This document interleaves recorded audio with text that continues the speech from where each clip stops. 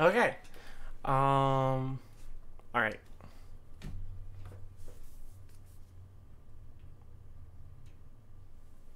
Okay, my cat's on the bed. Lightly close the door for some sound. Fucking whatchamacallit. Okay, yeah, here we go. Fucking 999. 9 hours, 9 persons, 9 fucking doors. Hell yeah. Holy fuck, this is gonna be quite the day.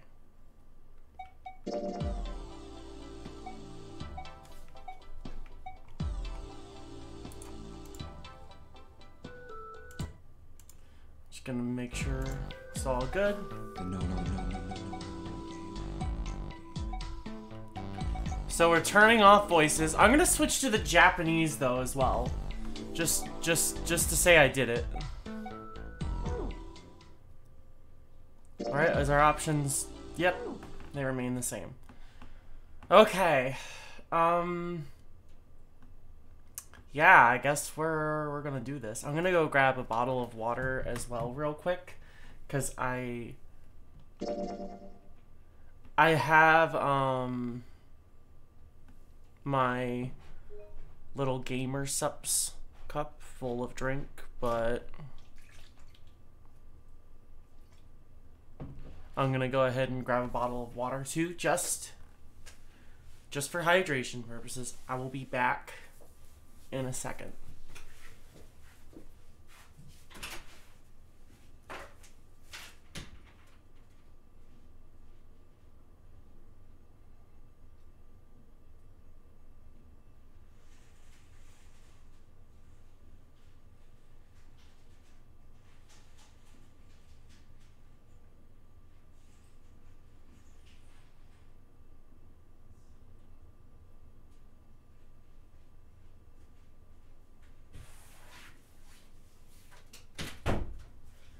Alright, it begins. I have a bottle of water that I'm gonna try to let hit like room temperature.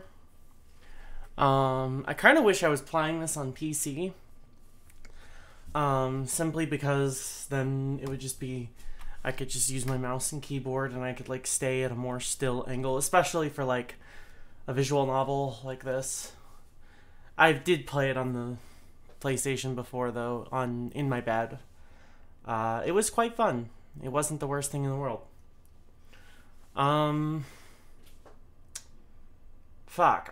So I think the way I'm gonna do this is I will switch to novel mode at certain important moments, but for the most part I will be sticking in the adventure mode for better usage of like voice acting and stuff. Yeah. But this is gonna be an interesting fucking day, I guess. So yeah, let's get started. It's finished saving. This game is fiction. All names, characters, and incidents and portrayed are fictitious. There are 2 modes of play, novel and adventure. You can switch in and out interchangeably.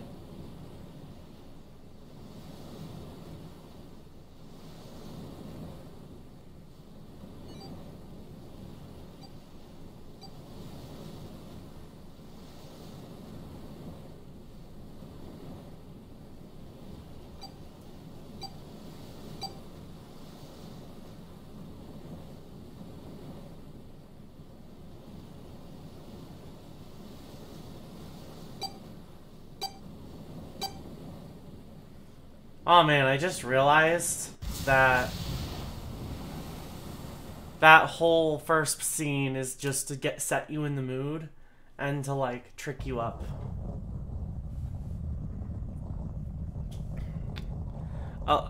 Okay, so whenever I do novel mode, I will be just doing my normal voice.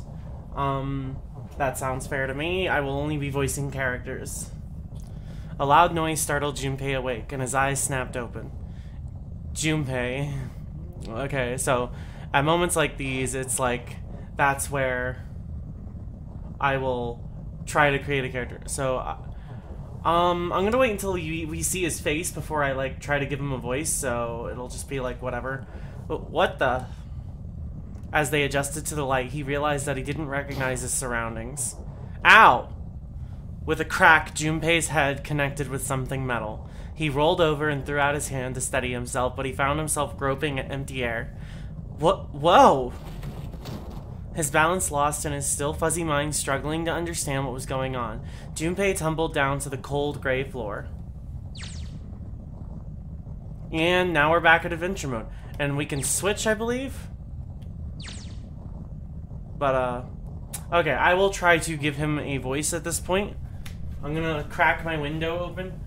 Because it's cold, but, like, it's hot in the room. And my window is, like, right next to the heater as well. So, it ultimately, what ends up happening is it balances out the temperature of the room pretty nicely. So, yeah. Ow! God damn it! God, what the hell? A bed? I fell pretty far. Ugh, that really hurt. Damn, my eyesight's kind of blurry. Must have hit my head.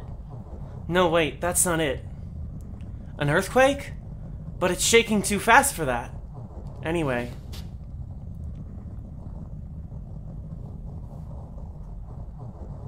Where am I?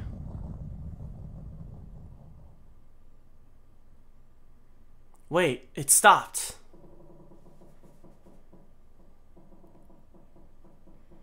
What's that sound?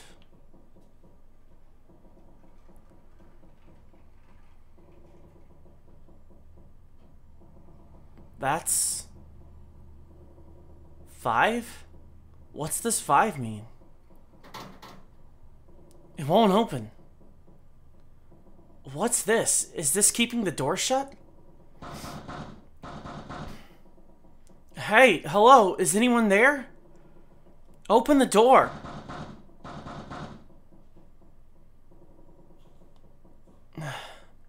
Huh?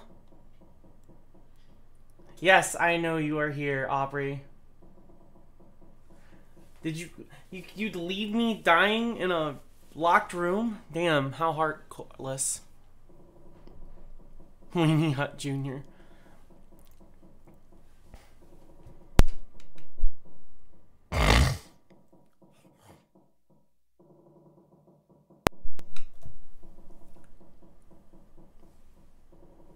Alright. What the hell is this?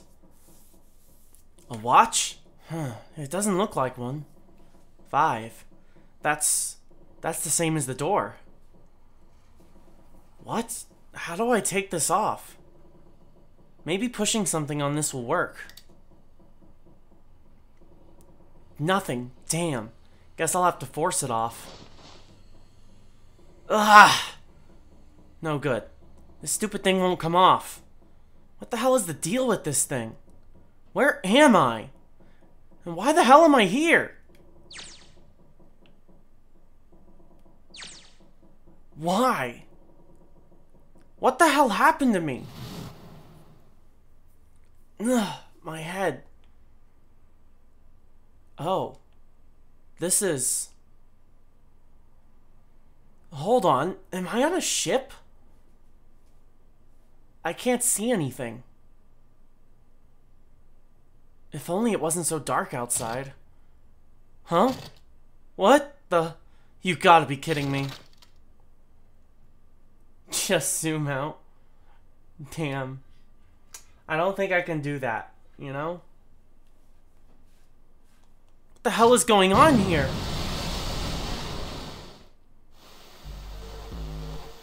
Let's switch to novel mode. What the hell? God damn it! Junpei yelled and spun around. His feet slipping on the water already coming through the window. He ran for the door. Hey! Anyone! Is anyone there? Come on, if you're there, say something! There was no reply. As Junpei screamed and pounded on the door, the water began to rise. It was now ankle deep on the floor and rising quickly toward his knees. It's not stopping! Not good, not good at all. I need to find a way out, and fast. Junpei ran a hand across his forehead, brushing the sweat out his eyes, and looked around the room.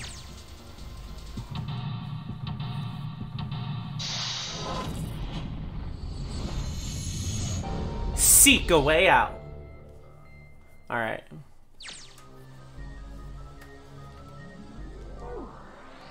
Operations during an escape. During an escape, you are restricted to an area. Your goal is to search around to uncover how to unlock the door. There are items and hints in the room that will help you escape. Use the cursors to select the location you find suspicious to search the room. Use L1 or R1 to walk around the room. Left stick controls. Move the left stick during an escape to use the cursor. Press square to speed up movement. X to search where the cursor is placed. Okay. A bulletin board. Looks like someone put a note on it. We want that note. About items. Once you've obtained an item, you'll be able to go to the item screen. Pressing triangle will take you to the item screen.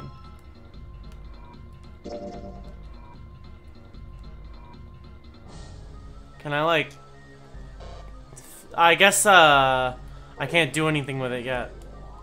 The item visible in the lower left is the item currently in hand. When you close the item screen, the last selected item will be in hand. If you hold an item while investigating the room, you may trigger a reaction. Try switching out items in hand and search in different places.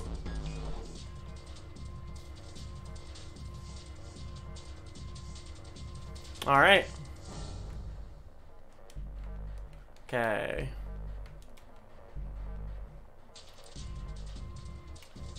This is the door to the stove. Well, it opens easily enough. Sure wish the door to get out of here was that easy to open.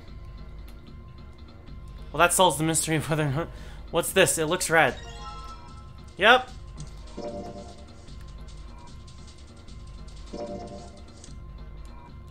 Yep.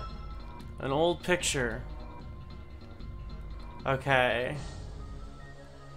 Fuck.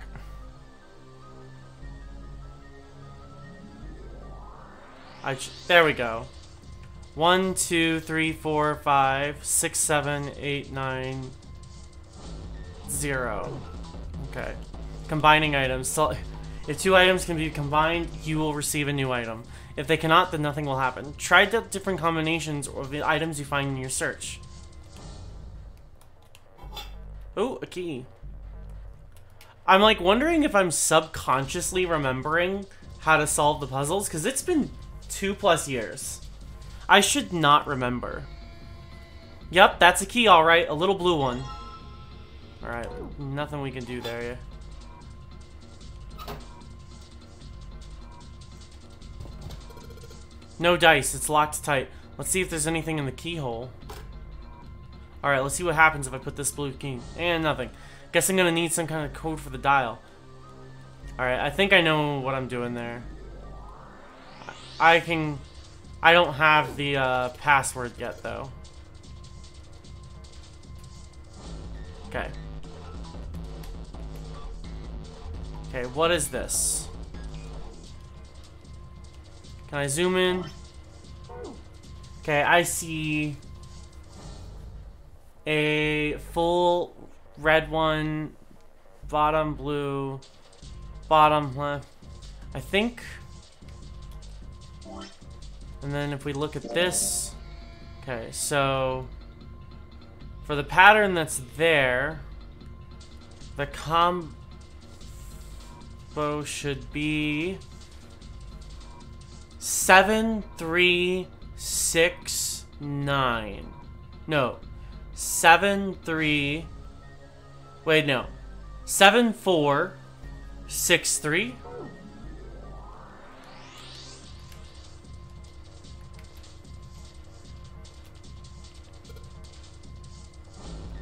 Okay.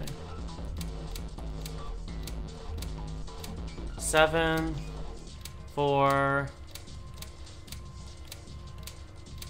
Fuck, I fucked that up. 6, 3.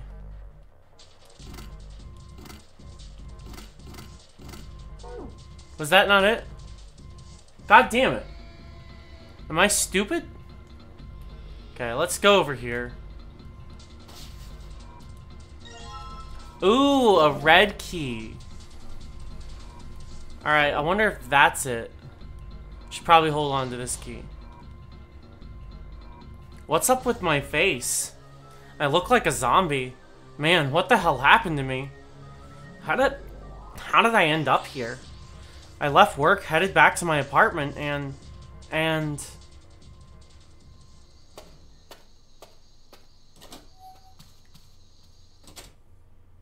I'm back. Not like anyone will respond. Man, work was rough today. Huh? A breeze? Huh, that's weird. Did I leave that open? Everything looks okay. I must have forgotten to close it.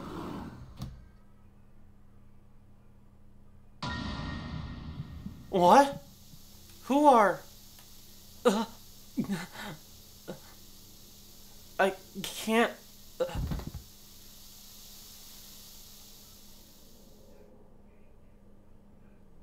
Consider this a privilege.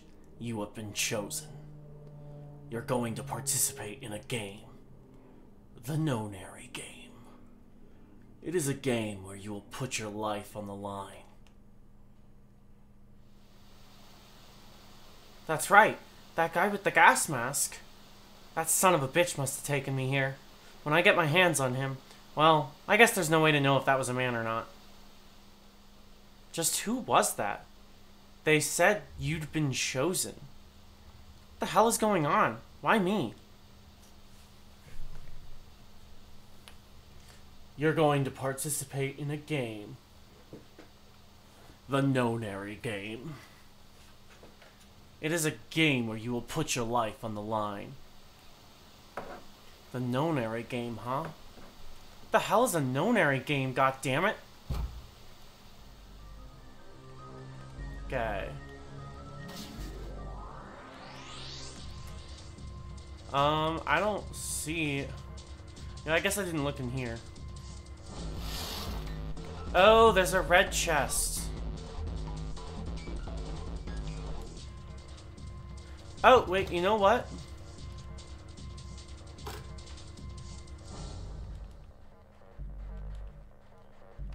Okay, I think... 7...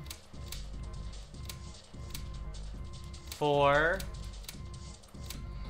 6... I fucked up. 3... Is that not it?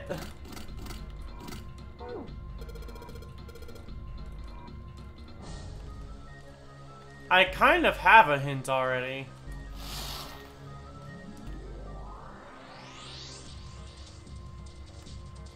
Can I like zoom in? Okay, I see. It looks like I see the symbols.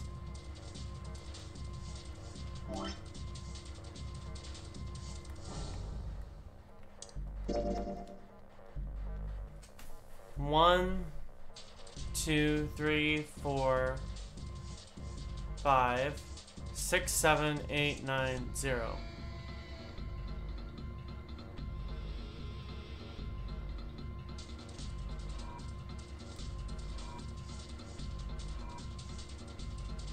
Did I have to like press the X button on that before it would like let me open the things? So... Oh wait, did I get it wrong? I might have gotten it wrong.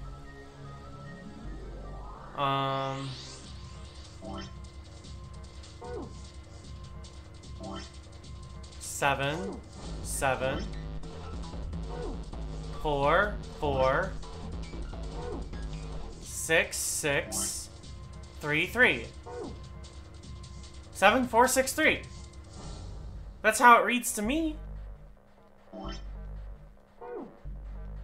That's what it looks like anyways.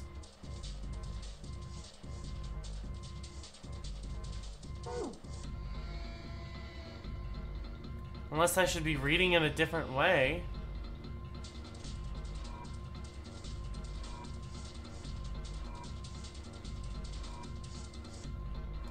I have to figure this out.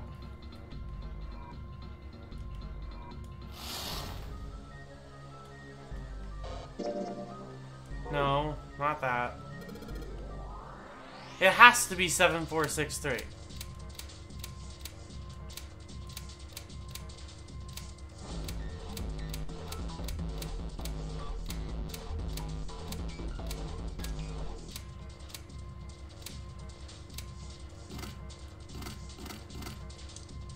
I don't get it. God, we're really in imminent death here, and I'm just trying to figure out... Maybe...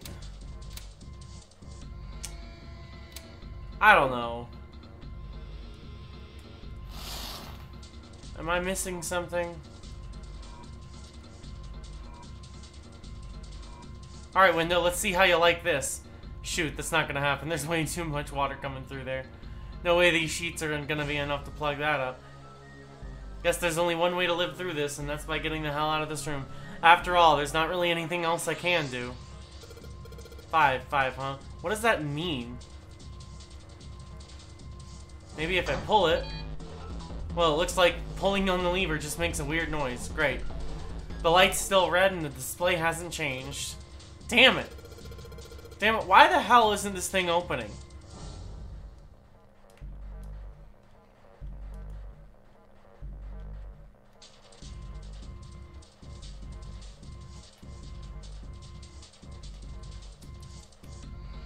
I'm not sure, like, this is the only hint I have.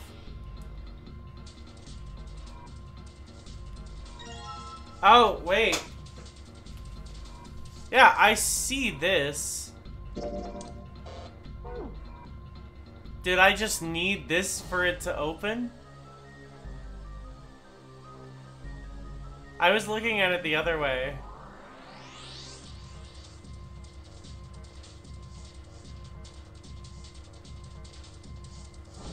Wait a second. If it was upside down, then it would be 9, 2, 8, 1.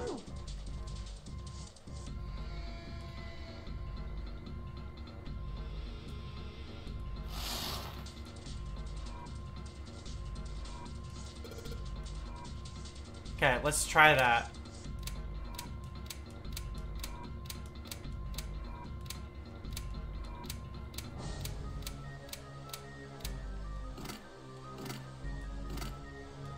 God damn it. Okay. 7463 again.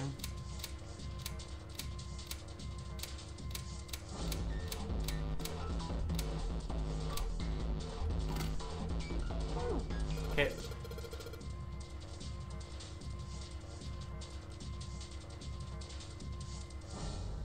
Yeah, I know exactly what it is. You don't have to tell me, game. So, if I do it this way, then it's 7, 4, 6, 3. If I do it that way. But if I do it upside down, it would be...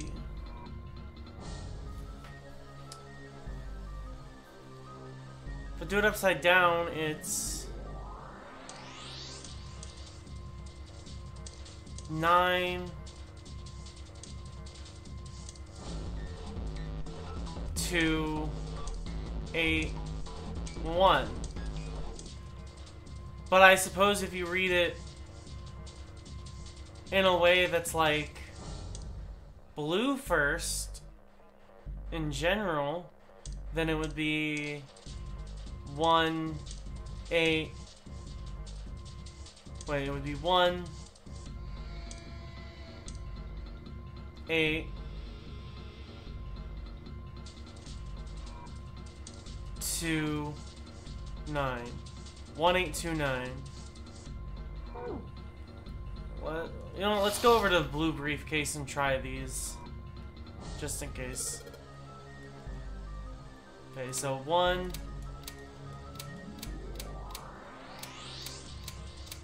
Wait, this one only goes up to 5.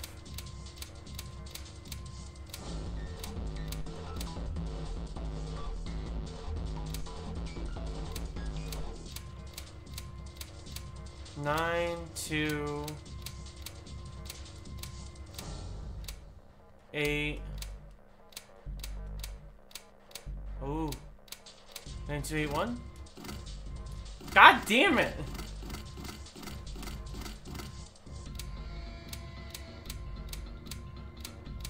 7, 4, 6, 3. No. I'm not plugging in random numbers. Junpei, I am literally looking at the thing. I just can't figure out.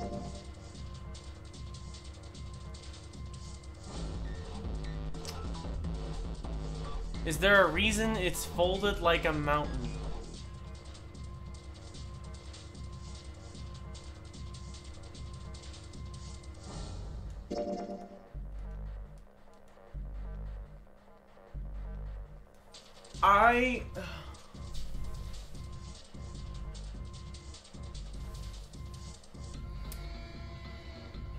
God damn it.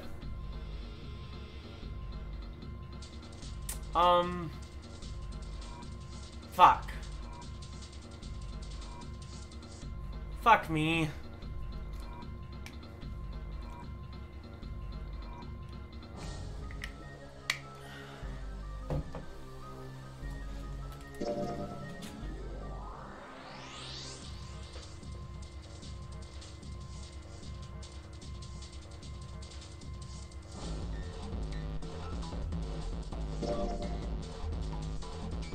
The notes got red and blue in the left, right, and on the right side.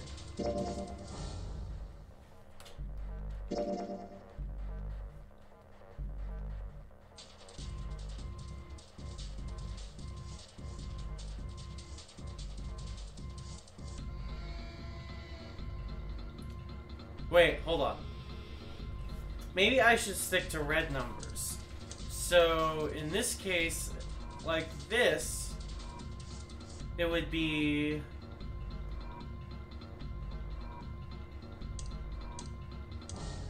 seven, 4, and then if I went upside down, it would be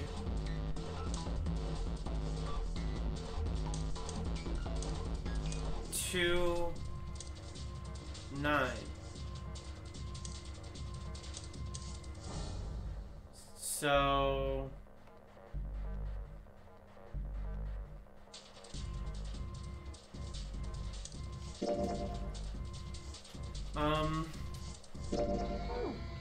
it's not gonna work. Okay, so fuck. Okay, I'm gonna like get a fucking Google Notepad and just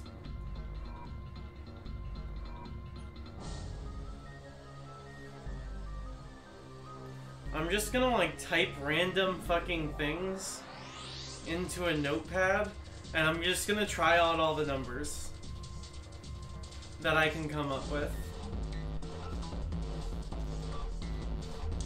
So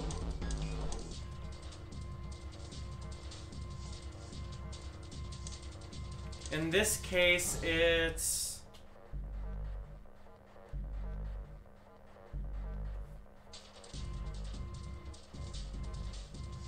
okay.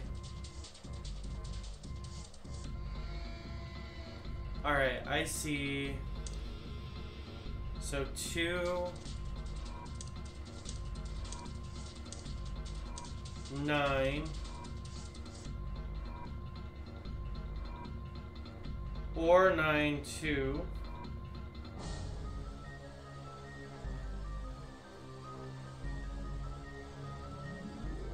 And then if we flip it the other way, it's 7, 4, or 4, 7.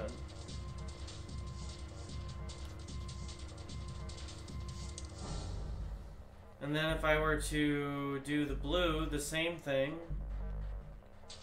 it's 1, 8, or 8, 1. And then if you flip it over,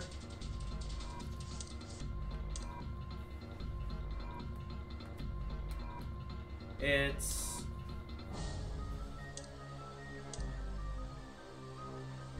6, 3, or 3, 6. So if those are the numbers that I have to work with, then I just have to plug them in whatever way and pray. So we're on blue right now.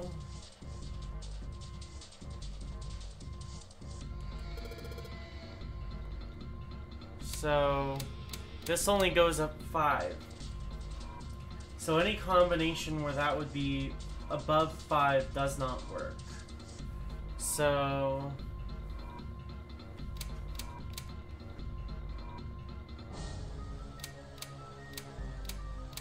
8, 1.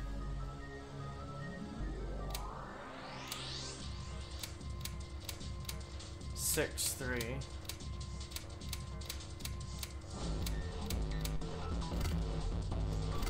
So that does not work. So let's try 6,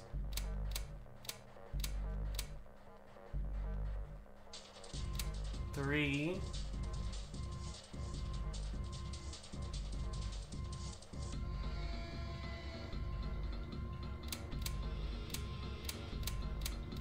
8, 1. God damn it.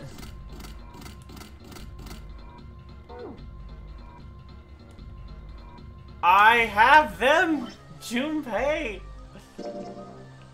I just am not able to figure it out for some reason.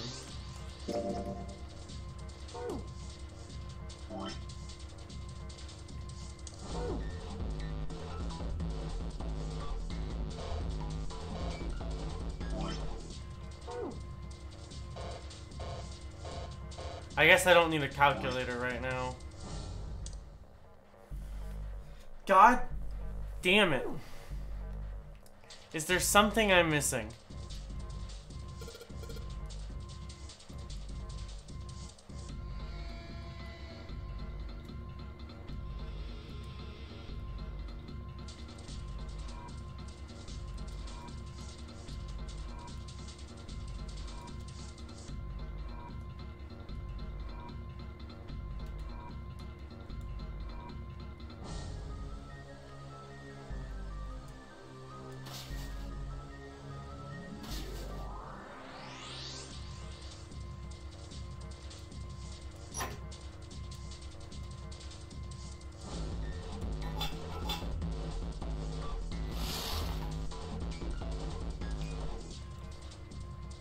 Okay.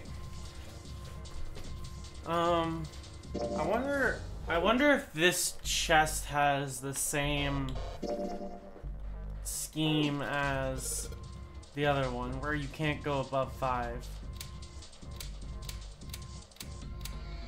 Yes, it does.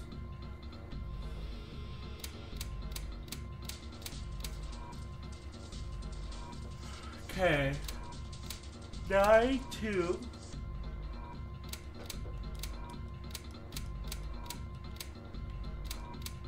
4, 7. Okay, nope. 9, 274. Fuck.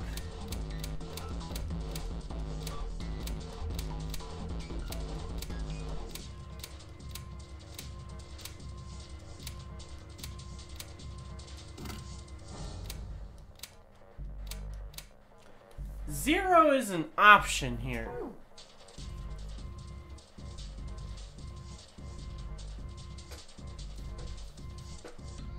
Yeah, I understand that too, Junpei. I'm just trying to figure it out.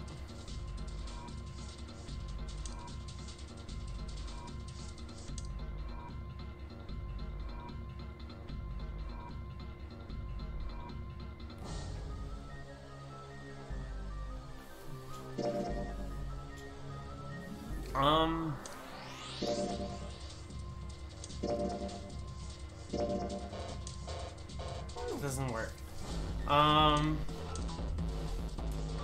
Fuck. I thought this was gonna be a lot easier.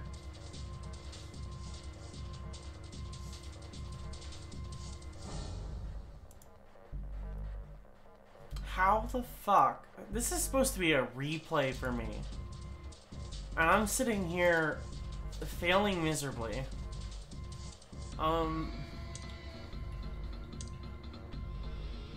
Fuck.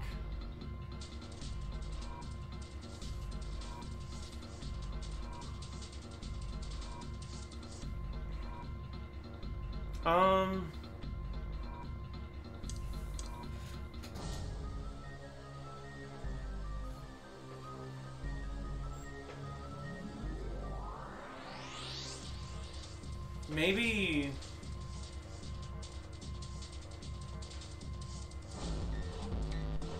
I've got no idea. Wait, maybe it's like this. Maybe it was like this the whole time. If that was the case, then it would be 8, 1,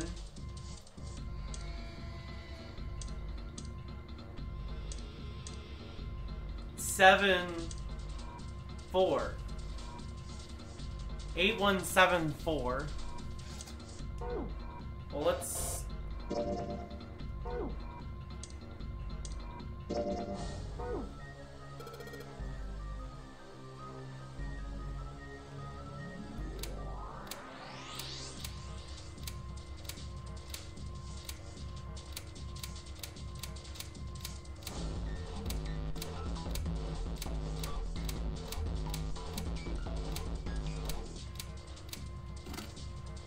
That's not it either. Fuck. I am aware, Junpei. Let's try the other save. Maybe this is it.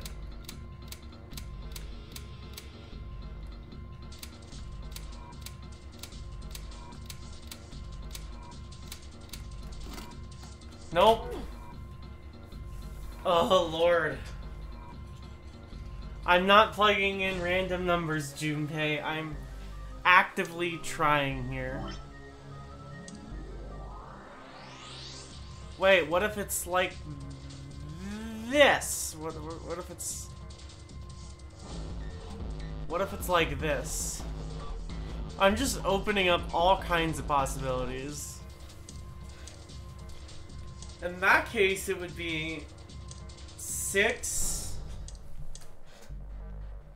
3,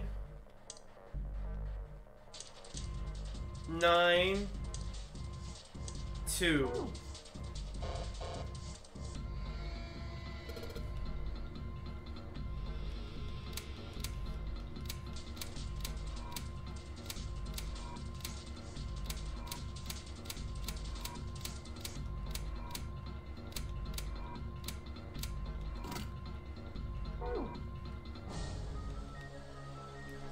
Shut the fuck up, Junpei. I'm trying my best.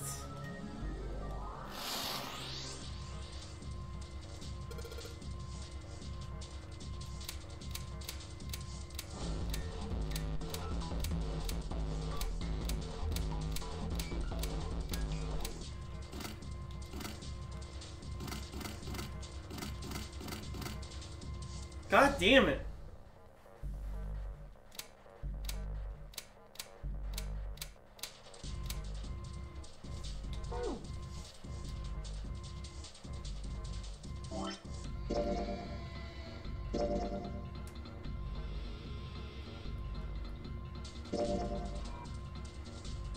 Yeah, if I read it like that, though, it's 7, 4, 6, 3.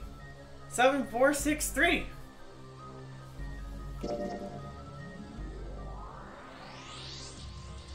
And that doesn't work for either of them. Come on, Junpei. Give me...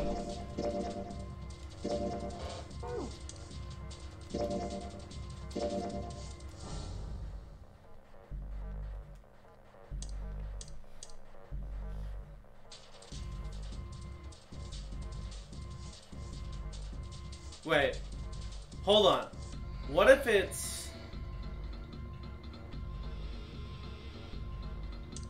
7, 4, and then you fold it, and then the shapes that those make together make up the last thing. So it'd be 7, 4, and then if you folded it,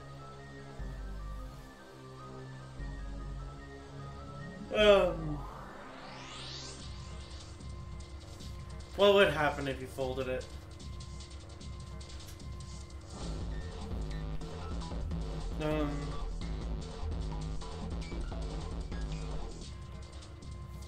Close.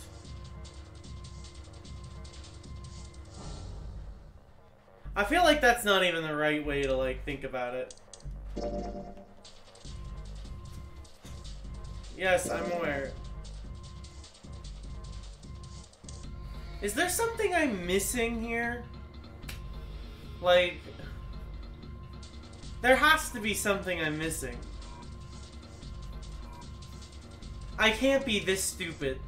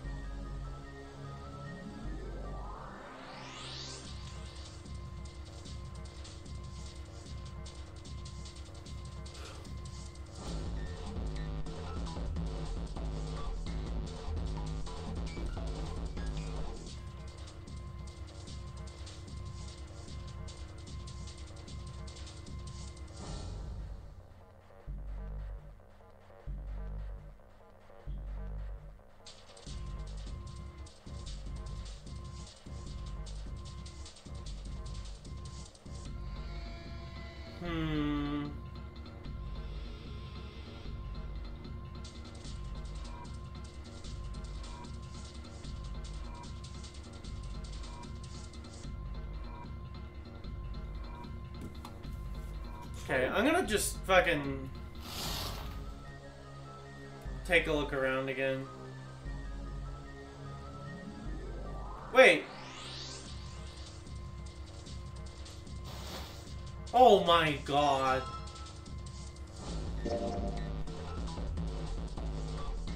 Are you fucking kidding me? Okay.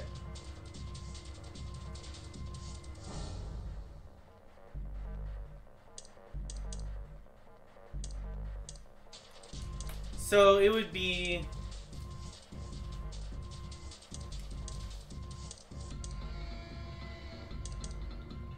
7, 4, 8, 5.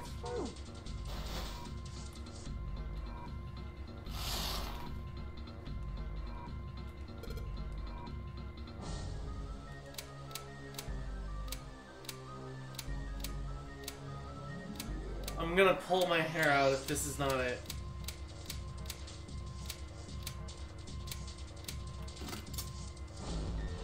Yes! Finally!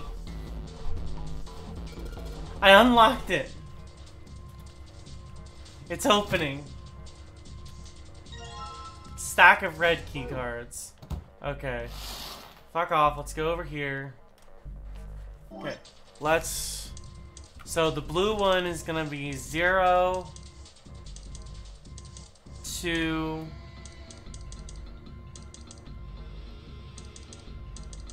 6, 3.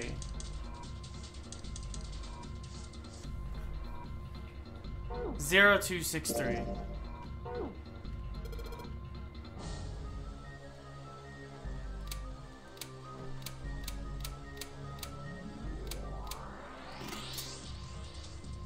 Finally! Alright, let's see if these two numbers work. A turn of the key, and hey, look, it's like it's working. Yes, alright, let's open it up. Yes, it's opened! Looks like there's something in here. What is this? A file? File screen. If you find information contained in them will be available in the file screen. Press right on the D-pad to open the file screen. Alright. Let's see what's in this file. Digital root. Let's see here. Compute a digital root with the following steps. First, add all the numbers in question to one another. If you end up with something greater than a single-digit number, add the digits to one another. For instance, if you have a double-digit number, add the number in the tens place to the number in the ones place. Keep adding digits in this manner until you have a single-digit answer. That final single digit is your digital root. The digital root of 678 would be 6 plus 7 plus 8 equals 21. 2 plus 1 equals 3. Therefore, the digital root of 678 is 3. The digital root of 1234 would be 1 plus 2 plus 3 plus 4 equals 10. 1 plus 0 equals 1. Therefore, the digital root of 1, 2, 3, 4 is 1. I see. So I just keep adding numbers until I get a single digit number. Oh, looks like there's something on the back of this thing. A notebook, a pen, a calculator, and a stack of key cards. Huh. Looks like some key cards. There's a number written on each one. 6, 7, 8. What does that mean? And each one, 1, 2, 3. New material has been added to the file screen. The calculator can also calculate a digital root.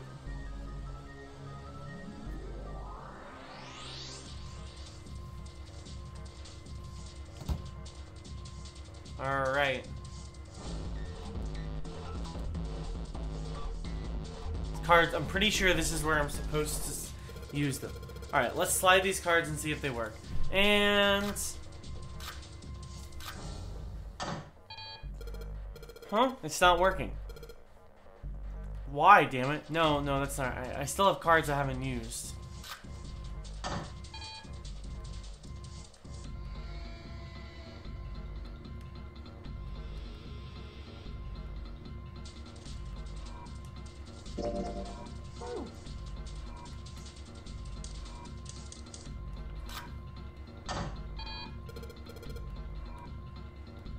I've only got one other hint. Of course, the files! It said something about a digital root. A digital root. The digital root, huh? What am I supposed to do with...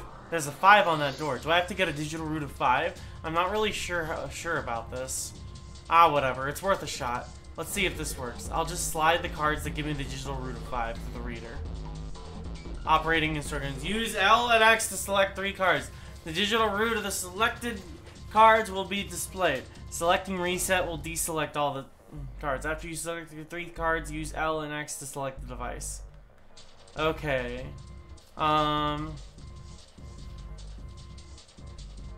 Let's do 7, 8, 1, no, 2, 6, 7, 1. Hell yeah. So 6, 7, 1, because 67, 6 plus 7 is... Or 7 plus 1 is 8. 8 plus 6 is 14. 1 plus 4 is 5. Okay. Alright, I think this is gonna work. There we go. That's a new noise. Huh? Did it just unlock? Well, that light was red and now it's blue. No doubt about it. There's nothing keeping me in here now. Time to go. Hell yes. That took me almost an hour.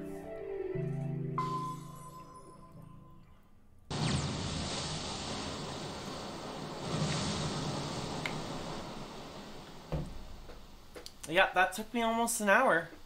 That's for sure. Whoa! Ah! Yeah! Ow! My head. Wait, is it over? Phew! That felt too much like being flushed down a toilet. Damn. Junpei struggled to his feet in the rushing water. Well, better than drowning, I guess. Am I in a hallway? The water that had followed him out of the room was rapidly pouring out of the door. It flowed quickly down the hall and slammed into the foot of the short flight of stairs. Oh. Just 5 steps, in fact. And at the top of the short staircase... a door! Another door! Damn, this water! Let me go! Junpei leapt up the stairs straight for the door. Yes, it opened! The door burst open and Junpei exploded out of it, only to freeze in his tracks. What other possible response could there have been to what he saw? What the hell? His voice trailed off and all he could do was stare. A polished floor stretched out before him, ornate staircases rising up from the edges, each one of them equidistant from the others. The stairs and pillars were solid wood, and Art Nouveau embellishments and decorations covered the walls and pillars. It looked like nothing so much as the entrance to a luxurious mansion from the early 1900s. This is the inside of a ship. Junpei couldn't help but wonder. Well, the water quickly filling the hallway behind him suggested that yes, he was. As he looked, a fresh wave rolled out of the room he'd been in, gathering speed as it moved towards the stairs. Yeah, that's what I thought.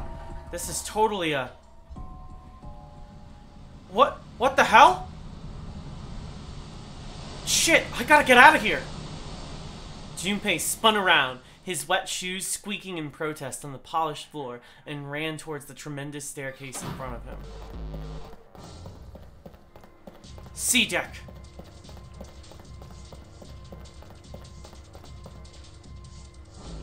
B deck. Hurry, hurry!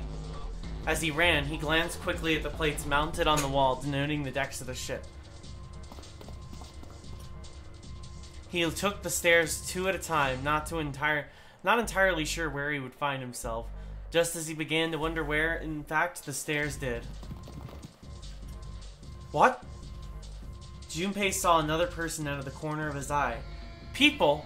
He stopped short, nearly tripping over the next stair. And it wasn't just one person he'd seen. On the landing to the left of the stairs, there were 4 people staring at him. And on the right side, 3 more. A lot of people. All told, there were 7 of them. It looked as though they had been on their way down the stairs. They'd stopped short when they saw Junpei, their eyes wide. He'd done the same, of course, and now they stood there staring at one another. Junpei didn't move. One foot placed awkwardly on the next step in the middle of a stride. Who were these people? This entire interaction lasted only a matter of seconds. The woman spoke to Junpei, and time began to move again. I guess there's another... Okay, this is the part where I gotta come up with voices for everybody. I guess there's another one of us now. A dancer? The woman was dressed, Junpei thought, rather like a dancer. Her clothes covered very little, and her prodigious jewelry a little more. No, I'm not. You better get moving. With no further ceremony, she ran straight past Junpei and towards the doors behind him. Well, okay then. The sudden proximity of a woman with such striking assets left Junpei momentarily stunned. But others wasted no time and quickly followed the strange woman. Silver hair? The first to pass Junpei was a young man with silver hair. He threw a quick glance in Junpei's direction as he ran, muttering. Huh? One of us, huh? What? Nothing. Following him was an older man, his face calm and without fear. Soft wrinkles sprouted from his eyes, and he came close enough as he passed for Junpei to see wisps of gray in his hair. His composure and shock of hair struck Junpei as rather like that of an elderly lion. Going up won't do you any good. There are 2 doors, but neither of them will open. Hold on! The doors won't open? The next to speak to Junpei was a girl with pink hair and a high voice. Come on! Aren't you coming? You gotta hurry! Her small hand was wrapped around the wrist of another man. His eyes were closed, almost as though he were sleeping. His features were graceful, almost serene, and he was dressed rather elegantly for someone his age. Something about his posture seemed very refined, and Junpei couldn't help feeling he was noble and dignified somehow. He'd certainly never seen one, but this man seemed like what Junpei had always imagined a prince would be like. That's 9 of us. That's 9 of us, then. All of the cards are in hand. What does that mean? Junpei opened his mouth to ask what the other man had meant, but the girl with pink hair pushed past them. Wait! They're gone. Just what is going on? There's an old man like a lion, a girl with pink hair, a prince, and I have no idea what they're talking about. He turned just in time to see more people running. One of them had hair like a bird's nest and looked as though a stiff breeze might topple him, and the other was a veritable mountain of a man.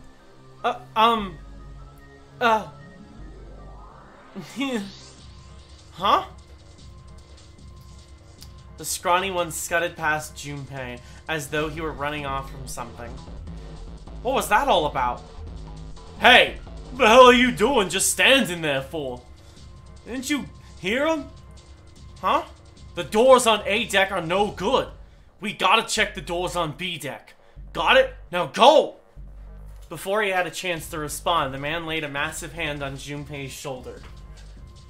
With no more effort than Junpei would have used to brush aside a fly, the man shoved him out of the way. Whoa! Thrown off balance by the man and recent events, it took Junpei a few steps to get his bearings. He finally regained his balance and looked up at what the other 7 had been running towards. Hey man, that was dangerous. Huh? There were 2 pairs of large iron doors set into the wall in front of him. They looked quite sturdy, and each had handles just sitting from them. Written across the surface of each door in red paint was a number. The door on the right, 4, and this one says 5. They're the same. The guy Junpei had decided to call Silver was mumbling to himself. The silver room I woke up in had a number on the door just like that. You too, eh? With an arched eyebrow, the lion looked over at Silver. My cell was the same, a number upon the door. I opened it, ran down the hallway outside, and found myself in a rather grand room full of stairs, as I suspect did the rest of you. It was as though the floodgates had been opened. They all began to talk at once. Me too. Same for me. There was a door with a number on it. It soon became clear that each one of them had awoken in a room with a locked door and solved a puzzle to escape. They all ended up in the same room, almost as though they'd been guided there. Yes, we all saw the same thing. That's not important. We need to hurry. Yeah, I don't think that lady... Before the dancer had time to finish, Silver was already running. Ah, open, damn it!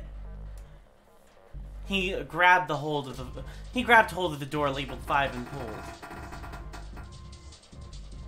However, fuck, it's not opening. This damn thing won't even budge. Out of my way. The mountain grabbed Silver's shoulder and he tossed him aside. His path cleared, he took a few steps back, then threw himself at the door.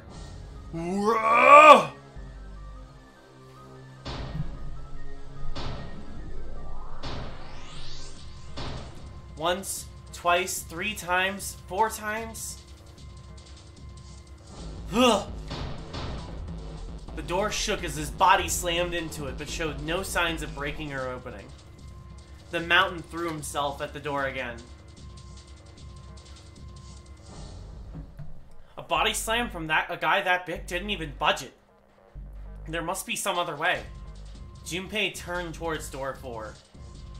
Next to the door on the wall was a small box. This looks like the device next to the door in that room earlier. So that means this door is probably locked too. But still, he had to check. Junpei grabbed a handle and threw all of his weight onto it. It was locked as tight as the next door next to it, as he'd suspected. Damn it! Junpei punched the door. It did not respond. Looks like you rolled a nat 1 there, buddy.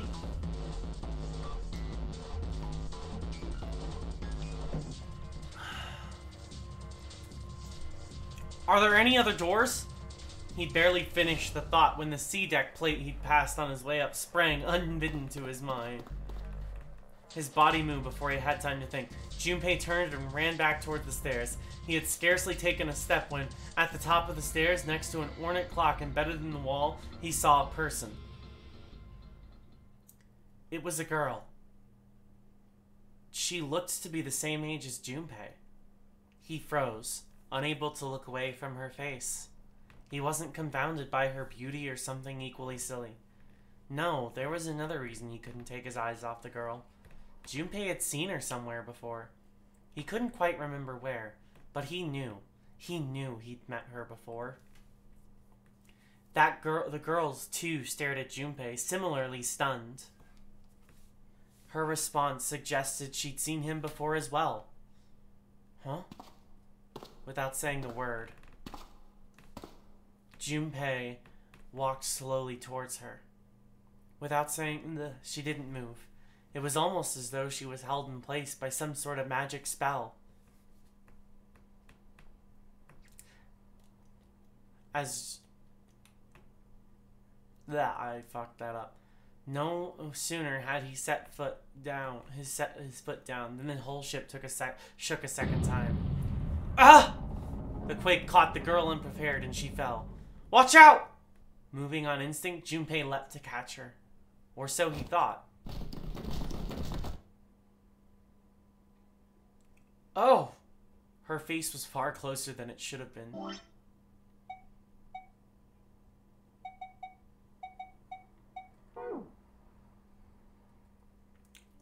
Mere inches from his own.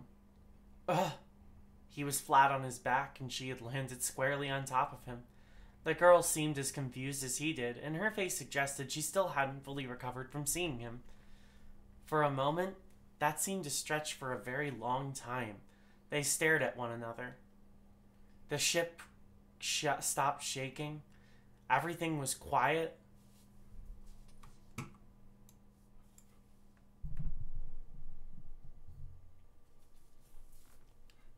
Water could be heard from the bottom of the ship, lapping faintly at walls and ceilings, but eventually that faded as well. The silence was complete, a thick, muffling blanket. At last, the girl opened her mouth. I don't know what to do for her.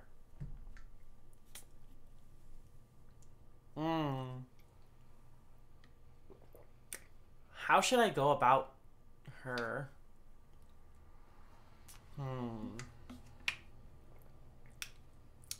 What kind of voice should I use? That is the question. I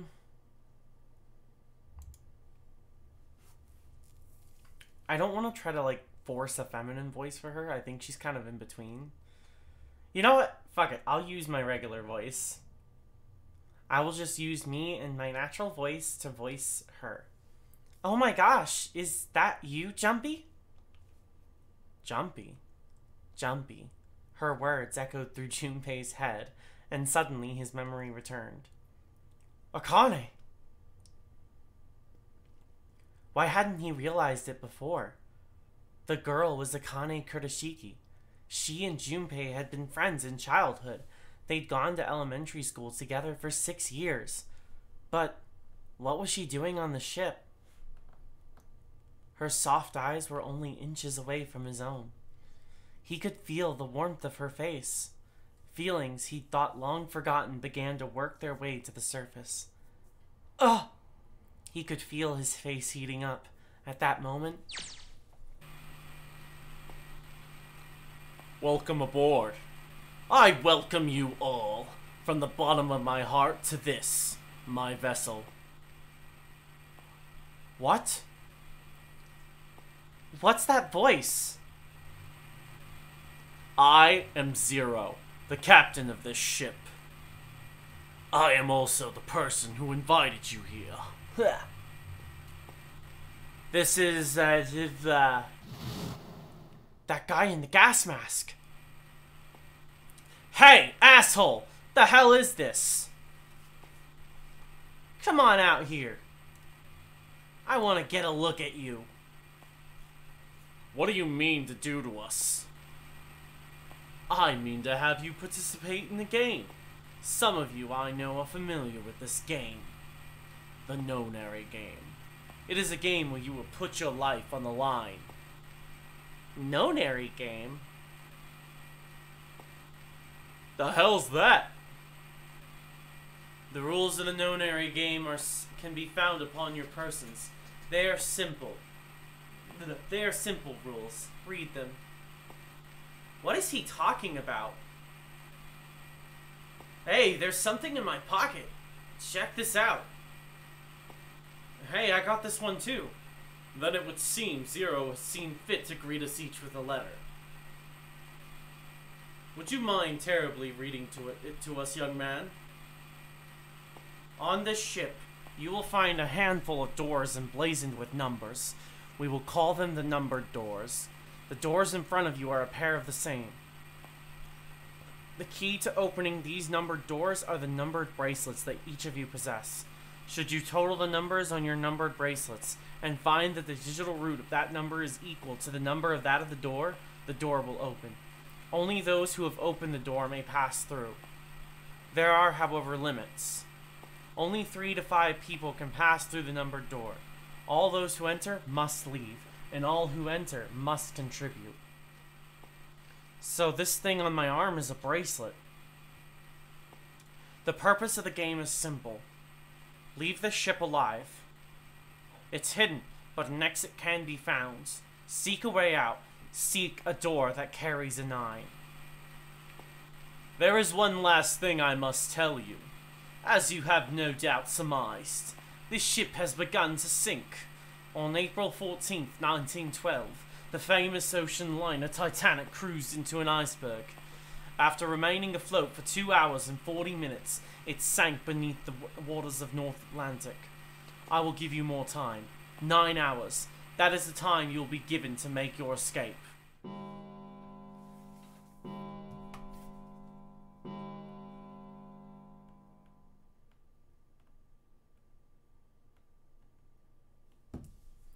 I hear a bell.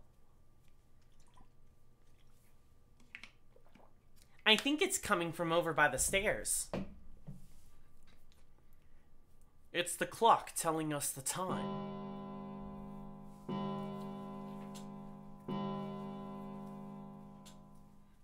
It rang 9 times, so 9 o'clock then? I think it's 9 p.m. I couldn't see anything when I tried looking out the window earlier. It has to be nighttime. If that's the case, then we would need to escape by 6 a.m. tomorrow. Now it is time. Let our game begin. I wish you all the best of luck. I don't know how to voice Zero, so it's just gonna be a running gag that I just change what I do with him every time.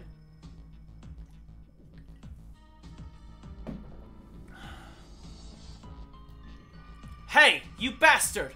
What do you mean by that? Come out here, you asshole! That guy won't stop shouting, and the others.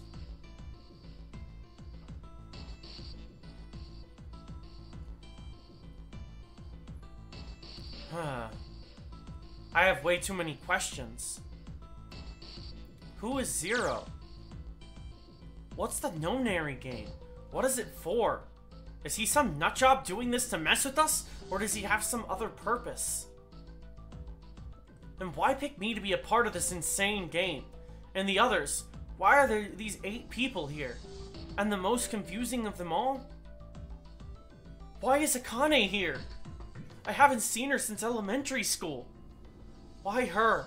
Why now? Coincidence? No, there's no way. There has to be a reason. I don't know what exactly, but there has to be. Very well. Standing around here won't do us any good. Best we get moving, don't you think? Get moving? Are you planning to open the numbered doors? Hey, wait! Don't tell me you're actually going to do what this Zero says. No, that's not what I mean. I'm saying let's find another way. After all, we haven't really examined this place yet. What? Where have we not looked? Everyone searched A deck already, right? Yeah, we were kinda in a rush though, so we probably missed some things. Why don't we check out the lower floors first? We should see how deep this place goes. I can work with that. Then let's go.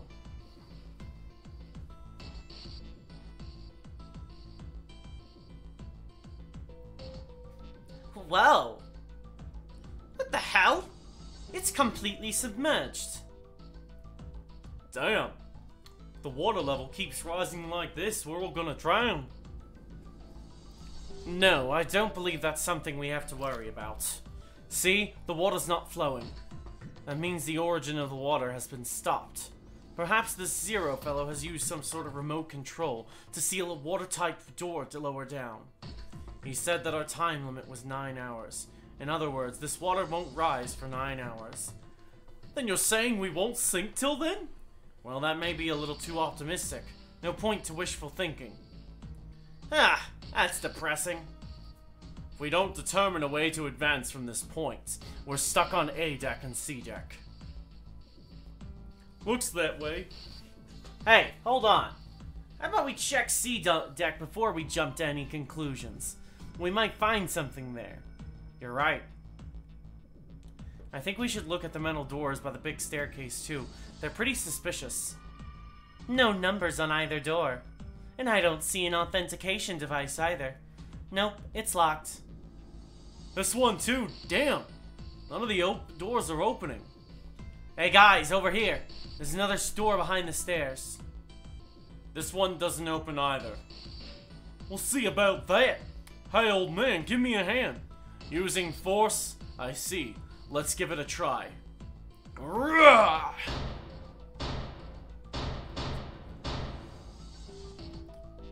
It won't budge. Could you not just start shouting out of nowhere? You almost gave me a heart attack, you know. Oh, sorry. It doesn't appear to have moved even with 2 of us trying. It's very well made. Idiots. Try using your brains first. Huh? Take a closer look. A keyhole? Right. It's obvious what we need to do to open this door. A key, huh? You got a problem? Nah. I just really doubt we'll find a key that easily. What's this? There's a mark on it. Does it mean something? Hey, look, over here too. More doors. I think they're elevators. There's an inverted triangle button by them. May as well try pressing it. Nothing. Maybe the power isn't on. Or we need to do something with this card reader. And there's a strange mark here too. What is this? It looks like a lowercase h with a dash drawn across the upper system. This is the symbol of Saturn. It's an astrological symbol. Then, the mark on the other door, I think that was the sun symbol. We saw the same symbols on A deck. We did? I don't remember that. A deck, huh? I haven't been here there, so I wouldn't know. We may as well check again since we're talking about it. Hey, Aubrey, meow. There! The 2 doors next to the stairs. The one on the left and right and had a keyhole with a similar symbol engraved on it. She's right. It looks similar to what we saw downstairs. This is an Earth symbol. The horizontal line symbolizes the equator, and the vertical one represents the prime meridian. I see. Huh, the ceiling. Metal plates. It's as if it's covering something up. Perhaps it was a dome of some kind. I wish we could get through here. Be realistic. We'd need a lot of explosives to open that up. The windows, too. They're all covered. In other words...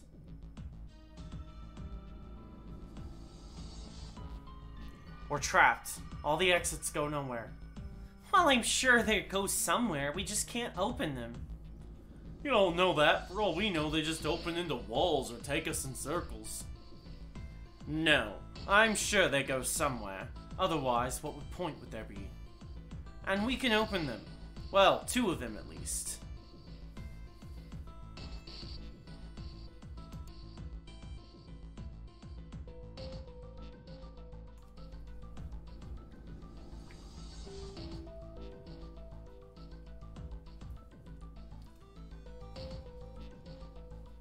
You mean the numbered doors? Hey, wait a minute. I think I said this earlier, but I don't think we should do that. We'd have to be crazy to open these doors. If we do that, we're doing exactly what Zero wants us to do. May as well give it a shot. We can't stay here forever. Yes, I am in favor as well.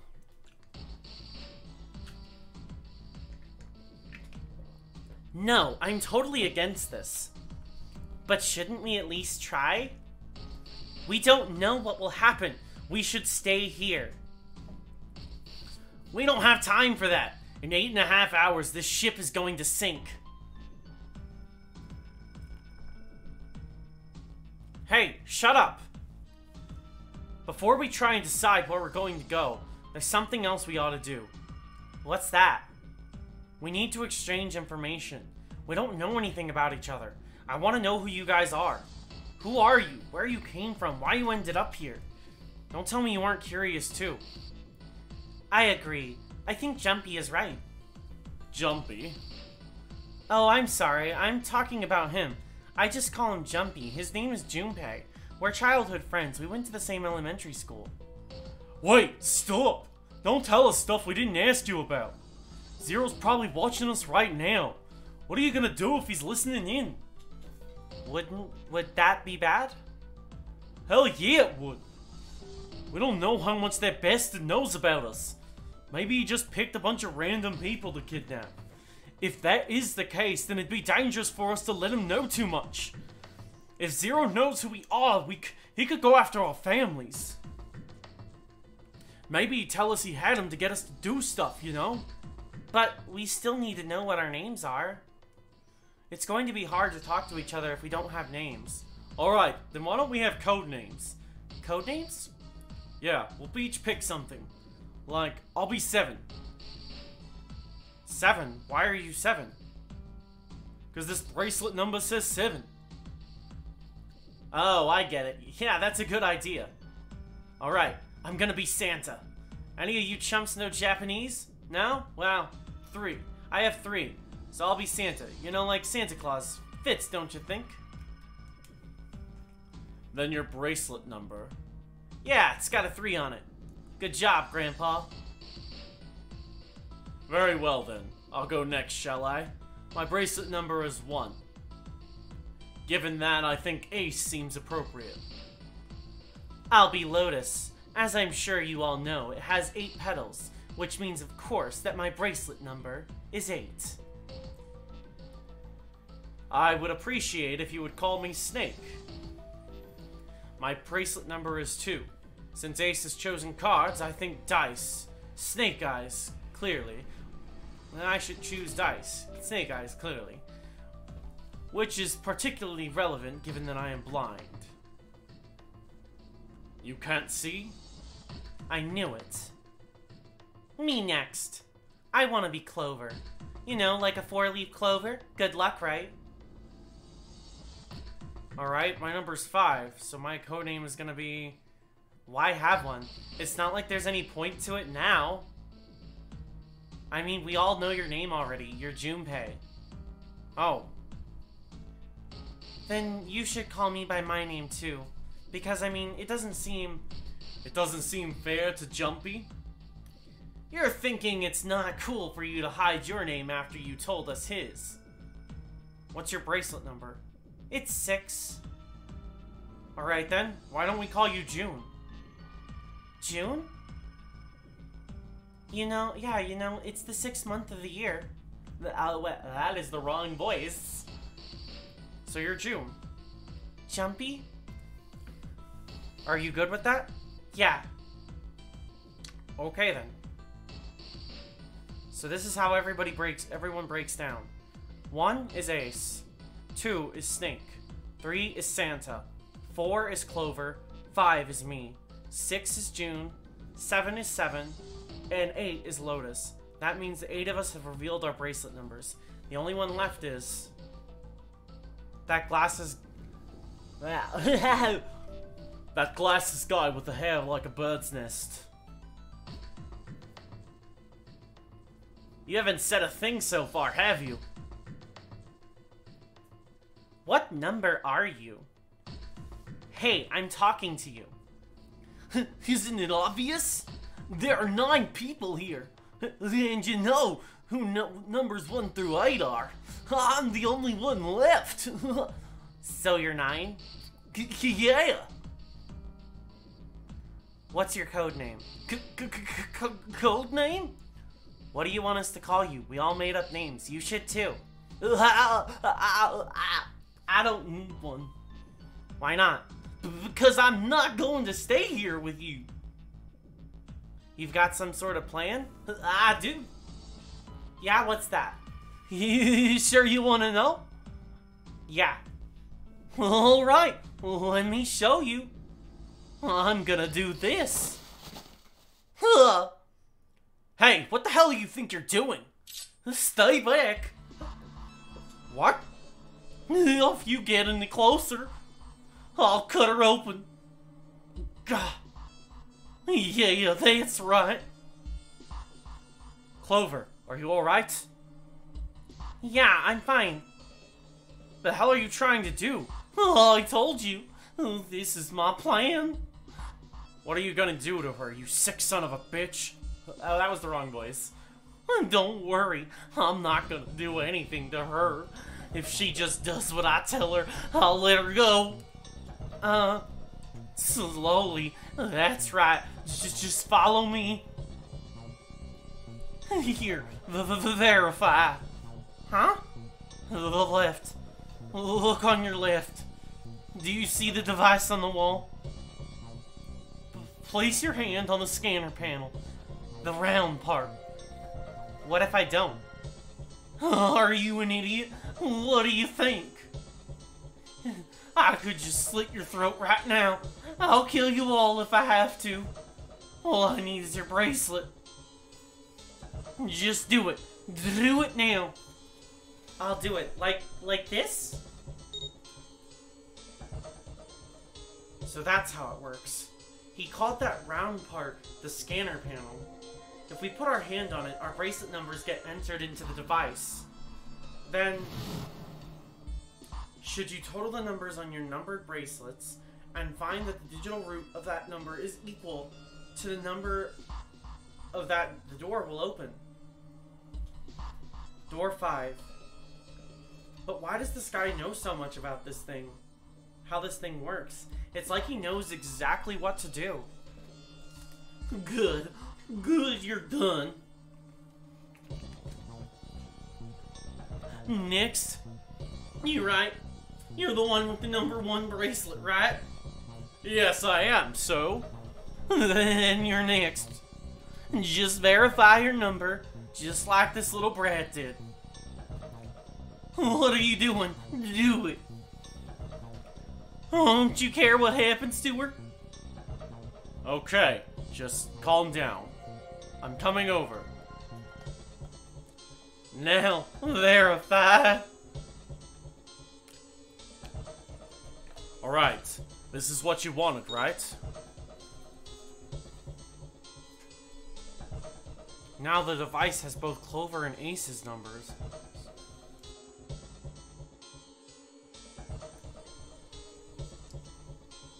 Four plus 1 equals 5. It's the same as the number written on the door, but it won't open yet. Only 3 to 5 people can pass through one numbered door. One more person.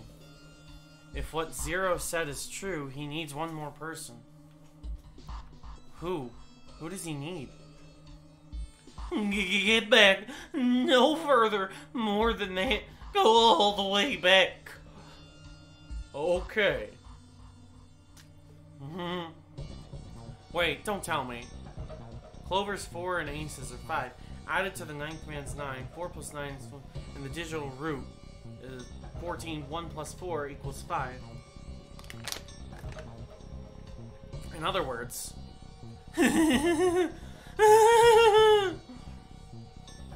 Thank God you were all so cooperative. Now I can get out of this nightmare.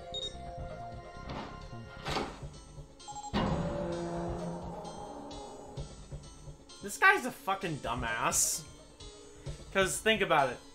Like, just because you get through the first door doesn't mean you're scot-free. Good. I don't need you anymore. Ah! Wait. Here, she's all yours. Ah! Okay, have a good one, guys. I'm going off ahead now. Well then, goodbye. I gave him the creepiest voice I could think of. Clover, are you alright? Yeah, I'm fine. Damn it! That bastard! Ugh. Ugh. Open, damn it! I was still looking at Seven's face. Shit, it won't budge. Do you hear something? Like what? Like some sort of beeping. You're right. You're right. I can hear it too. What is it?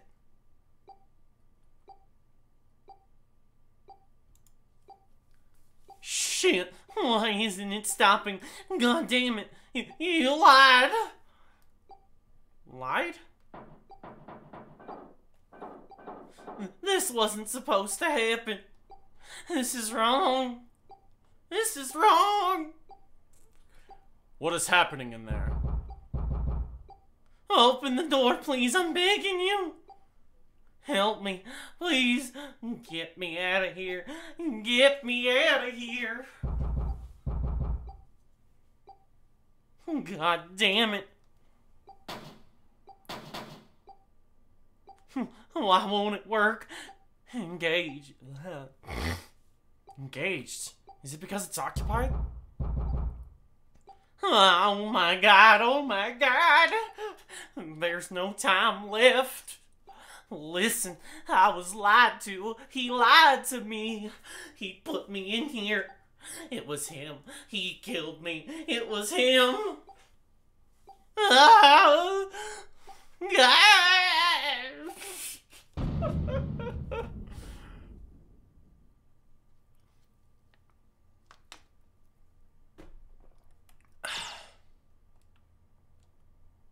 No one spoke. Silence filled the room. A beep? All eyes turned toward it. Did that thing just make that sound? The display changed from engaged to vacant. Let's see if we can open it. The mountain swallowed hard. Okay. Junpei nodded and placed his hand on the scanner panel. A red asterisk appeared on the LCD panel. Well, it registered my bracelet number. But it won't open with one person. We need at least 2 more people. What to do?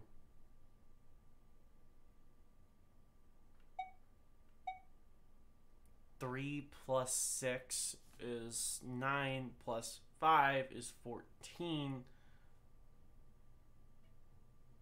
1 plus 4. 2 plus 7 is 9 plus 5. 1 plus 8. Okay, so let's do Santa in June. Santa and June, you think you could give me a hand here?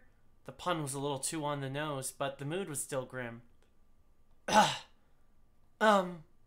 Both Santa and June lifted their hands silently. He verified and she followed suit. 5 plus 3 plus 6 equals 14. The digital root of 14 is 5. 1 plus 4 is 5. This should do it. Now we just need to pull the lever on the other side. Are you guys ready? I'm gonna open it. Junpei grabbed the lever and looked back over his shoulder. They stiffened and nodded. Junpei nodded back and set his mouth in a grim line. Then he slowly lowered the lever.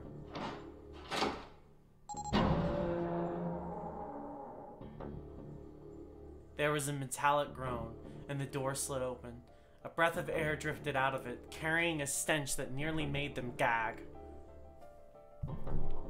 Junpei grimaced and put a hand over his mouth. Oh my god! Good god! Lotus and Ace shuddered. Seven grunted. Whoa, that's pretty bad! Even Santa's voice shook. He blew up! It appeared that Santa was right. The hallway on the other side of the door was splattered with chunks of torn flesh and dark red blood. Ah! The shriek echoed across the room. It had come from June. Then her strength left her and she dropped.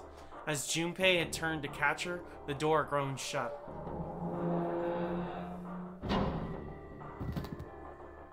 She crumpled to the floor. June, are you okay? Junpei dropped to his knees and put his arm around her shoulders. That was when he noticed. Her whole body was feverish. She was radiating intense heat. What the hell? Where'd this fever come from? June didn't answer. Her face looked like wax and her whole body began to shake. Alright, let's rest for a minute, okay? You think you can walk?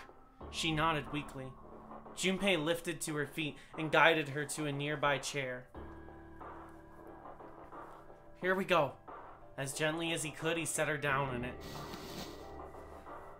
How are you feeling? Are you alright?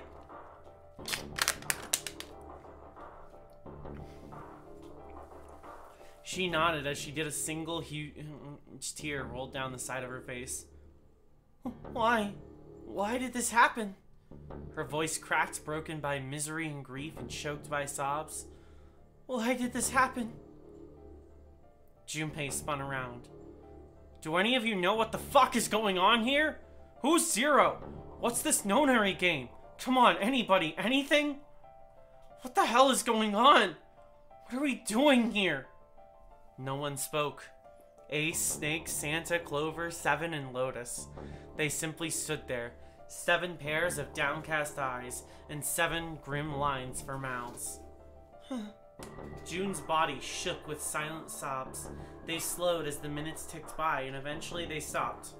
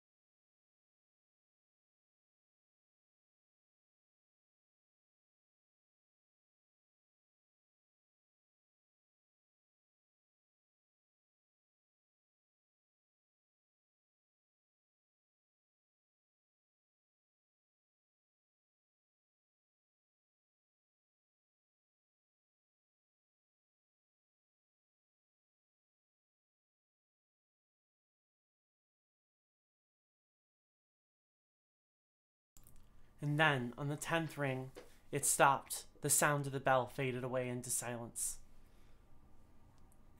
"It's 10 o'clock then," Ace said what each one of them had been thinking.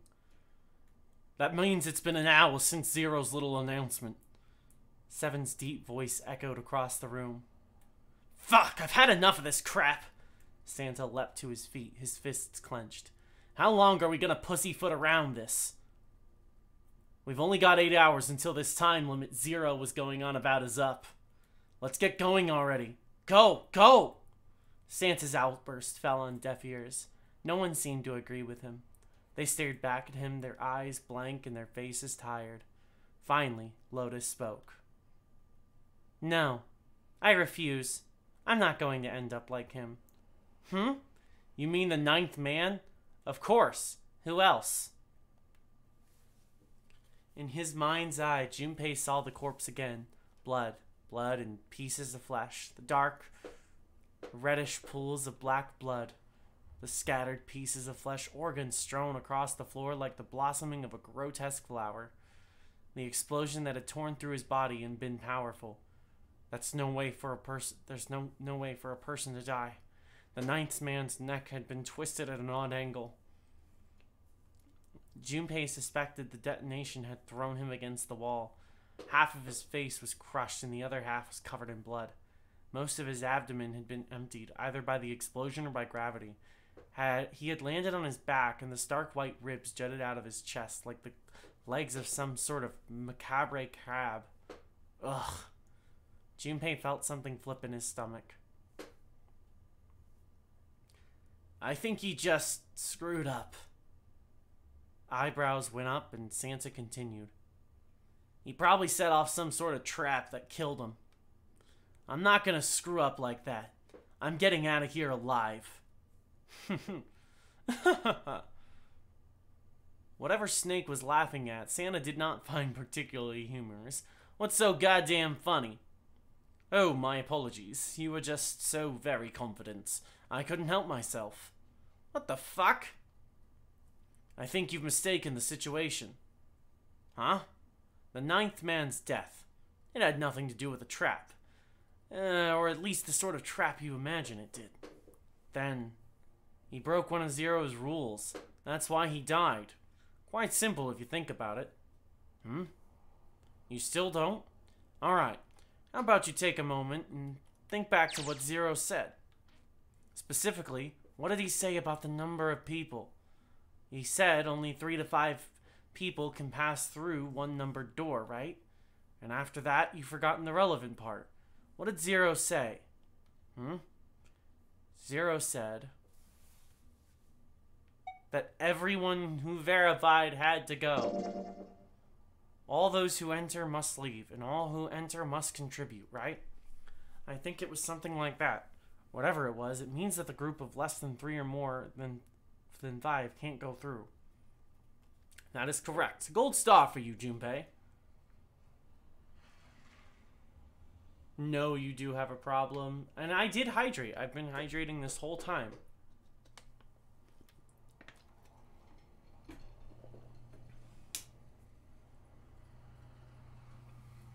Because an hour and 40 minutes of like fucking shooting my voice all fucking over, I'm gonna be mad. Okay, I will say this.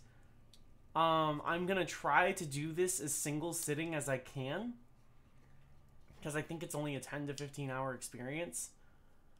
But if it takes me longer than, say, I want to say 1 or 2 a.m., I will hang up the game for the night and come back to it on Thursday, because I have work tomorrow.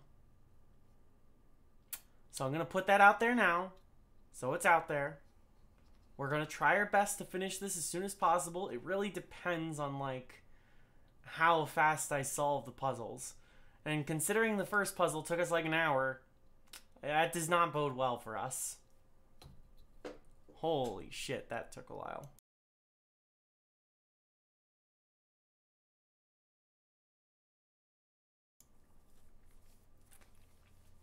The 9th man, however, broke that rule. He tried to pass through a numbered door by himself. That was why he was executed. Then Zero's watching us from somewhere, making sure we don't break any rules. Oh, I'm not so sure of that. Why not? Because this execution system is entirely automatic. You didn't notice? There's no need for him to monitor us. What do you mean? Very well. I see it must be me who tells you. I've waited long enough, I suppose. I had hoped Zero might spare me the trouble, but that seems increasingly unlikely. Do you know something? Well, I know a great many things, but yes. What is it you know? Here. A card? What does it say? See for yourself. Come on now, what's the point of giving me this? Give me that. Huh? The hell is this? Huh, I see. This is Braille. Sorry guys, I can't read this. Here, have it back. Okay, that was fun. What's so important about that card? I found it in my pockets. I can only assume it is a message from Zero. From Zero? A message? What does it say? Calm down now. No need to panic.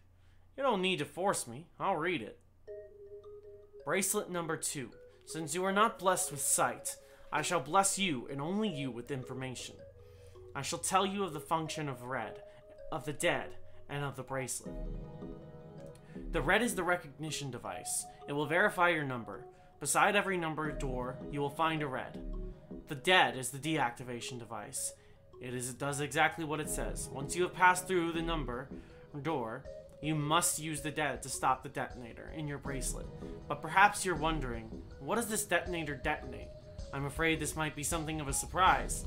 I have placed a small bomb inside of you, and the people whom you are about to meet. You swallowed it while you were unconscious. I have no doubt that by the time you read this, the bomb will have passed through your stomach and found its way to your small intestine. In other words, you will be unable to regurgitate it. I suggest you do not try.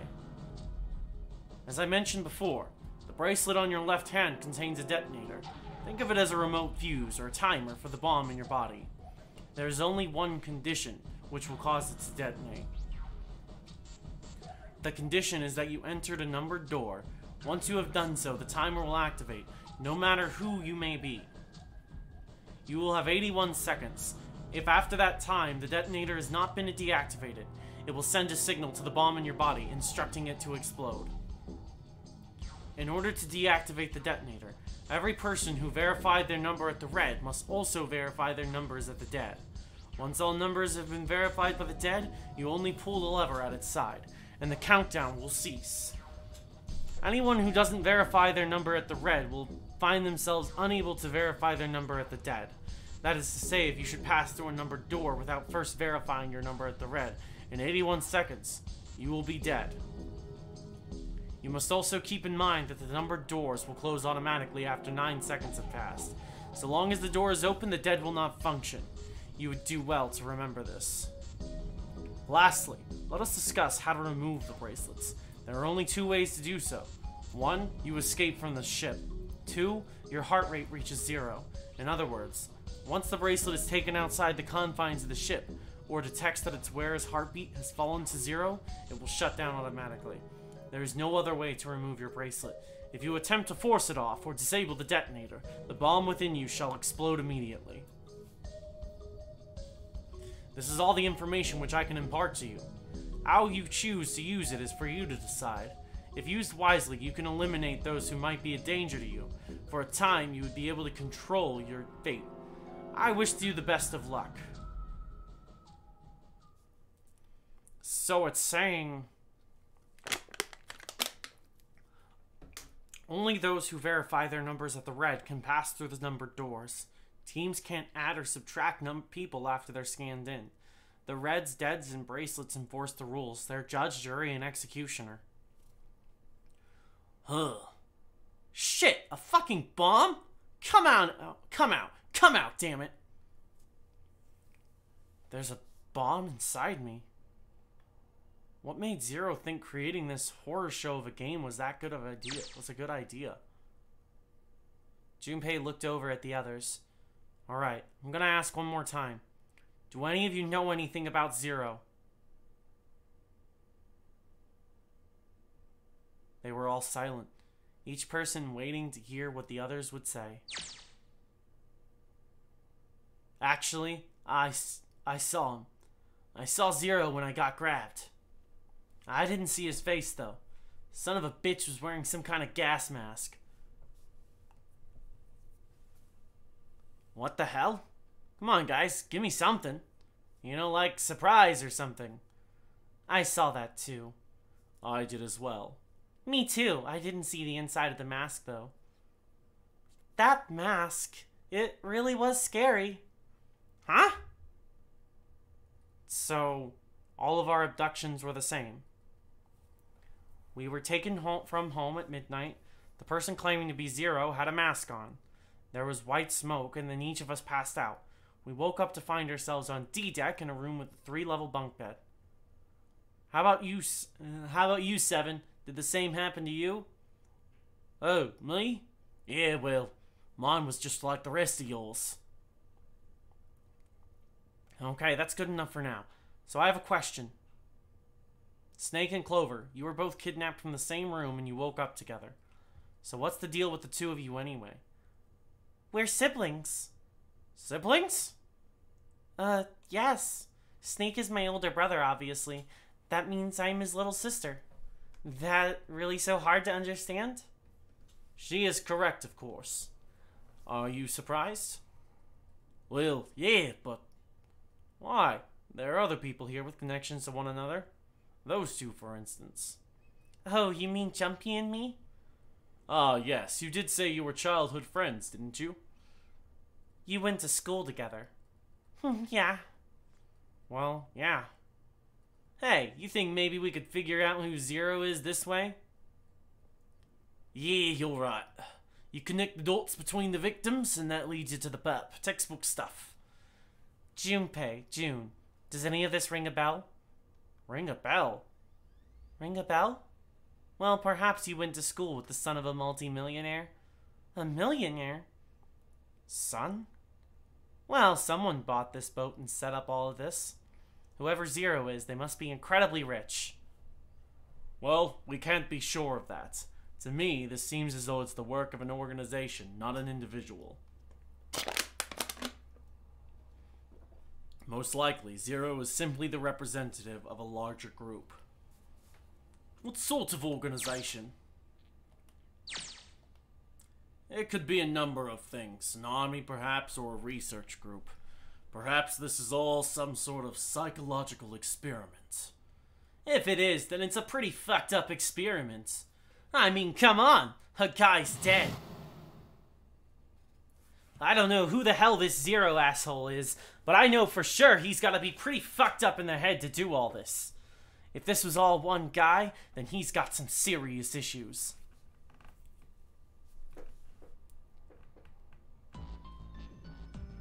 I thought we were finished with that topic. But then what should we do? We should talk it through. Oh my god. Enough! All we're doing is talking! Talking won't solve anything. It can't help us find our way out of here. You really sure you just want to sit around? We've only got 7.5 hours left. We already wasted 1.5 hours of our 9 hours. You're right. Very well then. There's only one way for us to proceed.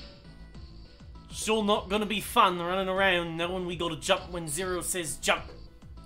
Well, it's stupid to just sit around here doing nothing.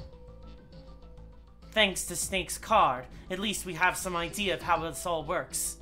Correct, and so long as we follow the rules, we should, we will most likely be alright. But what? Who's going to go in which door? Oh, that's right. We can't have any more than 5 people in one door. All 8 of us can't go in the same door. Then it would seem we'll have to split up. Wait. I'm telling you now, there is no way in hell that I'm going into door 5. Come now. Don't be selfish. Call me whatever the hell you want. I'm not going in there. If I'm going to have to walk through all of that blood, then I'd rather stay here. Huh. And we were doing so well. Sorry, but I ain't going in there either. Someone else can do it. Oh, Santa, not you too. Hey man, I just bought these shoes. If you think I'm getting some creepy dude's blood all over him, you got another thing coming. The hell, man? Aren't you the one who kept saying we should get going? Yeah, so?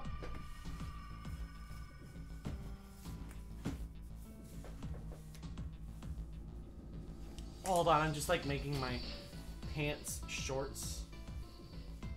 Because I'm kind of getting hot. I will probably switch into shorts, actually. Hold on.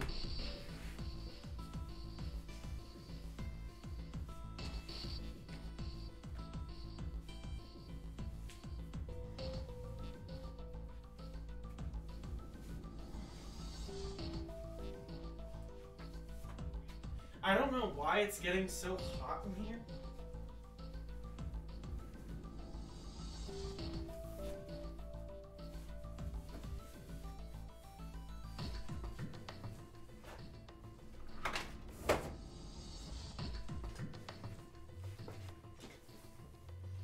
I'm trying my best, though. Okay, I think I'm getting into the rhythm of, like, what voices I want to give these characters, though.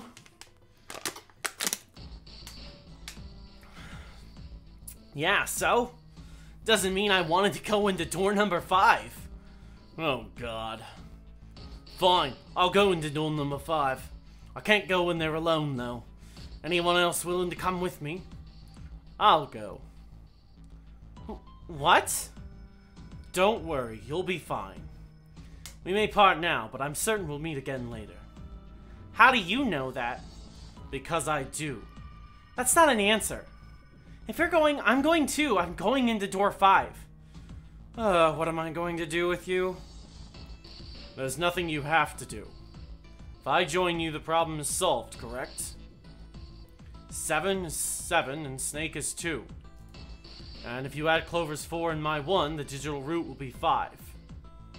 7 plus 2 plus 4 plus 1 equals 14. The digital root of 14 is 5. Oh, it works perfectly. The two of us can go into door 5. Wait. What about the other 4? What's their digital root gonna be? Lotus, Santa, June, and me. Our bracelet numbers are 8, 3, 6, and 5. 8, 3, 6, 5. What would our digital root be? 4. 8 plus 3. So, 8 plus 3... No, 6 plus 5 is, 11. 1 plus 1 is 2. 2 plus 3 is 5. 5 plus 8 is... 5 plus 8. No, wait, no. 8 plus 3 plus 6 plus 5.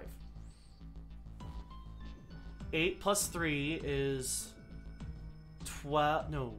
11 plus 6 is 17 plus 5 is 22. 2 plus 2 is 4.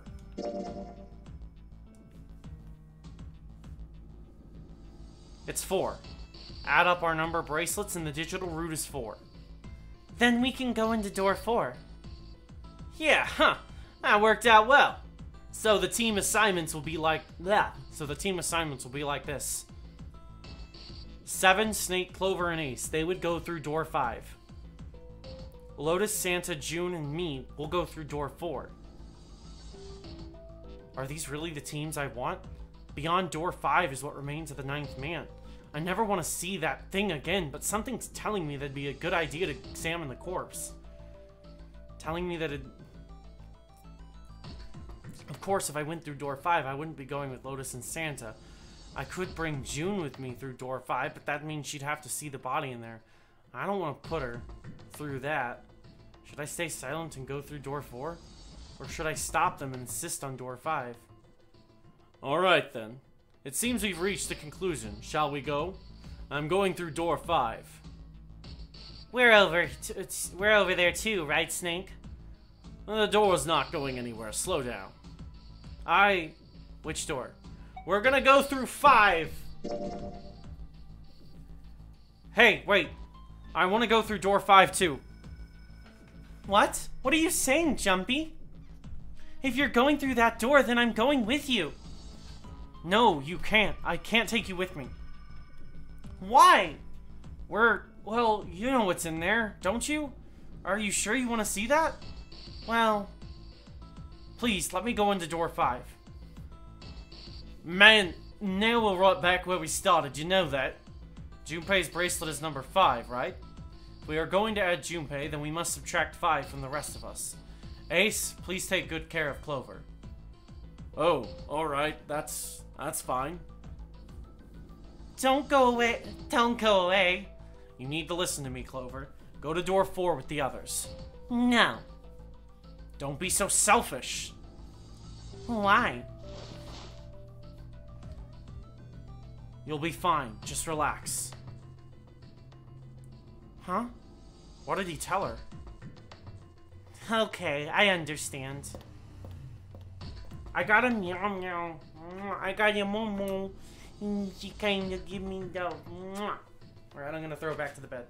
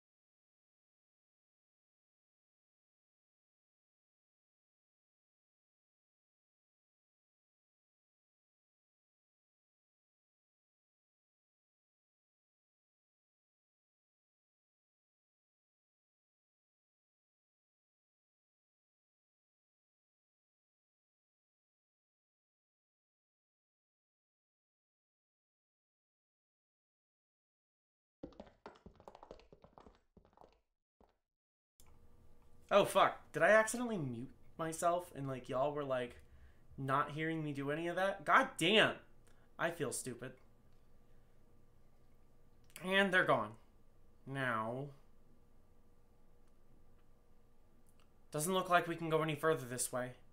Maybe this wall can be moved. Or not. It's not budging. Hey, there's a door over there. A first-class cabin, huh? Well, it seems like it. Let's have a look then, shall we?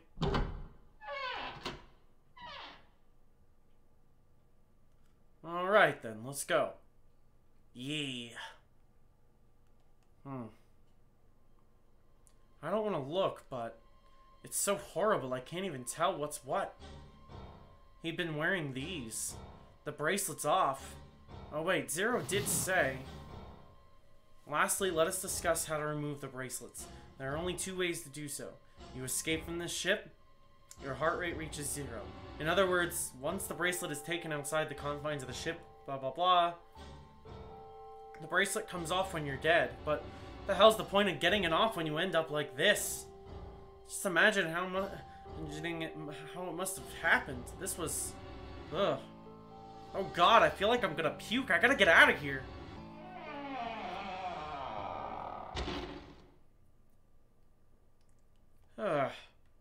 Huh? Where did they... Through here? Huh. What's up? Check this out. We found this thing here on the door. The red light's on. Does that mean it's locked? So I would assume. Is there any other way out?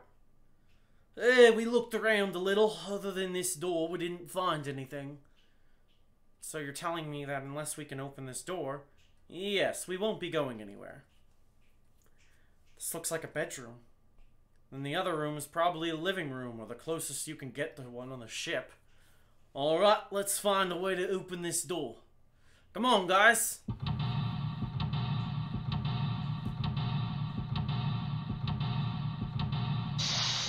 Seek a way out.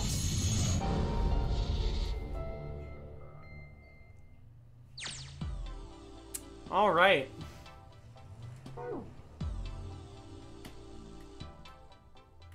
Okay, I'm gonna go and get a snack real quick and grab another bottle and I'm gonna refill my thing with water. So just enjoy the tunes.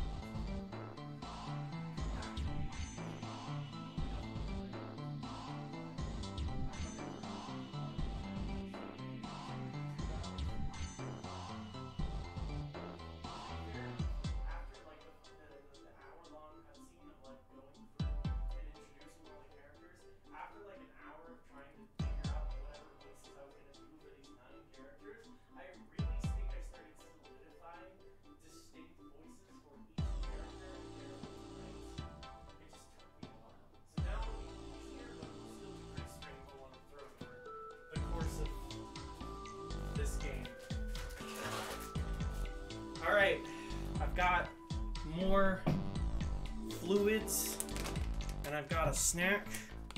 I'm gonna still be right back though.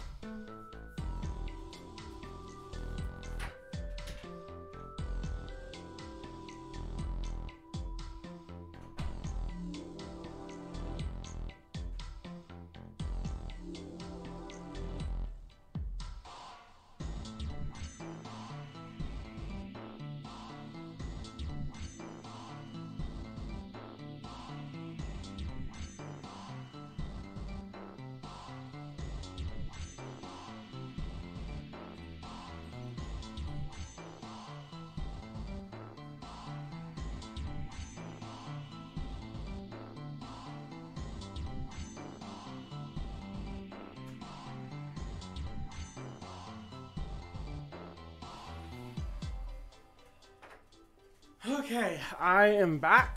I'm gonna take a swig of my fucking monster. Holy shit, it is actually exhausting to like throw your voice around so much. Like, I'm just sitting in a chair and I'm like throwing my voice around like every other second and just reading out loud. But for some reason, it is fucking like... it is exhausting. You would...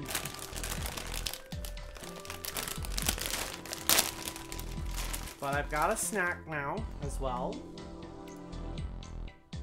Got a snack so that I can like continue playing the game and like, you know, hopefully it won't kill my fucking throat.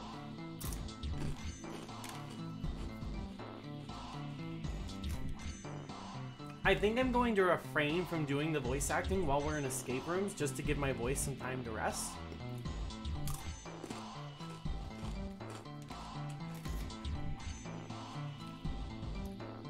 Like, I might read some things here and there, but I don't think I'm gonna read everything.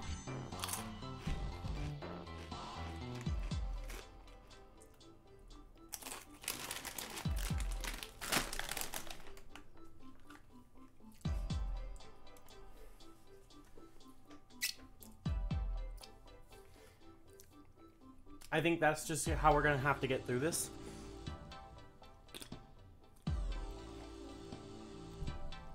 Alright, let me get some more water in the system. So tonight, the fluids are basically a mix of several things.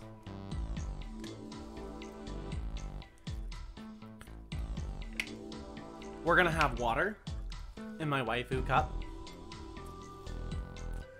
I'm gonna have probably 1 or 2 energy drinks. And I also have alcohol to go through, so we can get real fun.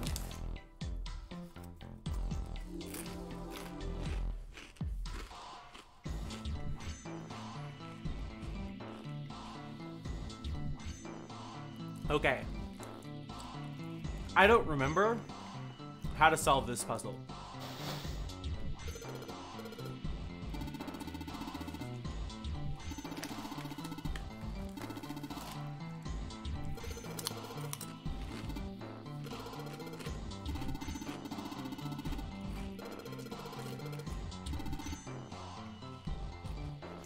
Plus it gives them the little beep beep here. And if I'm trying to focus on, like, voice acting and learning, like, and, like, solving puzzles, my brain's not gonna function.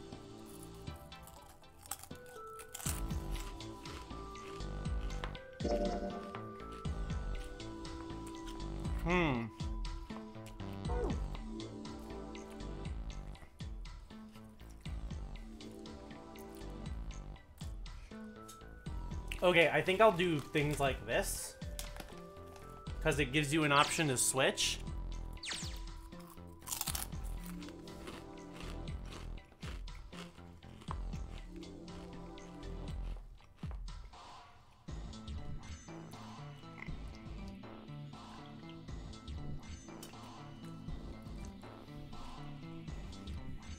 Okay.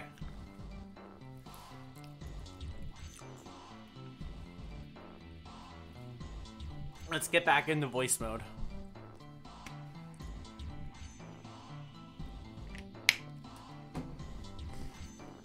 Get some water down the hatch.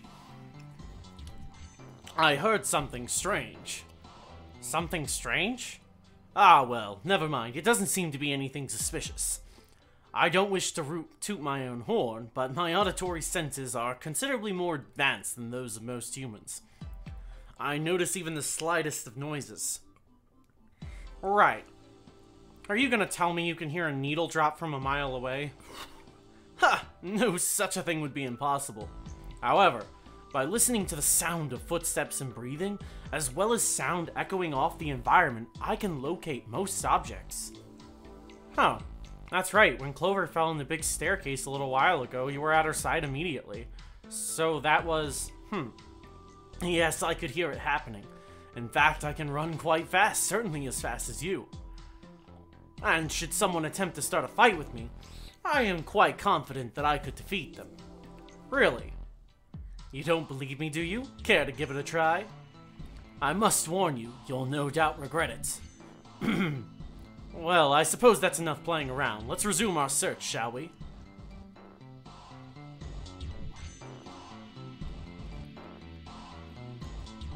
Okay.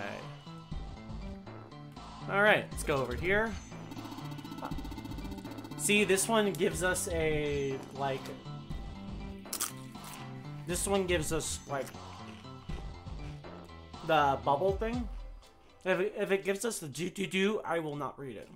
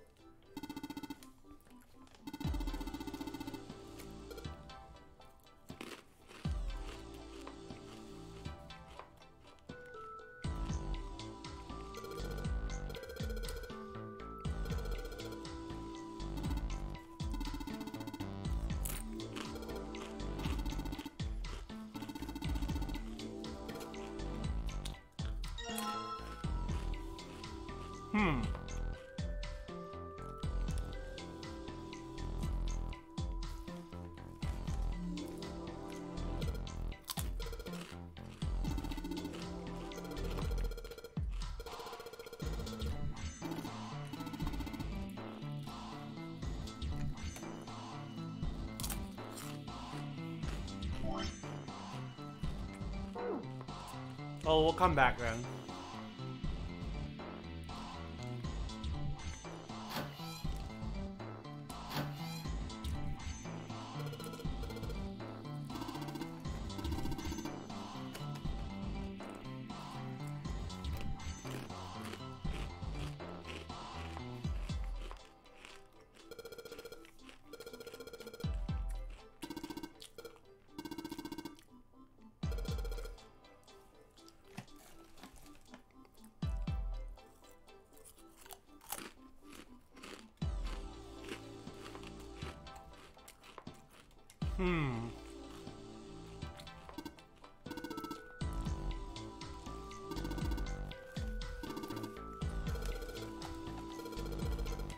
It's just a shower head.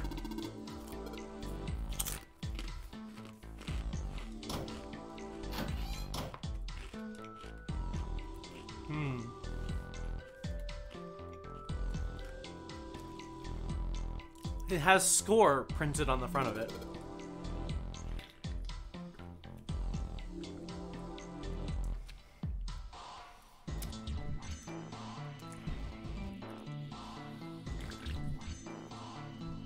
Are we not gonna pick that up?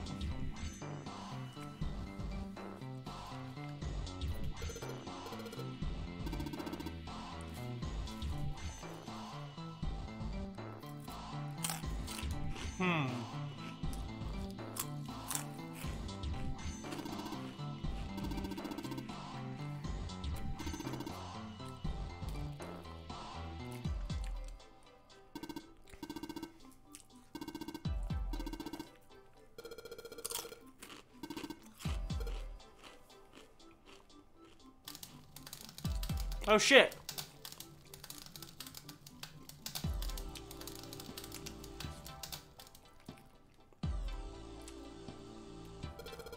Well, we're gonna need that.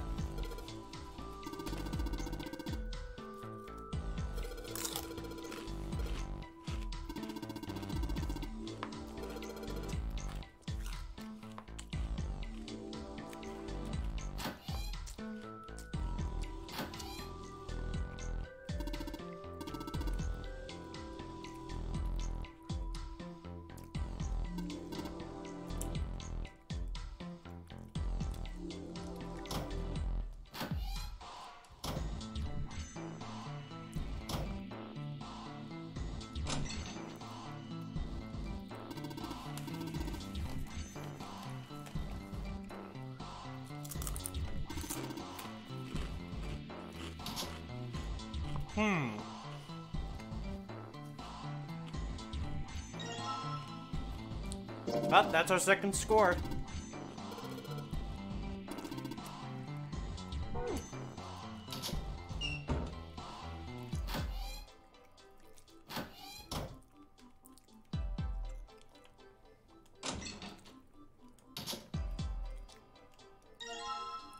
Our next score.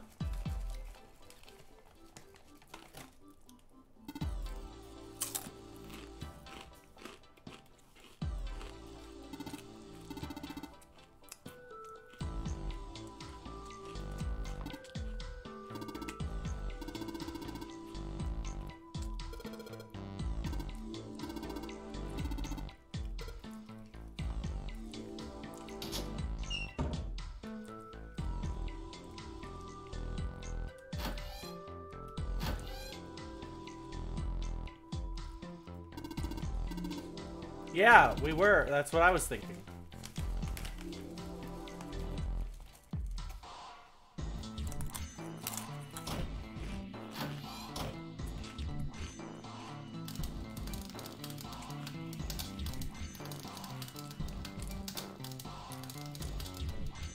We probably need something to douse the... Oh, the Voss.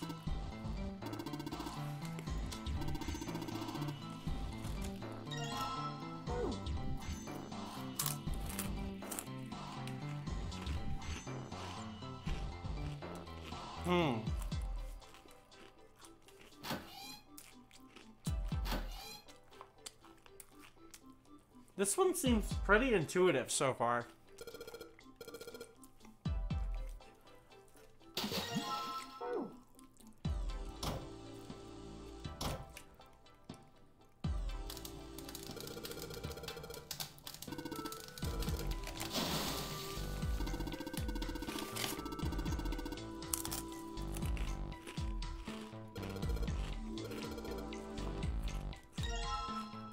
Score plate.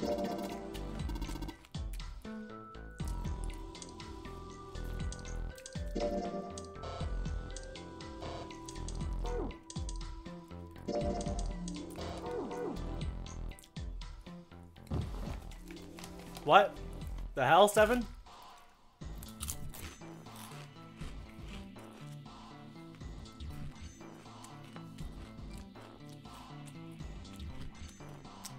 Oh, I guess I should voice this one. Hold on.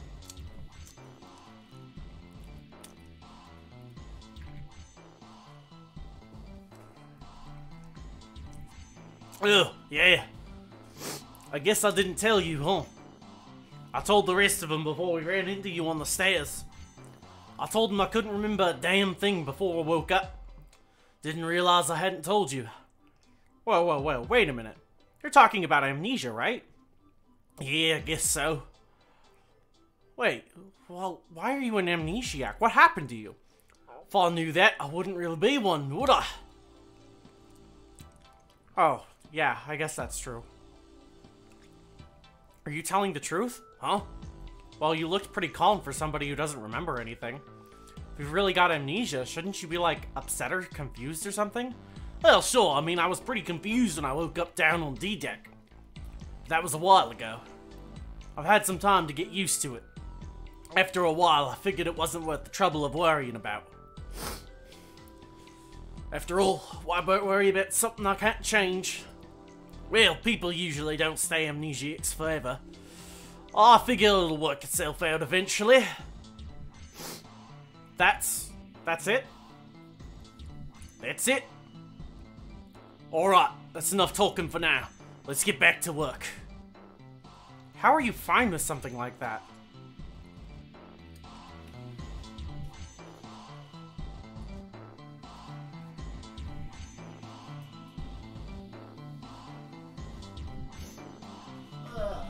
Hold on, I need to blow my nose real quick.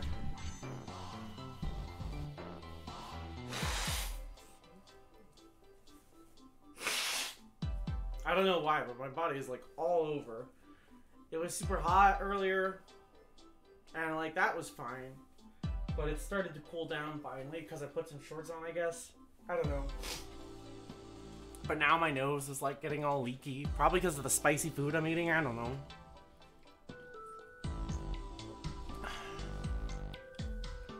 Okay. Let's go back here to the piano.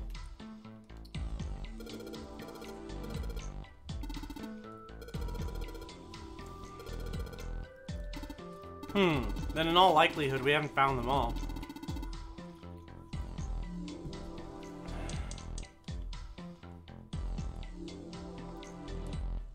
Oh, wait, you know what?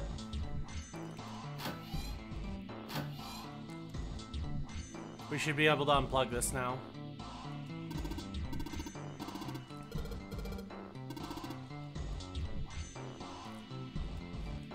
Let's pull the plug.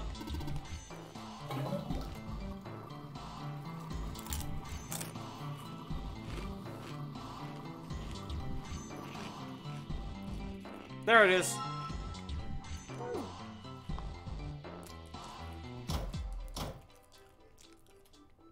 Now let's try.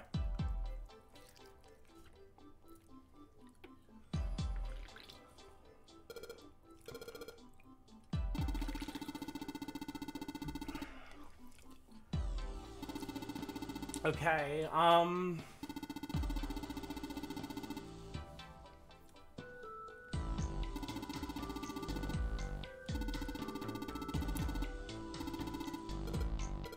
right, let's give this a shot.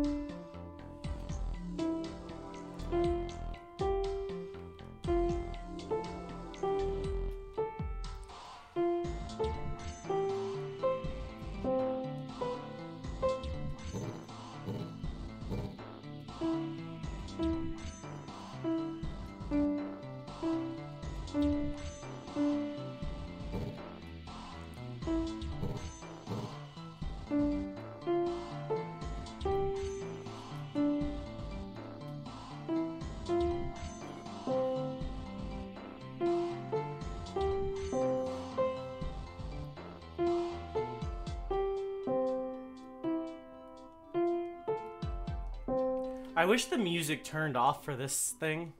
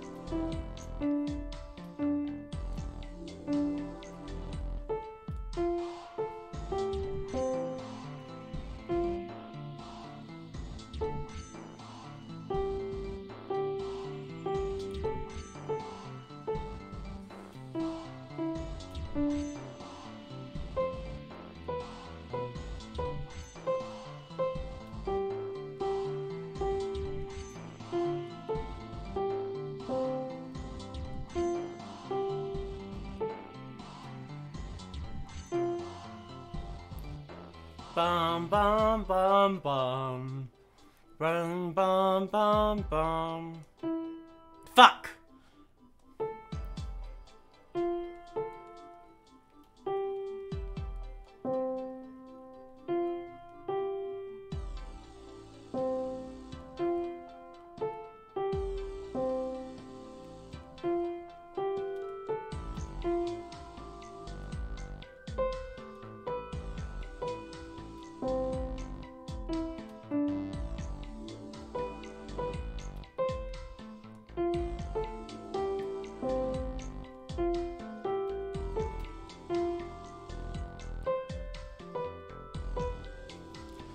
Fuck.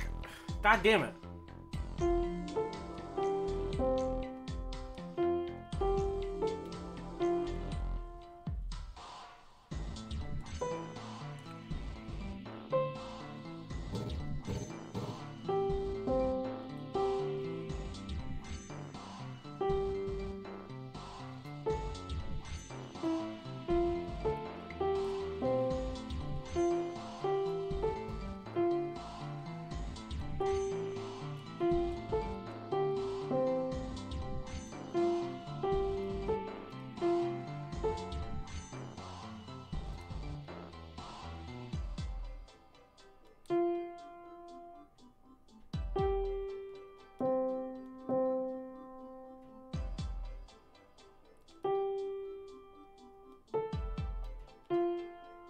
God damn, that was something else.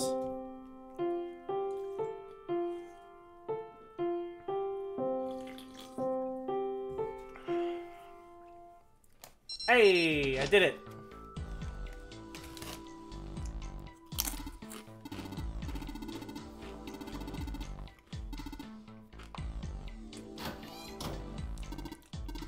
All right.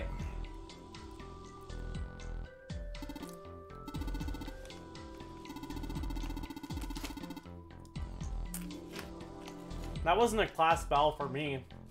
That was just what I heard whenever I was at my grandparents' house and their clock went off.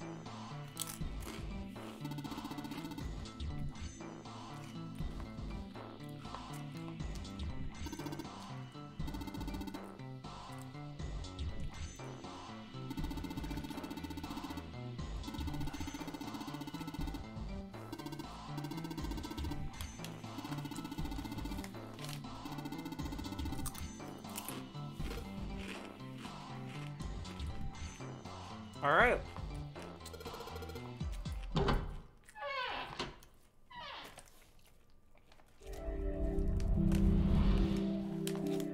You found it. That one didn't take me nearly as long as the last one.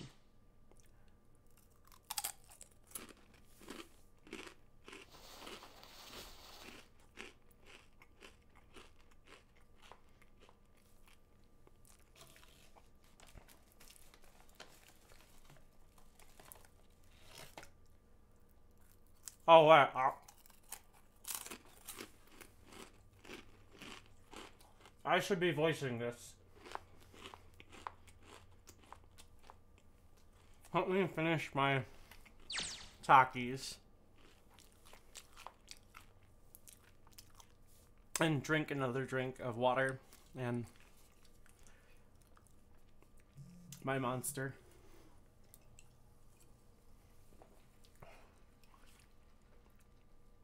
I don't remember how long it's gonna be before I hit the next escape room. But we're trying to hit multiple endings. So we're gonna have to like do like as many escape rooms as we can.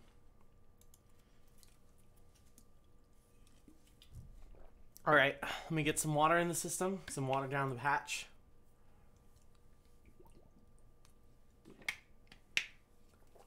Okay, I feel rejuvenated and ready to fucking voice again. Okay.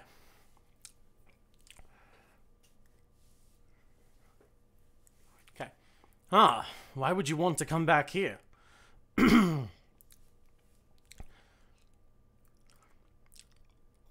Snake was a reasonable one. Seven thought about it for a moment before he answered. I might like to play a little piano. Piano? Come on, let's get moving. We aren't out of this yet. Without waiting for an answer, Seven started off down the hallway. Well then. Snake shrugged, sighed, and quietly followed Seven. That's a lie, Junpei thought to himself. Can't say I could ever imagine Seven playing the piano.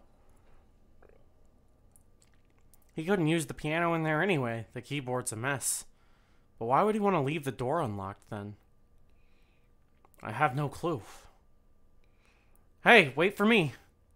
Junpei frowned, took one last look at the door, and then walked away towards his companions. After some time in the hallway, they emerged into a larger, more open area. Whoa, a metal grate? A large metal grate, like the door of a jail, divided it in half. Why is this thing... Ugh! They shook it for a while, but as they had expected, it did not move. Figures. Are those elevators over there? No way to know if they're working or not from here. Oh, there's a door just to the left of this grate. Unfortunately, however, it was locked and refused to open. Sounds like it's locked. Yup. Junpei took a moment to examine the left side of the room. Stairs leading down. They're blocked by the grate, though. But this here seems accessible. So we can open it? Nah, I think it's locked too. Look. In the center of the door was a small keyhole. Next to a keyhole, a small symbol had been carved into the metal. What's this mark? The female symbol? He wasn't quite sure what to make of it. Snake, naturally, was somewhat more sure. Ah, the Venus symbol, I imagine. Do you recall the similar symbols near the large central stairway? They reference many of the solar bodies. Oh, that's right.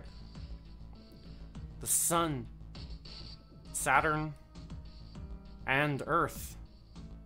So as you can see, that one is likely not the woman symbol, but a Venus symbol. So I assume. Hold on, where's 7? While they had been discussing the symbols, Junpei now realized 7 had slipped away. His absence now felt. Snake and Junpei turned to look for their missing companion.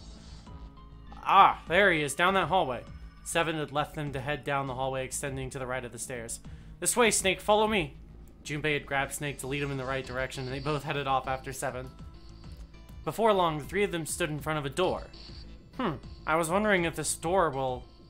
It was a French door. I bet that. It opens. Junpei tested the door and realized that unlike so many others that they'd encountered, it was unlocked. Almost as though he was afraid it would suddenly lock itself, Junpei threw the door open.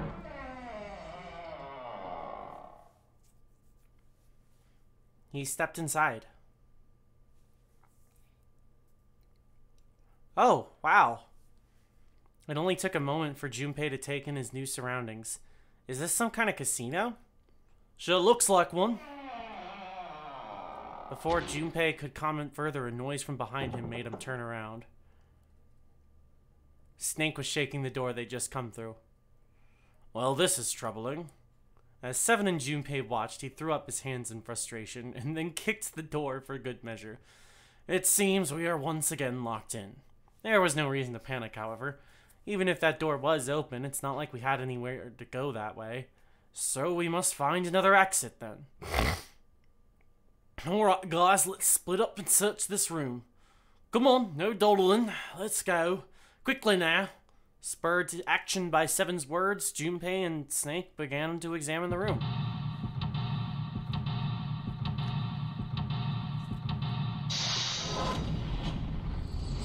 Seek a way out. Damn, another one? I forgot it was back-to-back like this. I don't know how long this one's gonna take. This could, like, the other one was super self-intuitive, and I was able to get it done pretty quickly. But this one might be like 10 times worse. Who knows?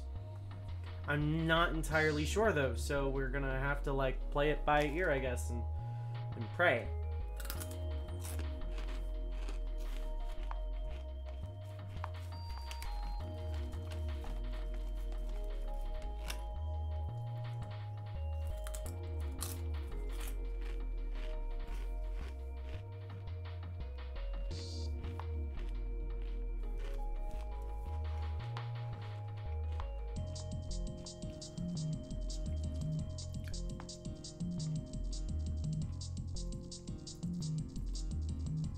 Alright. Let me get some brain food in real quick.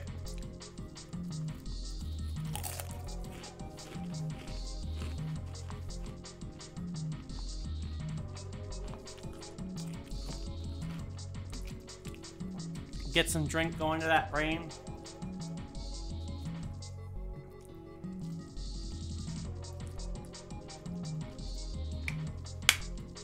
Alright, let's go.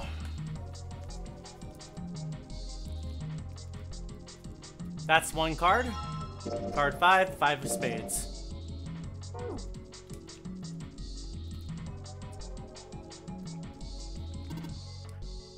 Look at that, someone left a bottle of booze here. Don't mind if I do. Bro, was there actually alcohol in that? Alcohol ages though, right? So it should be fine. Cutting you off, pal. Okay. There's another card here.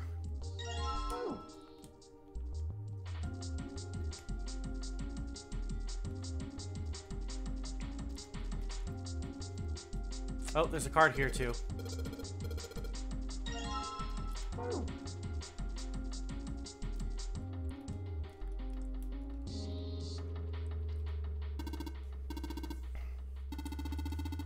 I want to play some Mahjong.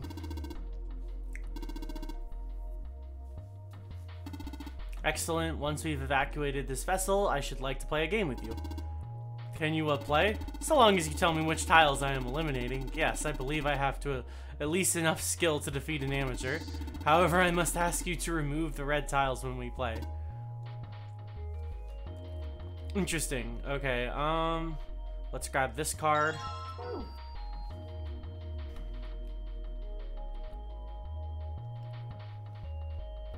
That's gonna become important. Let's grab that card. Just getting them all. When those two learned son, I heard something from the bottom of the fireplace. What was that? I heard something down there. Coin bag.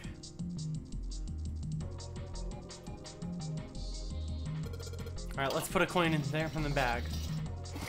What happened? I heard an odd noise. Well, to be honest, I don't know. Oh, looks like the coin got stuck. Oh dear.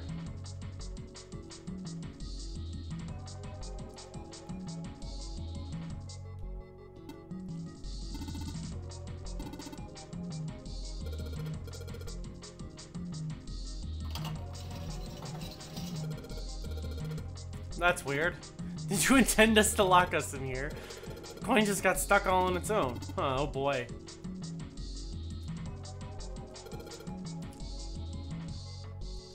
I only need one of you. Spin! Okay.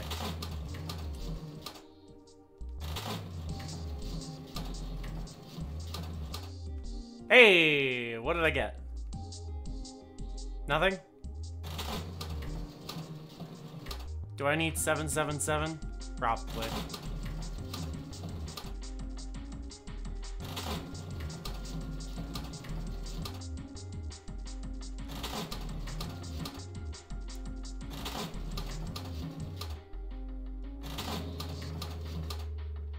We'll just keep doing it until I get something. Unless there's something... Aw, oh, damn, I was one off.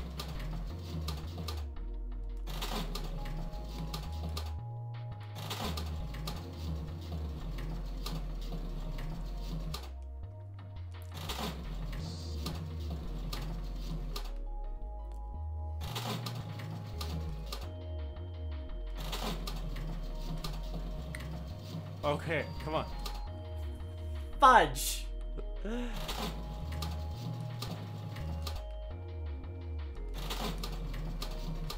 I think, if I remember correctly, you can't actually get what you need because it's RNG.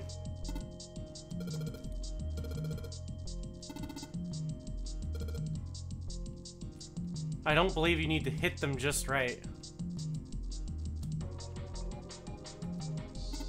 It seems the card is attached to the panel, and attached very well, it seems. If you don't mind, what sort of card is it? It's a playing card. The Ace of Spades, in fact.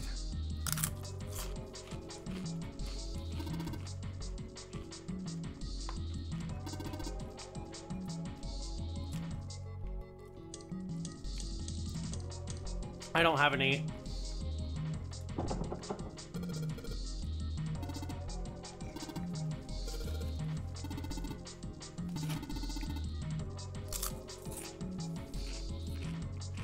I think you need to make 9.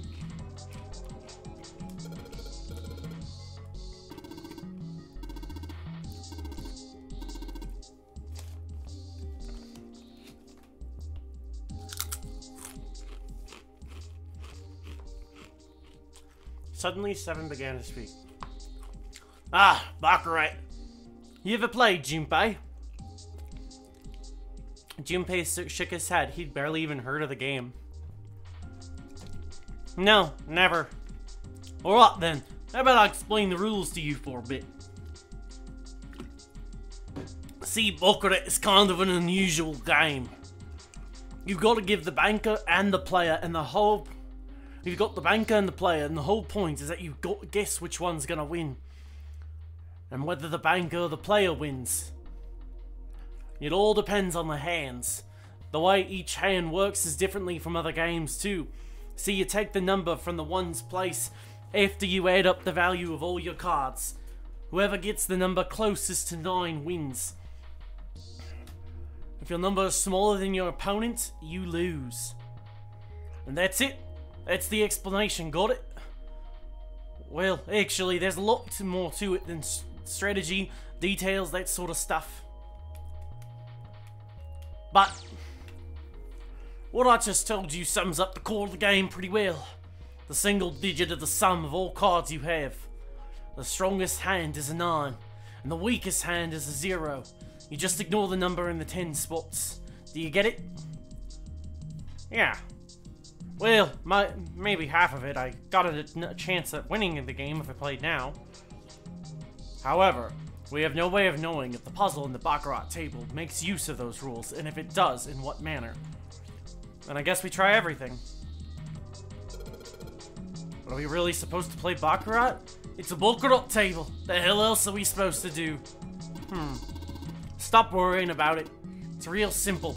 The opponent's hand... Well, there's an 8 in that glass case. Alright, then that's your opponent's number. If that's the case, what 3 cards do you need to get that number? 3 cards. There are a couple of indentations with the lines around them, right? That means we gotta put down 3 cards. So, place 3 cards here and defeat the opponent's 8. That's what I've gotta do, I guess. Yeah, I think so.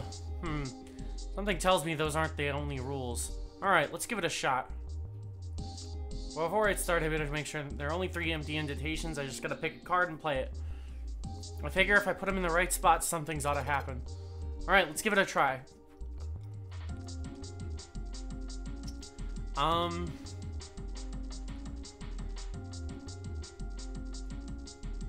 I think I need a lower card.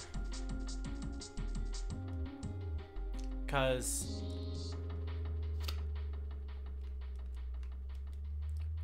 at this rate, I'm gonna bust.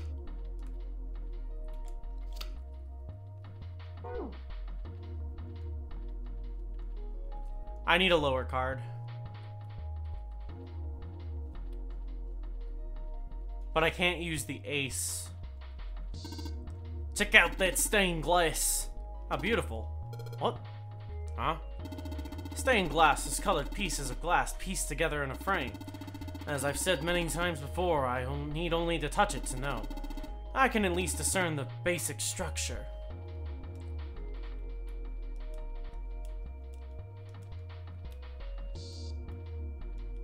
No, I want the vase.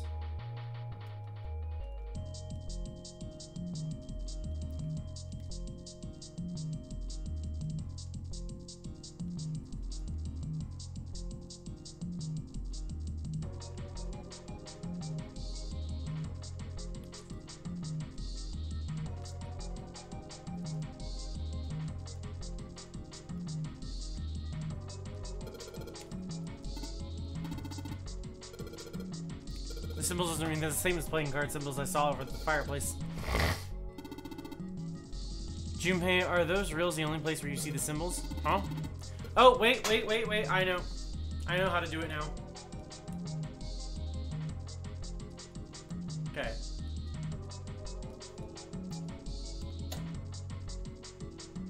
So it's gonna be clubs, diamond, heart.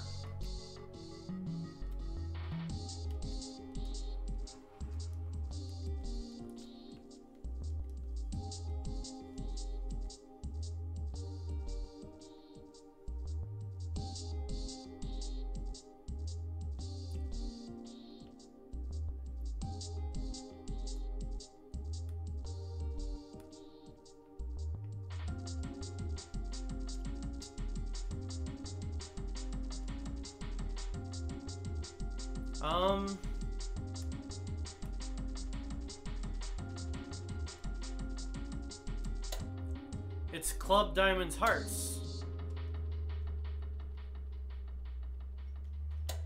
Yeah, okay. Let me go back to the slots.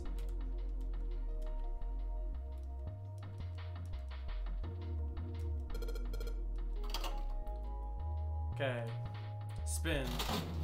Club, diamond, heart. There we go. 777.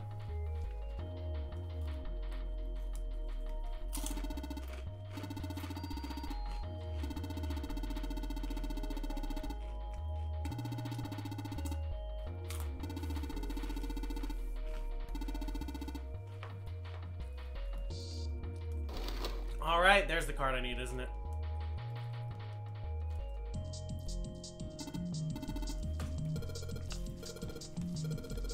A key with the Venus symbol.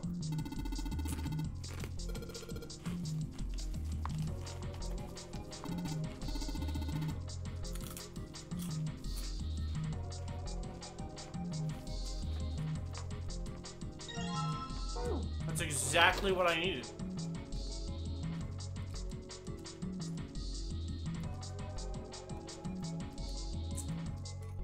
I know how to do this, don't worry.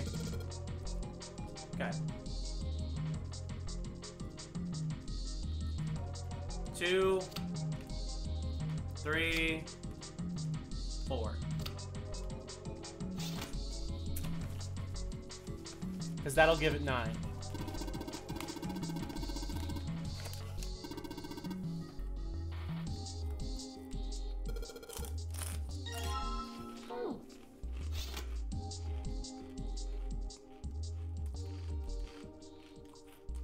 Now we come over here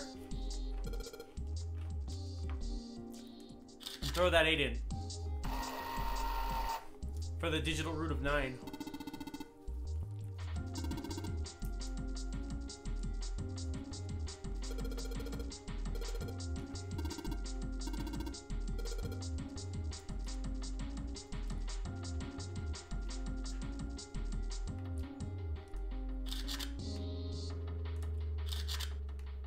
Five plus 6 is 11. 11 plus 7 is 18. 1 plus 8 is 9.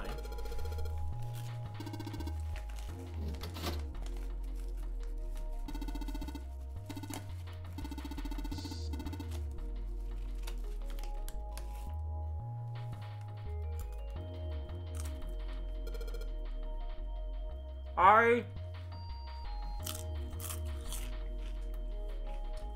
chose to grab those Takis in a super weird way.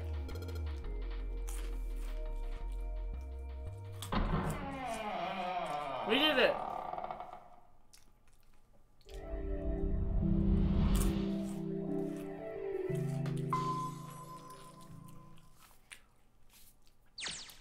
I'm smarter than I think. Or thought.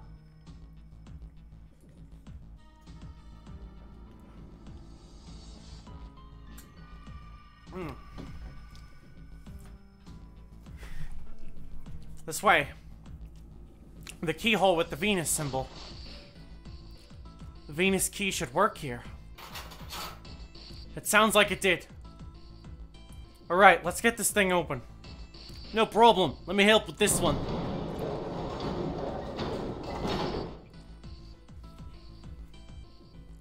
It sounds as though you've opened it. We should be able to reach C deck now, I imagine.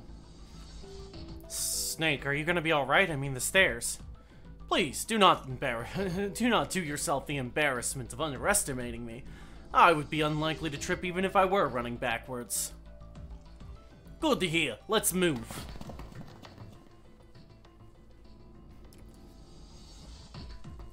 Everything looks okay here. We should check the next deck down, just in case. Just what I thought. D-deck is completely underwater. Just like the bottom of the central staircase. Just because the water level hasn't changed much. Back to the C-deck, then. Now, how about we check out what's here? There are 2 elevators over there, which means it's probably the same upstairs. There's a card reader between them, and another weird mark. Hey, check it out. It's the symbol for Lotus. What? See, it's got this woman symbol, and then it's got the devil horns, right? Ha! Yeah, I see it. No 2 ways about it. That was a pretty good one, kid. Ow, watch it, man. That hurts. I'm gonna break my neck. What are you talking about? The human body ain't that weak. Maybe this'll toughen you up, huh? If we were looking for a devil, we've got one right here. This is a Mercury symbol. The marks you mistook for horns are a stylized version of the wings and staff of Hermes. Wings and staff, huh? So then, she beats you with the staff until you die and go to heaven? Sounds like Lotus, alright.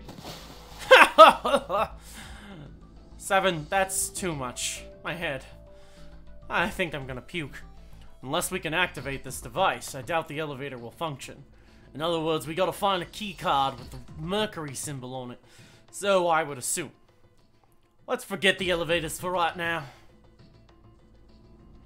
How about the hallway to the left? Oh, there's a bunch of doors. Ah, shit, we're not gonna have enough time to check all of these, are we? Maybe we can come back here later. We should check the other side. Let's head back. To the right this time. There are doors here too. Well, I guess it's just 4 this time. Let's open them up, starting with the closest one there. Okay, I'm on it. It isn't locked. I'm going to open it.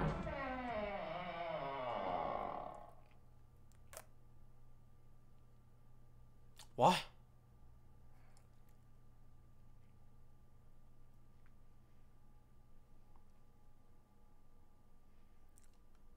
Hey, what is this place?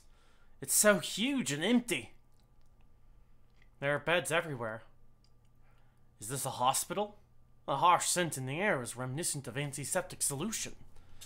Well, I think so. There are shelves in the center of the room with medicine and surgical tools. Hey, look, there's 4 doors at the end. The left door says 3. The second door is blank, but the third has a 7. And the rightmost door is 8. There's no doubt. They're numbered doors. Hey, why is that door between 3 and 7 blank? Does that mean anything? No point worrying about it right now. Let's see if these will open first. Yeah, good idea.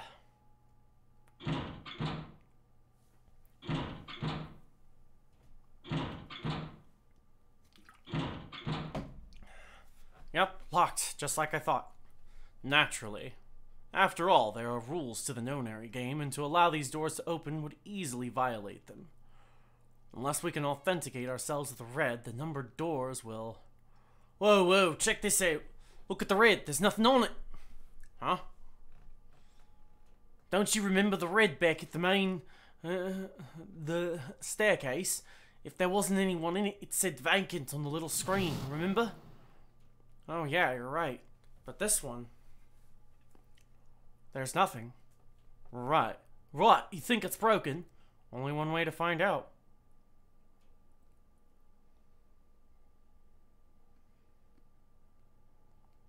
Nope, nothing. How about the red on door 7? And door 3? I didn't think all of them would be malfunctioning. What does it mean? They've got to be broken. Man, that bastard. I didn't think Zero was the kind of guy who'd screw around with something like this. Oh, whoa. Zero's been prepared for everything so far, and you're gonna say he's gonna make a mistake now? Well, that's the only thing I can think of. This ain't working at all. It seems as if some of the internal hardware has been removed. Internal hardware? That is what I said. Take a look at the underside of this red, if you please. The bottom? There's a thin slot here. I think it's a slot for something, probably electronic. The other 2 reds are the same. Something's been removed from all 3 of them. Well, I get it, so the reds aren't working because somebody pulled out the guts. So I assume. But why? And who? I mean, it doesn't really make sense. I have no idea. Why on earth would I know something like that? What now? What now? June! Alright, let's go back to novel. Ace, Santa, Clover, and Lotus. Guess everyone's here. Junpei and Seven were, for the moment, at a loss for words. What are you guys doing here? What are you... That's my line. Perhaps we should exchange information. After a moment of silence and surprise, everyone suddenly began to talk, desperate to exchange information. They talked about the rooms they'd been through and how they ended up in the same place. Of course, none of it was very useful information, but that hardly mattered. They were happy to simply see one another again. Although the level of cheer varied greatly from person to person, each one of them was wearing some manner of smile. Almost as though they had already forgotten about the death of the ninth man. No, thought Junpei. Perhaps that wasn't it. Perhaps thoughts of his death were what drove them to smile at one another. Not in a morbid or hateful way, no. The ninth man had died, but they were all still alive, and that was something to be happy about. A sort of simple, uncomplicated joy. Junpei thought the joy of being alive. Still alive. He felt sorry for the ninth man, but more than anything, Junpei was just happy to be alive.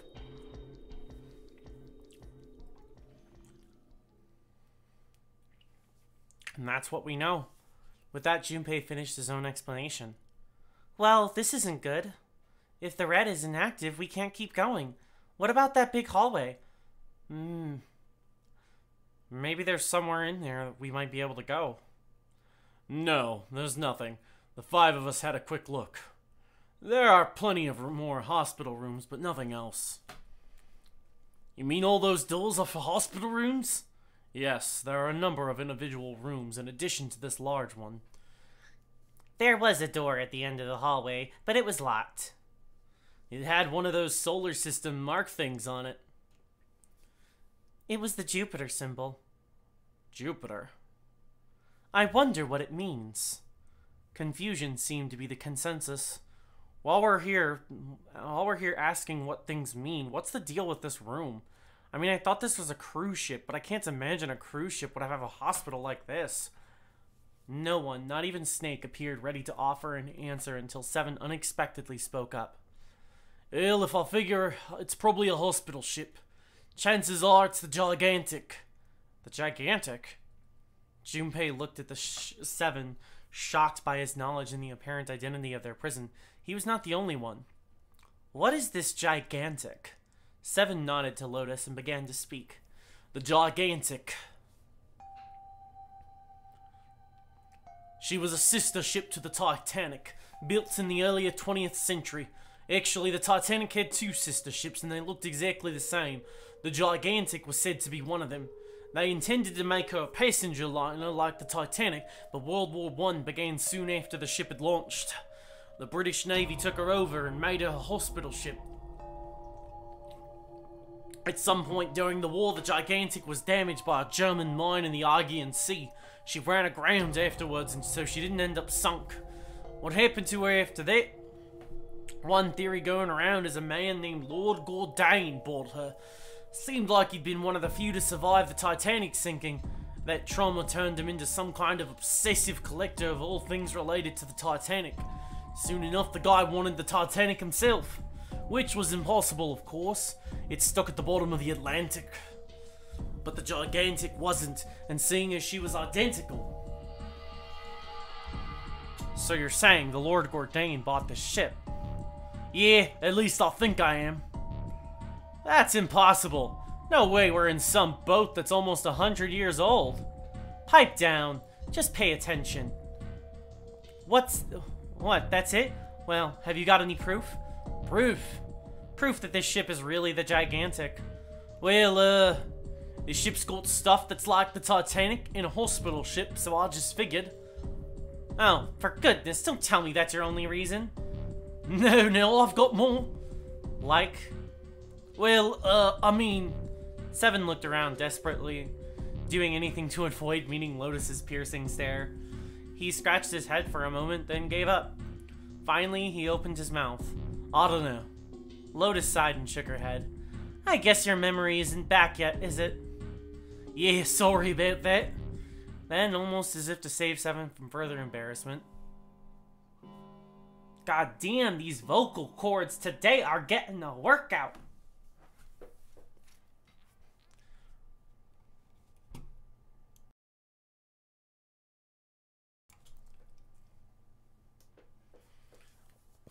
bell began to ring from far away. Huh? A bell? It sounds like the clock in the main stairway. Junpei counted each chime carefully. 10, 11, 12, 12. It's midnight. Then we've still got 6 hours left, right? Yeah, let's get going. We gotta find the missing parts for the Reds. What do you mean, find? How on earth do you propose we do that? We've looked everywhere in this room. They had even been examining the rooms as they talked.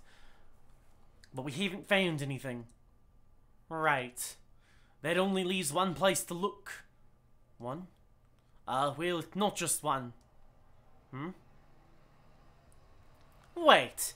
Don't tell me you need to search all of the other rooms. Well, you already checked some of them out before you came here, right? We each checked a single room, so 5 rooms in total. Alright then, that's 5 rooms we don't have to search. We just have to split up the rest between the 8 of us. If each of us can do 6 rooms apiece, we'll have the other 48 rooms cleared in no time. There are 48 other rooms. Lotus did not seem excited by the prospect. 7 fidgeted nervously before responding. Maybe. After some discussion, the 8 of them decided which rooms to begin with, and in what order they would go. Junpei was chosen to search the rooms on the starboard side, moving from fore to aft. Junpei, alright, so everyone knows which area they're searching? Yeah. Yes. They also determined when they would return to report their findings, the next time the clock sounded the time. When it did, they would meet back in the large central room full of beds. We'll all meet up when the clock goes off again. How about in that room with all the beds? Yeah, sounds straightforward enough. If during their search any of them were to locate the missing components, they were to yell for the others. I'll shout if I find any of the components we need. I hope we can find them within the time limit. If this strategy failed, they'd return to discuss their options later. If we can't, then we'll just have to come up with another plan. Right. Then let's do this. The details decided, they left to begin searching. Out into the hallway they went, each to their rooms they'd been assigned. However,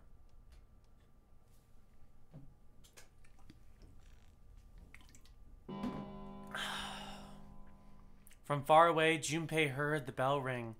It did so only once. It was 1 a.m. It's 1. I better get back to the others.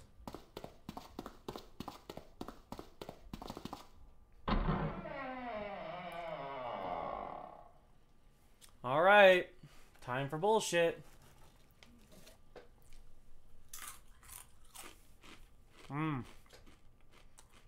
He jogged through the entrance to the large hospital room to find 6 of the others already there. Huh?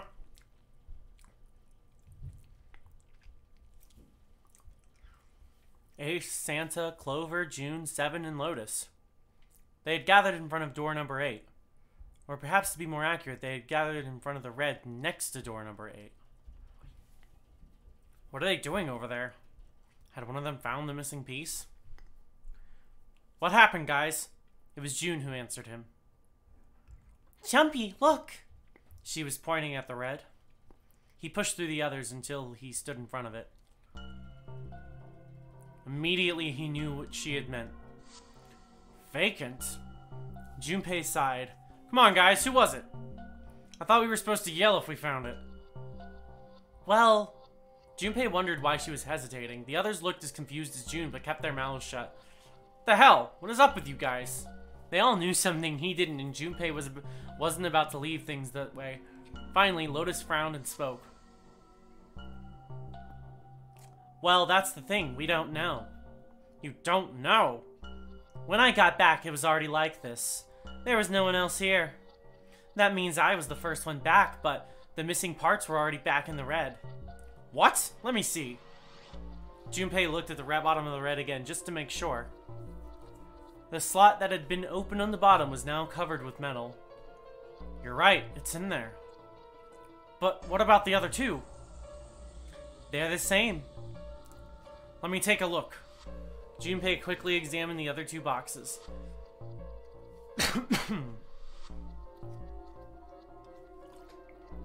It's just as you said. Satisfied they were also repaired, but still very confused, he returned to the others. Alright, I just want to be sure.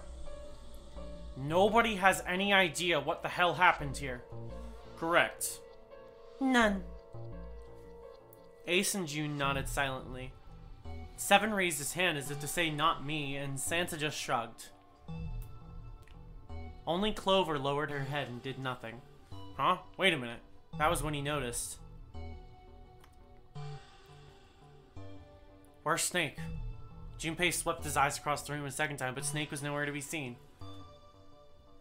Does that mean he found them? I've no idea. There's nothing to suggest it, but nothing to suggest he didn't either. I don't suppose we'll know until we can ask him in person. Well, whatever he did or didn't do, it's pretty damn light. What the hell is he up to? Maybe he's lost. Yeah, well, that seems likely. Dude can't see. I don't know how he gets around in the first place. Clover raised her head. That's impossible! Yeah, my brother's blind, but he's got really great hearing. He can get around as well as anybody else who can see. So he couldn't get lost. That's impossible! I'm gonna go look for him. Hey, hold on, Clover. Wait! Oh, that didn't work. Damn it! What should we do now? Well, the red is working now. Oh no, we're not leaving two people behind. We should go look for them. Oh man, this ain't good. Oh yes, what an excellent idea. We just wasted a bunch of time looking for some piece of electronic junk. Now let's waste some more by looking for a couple of idiots. Then remain here, if you feel you must, but there's no time. We only have 5 hours left. Let's split up. Alright, I'll take this direction. Then I shall look that way. I'll be over here. See you later. Alright, we should go too. Yes, let's go. But where should we start? Let's see. Fuck.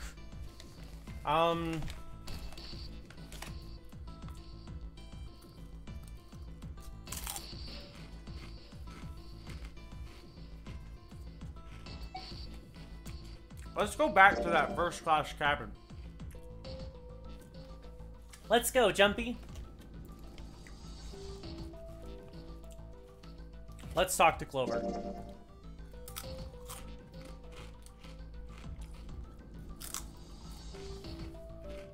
I'm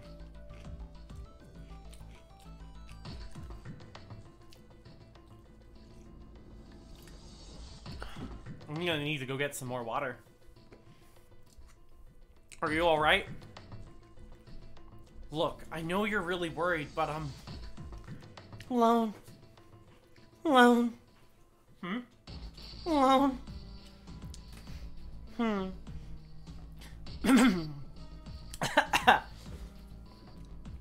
Spicy.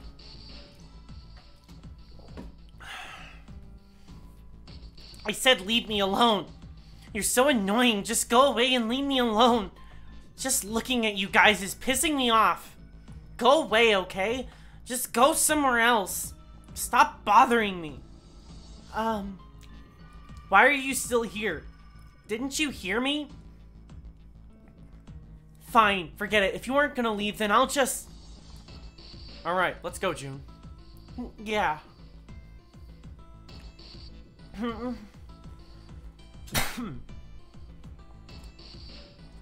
We really need to find Snake for Clover's sake. Ah, gosh. I had some spice hit the wrong part of my pipes. Alright, so where should we go next? Casino. How about the casino? Let's go take a look. Hey, what do you think you're doing? Isn't it obvious? I'm looking for Snake. I'm just not seeing it. Really? Maybe you need to look harder.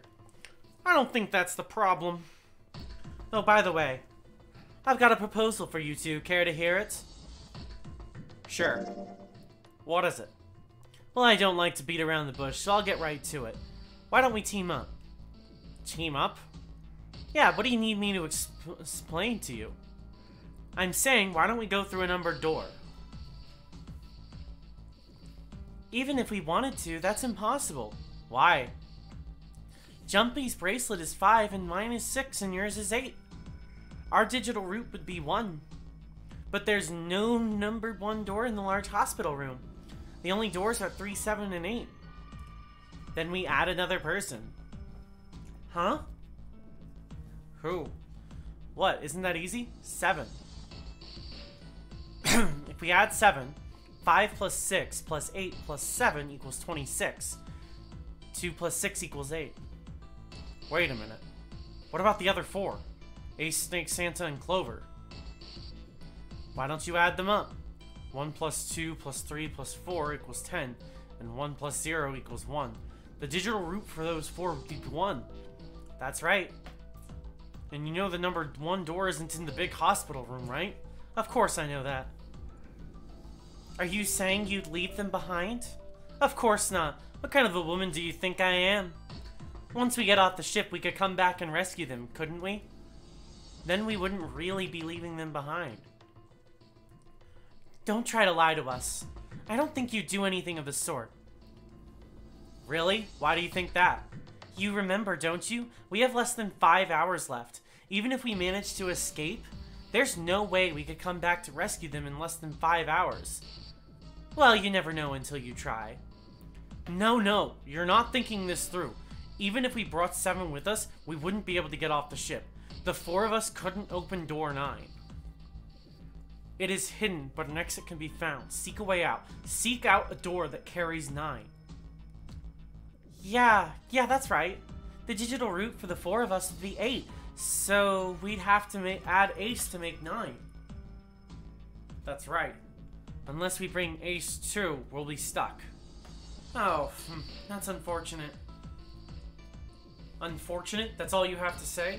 Well, let's try and find another way, okay? A way to get out of here with all 8 of us. That's impossible. Are you being serious? You do know that only 5 people at most can go through one of the numbered doors, right? The number 9 isn't going to be an exception to that rule. Regardless, at least 3 people will get left behind. Yeah, I guess that makes sense. No, wait, just a second. You're skipping over a really big detail. Is that really okay? That means 3 people die in the end. Are you okay with that? That's just... Lotus's forehead furrowed. Do you think I could have a moment alone? There are some things I need to think about. Junpei and June turned around and began walking away from Lotus.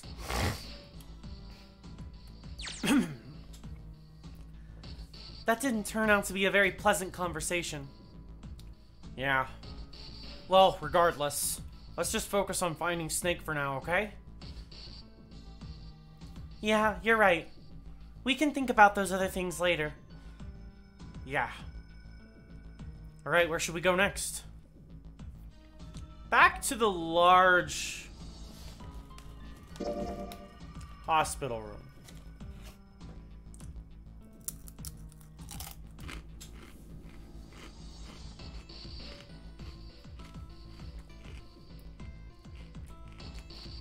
Let's talk to him. Why not?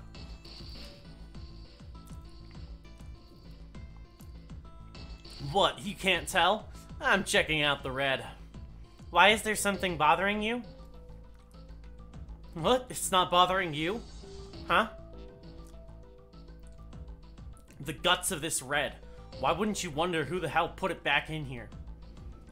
Yeah, that's true. Well, I'm curious, but... Well, who do you think did it? I don't know. Well, what about you, Junpei? Who do you think fixed this thing for us? I'm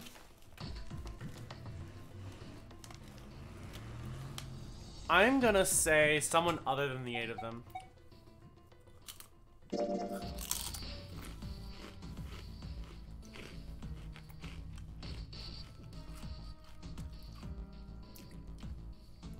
Maybe there's someone else on this ship with us. You mean someone hiding here? Yeah, well, I mean, it's just an idea. And you're saying this mystery person fixed the Reds? Yeah. Why? That's, I don't know. Seems unlikely. Why? I don't know, just a feeling. Hard to believe Zero would bring in a secret 10th player. I mean, the name of the game is the Nonary game, for Christ's sakes. You know what Nonary means, right? It means 9. No, that's not what I meant. I mean, more like someone who's been living here for a long time, or someone who, like, stayed here. Seriously? That's even more ridiculous. Why do you think Zero would leave them alone? So, in other words, one of us is the person who fixed the Red. Bingo, we have a winner. But if that's true, then the person who did it doesn't want the rest of us to know that they fixed it. Yeah, but why? No idea. Maybe if they come clean on that, it means we'd find out something else. Something bad. Something bad? Don't know, but whatever it is, it's gotta be worth hiding. Of course, it could have something to do with Snake's disappearance. You think maybe they did something to Snake? Yeah. Look, if you trust anybody in this game, you're gonna lose. You've gotta be careful. The person you trust the most could turn out to be the one who stabs you in the back. And that's that, I guess. Where would they go next? Let's go back to that first class cabin. Let's go. No one's here. Maybe we'll have more luck somewhere else. But where?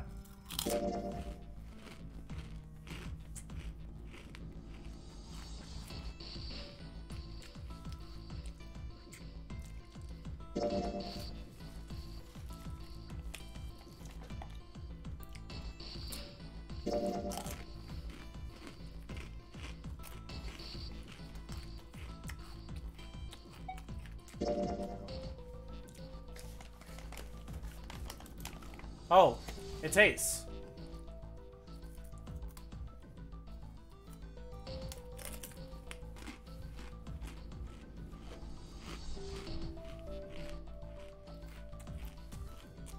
Answer me if you're there. Let's go. Ah, hello there. Snake is... Well, that's obvious, isn't it? I assume you haven't found him yet. Yeah, it doesn't seem like you're having any luck either. I really wonder where he could have gone. Well, wherever he's disappeared to, we must find him as quickly as we can for Clover's sake. Right. By the way, do you think Clover and Snake are really siblings? Why would you say that? Well, it's obvious, isn't it? They don't look alike at all. Yeah, you know, now that you mention it, they don't. Still, there are a great many siblings who don't look like one another. It certainly isn't rare. At any rate, we must find Snake as soon as possible. The clock is ticking. We can't afford to waste any time. Very well, let's get back to the search, shall we? You can leave this area to me. Alright. Let's go, Jumpy. Something about that was... I'll think on it later. Like Ace said, finding Snake is our top priority. Alright, where should we go next?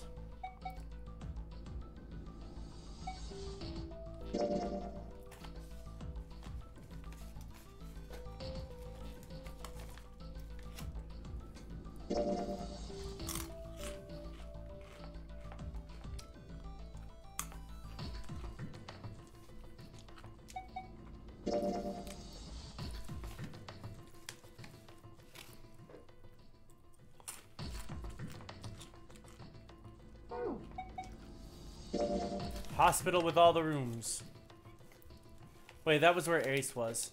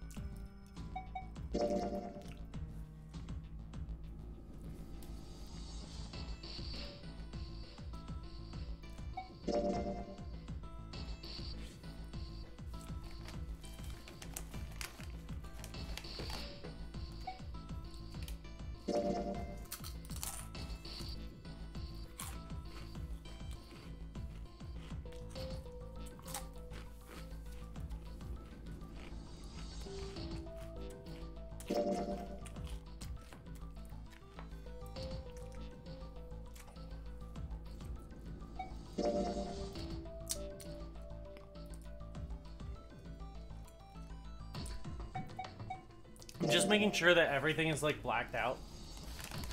Just in case.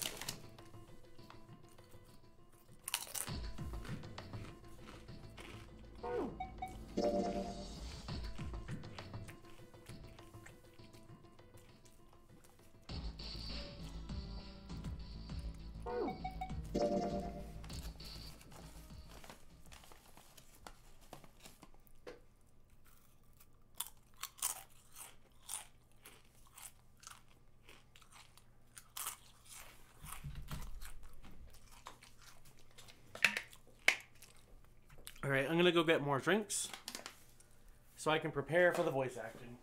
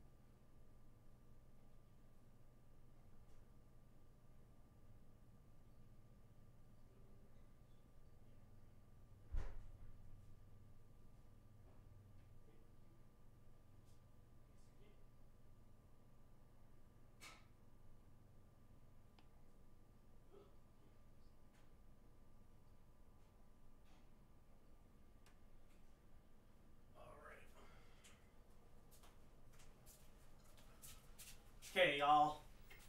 I got more fluids. One of it's a bottle of alcohol. The other is just water. A lot of water tonight. A lot of water.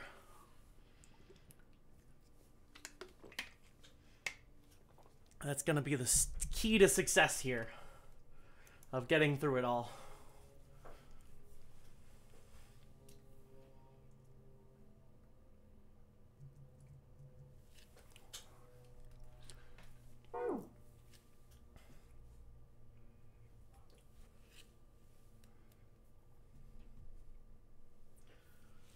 Okay.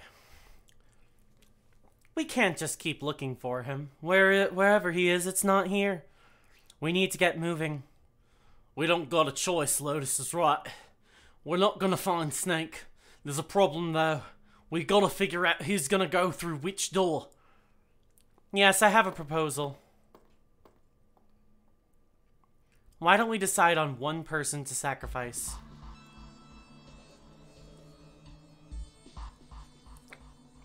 Sacrifice? Well, perhaps that's a bit harsh of a word, but yes. You've all figured it out by now, haven't you? We can't all make it through those doors. If we split into 2 teams of 4 and 3 people respectively, then 3 people will be left behind.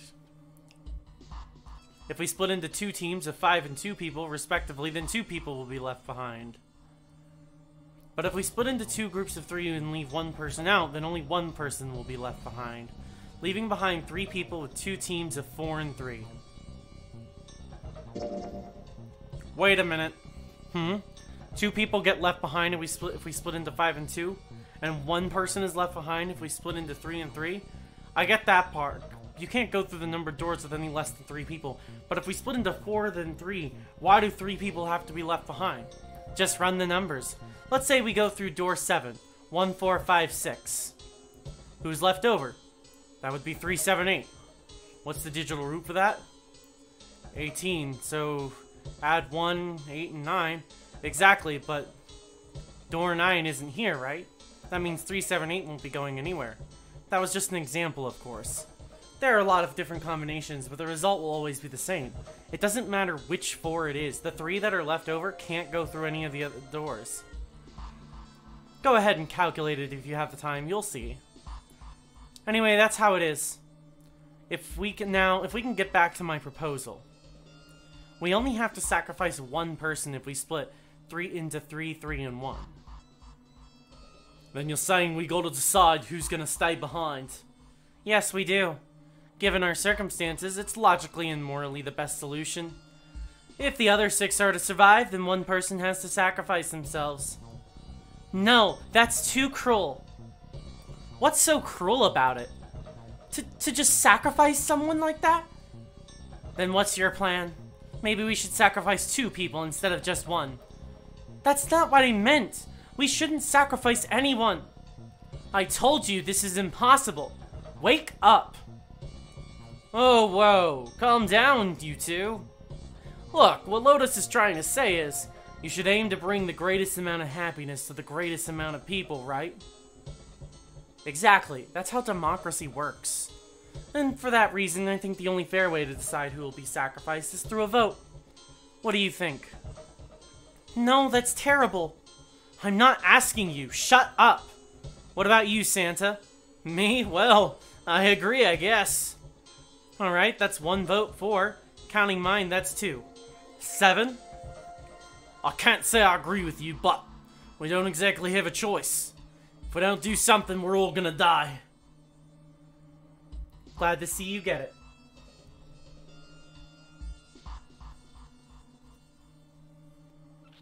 If I can get 1 more vote, then it's decided. What about you, Clover? Hey, Clover. Your brother has to be behind one of the numbered doors. We've searched everywhere, but we didn't find him. Doesn't that mean he has to gone through one of them somehow? Let's go look for him together, okay? If we sacrifice 1 person, then we can go look for him, okay? You agree with me, right? Okay. The motion carries. Now let's start a vote to... That won't be necessary. I will stay. That should solve our problem, yes? Ace, what are you saying? No, you can't do that. That won't solve anything. June, I'm afraid you have misunderstood me. I said I would stay, but I never said I would sacrifice myself. Huh? I trust each and every one of you. I believe you'll come back for me. Whoa, there's optimistic, and then there's just nuts. Those doors only go one way. You go in, and you don't come out. If we go through them, you won't be able to return, correct? Yeah. True, but that will not be the case once you've escaped from the ship. What? Please, I beg you. Once you've escaped, come back and rescue me. Ideally within the time limit Zero has given us. No, that's ridiculous. There's no way we could get back in time. We've only got 5 hours left. We don't even know where the hell we are. How on earth are we gonna go find someone to come and rescue you? Then, perhaps you would prefer to stay instead of me. Or perhaps you would be willing to leave June behind. You see, there's no other choice. Then I see we've come to our conclusion. Go on. Don't worry about yourselves about me. Go quickly.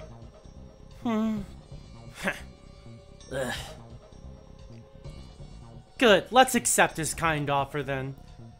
Good, I think this is the best fit for me. Perhaps I'll go be able to take a nap. It may be my age, but I get so tired these days.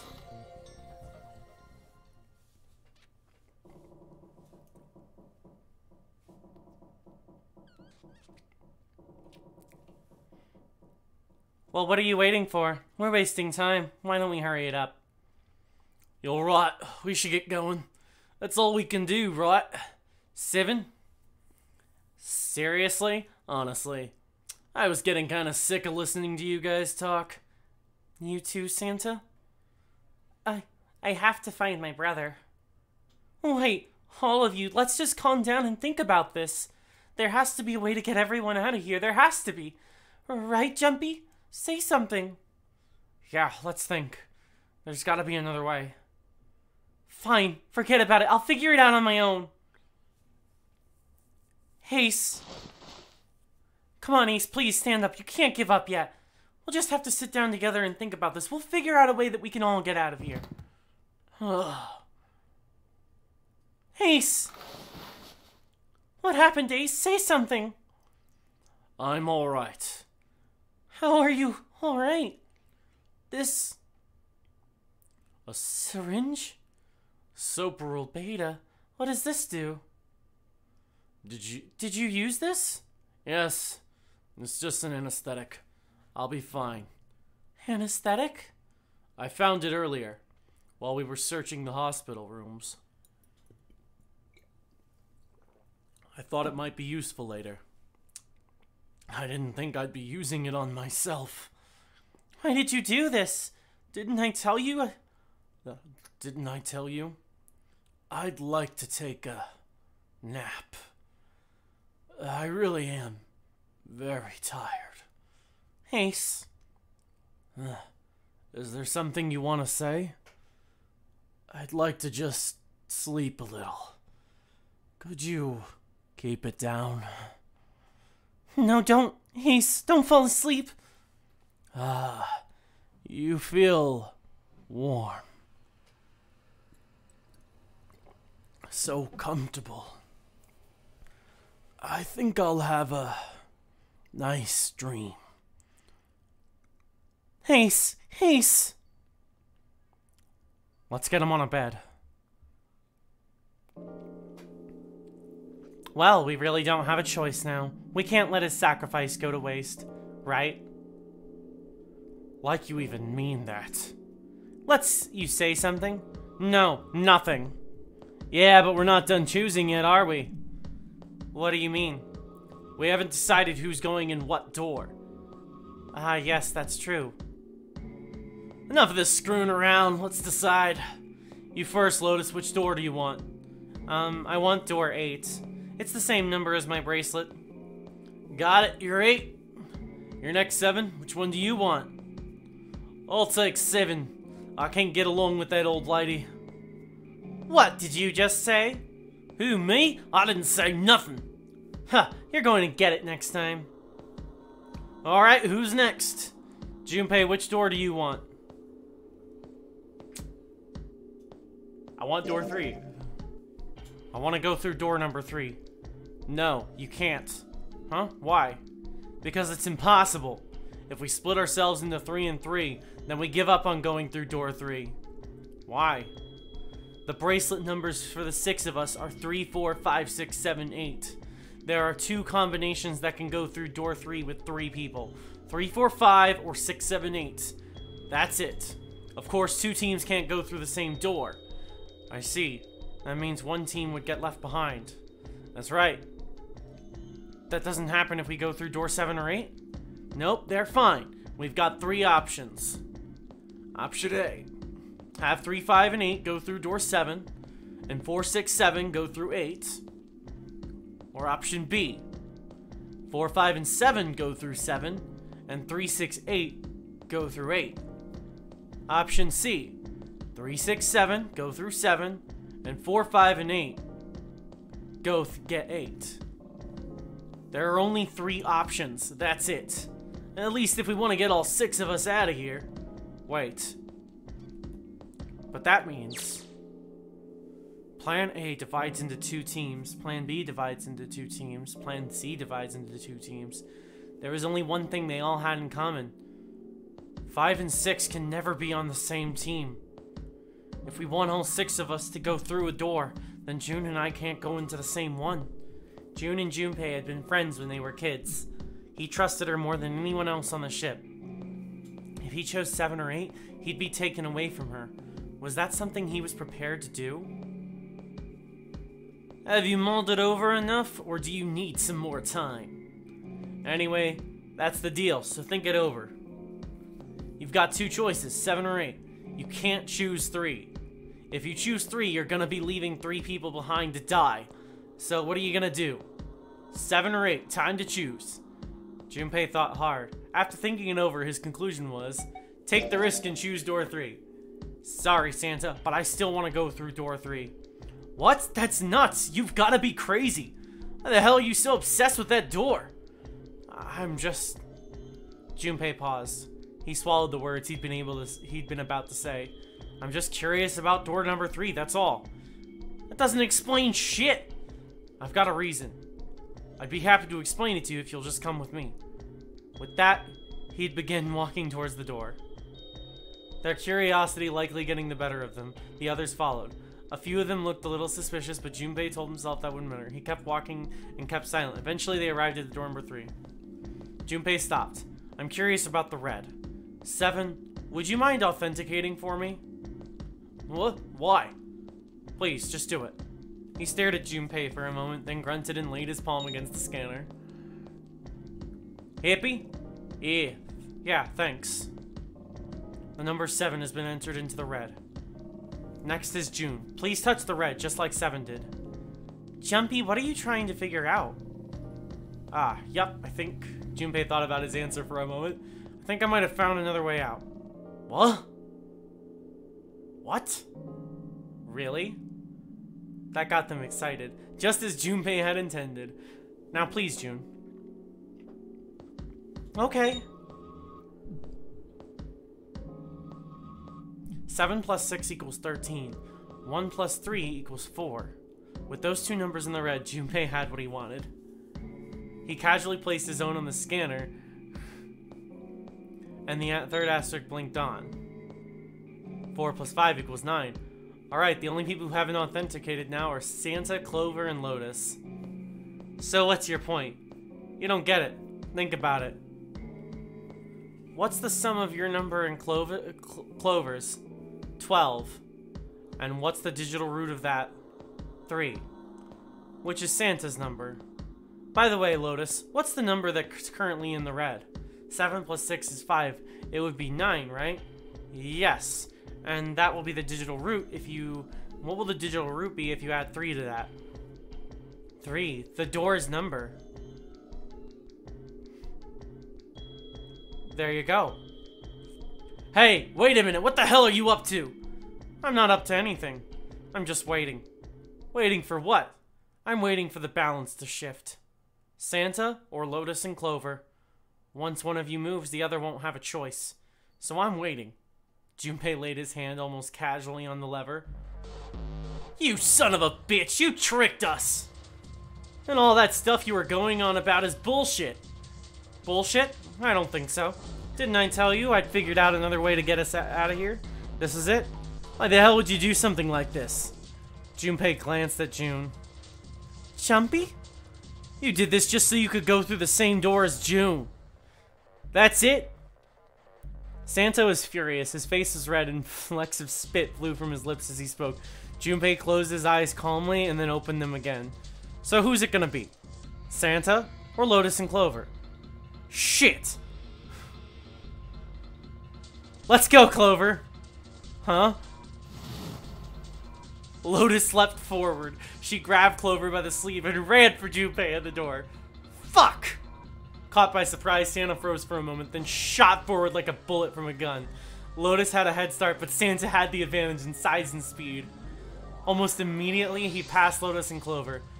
No, wait! Santa did not fucking hesitate. He slammed his hand down in the red.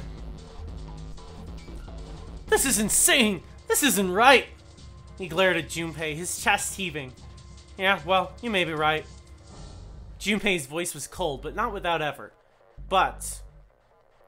He turned to the red and pulled down the lever.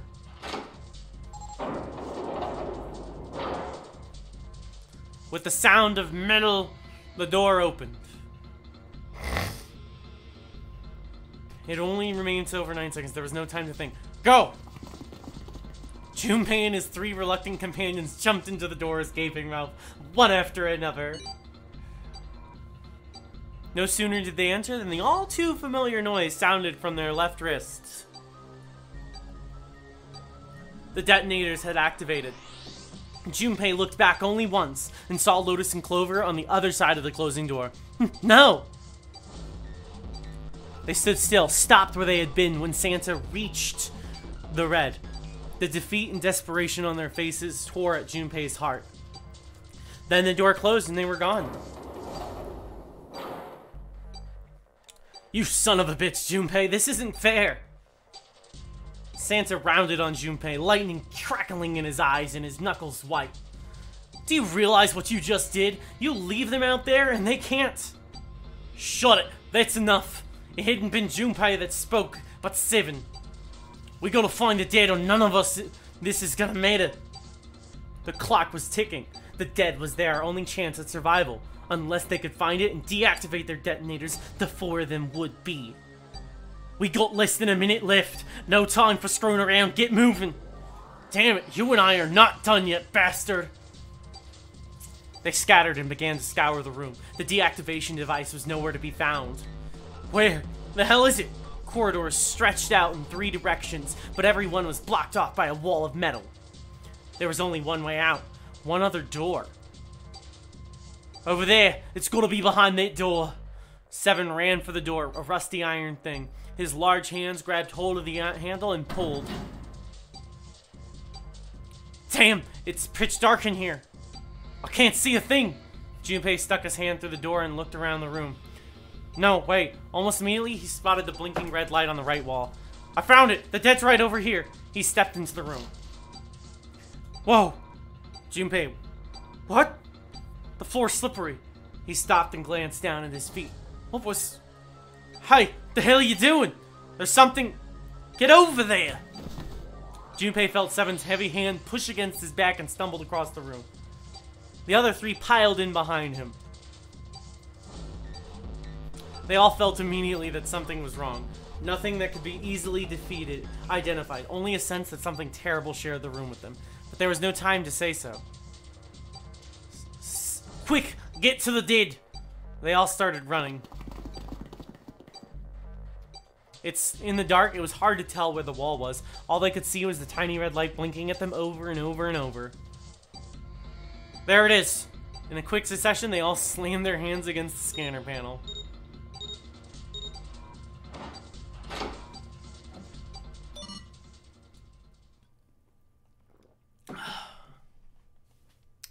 Seven leaned against the wall, gulping air as his breathing began to return to normal. He glanced at his left wrist and grunted. It stopped. It stopped. Junpei could hear him laughing in the dark, but could barely make out the larger man's face.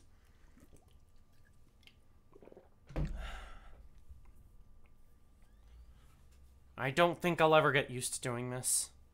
What the... The sound of retching came from Santa's direction.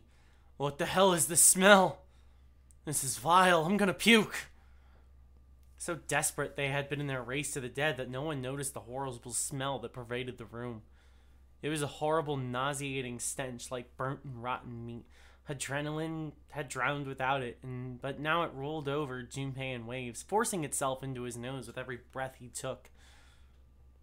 You're right, this is... He felt his stomach clench and bile rise up in his throat. Let's get the lights on first. There's a switch over there. Here. The light that spilled in from the door barely illuminated a small switch plate next to the door. Slowly, within the toll of the last few minutes apparent in his sight, Seven walked towards it. He stopped as he got close and extended his fingers toward the switch. Okay, guys, I'm flipping it on. There was a soft click as the lights came on.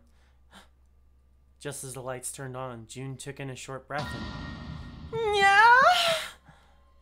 A scream echoes through the room. Junpei's breath stopped in his throat. His heart ceased to beat. Time froze. His mind scrambled to make sense of what he saw before him. What? Hey, this is... What was left of the body sat in a sea of blood. Chunks of flesh torn from the body sat in the blood like tiny islands in a great red sea. What was left of the body sat in a vast, ragged hole had been torn in the torso, and what remained of his intestines spilled out like fresh spaghetti. Smaller chunks of meat had been splattered against the wall and become stuck as they dried. Globules of yellowish fat had left trails like tiny slugs as the gravity pulled them down the wall, even as they dried to it. Looks like an explosion. Seven's voice was low and strained.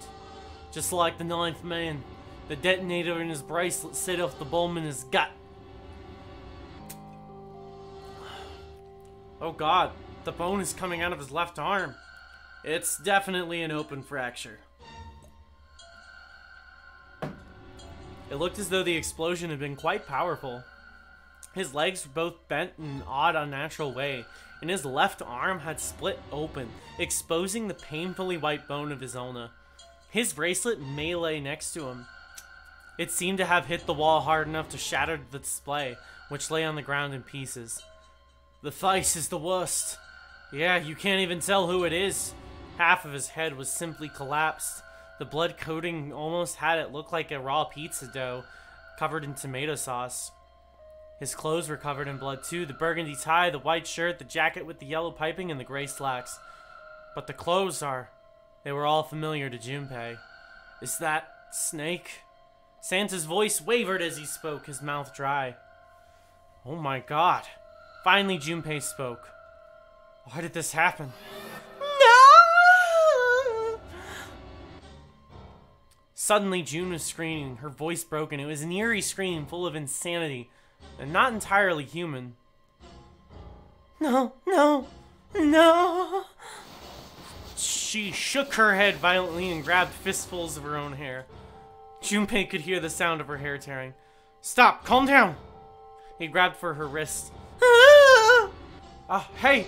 But as he did, June leapt up and ran toward the exit. Please, get me out of here. You have to let me out of here. She screamed at the door and her fist slammed against it with a hollow sound. Junpei could see the drops of blood on her knuckles. Why are you doing these horrible things to us? What did we do to deserve this? June! She screamed again, a desperate, mindless cry. Her fists flailed against the door.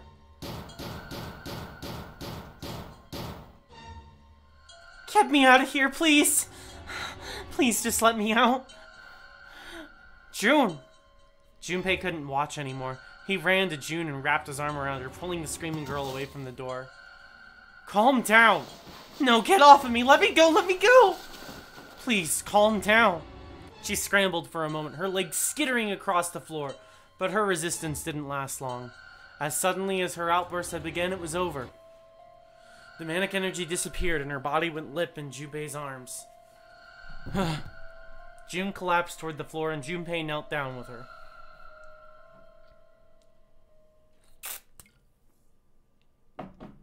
He felt drops of something warm and wet. Was she crying? A moment later, she began to sob. Her shoulders shook and great hot tears rolled down her face like rain.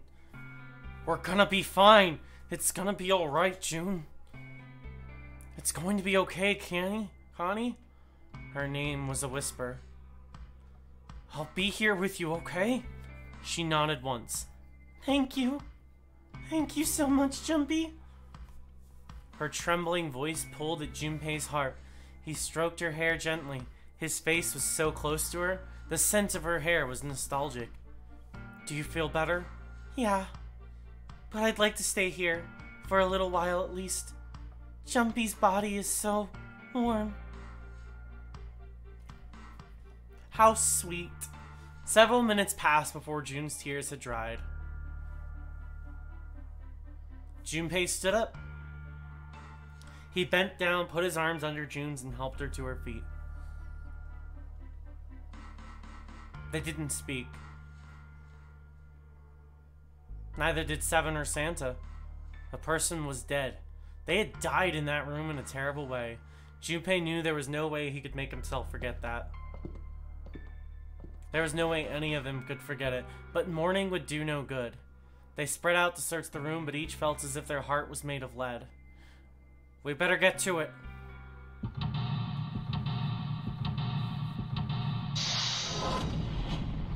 seek a way out.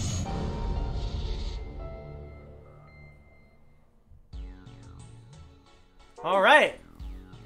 I will be right back. I gotta go use the little girl's room. And, yeah, we're gonna fucking seek our way out of this room. Gotta do our best anyways. Jesus.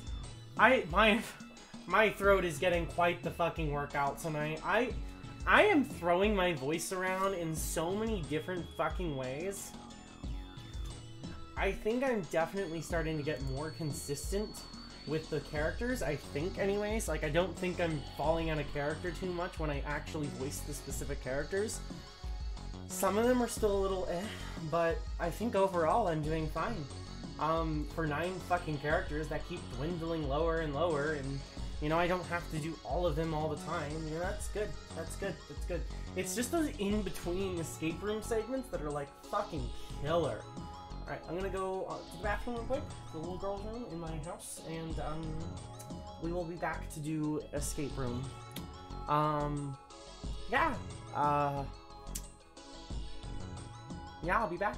You guys just kind of enjoy the let me look at the showers and enjoy the music, the good vibes. Ow, sorry that I hit the mic. Yeah, just enjoy the good vibes and I'll be back. Hell yeah. I'm really enjoying this game again. I'm so glad that I fucking, like, decided to replay it. Hopefully I can beat it in one sitting, though.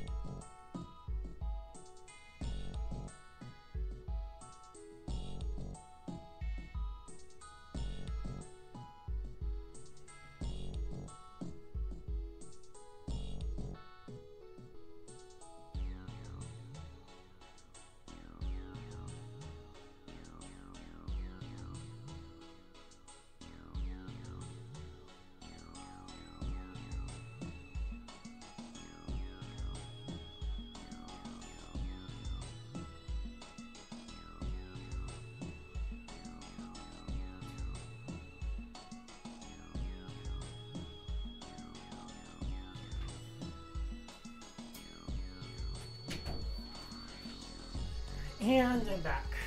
Okay, damn. So, Snake is possibly dead. Ooh. Yeah. I've still got over half a bag of Takis. We're 4 hours in. We've done 3 escapes.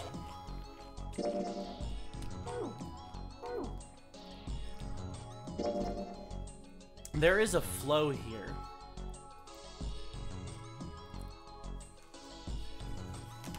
So we definitely have locked ourselves into an ending. If I remember correctly.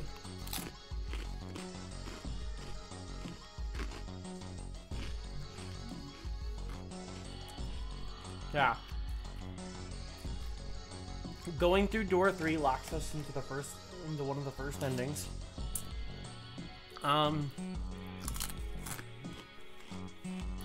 My goal is to get all the endings, with the final one being the last one, without going into spoilers or anything. And the reasoning for that is because I want to get the Plat Trophy for this game. And I'm not quite there yet. I need to collect all the files in VLR, which I haven't done yet. And you also need to get all the all the endings in this game. And I missed one in my first playthrough. So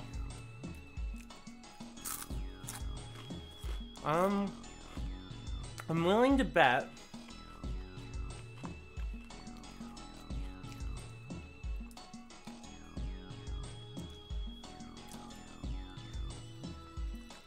based on the situation at hand, if I make my way through things correctly,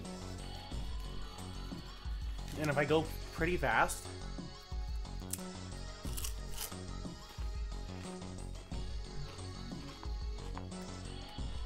maybe we'll be done at like 10 hours.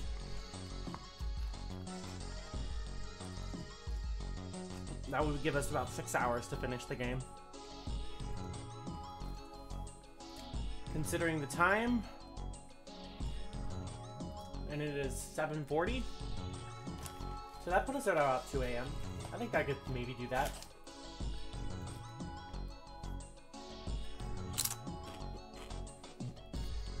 We'd have to keep up the pace though. So like, the first section took us like 2 hours before we finally chose that room.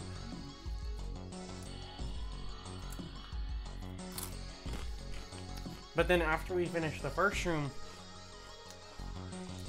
after we finished the first class cabin,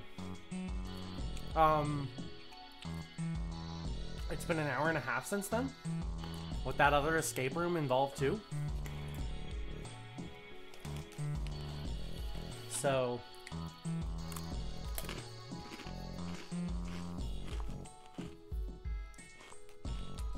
it'll probably be like another hour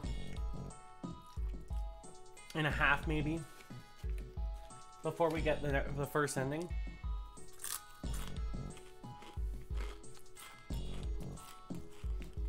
But then from there we can go back and finish the other branch there.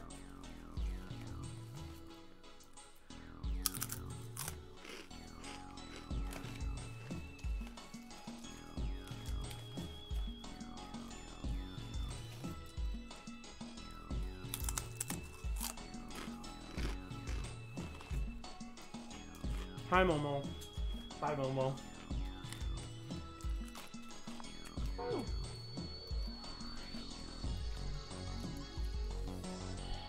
We got this. I think I can do it in one sitting. I mean, a girl can pray, right?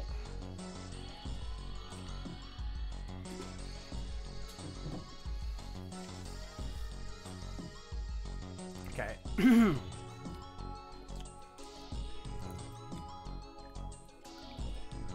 Let us investigate.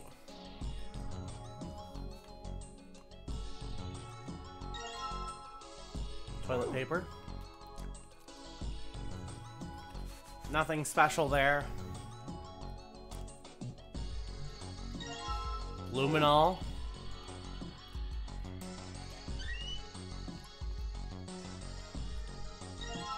Bucket.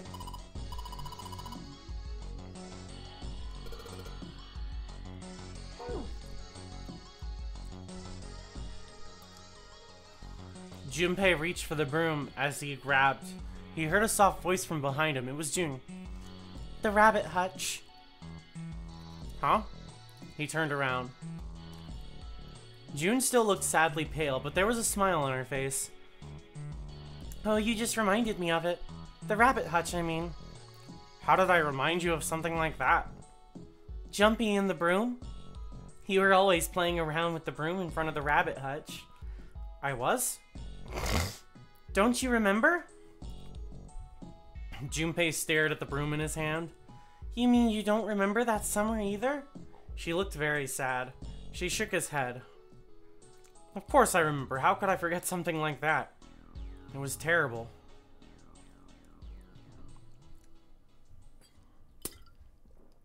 They were in 6th grade. Junpei and June had been assigned to take care of classroom pets, the rabbits. Their chief duty was to clean the hutches every morning. On the final day of school before summer vacation began, Junpei overslept. He rushed to school and found June standing in front of the rabbit hutches. No sooner than had Junpei arrived than June began to cry. He had no idea why until he looked behind her into the rabbit hutch. the first thing he saw was blood. The hutch was filled with dead bodies of the rabbits. Even after their teachers and friends came to see what the commotion was, June couldn't stop crying. I just kept crying until you came over. You held my hand and you looked very serious and you said, "Don't cry. I'm gonna catch the person who did this." After you told me that, I finally stopped crying. Well, the real fun started after you quit crying. You told me you were gonna catch the killer. We were gonna catch the killer together. June smiled, and a little of the flushed life returned to her cheeks. Then we decided that we'd ambush them. Yeah, I remember. The school also kept roosters and guinea pigs. Junpei and June had decided the murderer would likely return to finish off the rest of the animals. They would ambush the killer at night. Junpei and June hid behind the hutch at dusk and waited. It was a warm summer night. The quiet sound of crickets whispered through the air. As the sun went down, the stars began to wink at them from the sky, and June's, Akane Kuroshiki's face. That night was something Junpei knew he would never forget as long as he lived. But the murderer never showed up. We waited for them all summer vacation and they never showed up. Yeah, but the animals didn't get attacked either. I think all that work amounted to something, you know? He felt the same way, but it was good to hear her say it. Although, you know, if you think about it, we were probably taking on a lot more than we could handle. What do you mean? She looked at a bit confused. Well, come on, we were just kids. If whoever killed the rabbits had actually showed up, they probably would have had a knife or something. I mean, you must have been pretty worried, right? I wasn't worried. Because you were. Because you were there with me. She blushed furiously. You know, no one else wanted to take care of the animals. Clearly embarrassed, she tried desperately to change the subject. I was the only one who asked to do it at first. Yeah, boys don't really want to bother with taking care of animals, you know. Well, yeah, but you asked to do it after I did, didn't you? If it wasn't the rabbits, they were gonna make me do something else. You know how that school was. I figured it'd be better if I was working with someone who wasn't too much of a loudmouth, right? Somebody who wasn't gonna tell on me if I felt like blowing it off. Really? That's why you volunteered? Yeah, it is. He nodded quickly and much too earnestly, and then quickly looked away at something very important. Really? Of course. That hadn't been the reason, of course. He had asked to take care of the rabbits so that he could be near June. But it had been so long, he couldn't bring himself to tell her how he'd felt back then. It would be embarrassing. He took a quick breath to clear his head, tossed the broom up, and then snatched it out of the air. Well, we don't really have time to be walking down memory lane like this, you know? We've got to figure out a way out of this room, or otherwise... Yes. I'm going to look over there. June nodded curtly and then turned and walked away. I should get back to it myself. That's right. The pool of blood. Junpei turned around and looked at the room, at Snake's body.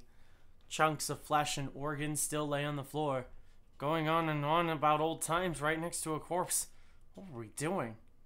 Well, maybe it was because we're in this mess. Despite such a situation, or perhaps because of it, the mind turned to the farthest thing from death that it could find. Still, Junpei couldn't help but feel a twinge of guilt at wanting so desperately to live when Snake lay dead before him. I have to survive no matter the cost. I need to make sure she gets out. As he stared at the clumps of blackened flesh, all Junpei could think of was how much he wanted to live. And back. What are you doing with the broom?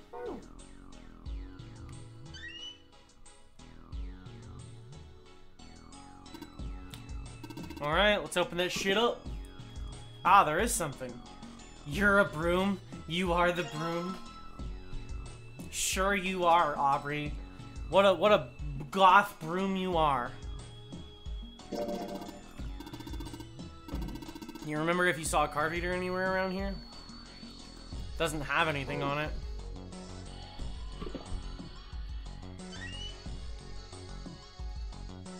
Check to see if this one.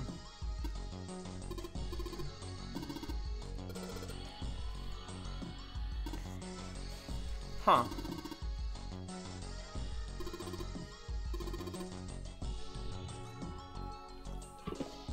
Oh, there's something in here too. Alright. Alright, I think I'm done over here. Okay. Oh, let's unscrew this. Hey, Junpei. You know why thermometers only go up to 107 degrees Fahrenheit?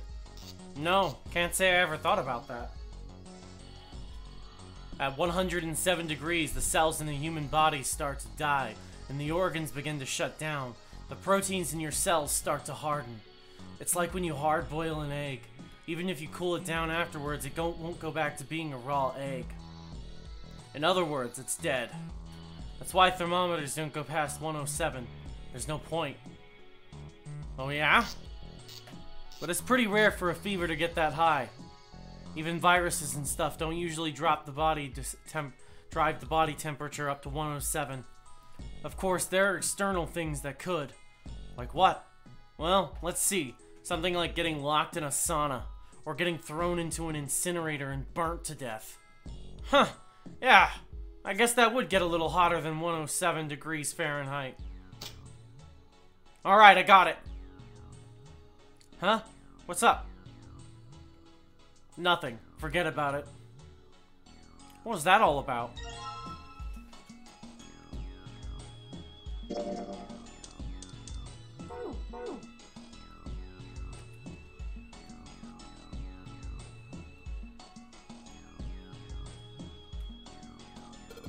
Yeah, if I get this hot water on or a thermometer, let's get this party started. Looks like that's doing the trick. There goes the gauge. And now it's at the open mark. It opened up. What's this? Looks like there's a piece of paper in here. 957 plus. That means you're supposed to add something to 957, doesn't it? Doesn't take a genius to figure that out. The problem is what to add.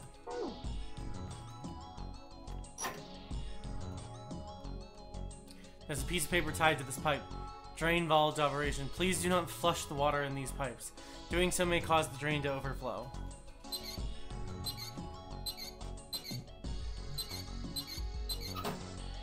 I don't remember what to do there. That's where we came in. I guess it's not locked, but there ain't really any point. We can't go back through the numbered door even if we wanted to. Those letters written in blood.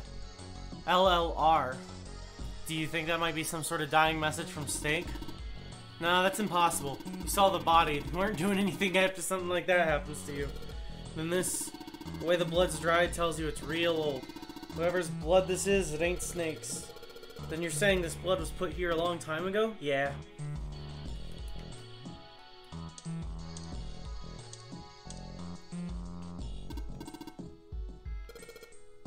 Yeah, it does seem kind of weird to use it here. Maybe we should try it just in case.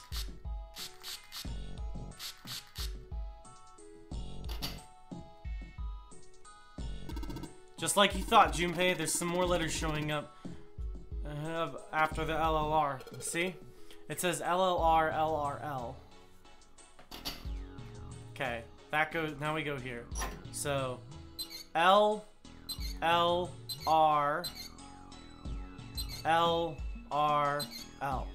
Well, I did what it said on the wall. I wonder if it actually did anything. Hey, this drain's acting up. What the hell did you do? I just messed with the valves a little. Nothing big. Ah. Oh, there's a blue key card. What the chumpy? The card is floating. Looks like the water floated up the card up out of the drain.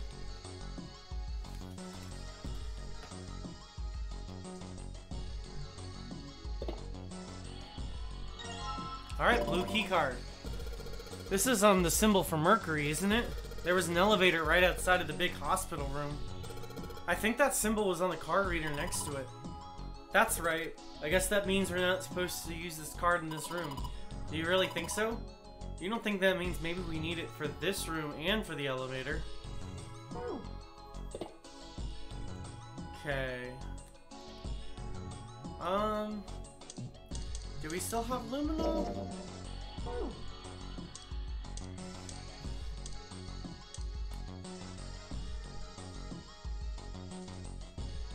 I've got no idea.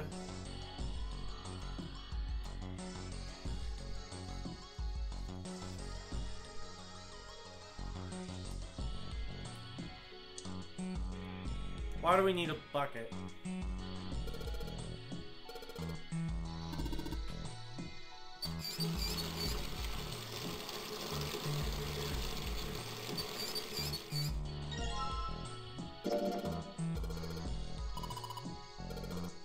Okay, I'll carry it.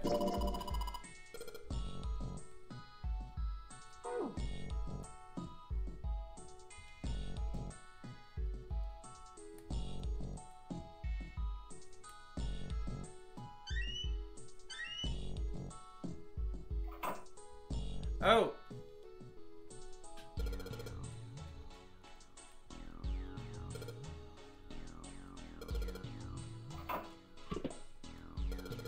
Right, pour this water into the tank, flush it.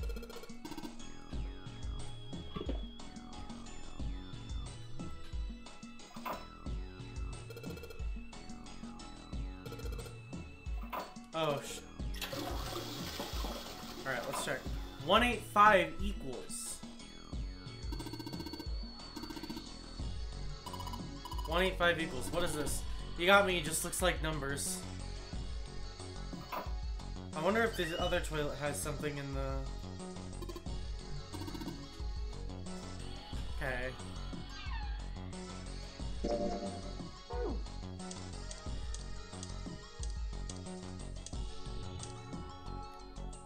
See, I got a broom.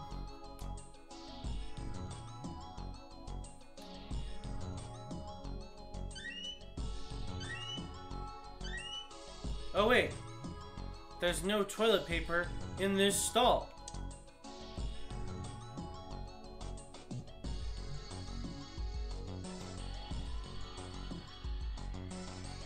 Is that really not what we were supposed to do?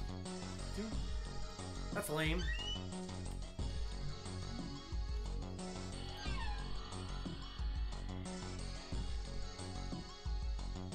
Okay, what about this? No, that's just a light.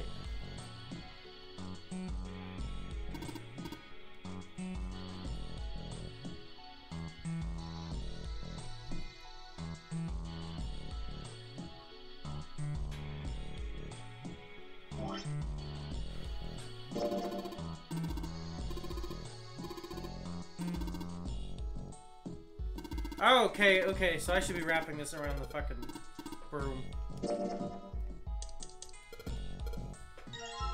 Broom wrapped in toilet paper.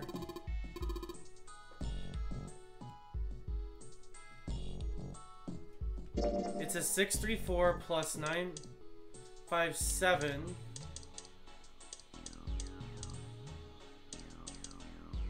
Oh.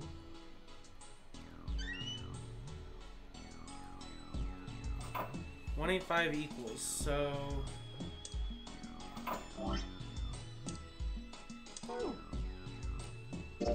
Calculator, so...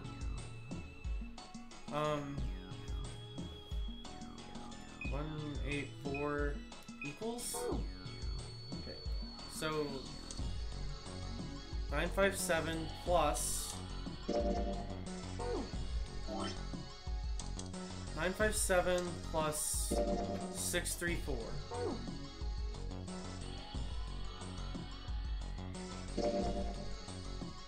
957 plus 634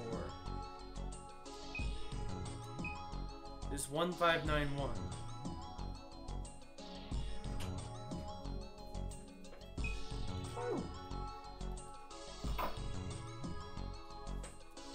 One plus 8 plus 5. 5 plus 8 is 12. Plus 1 is 13. 3 plus 1 is 4.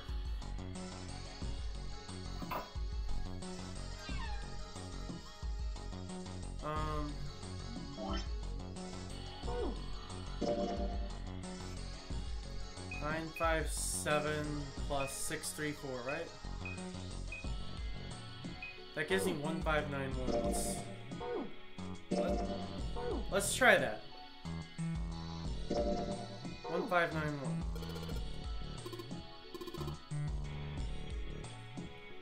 One. Yeah, I get that. One. Oh wait, red? Yep, there we go. One.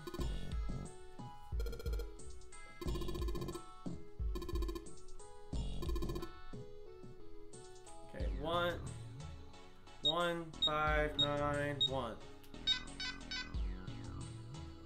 Damn, I was wrong.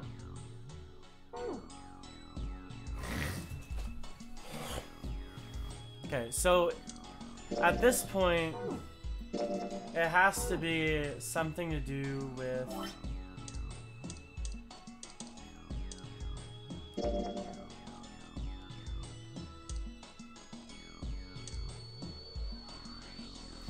wait.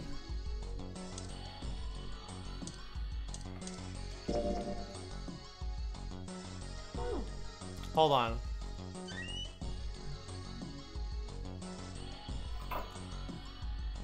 So this is the equals. Okay, so 957 plus 185.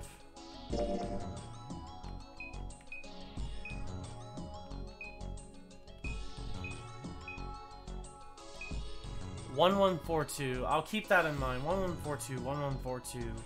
And then it would be 634 plus 185 equals 1192.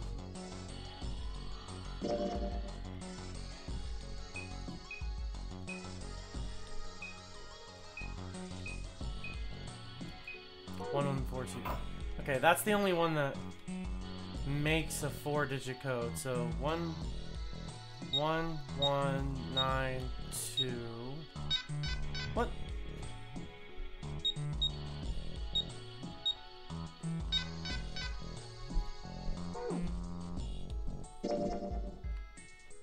Six, 3, 4 plus 185.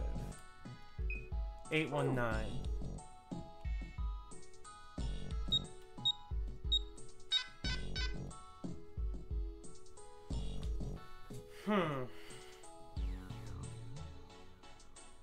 Wait a second. What if it's... Okay. What if it is 9, 5, 7 plus 6, 3, 4 plus 1, 8, 5. What does that equal? 1776.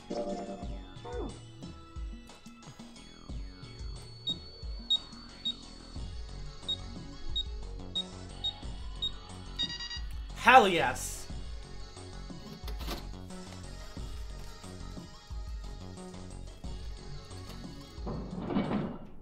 We did it! I'm getting better and faster at these.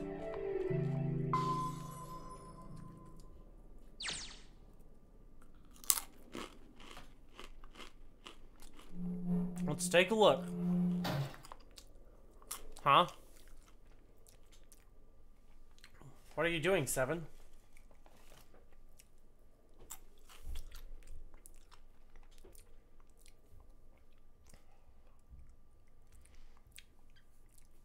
Well, I figured we might want to come back here for some reason.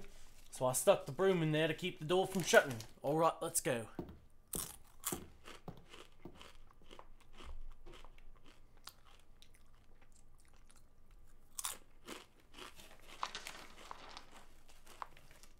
To map the ship's interior. It says Cedic. So it's the map for this floor then? We'll have to time to study it later. Let's keep going for now.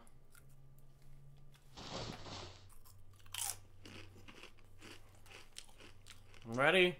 I'm gonna open it.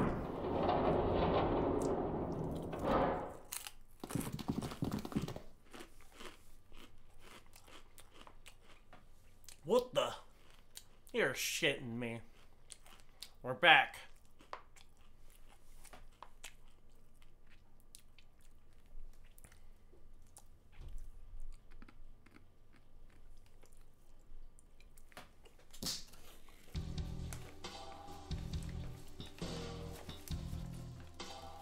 Knock it off, we've got better shit to worry about right now.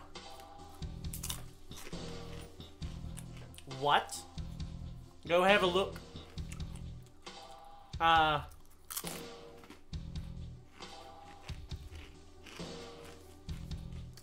stuck the screwdriver in the door. The one without a number.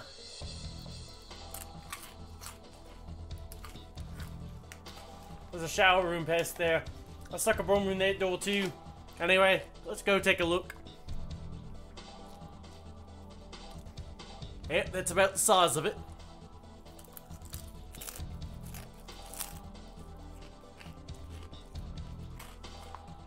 You'll know when you see it. Alright, I need a... We're out of escape room. I need to stop eating Takis.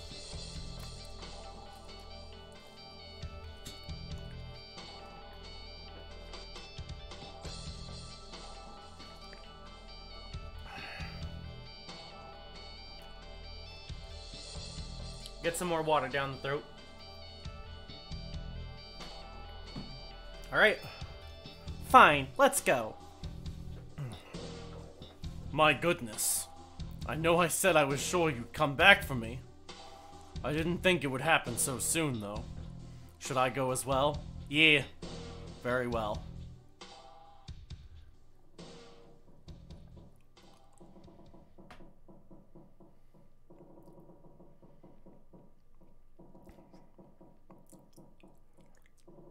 Snake was probably murdered. Chances are he was killed the same way the Ninth Man was. It's pretty straightforward, not they had to figure out how they did it. First, the killers got Snake to authenticate on the Red to open door 3.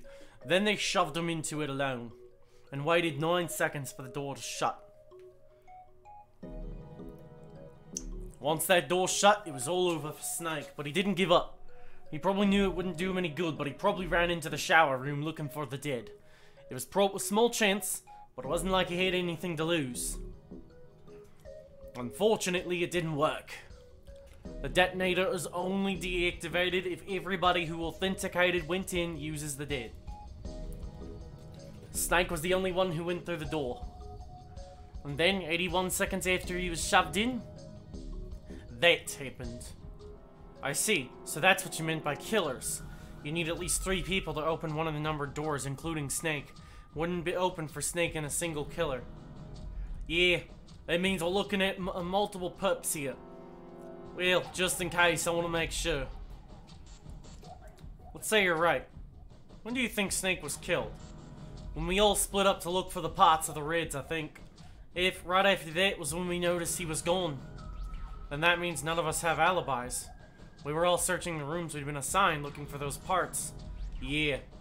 That means anybody could be a killer? Wait a minute. What are you talking about? How can you say that so casually?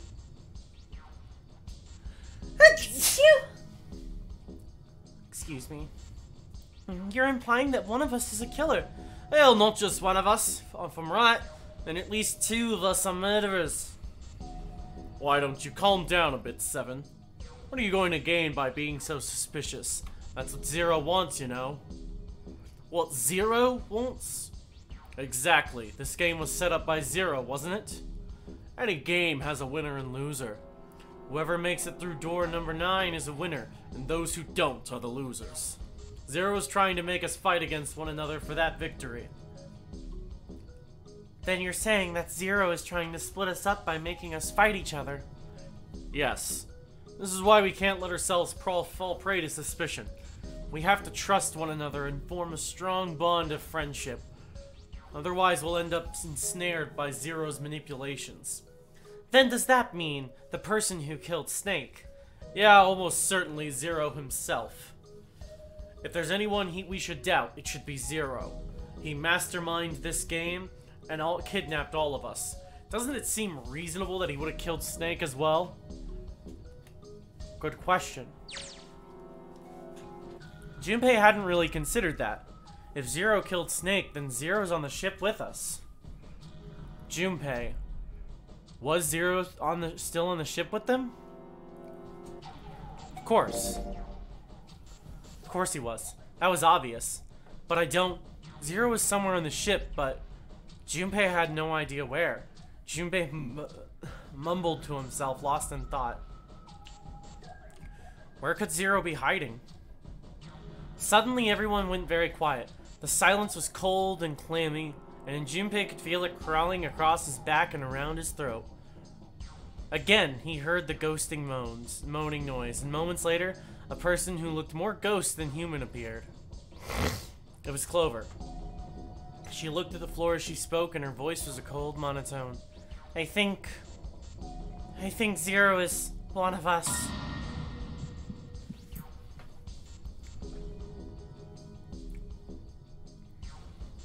Every human body in the room froze. The only sound was the muffled rustling of breathing. Eyes darted from face to face. One of those faces was the face of their jailer. But who? Was he one of them?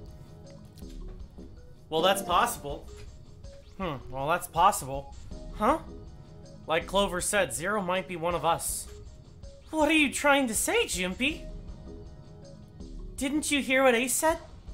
Exactly. I said we shouldn't suspect one another for no reason. No reason? I've got a great reason. And what's that? The bracelets.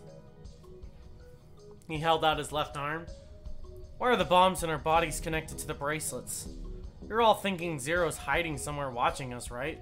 If he's doing that, then he could just detonate the bombs by remote control if someone did something they weren't supposed to. It would be a lot more precise and a lot easier, but... if that's the case, then why is the bomb set off by a detonator in the bracelet? Huh, you got a point. I'm not done. Try applying the same ideas to the Nonary game. All of the puzzles here run by themselves. In other words, Zero doesn't have to be controlling them for the game to move forward. Why is that? Why would Zero bother to do something like that? Junpei let the question hang in the air and looked at the others. It was Santa who answered. So let's say you and Clover are right. Zero's one of us. If that's the case, then it'd be really hard for him to keep track of all of us or control anything remotely. That's why all the puzzles run by themselves. That's what you're getting at, right? Yeah. Junpei nodded. 7. What were we talking when we were talking earlier? You said any one of us could be Snake's killer, right? Yeah, something like that. Alright then, I've got a question for you, Ace. You said something like Zero must be the one who killed Snake, right? Oh, yes, something like that. I can't think of any other explanation. So what do we get if we combine those? They fit together pretty well, I think. Something like this. Whoever killed Snake equals Zero, hence Zero is one of us. 7 and Ace's theories aren't mutually exclusive. They actually complement each other pretty well. At least they do if Zero's one of us. No one spoke. Their faces were grim, but Junpei wasn't sure if they believed him or not. Finally, Lotus spoke up. What were his motives? His motives? Yeah, isn't that pretty important? Why would Zero want to hide as one of us? Oh, well that's because, Junpei choked. He hadn't thought of that, and he had to be honest with himself. He had no idea. I don't know. Lotus sighed. Well, so much for making a persuasive argument, Junpei. In other words, you only had circumstantial evidence. I don't really think that's enough to go on, you know? Ah. Junpei was painfully aware of their eyes on him and their disapproval. He tried to find something else, anything else to look at. Then in that horrible silence, they heard a bell begin to ring. It was the clock at the central staircase. It's 3 in the morning. That means we have 3 hours left. Then we need to move now. 7, Clover, Junpei. I know how you feel, but do you understand right now? It's important we trust one another, don't you? You're right, but Junpei couldn't bring himself to respond. He swallowed the words he wanted to say inside. 7 and Clover remained similarly silent. Their eyes were looking at something somewhere else, very far away. We must go. We have very little time left. Ace's words put their feet to moving. They all knew where they were going. Our next destination is Mercury. Here we go. They stood in front of the elevators next to the stairs that led to the casino and kitchen. Between the two elevators was a card reader with the Mercury symbol engraved on it.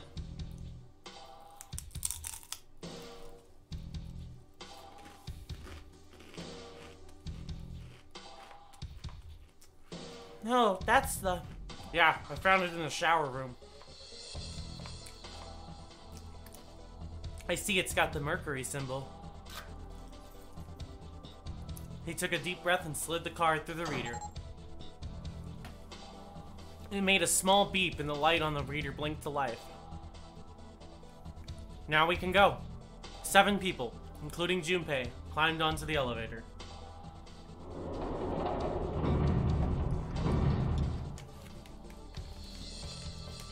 Looks like there are only 2 floor buttons working. C and bottom. The rest were destroyed or did nothing when pushed. Time to head down then. Junpei hit the bottom button.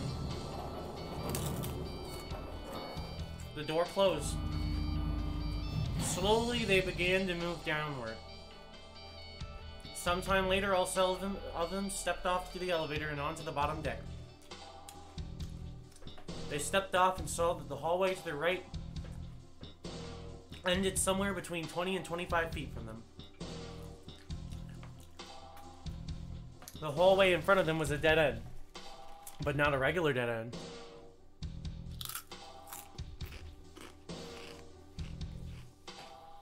Yeah, it's door number 2. Immediately they began to discuss who would go through it. So who should go through the door this time?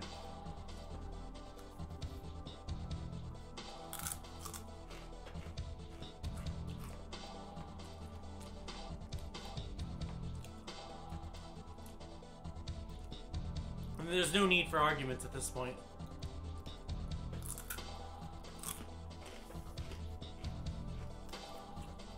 We should figure out who's going in first. Very well. Would anyone like to volunteer? I'll do it. First to speak up was 7. I'll go too. Then I suppose I need to go too then. Junpei followed suit, which meant Lotus was by default the 3rd member. 5 plus 7 plus 8 equals 20. 2 plus 0 equals 2. Alright, we're taking off. Okay, please be careful. Jesus, you two are acting like you're married. You know that? Oh, June blushed. So did Junpei. Don't be silly. Cut it out. Perhaps in an attempt to hide his emotions, he quickly turned away to pull the lever on the red.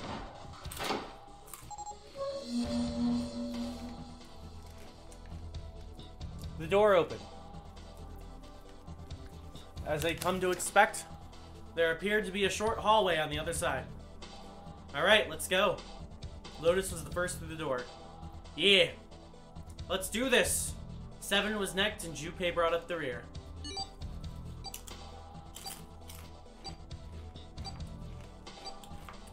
Where the hell is it this time?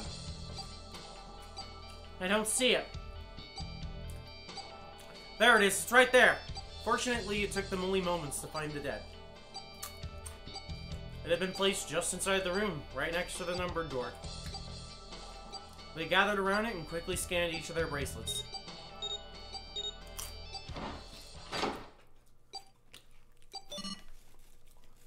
Junpei. It stopped. Yeah, it stopped. Junpei could feel his heart pounding against the inside of his ribs. 7 and Lotus were breathing hard and fast. Phew, man, I'll never get used to that. I'm not sure it's something I'd want to get used to. We should finish this game before imminent death becomes a normal thing. Huh, damn right. Alright. Junpei looked around again. This hallway's pretty short, but it's got 5 doors. 3 on the left, and only 1 on the right. Don't forget the last one at the end of the hole. But it's got a metal plate over it, so I doubt we're going to get anywhere that way. After taking a look around the room himself, 7 spoke.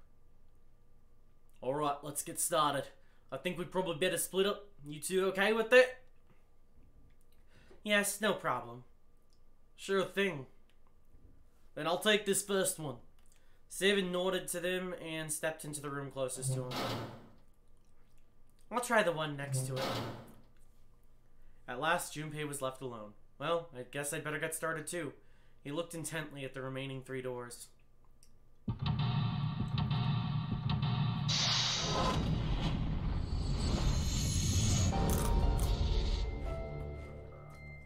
Let's go!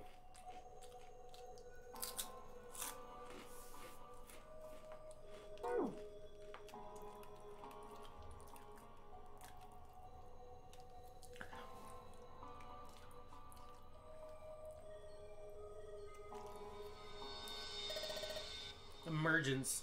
Maybe we need to we need to emerge out of here.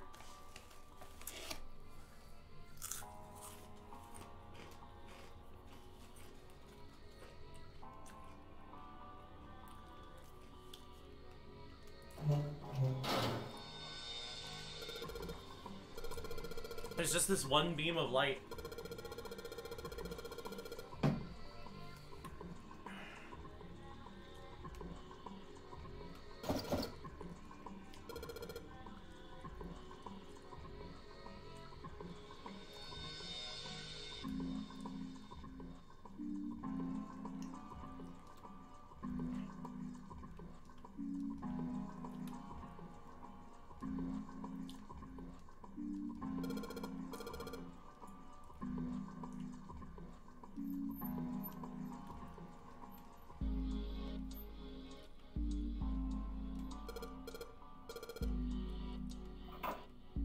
(14 = E).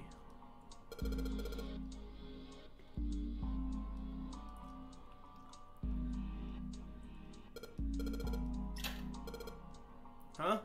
Doesn't matter how many times I pull it, there's no flush. 14 = E though.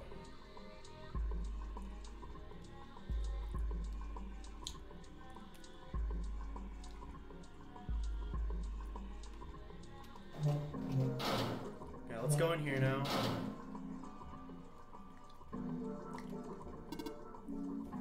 How's this supposed to be? Like a drawing of a whirlpool or something. Well, if I had to guess, I'd say it's trying to look like water.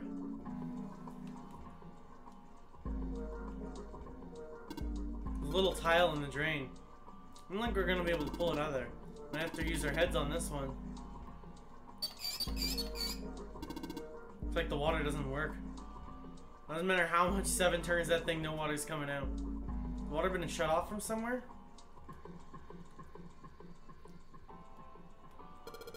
This handle's pretty loose. Maybe it'll come off if you pull on it. Yep. Look at this. The handle doesn't really fit into the on the string. Maybe it wasn't meant to be attached to it. I'm sure we'll figure out where that goes.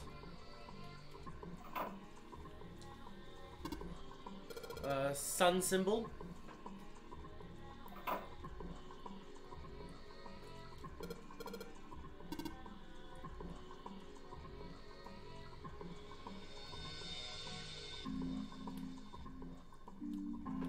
Let's check this desk. Ooh, there's screws here.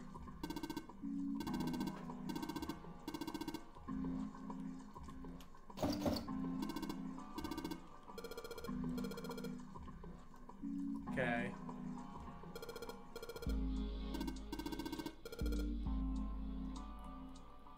Okay, let's go out to her room.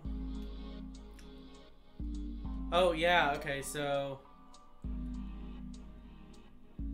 the tile should appear over here.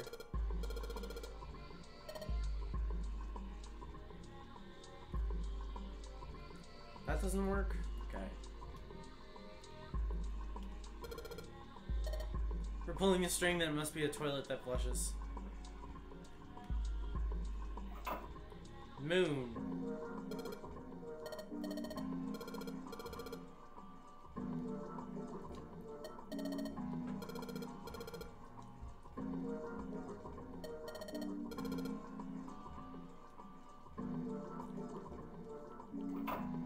Okay, what's going on over here? Ooh, a towel.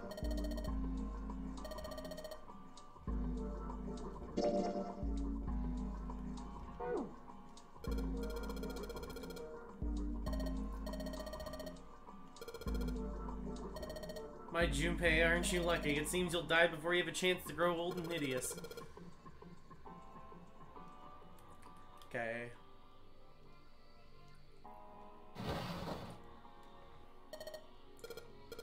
Something's not right, though. The handle in the drawer doesn't really fit, you know? It just looks messy. Why don't you take it out? There's a mirror on the other side.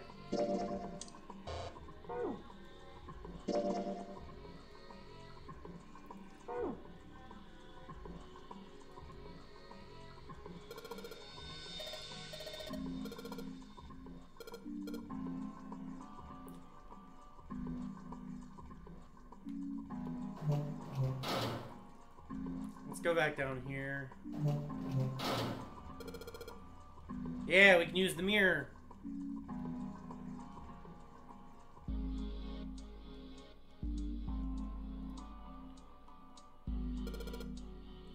Sun and moon.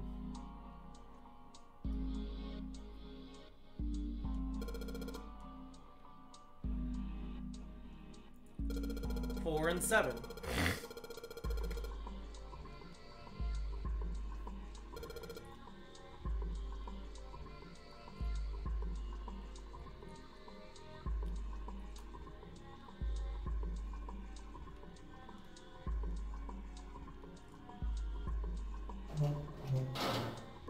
Wait.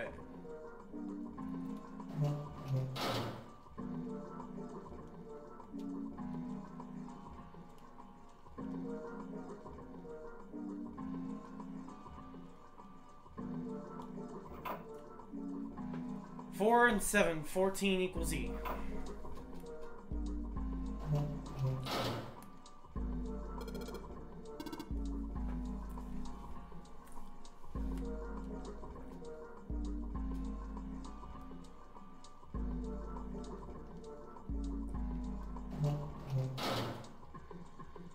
Wait a second. It's a towel that shows the river flows into. So...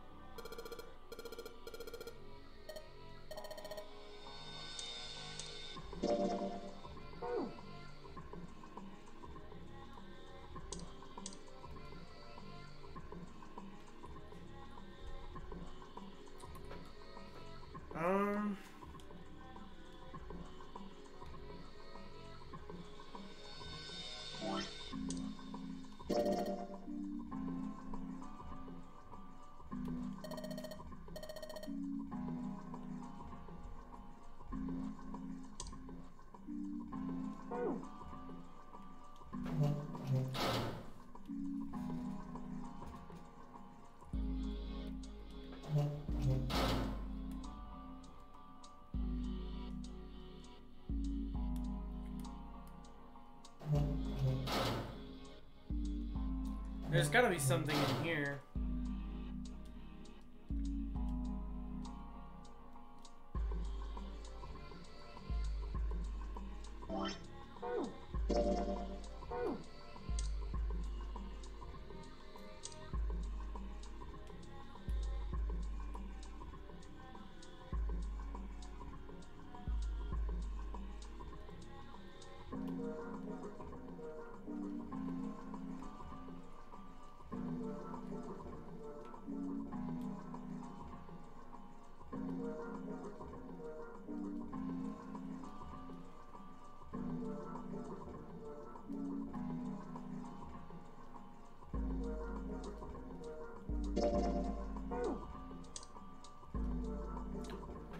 So the sun is on the left, the moon is on the right,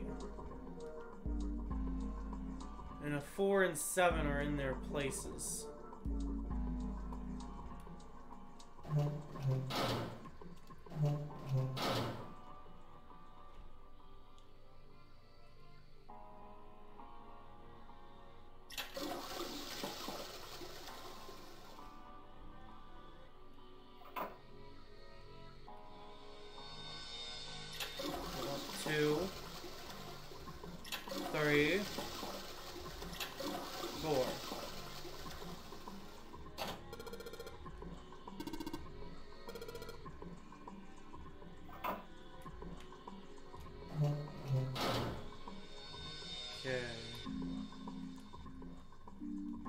Did this door finally open?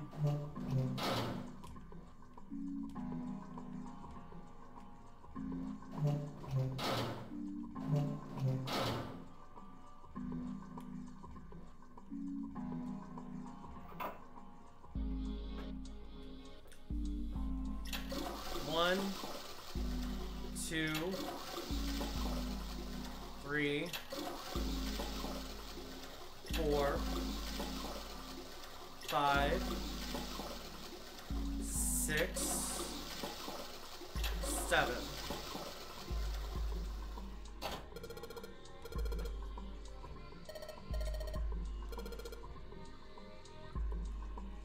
Alright, let's go. That was definitely the drawer opening.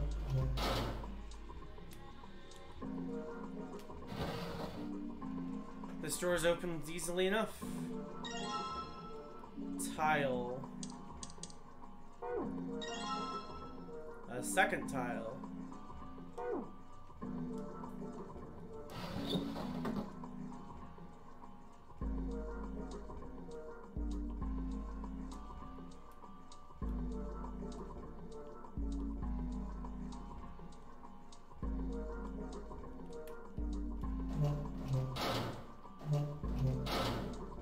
Wait.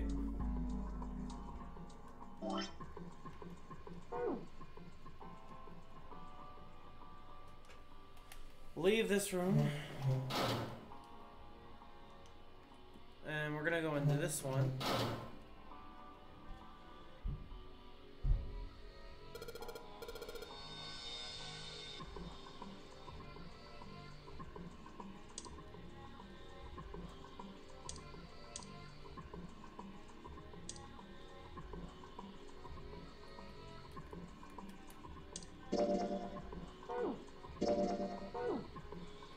What do I do with these tiles then?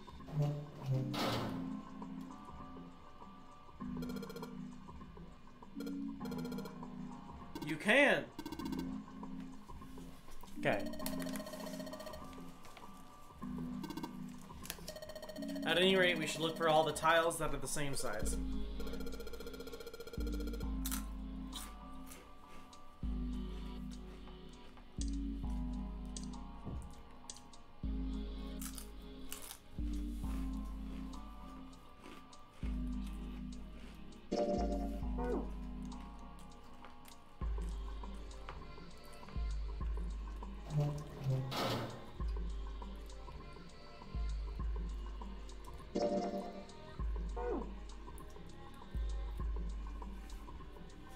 Oh wait.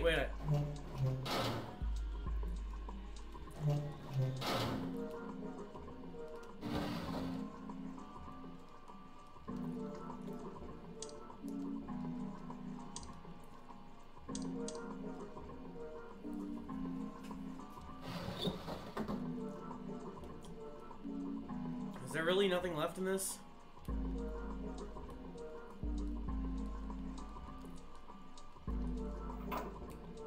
I've got 14 equals E, and that's it.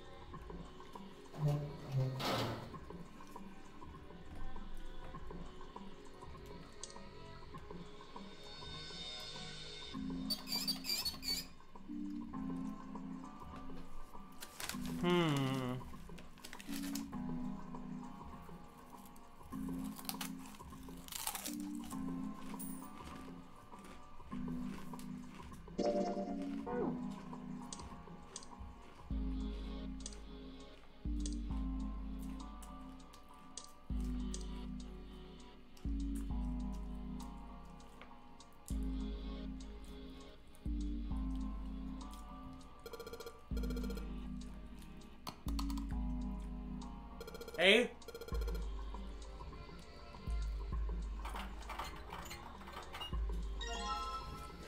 There we go.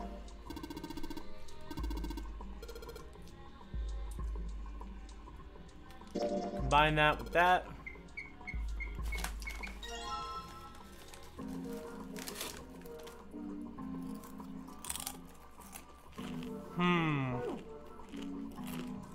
Okay.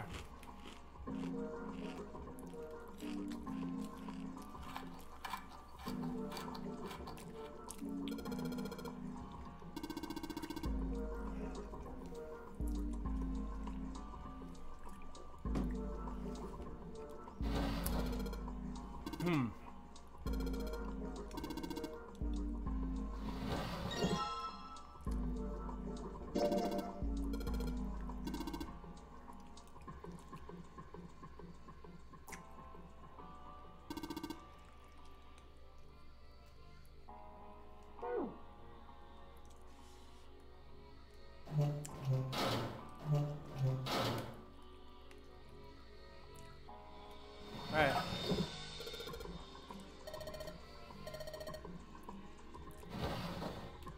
Yeah! We got the other tile.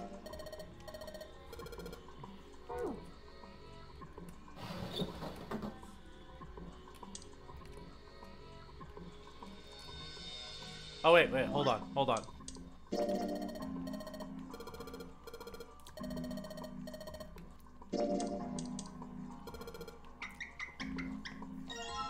Hell yeah.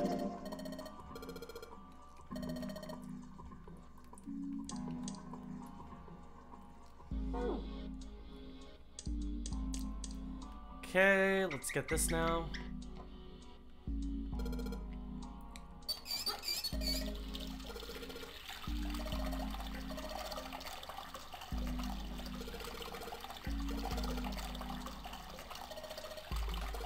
Yep, just watch.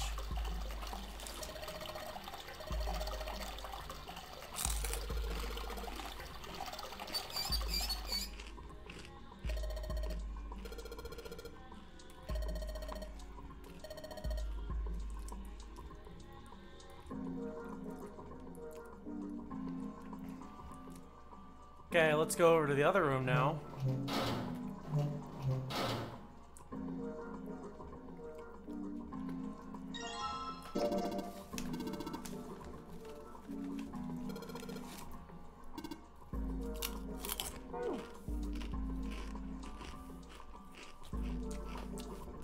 Oh, we're at a voice acting moment again.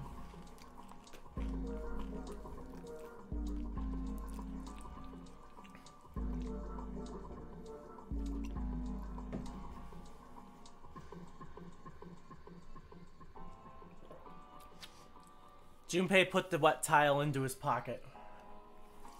He was about to turn away when there was a noise behind him. What the? Ugh. He spun around to see Seven kneeling on the floor. His face was rigid and pale. Droplets of sweat covered his forehead. Hey, what's going on? You okay, man?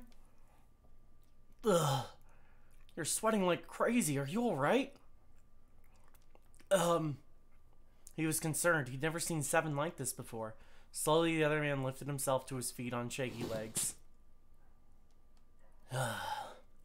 Whew. Yeah, I'm fine. Just got a little dizzy, that's all. His face was pale and his breathing was heavy. Sweat was pouring off his face and staining his shirt. That's definitely more than just a little dizzy. Are you sure? You don't look so good. Seven didn't answer.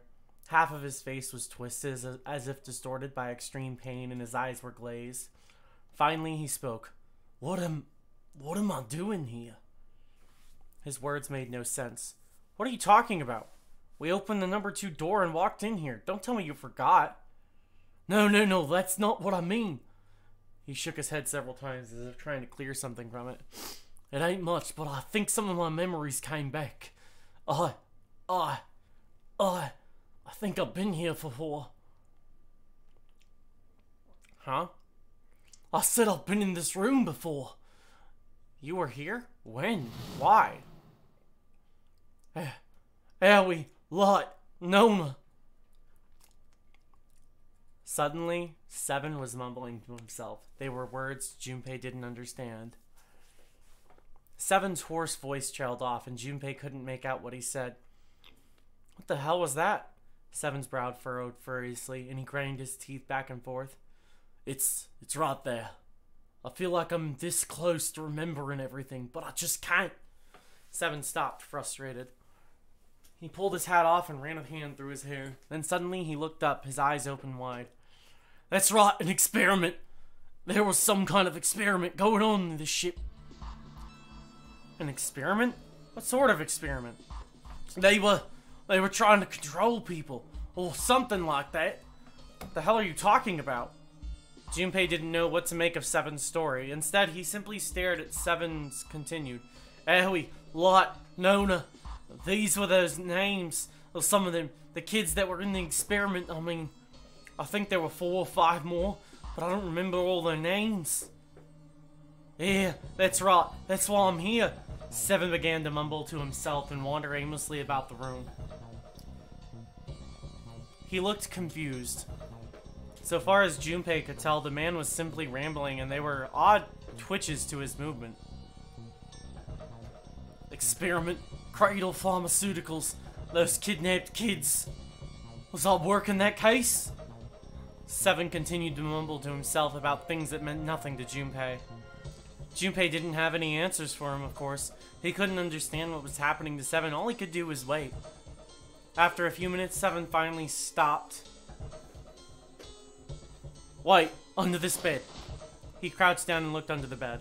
His face registered mild surprise, and he began to mumble to himself again. The hole's gone. No, maybe it was a different room. There's gotta be a ton of rooms on this boat that look just like this one. At last, Junpei could contain himself no longer. What exactly do you remember? Maybe you could stop talking like a crazy person and tell me what's going on here. Seven stood up slowly. Well, it's not like I really remember everything. I've only got bits and pieces that's scattered and don't make much sense. I don't care. Tell me the bits and pieces then. Junpei could feel it. Whatever Seven had remembered, it was very important. Okay. Seven drew a large muscled hand across his face. As he wiped the sweat from his brow, he spoke. From what I can remember, I think I was a cop. A cop? Yeah. I was looking for that group of kids that got kidnapped 9 years ago. You remember that, right? It was all over the news. Yeah, I was still in school. I don't remember all the details, but I do remember some of it. I think it was a bunch of kids right around my age. They all just disappeared and nobody knew why. It was all over TV and newspapers every day. So you're saying you were investigating it? Yeah, that's what it looks like. And I guess I found something. There was this medical company called Cradle Pharmaceuticals that had something to do with those kids. After I figured that out, I managed to get some information on out of somebody who worked for them. I think it was... Tonight, a ship is set to take the children to a large passenger liner docked offshore. Yeah, there had to have been it.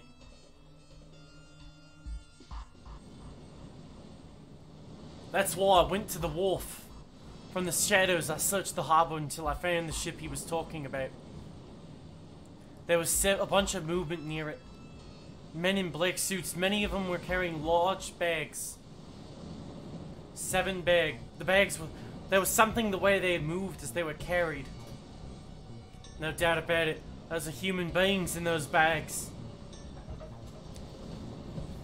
I moved before I realized it.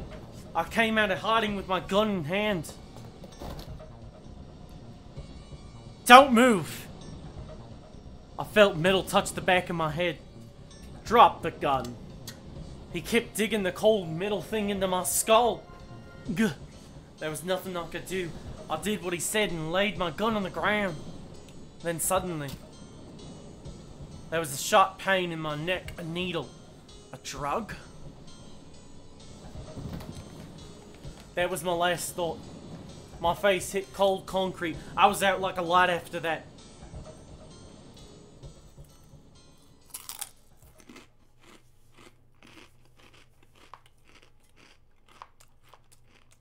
Ugh. I woke up on the hard floor. Damn it. Shit, my head hurts. Where am I? A small shabby bed, a dirty sink, a toilet with no privacy. I'd seen it countless times as a cop. I'm in a cell, huh? Facing the toilet was a door set in the wall. I was still pretty woozy, but on my way over to it, I pushed and pulled on it, but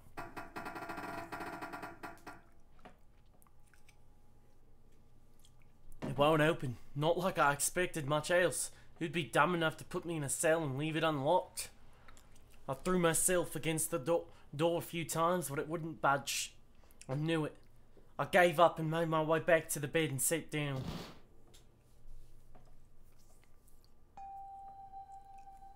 I sat there for a very long time. Who knows how long. Then I heard a faint voice. There's over. It's 9. The voice was far away, but I couldn't understand what it was saying. But I could hear one. It was pretty high, probably a little kid. Here. Okay. No, it was several. I hear 5 or 6, maybe more. Where are they coming from? I pressed my ear to the wall and tried to listen through it. No, that's not it. What? Left? It's coming from under the bed. I hold on the metal frame and flip the thing over. And there it was. The bed's hidden an air vent under it. The hole in the wall was covered by a metal grate. I dropped flat on the floor and peered through the grate. I couldn't see shit, but I knew in my guts this was where those voices were coming from. Hold up, why are there kids here? But then what my inside man told me popped into my head. Tonight, a ship is set to take the children to a large passenger line docked offshore. Whoa, am I on that ship? It didn't matter. All I knew was I had to get those kids. I checked out the metal grate. Could I fit? I stuck my fingers through and grabbed it. And then...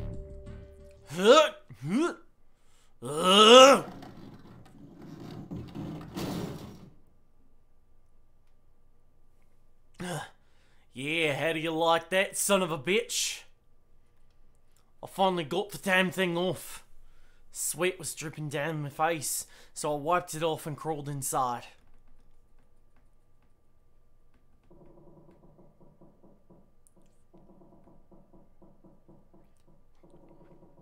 Junpei waited for Seven to resume his story. The longer he waited, however, the clearer it became that Seven had no intention of doing so. He had gone silent and simply stared off into the air, his eyes blank.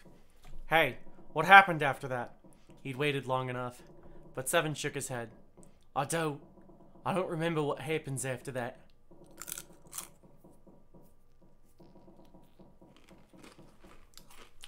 I think I found some kind of door out of the duct. And I think I found some kids too. Not good. Why can't I remember what happened next? Oh man, what happened to those kids? Oh wait. Oh man, what happened to those kids? 7. Did you save them? I don't know. I don't know if it was me. I've got this feeling. I think one of the kids died. A girl, I think. Huh? Deep in his heart, Junpei felt something very cold. Seven's head dropped and Junpei saw in it a look of sadness, the likes of which he had never seen the man before.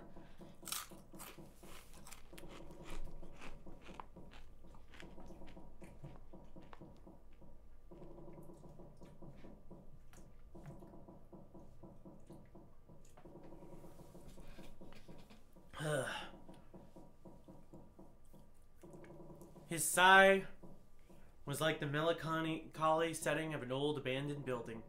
He shook his head and spoke. Anyway, just please don't ask me anymore, okay? I don't really remember anything else. After that, Junpei could hardly try to force any answers out of the other man. It's fine. Don't push yourself. Going by what he said, Junpei left Seven to pull himself together and instead began thinking everything over. The children who had been kidnapped 9 years before. Apparently, a company called Cradle Pharmaceuticals had been behind it all. They'd taken the children to the same ship we're on now. They had been brought here for an experiment. Seven said it had something to do with controlling human beings. The 16 children who'd been kidnapped were the test subjects. Seven said 3 of their names were Aoi, Light, and Nona. I think that's all I got. Oh, and Seven is, or was at some point, a cop. I can't really use any of this information anyways. I didn't learn anything about the Nonary game or Zero. Why were we brought to the same ship where they'd done those experiments 9 years ago? And what the heck is this about controlling human beings? It's nuts. Did they really conduct an experiment like that? Before long, Junpei realized he had spent quite some time deep in thought. I don't have time to just stand here thinking. I need to get moving. Junpei shook his head quickly to clear it and returned to his investigation, thoughts swirling in his mind. Okay, I think we got them all. Okay, well, looks like we've investigated all the rooms. The only mystery left is that door. Alright, let's crack that mystery then. We got 4 tiles. And there are a bunch of tiles that are the same size up on the wall there. If we replace 4 of the tiles on the wall with the ones we've got, that should open the door. Well, there's only one way to find out.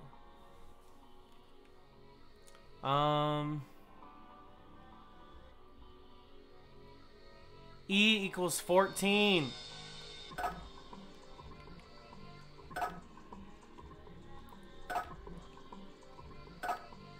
Because I can see the 14s. Hey, did you just hear something unlock? Does that mean we got it right? Yes, it looks like we did. The 14 hidden on the tile. If you convert that to the hexadecimal, it's neat.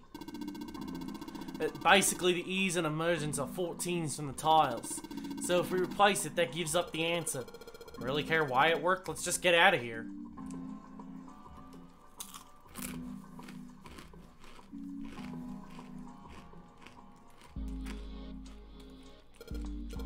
Let's go. We found it. Woo! Dun, dun, dun. Another one bites the dust.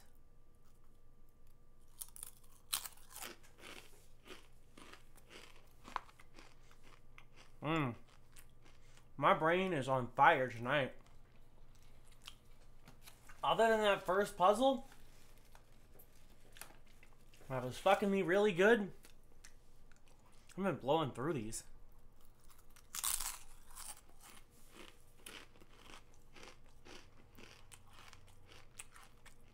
We passed through the doors and headed to the next room.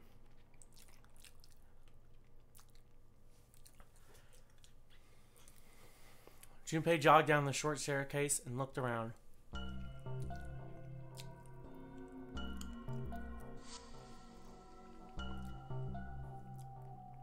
The hell is this place? The words had sprung unbidden to his lips, but it was clear and why. Junpei shivered. Lotus and Seven reached the bottom of the stairs and stopped short, terrified. This room is really creepy. I think we ought to get the hell out of here. Now.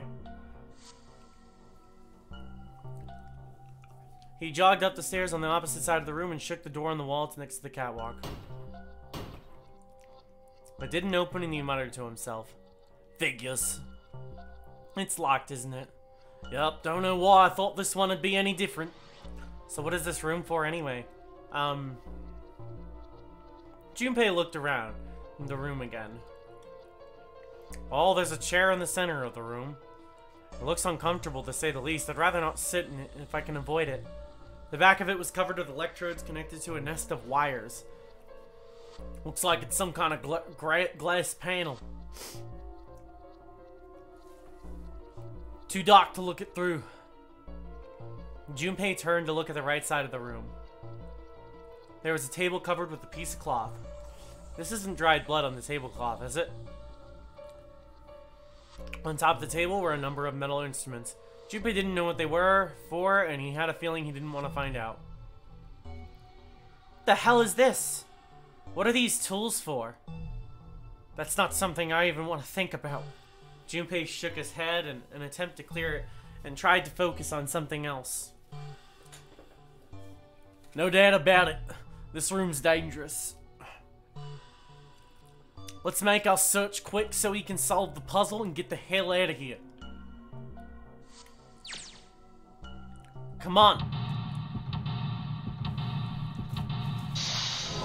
Woo! Another puzzle.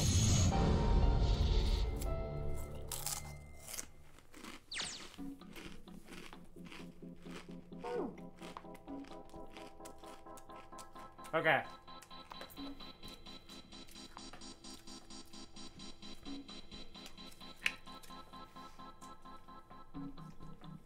I gotta go restock on fluids. I'll be back. Enjoy the vibes of the music. Because this game's music is really good. Not gonna lie. Okay, I'll be back. Enjoy the music. Enjoy it while I get more fluids.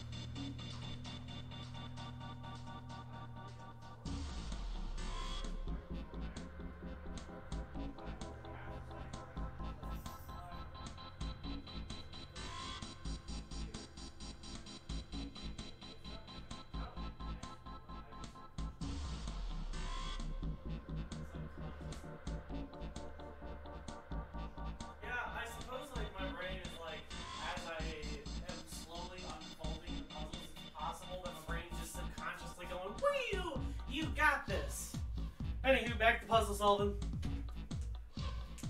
Hi, Momo. You little shit baby. Little stinky Momo baby. Little baby girl. Little mama's baby. Little Momo baby. Yes, I love my cat. Fuck off.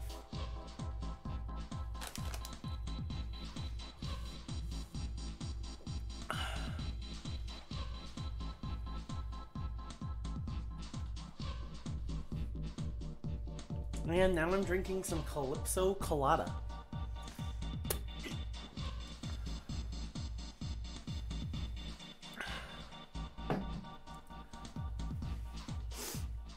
That is my second alcoholic drink of the night. I've had one energy drink. I've been drinking a lot of water. I'm almost done with an entire bag of fucking Takis. And I'm only 5 hours into the fucking game.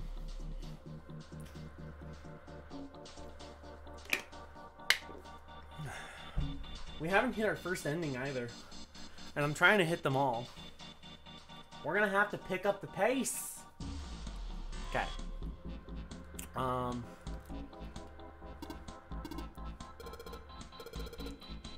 I think part of the reason is because I've been stopping to eat Takis during, like, the escape rooms and stuff, so... That's probably part of it. But, I think, if I just focus up a little, we'll fucking do this. Okay.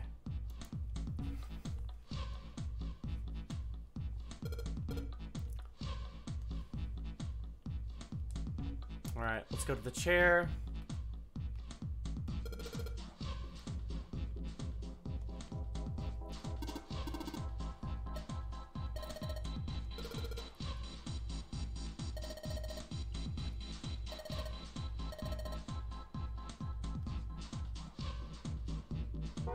Yeah, we are gonna come back to it.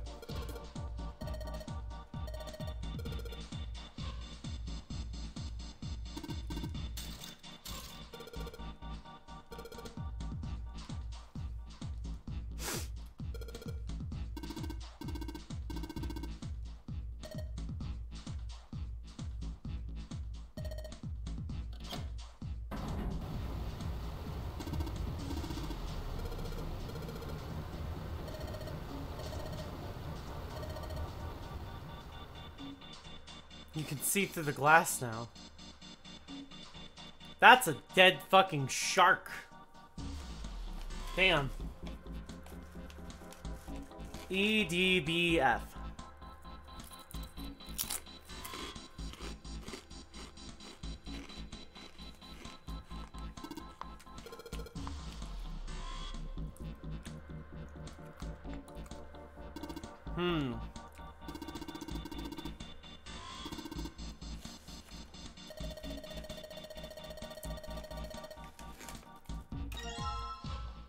Ah, we took the wrench.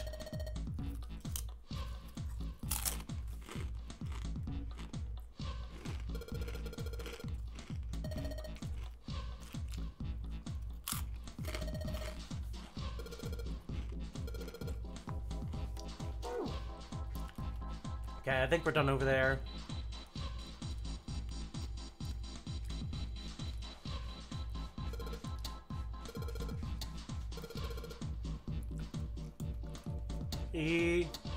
No.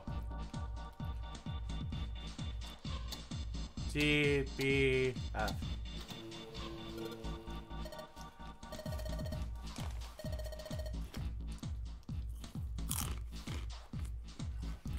What happens if we do this?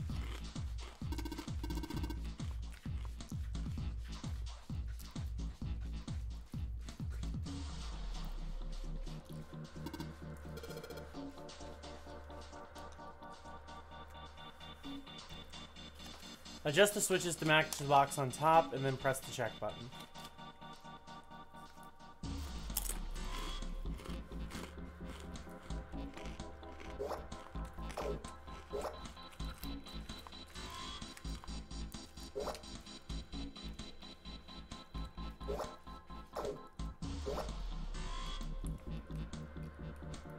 Yep, that's it.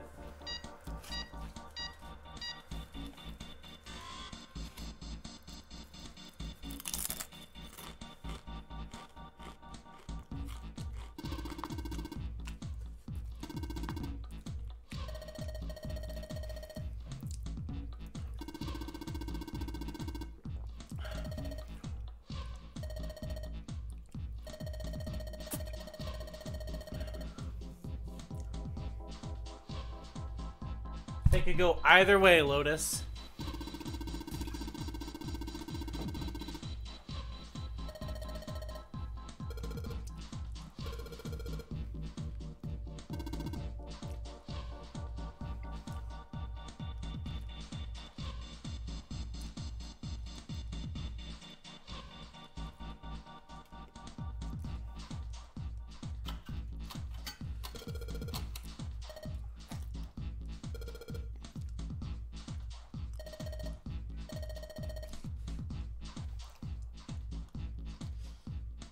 Gotta stick our hands in.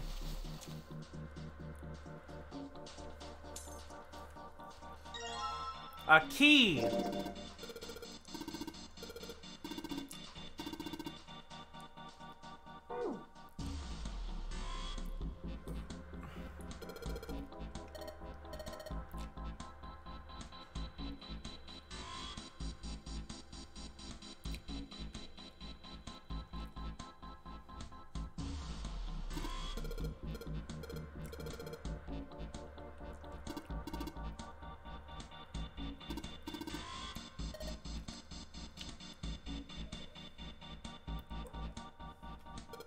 Momo, I love you. I love you, baby. Mwah. Momo, baby. Okay. In you go.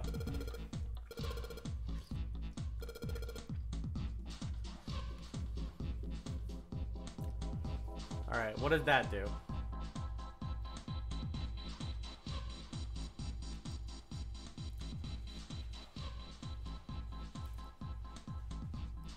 I can sit in it and you can solve. Junpei's right. If we screwed up, I'll be fine. Even if I fall in, the shark's already dead. But no one likes an indecisive man, Junpei. I could still give you advice from the chair too, you know. I just don't want to stay in this room any longer than we have to. Go over to that screen and let's get this over with. Ugh. Look, do you think you could do me one last favor? Don't say last. You're making me nervous. Just listen. If something happens to me, I want you to tell my daughters. Tell them that I love them very much. No, tell them that I'll always love them. Daughters? You've got kids? Yeah, I do. I suppose they're about your age, Junpei. They're twins. I had them when I was young after some things happened. Their names are Nona and... Wait, Nona? Aoi, Light, Nona. Those were their names. Well, some of them. The kids that were there in the experiments, I mean. What the hell? What's wrong with you? No way. Couldn't. Lotus, is your last name Koshiwabara? How do you know that? Are you serious? What the hell is this? There's no way you're that kid's mum. That kid? What do you mean, that kid? Why are you acting like you've met her? I have. What? Yeah, I met one of your kids. When? 9 years ago. Where? On this ship. Why were you... It's not a short story. I don't care how long it is. Tell me, please, what happened here? Fine, I'll tell you. But... And then... That was when... From there, it looked like... Just as if... Finally... That's all I remember from 9 years ago. Oh my god. Everything I've been looking for the last 9 years. The person who had all the answers was right here. Looking for? Yes, that's right. 9 years ago, my daughters disappeared. Then 9 days later, they came back. They never told me what happened to them over those 9 days. But I was told they hadn't been hurt in any way. Still, I was sure they had been through something terrible. So I couldn't bring myself to force them to talk about it. If I did, then I'd force them to relive whatever horrors they'd been through. I didn't have any choice. I had to try and ignore it and move on. A few months passed. Gradually, they started to act like they always had before they disappeared. They smiled and made jokes and did all the silly things kids do. It's got harder and harder for me to ask them about what happened. How could I ask them to remember that? Eventually, I knew there was no way I could do it. But I'm still a mother. I couldn't simply forget that something terrible had happened to my children. So I decided I would investigate what happened on my own. I would find out what happened during those 9 missing days. What did you find out? Nothing. The police pretended to be concerned, but they didn't do anything. Once the 16 children who'd gone missing came back, things were just Even the media didn't talk about what had happened. I figured someone was probably paying or threatening to them to keep their mouths shut. Cradle Pharmaceuticals. No, probably something even bigger than that. Cradle Pharmaceuticals. Have you heard of them before? No, that's the first I've ever heard that name. Seven, how did you find out that Cradle Pharmaceuticals was connected to the kidnappings in the first place? I figured finding out whatever the victims hid in common would lead me to the culprit. That's what any good cop does. What do they have in common? Every single one of the kids who disappeared had gone to this hospital at some point. The hospital was one of a bunch that were under the control of Cradle Pharmaceuticals. After that, it was just about connecting the dots. The hospital? The hospital? For a while, I was trying to get some kind of information out of the kids at the hospital. One of them told a weird story. What was it? Have you heard about the Gonsfield experiment? I guess all these kids had to go through it while they were at the hospital. I think it was passed off as some sort of counseling. What did you call it again? Oh, the Gonsfield experiment. This is how it's set up. First, subjects Q and A are put into separate rooms far away from one another. Then a series of video images are shown to subject Q, who was told to send the images to subject A by thinking about them. Subject A, on the other hand, is put into a large reclining chair and given a blindfold. With their senses cut off, A is asked to guess what images Q is looking at. Oh yes, I've heard of that. It's a famous telepathy experiment, isn't it? Telepathy? That's how the experiment on this ship was supposed to work. The experiment to control people, right? Yeah. I don't know if any of these telepathy stuff really exists, but maybe someone from Cradle Pharmaceuticals bought into it. Even if that is the case, I still don't get how that has anything to do with any of this. The Nonary Game Zero? Why we were kidnapped? What does any of that have to do with the telepathy? I know I brought all this up, but I have no idea. Maybe none of this stuff is connected after all.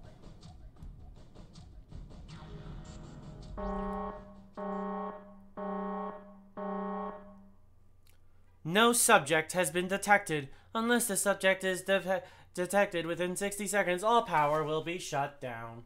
System recovery is estimated to take 1 hour. If you wish to proceed with the experiment, please seat subject in restraining device. Whoa, that doesn't sound good. Yeah. Okay, I'm going. Oh no, that's not what we... Just hurry up and get it over with. Junpei, I'm counting on you. Right. Lotus, please tell me if you feel anything weird. You worry too much. Now get on with it and be a man, or just... June's going to leave you. Lotus.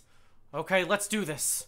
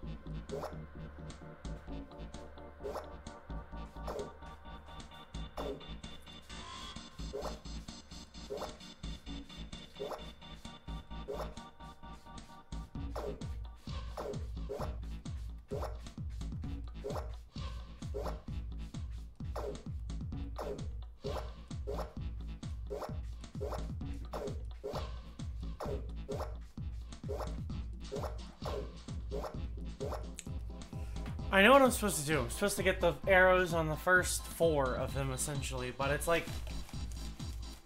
This is gonna take me a minute.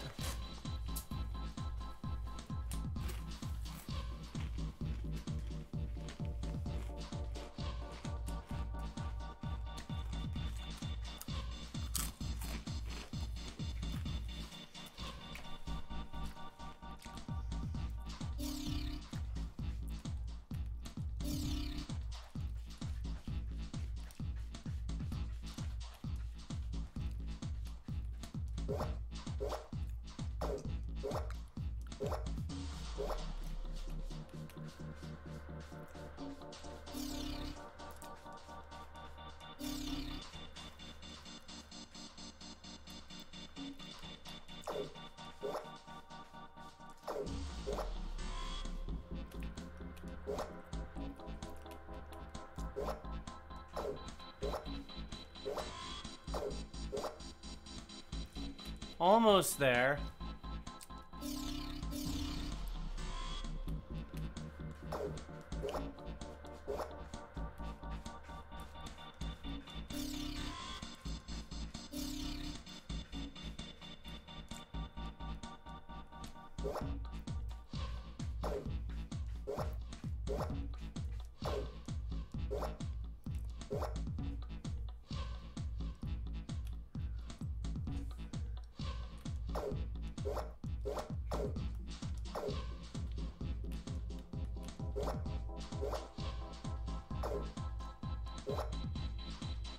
Wait.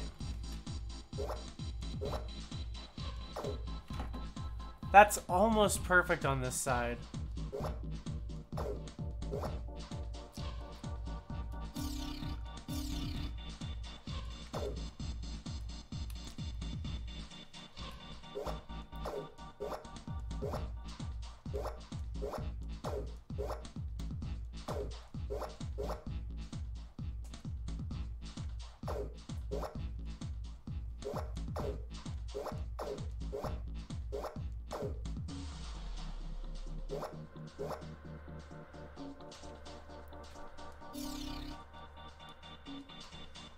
Okay, go to the other side.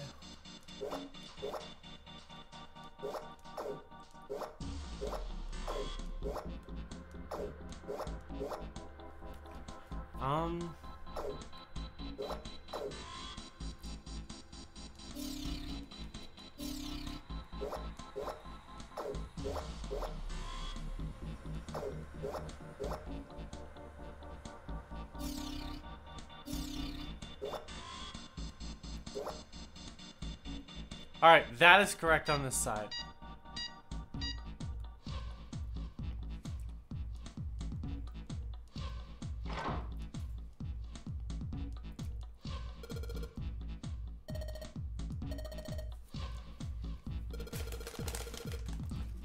Get you out right away.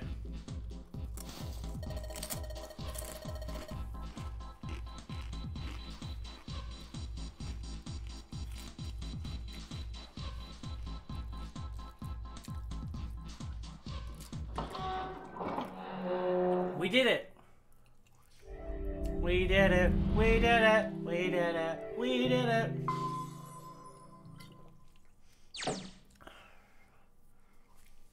All right, and I guess now we're back to voice acting.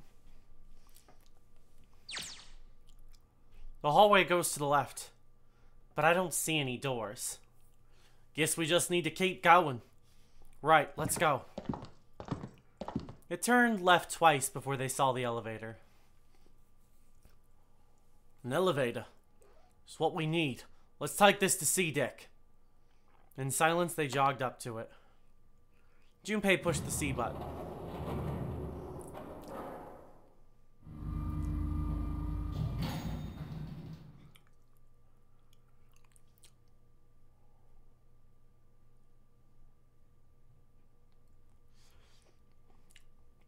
The elevator motor ground away, and long before they found themselves on C deck, The door opened and they stepped off. Huh? They'd expected to find 4 other people waiting for them. There were none. No one's here. Where did they go?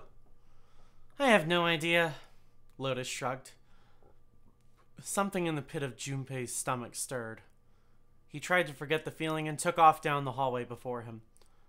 Hey, Junpei! We should follow him. Seven and Lotus followed her at a run. They ran and ran and ran. The hallway seemed endless. I know where we need to go. The door behind the central staircase.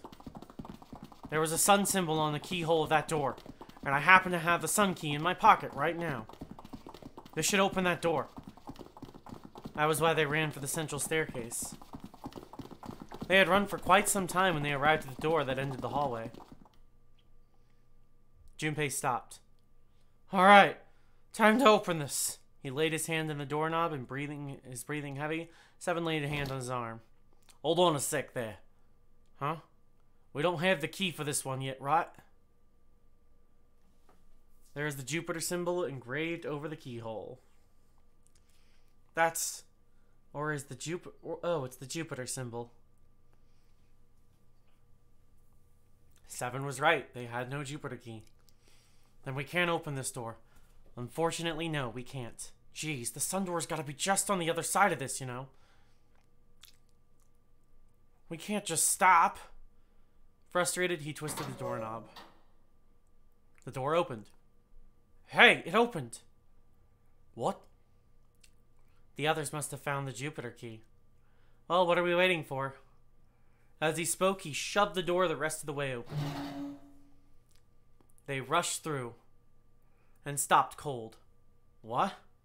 The terrible scene before them made their blood run cold. 3 people lay dead on the floor, covered in blood. What? Why? Junpei felt a cold sweat trickle down his spine. He couldn't breathe. His legs shook. His body felt cold, deathly cold. But his blood was boiling hot. He could feel his mind begin to fade. Huh? He couldn't think. He couldn't concentrate. His mind was blank. What the hell? The hell happened? Seven's voice was weak and broken. He edged towards the bodies, his movement stiff. Clover! He bent down over Clover and pressed his fingers to her wrist. Nothing. She's dead. Suddenly, Lotus moved. Before he understood what was happening, her hand was in Junpei's vest pocket. Hey, what are you doing? He leapt back. Lotus looked up at him, terrified. The key. Give me the sun key. Why? Why do you think we have to get out of here before the murderer comes back? The murderer? The murderer. Once again, Junpei looked at the dead bodies. Santa, Clover, and Ace. 3 people, 3 dead bodies. That means that the person who had killed them was... No, it can't be true. Give it to me. Before Junpei could react, Lotus dove back into his pocket and came out with the key. Let's go. Without waiting for Seven or Junpei, she ran straight for the central staircase. They followed. Junpei shut his eyes and swallowed his emotions. Morning would have to wait.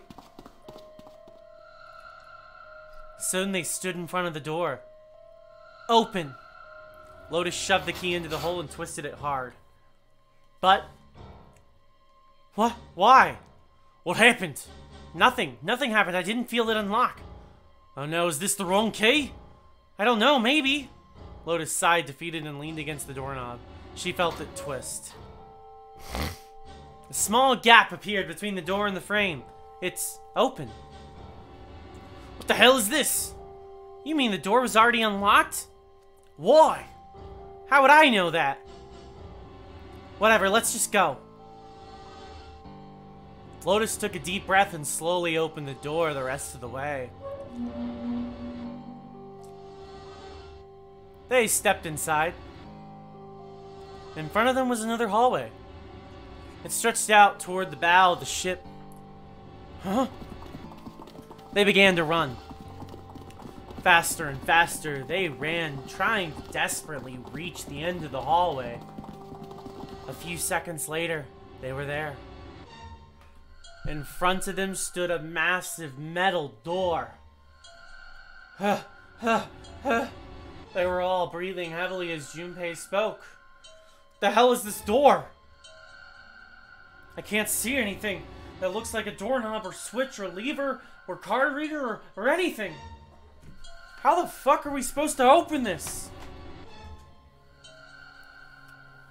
We don't have a choice. We're gonna have to go back. No, I'm not going back there. There's a murderer back there. There was more stark terror in Lotus's voice than authority. She was almost begging. But I don't see any of the doors. As he spoke, Seven stepped toward the door in front of them as if to illustrate it was the only door.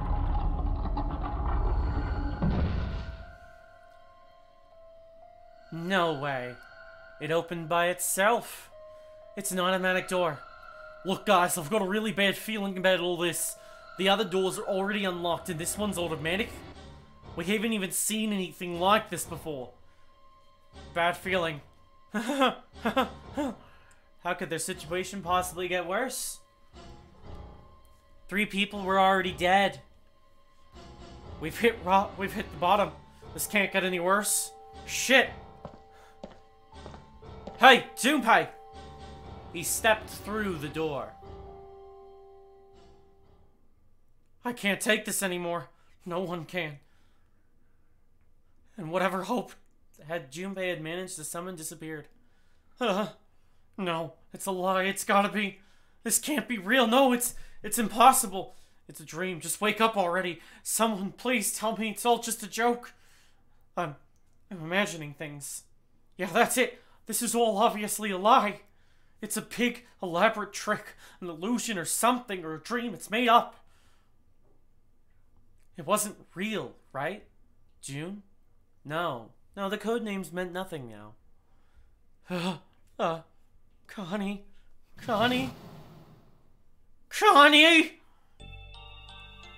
Junpei cried out and leapt through the door. He flew to her side, his heart like a stone in his chest. Connie, hang on! Junpei swept her up and shook her by the shoulder. She moaned and her eyes fluttered open, but only barely. Connie! Jumpy? Her face was pale and her lips were dry and cracked. Her eyes were blank and cloudy. They stared straight at Junpei, but saw nothing. Junpei put his hand against the small of her back to hold her up. It felt warm and wet. His life. He lifted his hand up. It was covered in blood. Oh man, Connie. There's so much blood. What the hell happened to you? How did this happen? It was all he could do not to break into tears. Jumpy, I'm sorry. Her voice was thin, a minuscule thread that was the only thing keeping her with him. I might not make it. No way, I'm not gonna let you die. I'm gonna save you, I promise. Thank you, Jumpy. Thank you so much for everything. I was really happy to see you again, Jumpy. Really happy. Don't give me that. I was crap. You're gonna see me lots more times. You've just gotta hang in, alright, Connie? You... What can I do? Damn it! He looked up from the Connie, desperate for something, anything. What's that? Then he saw it. A small submarine. A submarine? What on earth is a submarine doing here? Now that didn't matter. Nothing mattered except saving Connie. That was the only thing he wanted. That's it. Junpei turned his head to look back down at her. Hang on, alright? There's a submarine over there. I'm gonna go see if it works. No, don't go, please. Please just stay with me, okay? I want to be close to you, Jumpy. When I... Connie! Jumpy, did you know? You meant a lot to me when we were kids. I've liked you for a long time, Junpei. Really long time. Junpei's vision had gone blurry. It took him a moment to realize his eyes were filled with tears. He could feel a piercing point of heat deep in his heart, like a white-hot flame. Jumpy, do you remember how we hung out a lot when we were kids? We went to the pool and to the fair. Do you remember playing snowball at the school? They're all memories I'll never forget. All of those moments are treasures to me. But I also wanted to go to a lot of other places with you. A lot more. But that won't happen now. No, I mean, yes, it will happen. We'll go to all sorts of places, Connie. You hear me? I promise, we'll go. Wherever you want. Really? Yeah, really, I swear. That makes me happy. Really happy. She said it to herself over and over, a weak smile creasing her tired face. Jumpy, I feel sleepy. No, Connie. Don't fall asleep. Thank you, Jumpy. Thank you so much. Her eyes were slowly closing. Junpei screamed as he felt his throat go hoarse. Connie! Connie! Connie!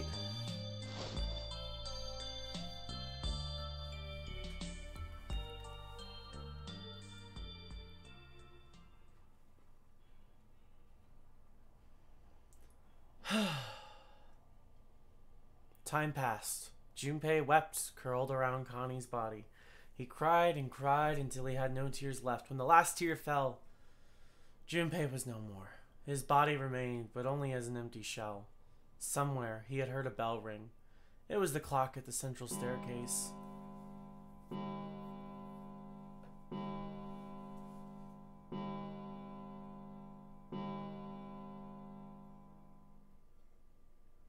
It rang 5 times, then faded.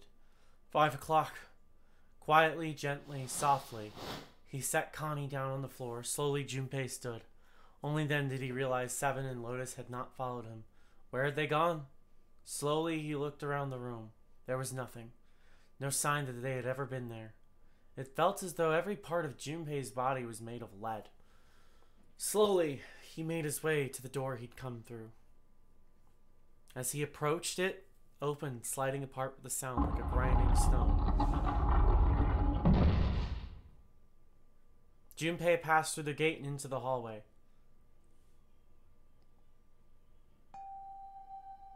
His heart rattled in his chest, an empty, lifeless thing. It had been so utterly broken that there was nothing left to feel. When he saw their bodies, he simply stared. It was a lake, a sea of blood. 2 bodies lay in it. There was no need to check. There was no breath left in them. His eyes lit on Lotus's wrist. Her bracelet. It was gone. He stared. It meant nothing to him. He didn't care anymore. He couldn't care anymore. Junpei's body felt numb. A part of him knew the lump of lead in his chest had once been a heart. He couldn't quite remember what it had been for. Tears poured from his eyes in great streams. He wasn't sure why. He gave up trying to make them stop. He turned around, the door opened again, and slowly, numbly, he walked through. He kept walking. Why stop? An object set in motion, simple inertia carried him forward. Eventually, he found himself in front of the submarine. His arm reached for the hatch.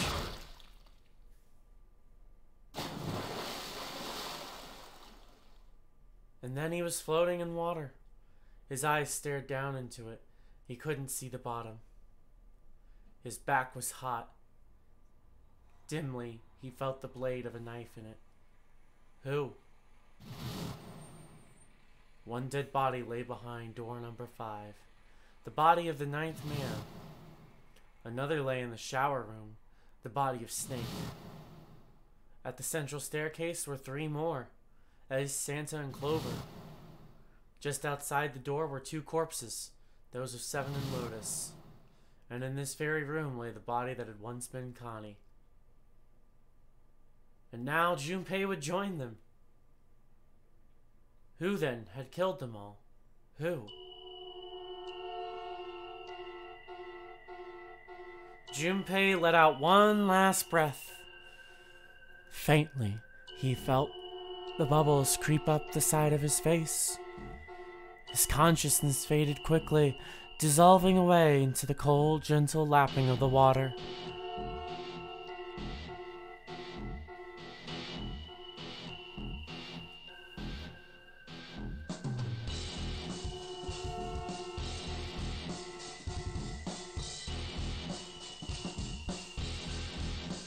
Damn. Got our first ending, boys and girls. Only took us 6 hours. Nice.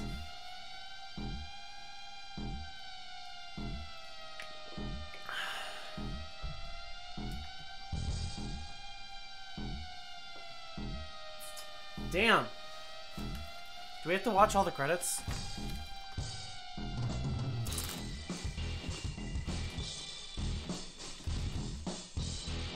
I think so.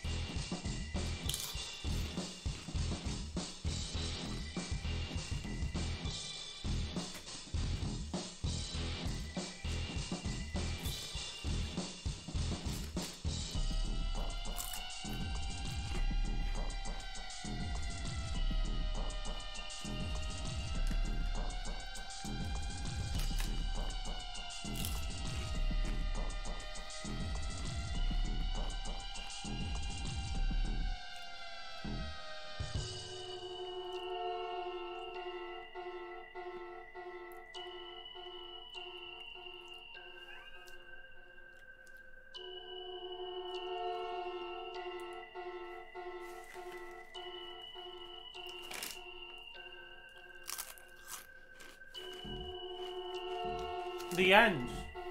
Or is it?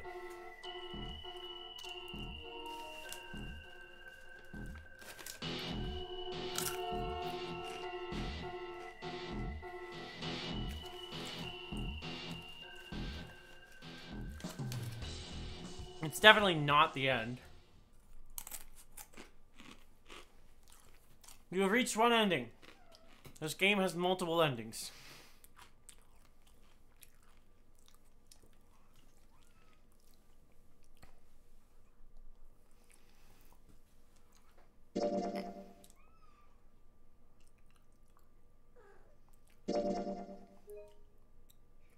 Yep.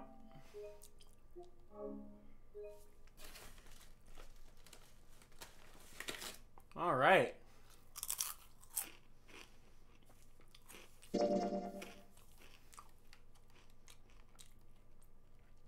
We got the submarine ending.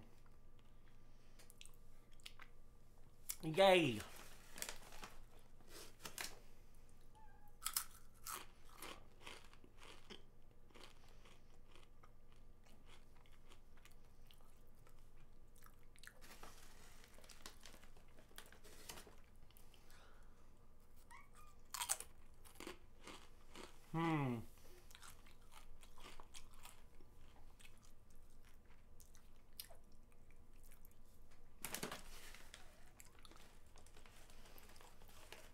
Trying to remember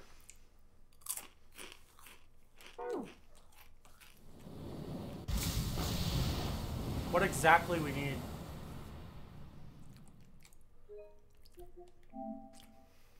I'll go ahead and share that.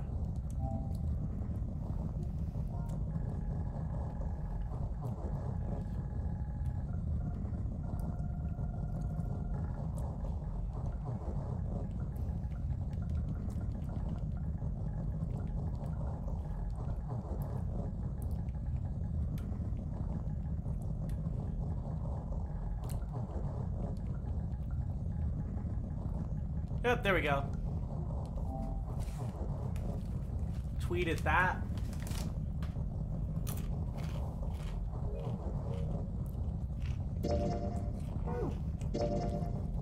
Okay. We're gonna go back to here.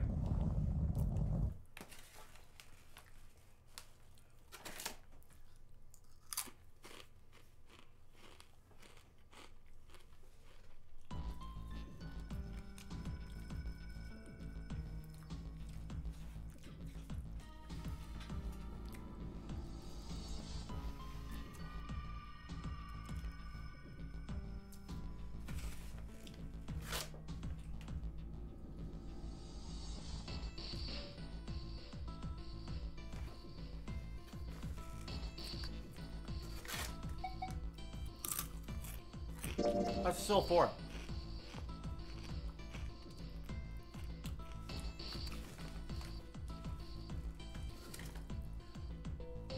This time we go through door 4.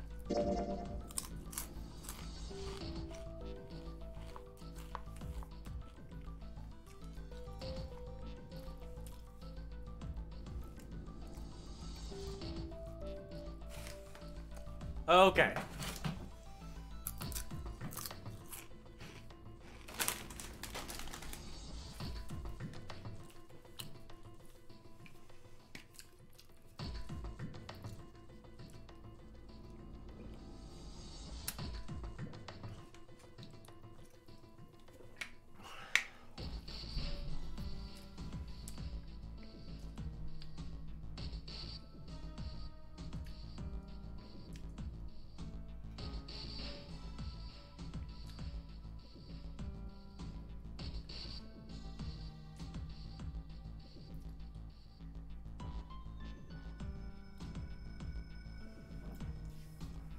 Okay, let's start voice acting this after I go to the bathroom again. Cause, you know, I be drinking a lot of fucking fluids for this voice acting. Gotta keep the throat goated, you know? Can't be fucking up my throat vocals, you know? Alright, I will be back.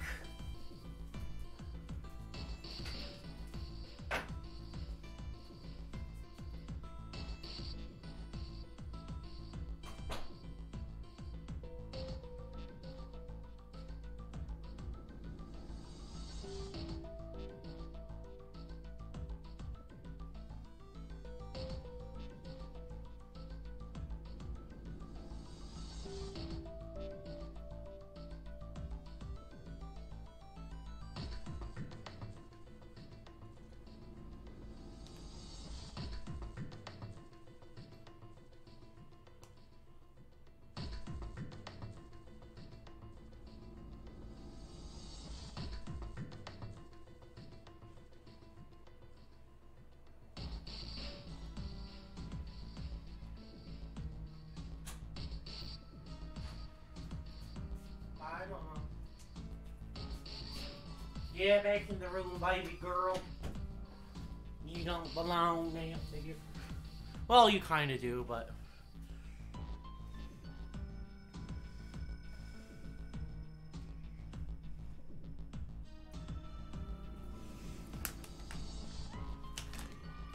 Alright. Let's jump back into it. I just need her by my side.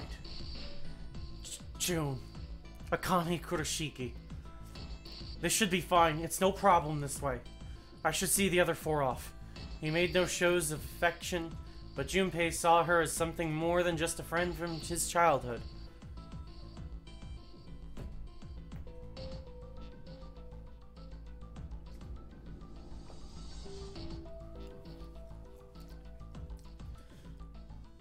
Looks like Ace and the others are going. He watched the other 4 walk towards their door. Ace, Snake, Clover, and Seven. Junpei said nothing as they left.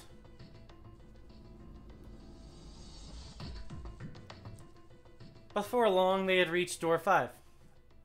They talked to one another for a few seconds, saying things Junpei couldn't hear, and then laid their hands on the scanner panel on the door, their hands one by one on the scanner panel. the red.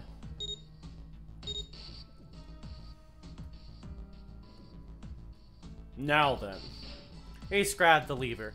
His face tight with determination, he turned over his shoulder to look at Junpei and his companions. Be careful.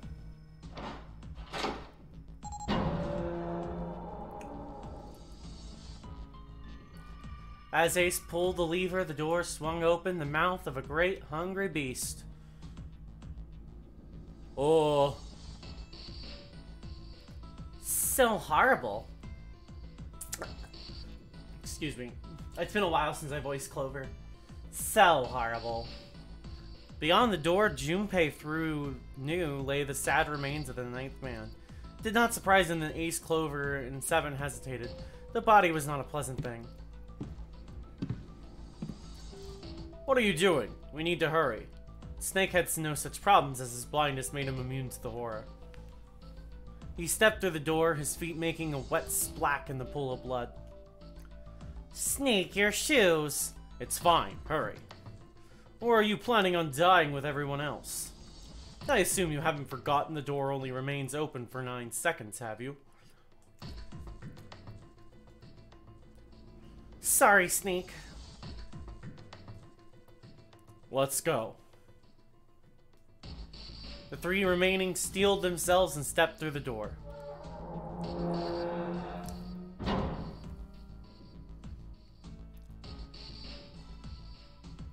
Door 5 swung shut, closing with the heavy finality of middle upon middle. Junpei and his companions scrambled to the door. Hey! How is it over here? There. Did you find anything? At least say something, will you? Something's beeping. It's just like before. Probably the sound of the detonator on the bracelet. Do you think they're okay? June's face showed her concern more plainly than her words ever could. Almost as though in response to her question, a voice rang out from the other side of the door. It was Seven. Hey, there it is! Oh wait, Seven is... Hey, there it is! That's gonna be the dead thing! Come on, get over here, we gotta authenticate!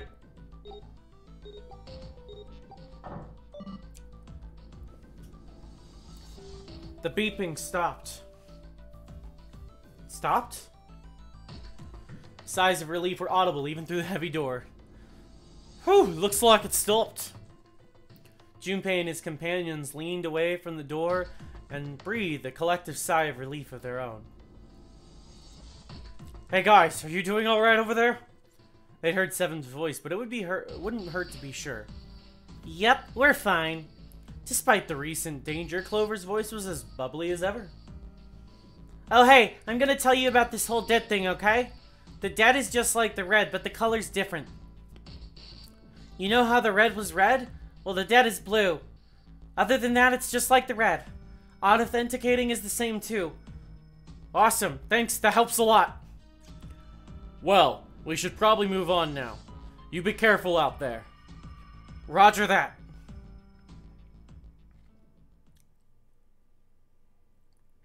Junpei and the other doors left door number 5 and headed towards door 4. Whew, now it's our turn.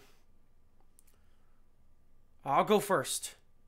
They stood in front of the door and placed each of their hands upon it.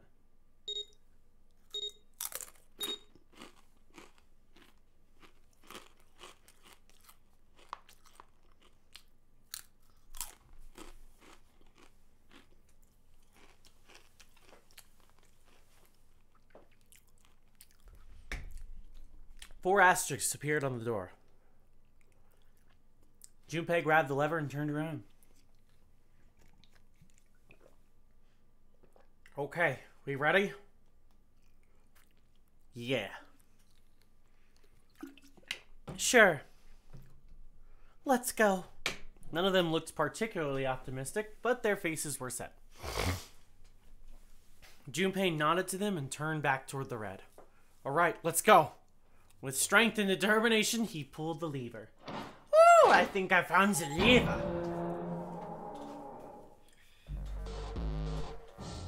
Run! The four of them left through the door together. The moment they had passed through, each heard a cold electric sound coming from their left wrist. Damn! In the center of each bracelet, a red skull appeared and began to flash. It's counting down. The detonator's countdown had begun. In the long moment that each of them spent staring at their wrists,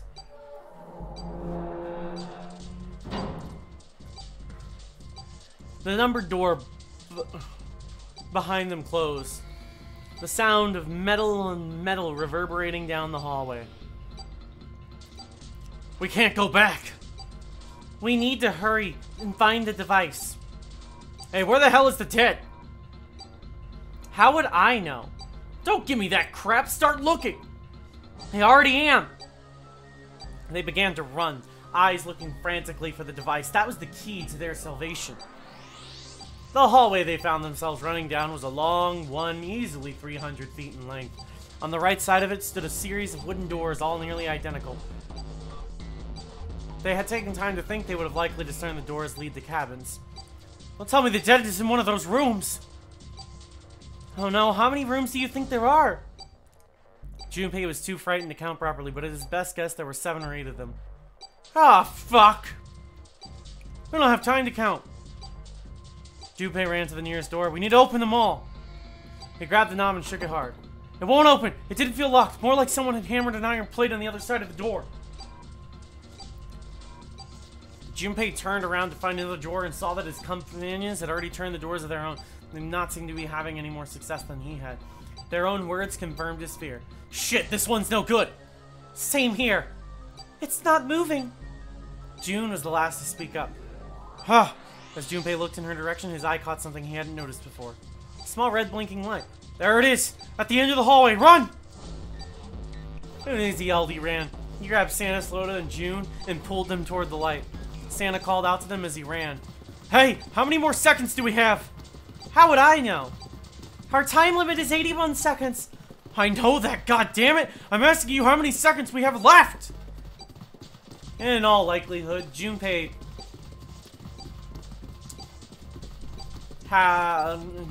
figured nearly a minute had already passed since the door had closed behind them. If that was true, urgency foremost in all their minds, they arrived at the end of the hallway. The dead sat on the left wall, blinking almost tauntingly at them. Hurry! It's the dead! Get over here! Junpei grabbed a hold of the machine, his hands slick with sweat and shaking. He slammed his hand against the scanner panel. Come on, everyone! The other 3 quickly followed suit. With a grunt, Santa yanked the lever downward.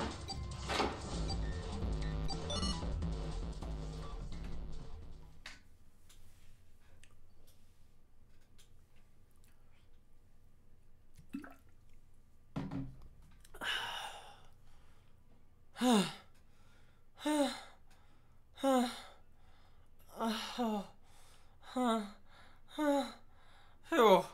Looks like it stopped. His hands began to steady. Junpei wiped away some of the sweat that had beaded on his forehead. As they caught their breath, the 4 companions began to look around.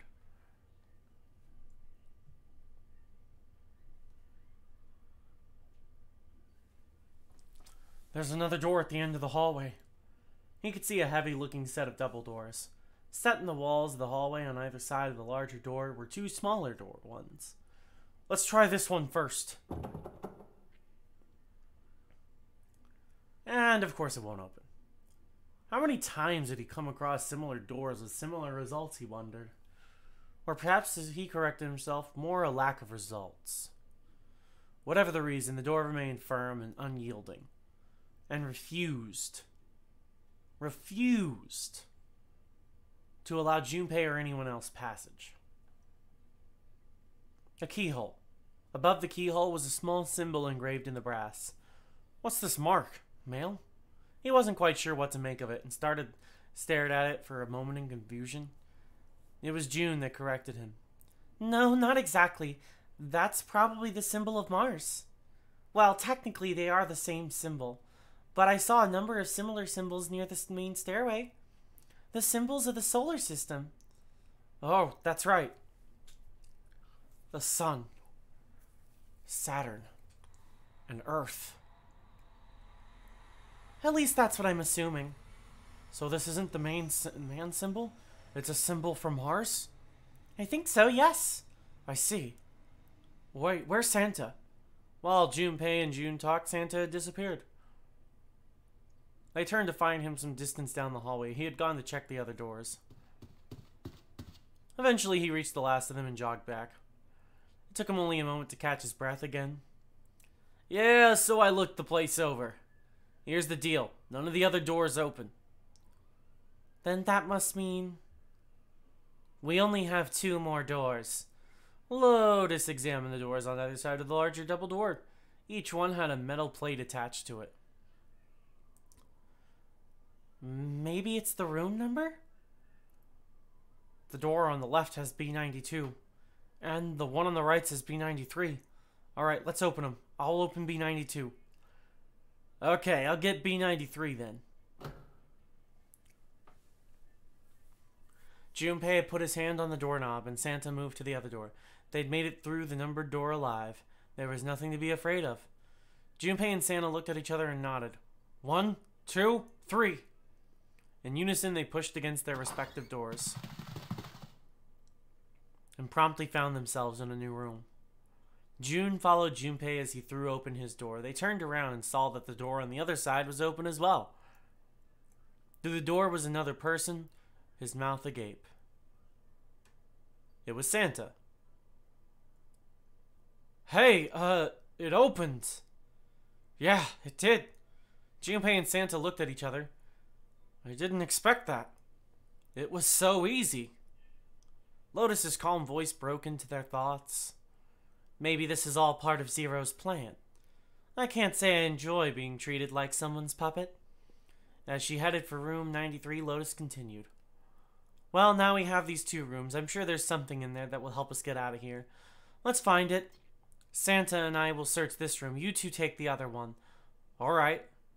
Okay.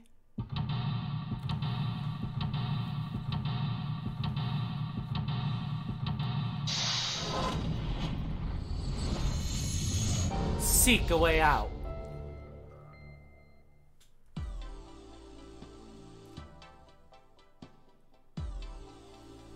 Alright, room 92. I was thinking of going over to Lotus's room. Do you think maybe you could look around here a little more before you go? There's a lot for me to do here all by myself. Damn. So.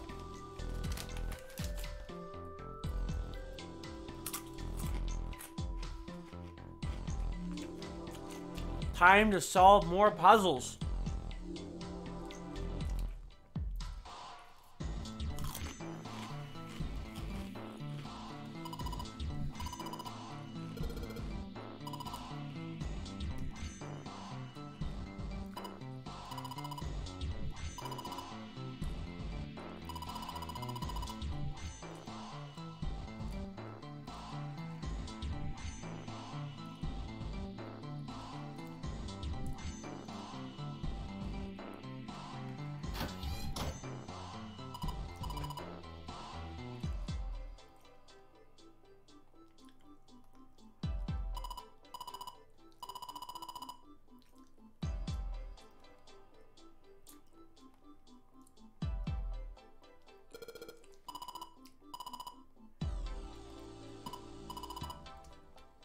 Alright, doesn't look like there's much going on in here.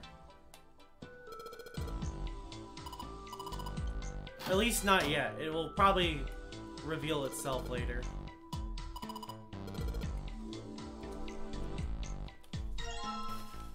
Matches!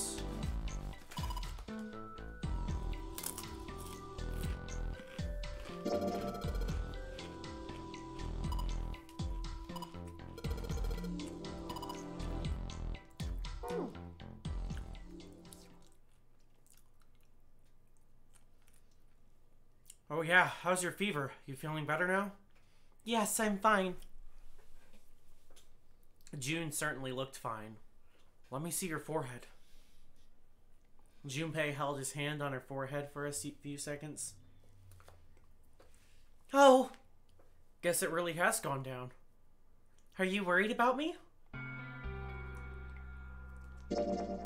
Yeah, I guess I am. June blushed and giggled. By the way, Jumpy. How did you end up here? What do you mean? I told you earlier, didn't I? There was a man with a gas mask when you got home at night. You inhaled some white smoke and passed out. When you woke up, you were on D-Deck. Damn straight. But is that really the truth? What? Jumpy, are you hiding something from me? No, why would I?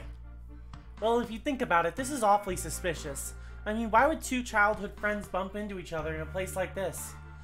Hey, I could ask you the same thing. Are you hiding something? What would I hide? Well, I don't know. Anything. I mean, you're hiding it. How would I know? You mean like the number of men I've dated? Junpei's heart stumbled over itself. Do you want to know? He had to admit he was a little curious. Don't worry. She smiled at him. Only 18. Huh? Times 0. Yeah, I guess I just haven't met Mr. Right yet. June looked a little embarrassed and scratched the back of her head in a desperate attempt to seem nonchalant. I see. Junpei coughed quietly in much the same way. Anyway, I'm not hiding anything. Just like you, Jumpy. When I woke up, I was on D-Deck. Well, when you do have a point. I mean, why did Zero pick us? We haven't seen each other since elementary school. I wonder. June nodded, and for a few moments, she had the faraway look of someone in deep thought. Look for what connects the victims. That will lead you to the culprit. Do you remember Seven saying something like that? Yeah, I do, so... Well, that's what I'm saying.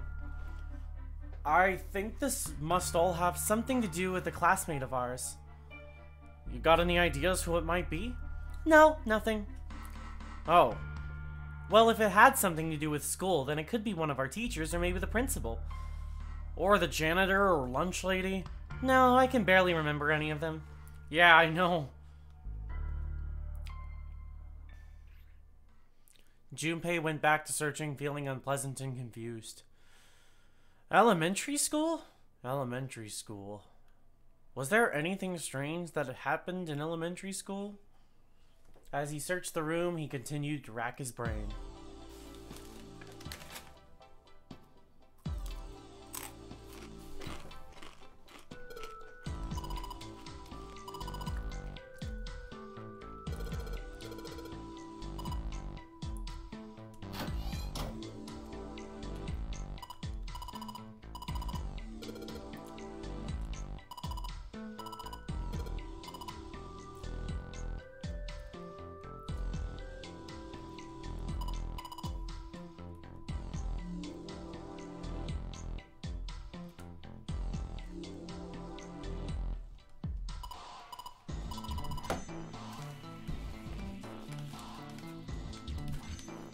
The hell is she thinking about?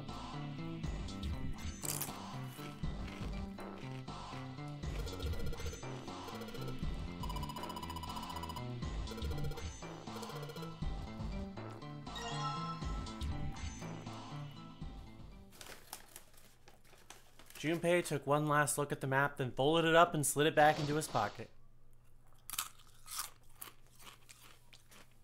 June looked up as he closed it. This ship is bigger than I thought. Yeah, it's probably about 900 feet long.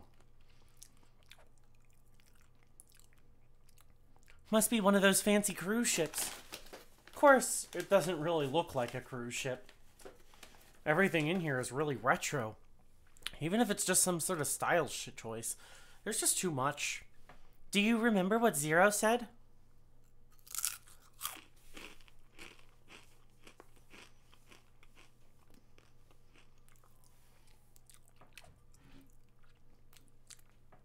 Do you think maybe this boat and Titanic have something to do with each other? That's a good point. I doubt he would have mentioned it if there wasn't a reason. Junpei took a moment to look around the room. You think this boat is a replica of the Titanic? A replica of the Titanic? A replica? Yeah, you know, like a copy of the actual boat. Who on earth would make something like that? Fans? Crazy Titanic fans? No way! Do you even know how much money that would take? No idea. But all they've got to do is break even, you know? Break even? Yeah, they could use it as a cruise ship, climb aboard a piece of history, sail around the world in the resurrected Titanic. Hell, with marketing like that, they'd probably have more customers than they'd know what to do with. Do you really think people would want to ride on a ship with such an ominous past? It's the site of the worst accident in history. Over 1,500 people died. I wouldn't be surprised if you get cursed just for going. A curse, huh? Jumpy, do you believe in that sort of thing? You know, curses and stuff? I do. Yeah, well, I guess so, to a certain extent. Junpei scratched his temple. What about you? Nah. I guess that's kind of a dumb question. Yes, I do believe in curses. In fact, I think it was a curse that sunk the Titanic. What? A curse sank the Titanic. The curse of the Egyptian mummy. Junpei couldn't understand how June had maintained a straight face to say that.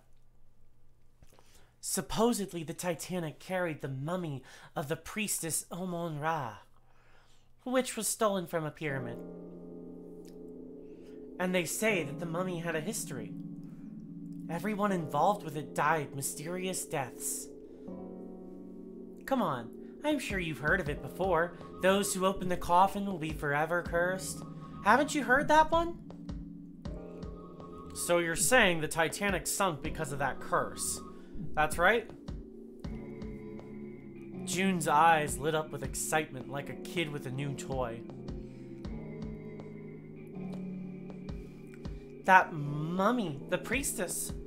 Supposedly she was special. What do you mean? Well, supposedly she was really pretty.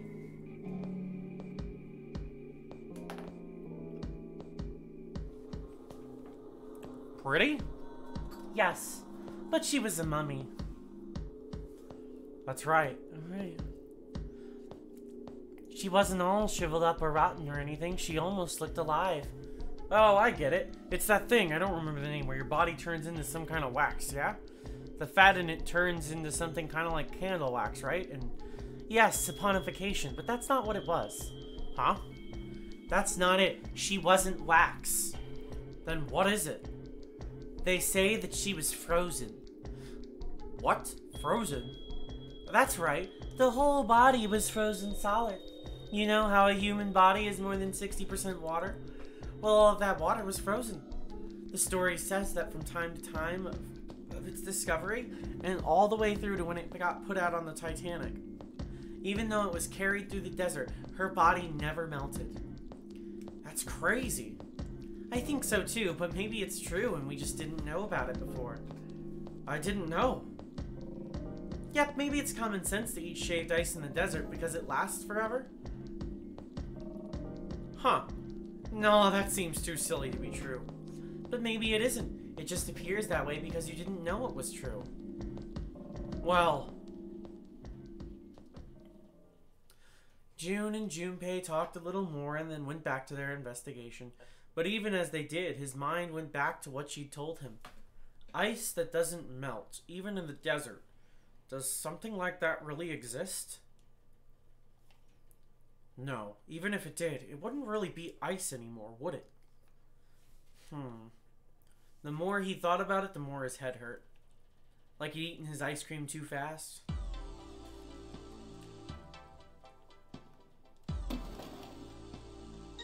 A key? Do you think it's to the dresser?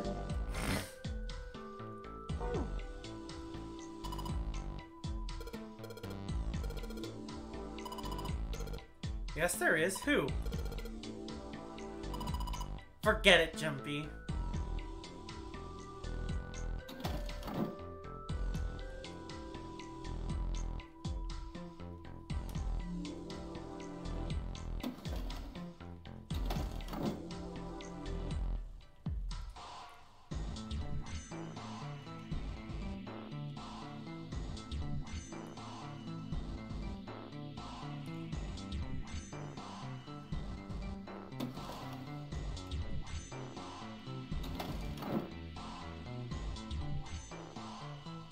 Yeah, I'm not seeing anything here. Let's go back outside.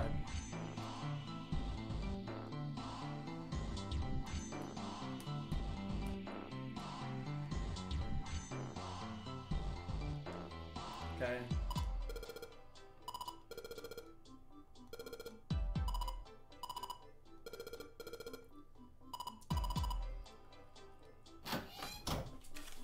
I just think that, if I remember correctly, you have to come over here anyways, so...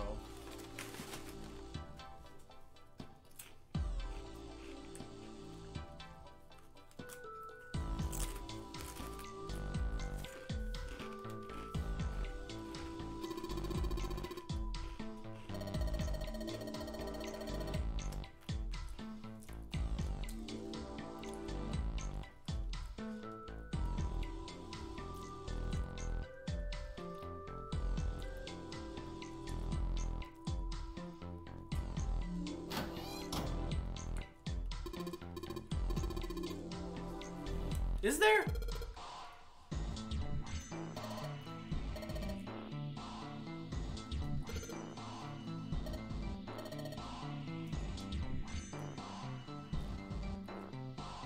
Anything in here?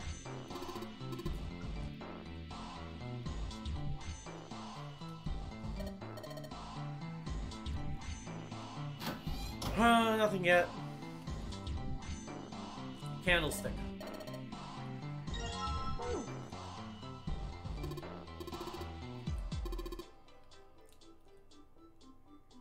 Oh, wait. Key?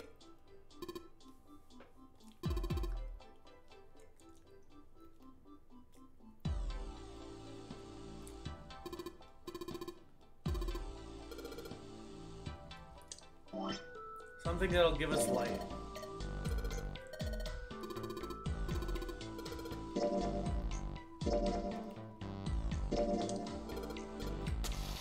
Hell yeah!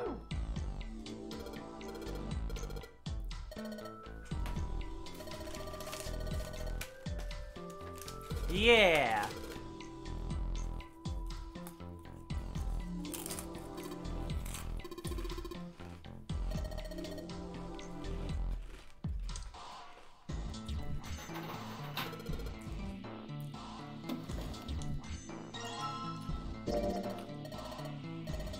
That's our first one.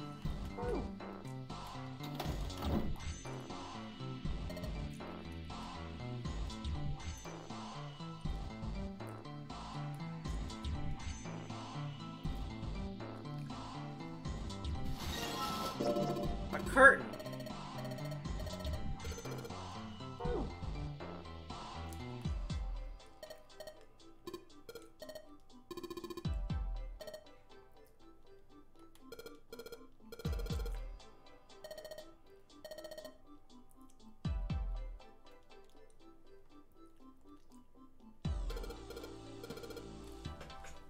Yeah, it's not burning anymore.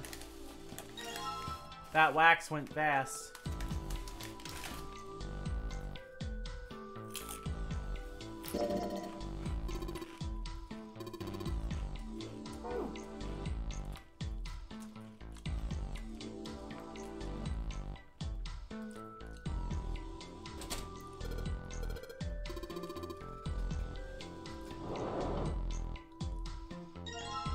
Eat that.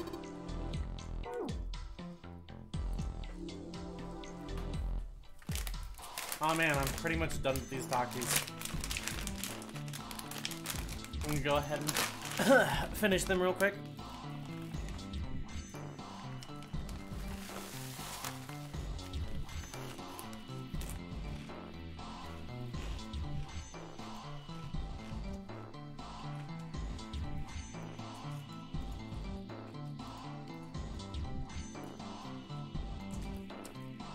Ooh, hot. Not super hot, but still.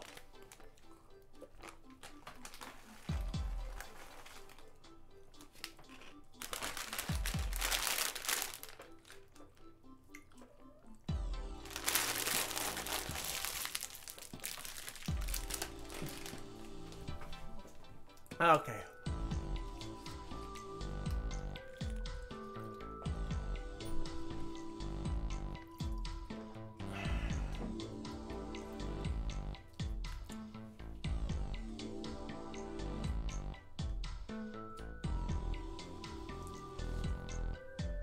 Hey, Junpei, got a minute? Santa had shown up out of nowhere and gave Junpei no small start. Here, take this. Santa pulled something out of his pocket. A bookmark. It looked like a bookmark. It had a 4-leaf clover in it. What is this? Do you want me to read a book? I found it in between some of the cushions on the sofa. Pretty sure it ain't gonna be any help to us, but I figured we might as well hang on to it anyways. Why don't you hold on to it? Santa gave him a wry smile. Heh. You know what I hate most in the world? I got 4 things. Hope, faith, love, and luck. Hope, faith, love, and luck. Damn straight. And you hate these things. Yeah, you got a problem with that? Not really, but Junpei tried to figure out how best to phrase what he wanted to say.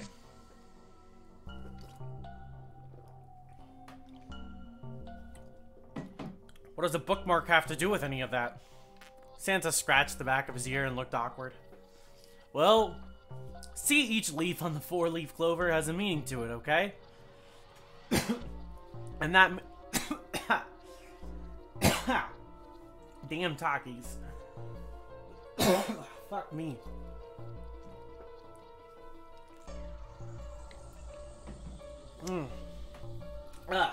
Damn Takis, you know?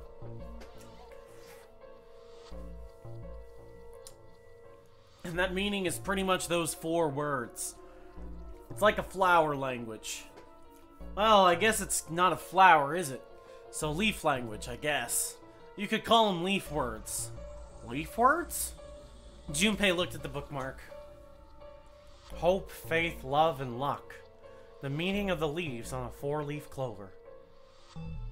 So yeah, I want you to take it, okay? Just touching it gives me the creeps. Take the damn thing, alright? Santa pretended to shiver with disgust and shoved the bookmark into Junpei's confused hands. Here. What do you want to do? Take it. Decided to take it. After all, why shouldn't he? Alright, sure, I'll take it.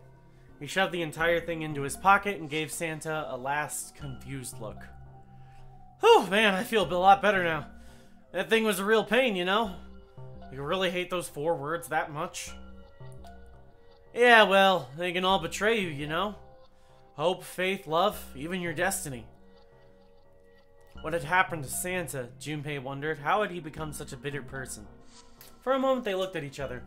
Well, that's not my only reason. What? That's not the only reason I hate the 4-leaf clover. I just can't bring myself to like the number 4. What, worried about the 4 horsemen? Nah, come on, that's just silly. Maybe back in the Dark Ages that kind of crap scared people. But this is the 21st century and I'm a 21st century guy. I'm a little insulted. Why do you hate 4 so much? Because it's a half-assed number. Not the best or worst, that's why. What? 9 is a way better number. So what if it's last place, right? At least it's not some lame-ass middle number. What are you? Santa's explanation made no sense. Junpei was even more confused than before. You play? Play? You mean like gambling? Yeah, of course. What else would I mean? In Baccarat, the best possible hand totals 9. They call it Legrand. But the lowest, most worthless cards, the zeros, they call Monkey. Just like the guy in charge of this game, huh? Zero's a monkey. Zero, Santa blinked, utterly stunned. What? Then he began to laugh. Oh man, you're totally right. The guy who trapped us here sure is one hell of a monkey. That was when Lotus spoke up. You know, if you think about it, the Nonary game is really a lot like Baccarat. Apparently, she'd been listening. Of course, it doesn't use any of that stupid digital root junk. You just drop the tens digit, and that's it. Still, it does have the same idea of your final number needing to be a single digit. Oh yeah, I guess you got a point. And in both games, whoever has 9 wins. The person who makes 9 wins. Did you forget already? Don't you remember what Zero said? It is hidden, but an exit can be found. Seek a way out. Seek a door that carries 9. So, if we want to get off this boat, we have to make a team whose numbers have the digital root of 9. And only the people in that team are going to make it out alive. Of course! That's why it's called the Nonary game. What? Huh? You don't know. Nonary means something derived from 9 or base 9. It's derived from the Latin prefix nona, which means 9. While we're at it, the prefix for 1 is uni. You know, like the unicorn? The horse with 1 horn. 2 is bi, like binary. Binary means composed of 2 parts. 3 is tri. I'm sure you've heard that one plenty. Like trio, triple, and triangle. You get the idea. After you have quart, quinta, sext, septum, and so on. And of course the prefix for 8 is octo, like octopus. It's called that because it has 8 legs, got it? I see. So then Nona means 9. So how many of us are trapped in this ship? That'd be 9. And what are the bracelet numbers we have? They go from 1 to 9. And our time limit? How many hours did we have? Zero said 9 hours. And finally, to get out of this ship, we need to find a door with a 9 that's hidden somewhere in the ship by making a team with the digital root of 9. There you have it. The number 9 is everywhere in this game. He's got a real theme of 9s for this whole thing. No wonder it's called the Nonary Games.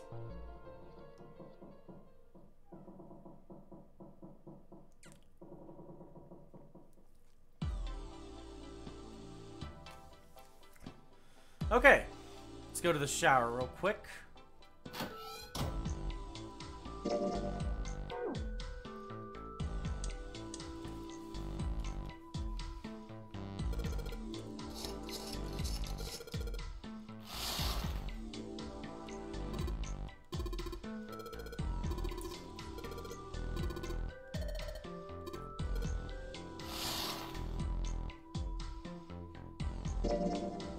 No, we're gonna...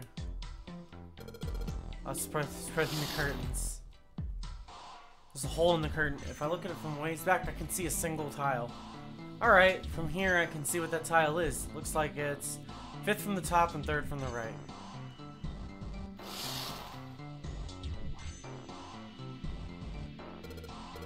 Well then that means... what?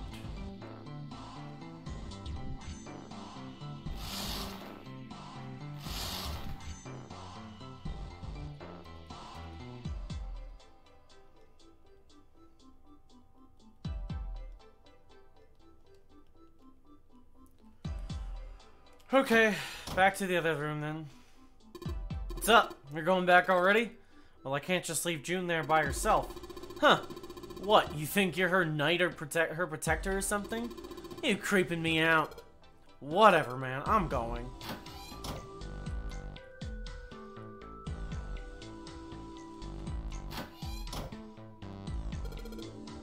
This one's loose.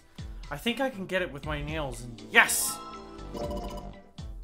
Who would have thought this would have been hidden in the bathroom? You did a good job finding it. So, one side has a design like the rest of the bathroom tiles, and the other side has the black and white design. I think I've seen that pattern somewhere before. Alright.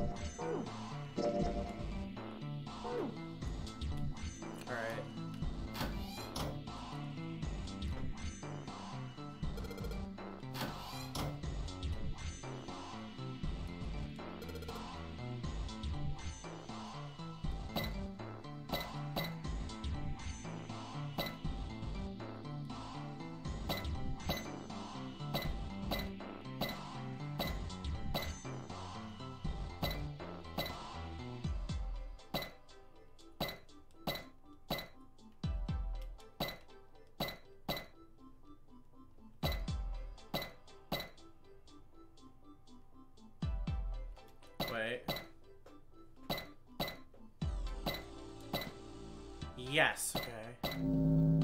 There we go. Yes! Yes, I did it! There, picture complete. And there goes the frame. What's this? What do you mean, what's this? Pretty obvious, isn't it?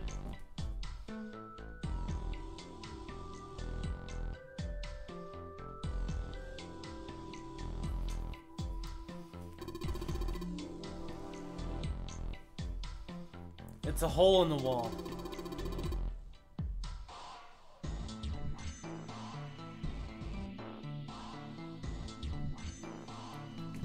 You know? Anyway, let's take a look. I think there's something inside. A Mars key. What's the deal with this picture anyways? I think I've seen this picture before. Where? In a book. There's a British biochemist named Sheldrake. He has a rather interesting theory. I saw this picture in his book. What's this interesting theory? Morphogenetic field, which relies on the theory of morphic resonance. Man, I can't deal with this. Just talking to you about it is giving me a headache. It's not a difficult concept to grasp. In essence, he states that the shapes of living organisms and their behavioral patterns are transmitted through a field not visible to the eye. What part of that isn't difficult exactly? Alright, how about this? Theory of the telepathic mechanism. Telepathy? Yes, telepathy. Well, perhaps not exactly telepathy, but it is close enough for a simple approximation. Are you serious? Telepathy? What do you think we are, kids from the 70s? I can't believe someone would actually do serious research on something like that. Yes, I agree. I read the book, but I can hardly say I understood it. I'm in no position to defend or condemn anything it said. It was probably just someone latching on to a statistical outlier from some study and turning it into a ridiculous theory. There's no scientific merit to any of it, I'm sure. But even so, Anyway, I saw a picture like that one in his book. Hey, what do you think this picture looks like? What do you mean? Isn't it just like abstract or something like that? It's just black and white scribbles. There's no meaning there. What isn't it? What about you, Junpei? Does it look like anything to you? I guess it looks like...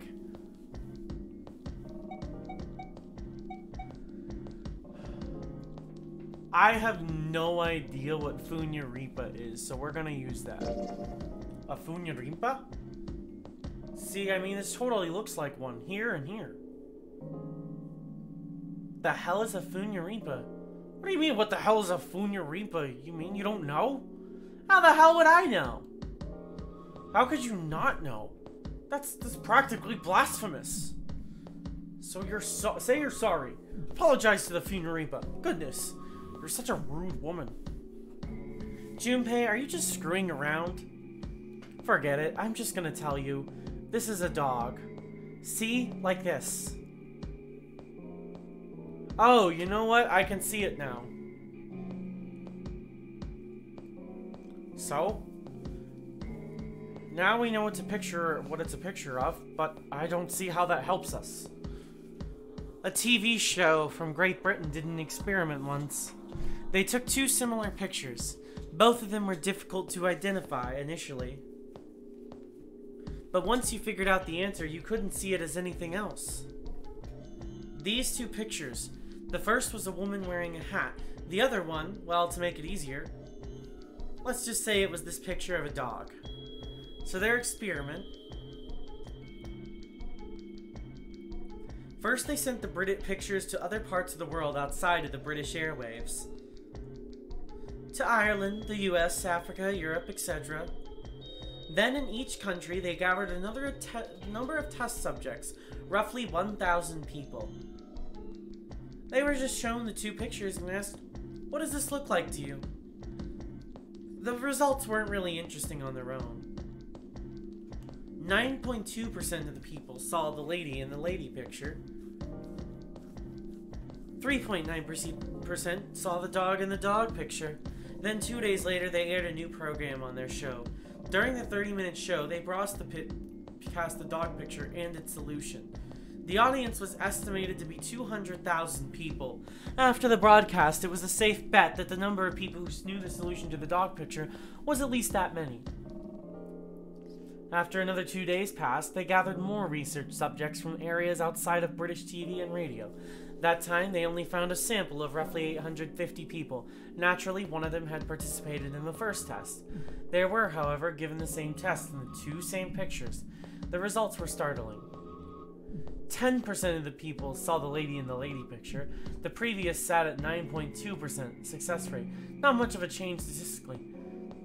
The dog picture, however, produced a different result. The percentage of people able to successfully find the dog, it went from 3.9% to 6.8%. A very significant difference. So do you understand? Do you realize the significance of this experiment? There was no way the second group could have seen the picture. They lived far away from Britain and couldn't have seen it.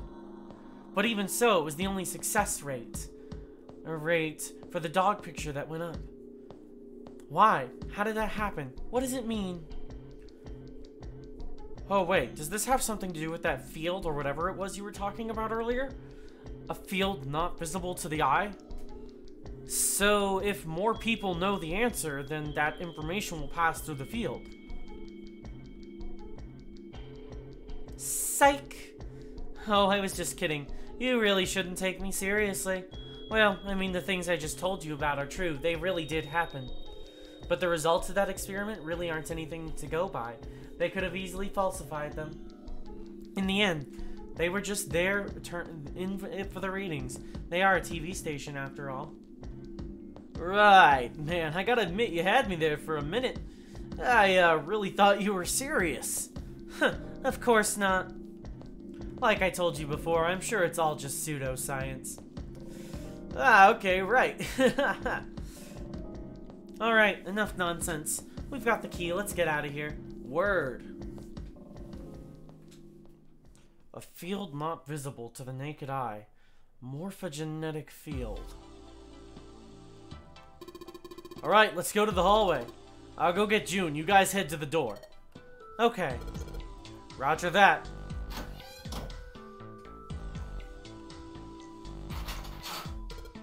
Yes! It unlocked. Good job, Junpei. Good, now we can get going. Come on, what are you guys standing around for? Let's get out of here. Come on, Jumpy, let's go. Alright, let's go.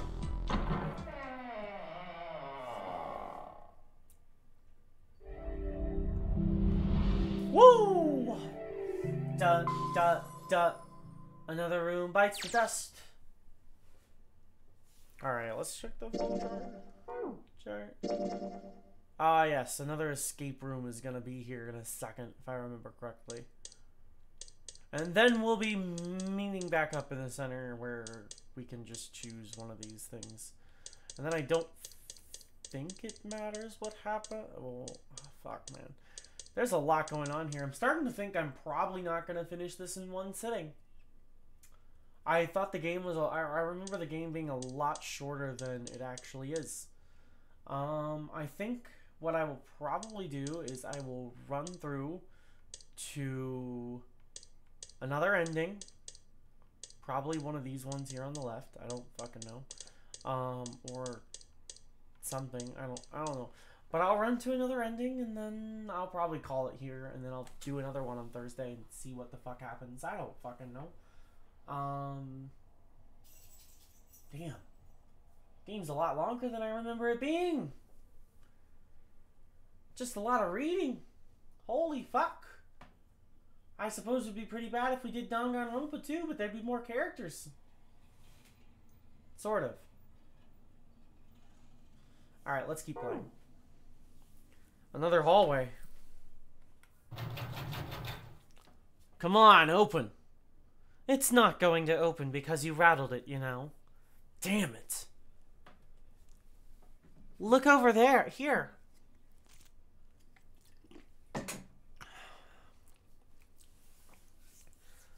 Elevators and the buttons. Of course they don't work. The power must be out here too, just like by the staircase. That leaves this door. Well, looks like we don't have any choice. Yeah, sure does. Well then, let's open it. Alright, here I go. Oh, so it's a kitchen. What were you expecting? Isn't it obvious? The exit. I was hoping this would be the way out of here. You really think it'd be that easy? Yeah, I know. Still. If we can just get through this door, we should come out on the other side of the grate that we saw earlier. But don't we need a key for that? Sorry, I guess that wasn't very constructive. Anyway, let's take a look. Hey! What's that? Oh yeah, I guess I forgot to tell you. I found this a little while ago. It's a map of the B deck. Let me see that.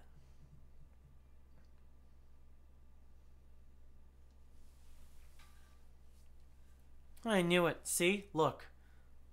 Yes, hold your horses. What did you figure out? This is handy.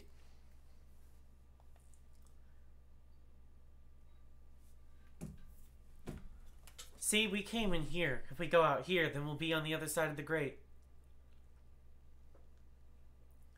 How about that? She's right. We can get through here.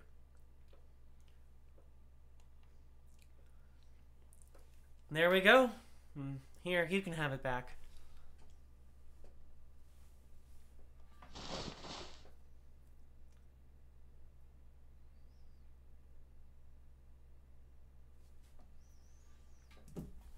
There's a card reader on the side of the door. Yeah, then that means the key card is somewhere in here, right? That seems the most likely. Alright, what we need to do then. We know what we need to do then. Let's get moving. First off, I say we split up and look for clues. Okay.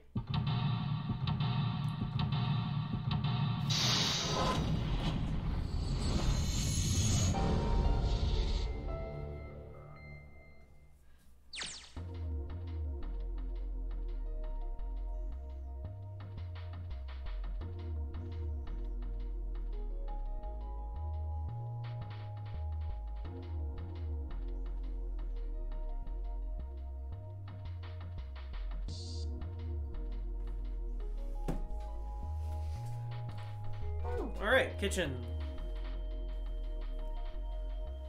Okay. What is up next?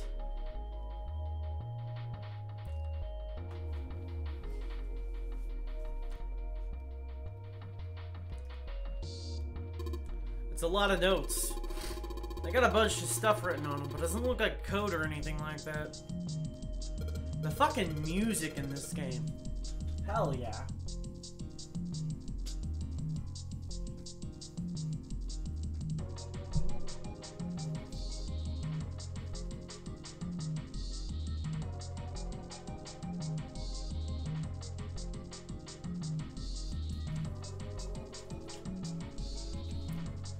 Pot looks like it's made out of silver. I bet drinking tea from this pot would be really yummy. Spending a day off with June drinking tea? Could such a day even ever happen for me? Jumpy? Oh, nothing.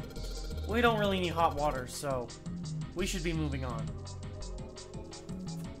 Alright, I'm gonna go get another drink.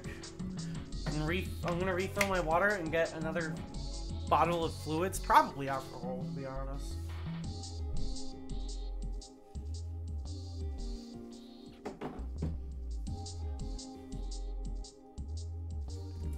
But I'll be back. Woo.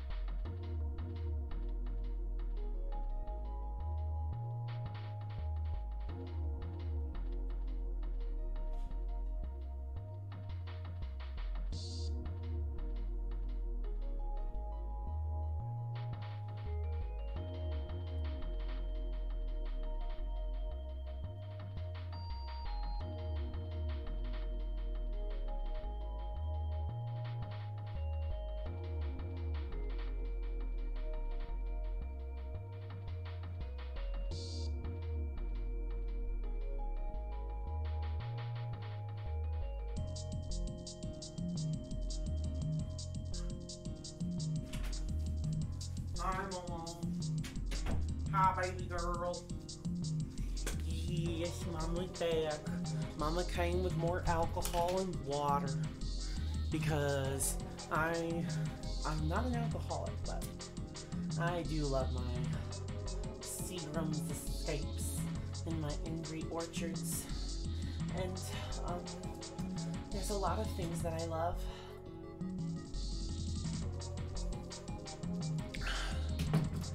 But I'm not an alcoholic.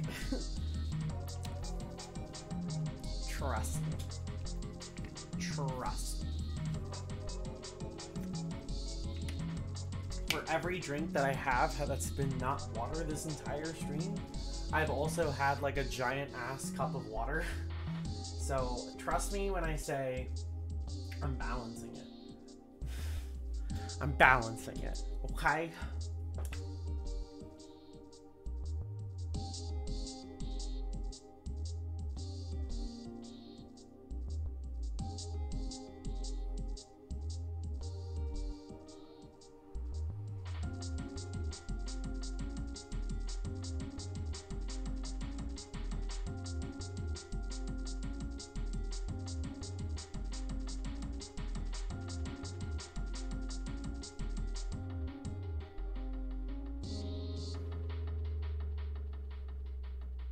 Alright.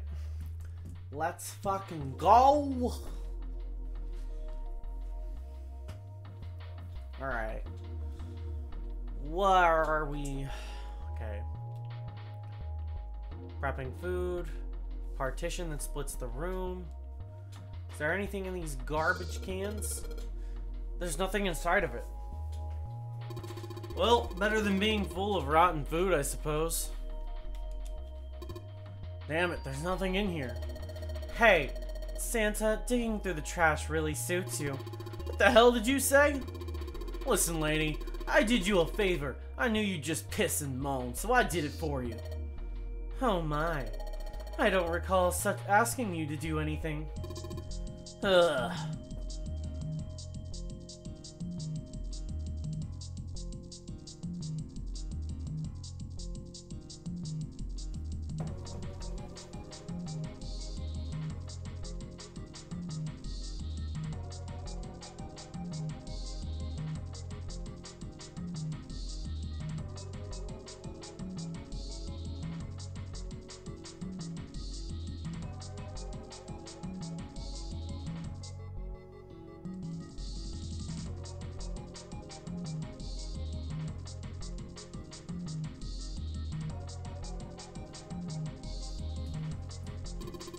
I ought to throttle you.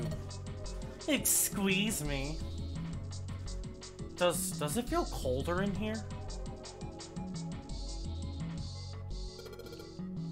Ah, there's a rolling pin and a colander here. Nothing useful.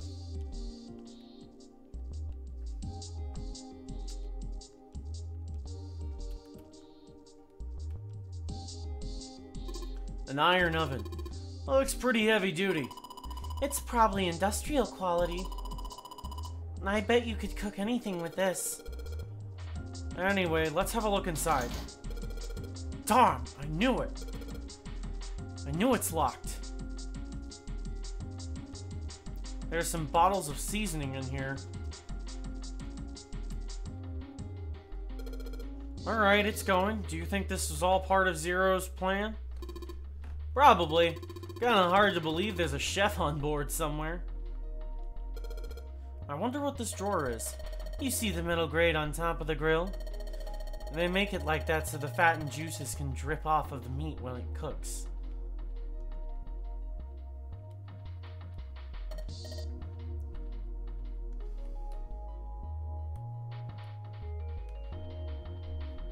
Oh. A voucher, it says appetizer 9, meat dish 10, soup A, seafood dish F. There are plates for appetizers. Remember, appetizers usually come on square plates. Okay, excuse me, princess.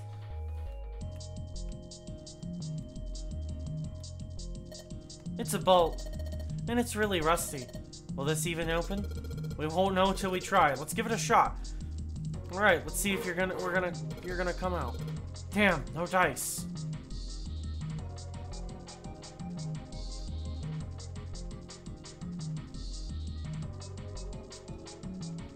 It's a tank with a pipe coming out.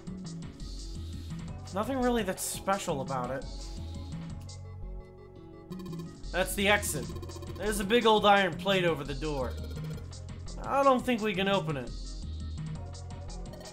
Hey, Santa, could you open that door, please? The hell? There's no way I could open that thing. Guess you're getting to that age where your eyes start to go, huh? You'd better watch your mouth, boy, or someone won't live long enough to see that door opened.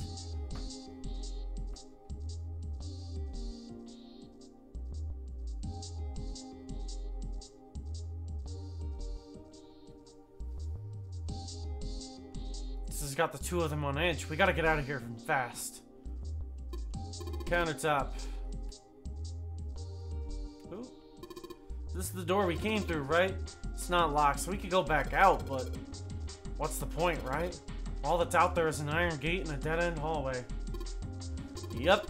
Might as well be locked for all the good going out there would do.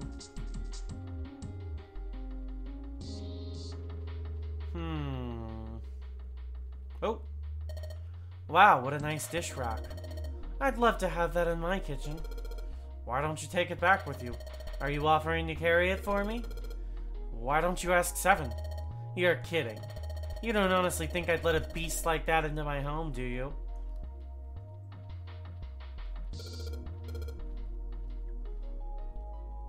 What's this door? Oh, there is stuff in here. There's so much stuff in here. A whole lot of cans. This is probably a pantry. There's milk in here. Milk in an iron barrel. Judging by the rest, it's probably really old. Maybe we shouldn't open it up. I don't think it'd be a pretty sight. Cheese! Hey, there's something behind that one. That cheese. You're right. Why don't we move some of the cheese? Alright guys, time to move it. June and I need to look behind you. Oh, there's a green little bottle back there. Bottle of oil. There are a number of cheeses lined up on the shelf. This is Gouda cheese, the most famous Dutch cheese. If you don't cut open the casing, it usually won't go bad. So you can store it at room temperature for quite a while. So we can eat this? Most likely. I'm not hungry at all. I guess it's hard to get hungry in a situation like this.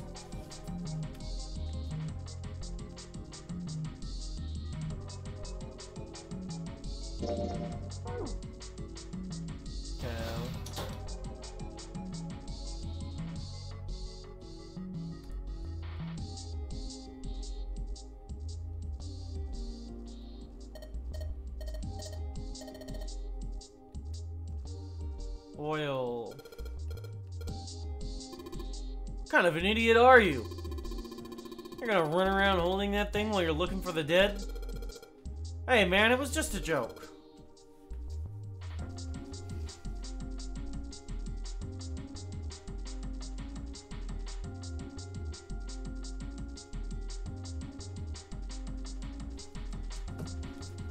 Why so serious?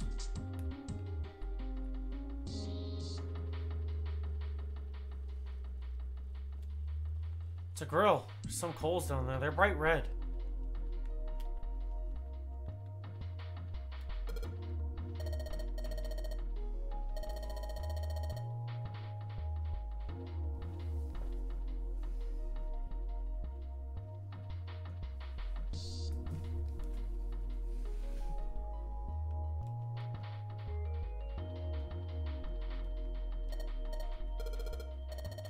The hell do you think I am? You better believe I know how to boil hot water and put in my instant noodles. And I can boil eggs too.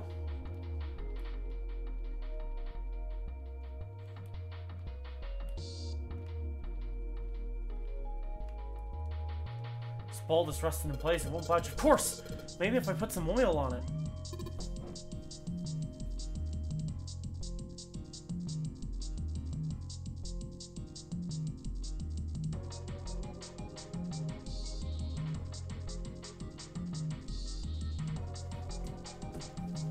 Hey! a little bit of oil, and come on. Come on, you little son of a bitch. Whoa. Yeah! Gotcha, you little bastard.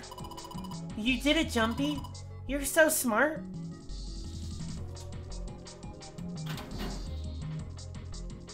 Oh, it's cold in here. What is this place? Are you blind? It's a freezer. Oh, no way. That's way too cold for me. I'll freeze solid in seconds. Sorry, but I'm afraid I'll have to pass on this one. I'm going to leave the rest to you. Oh, it's really cold in here. Hey, you don't need to be in here. You had a fever just a little bit ago. You should stay outside. No, I'm fine. My fever's gone now. But... Huh?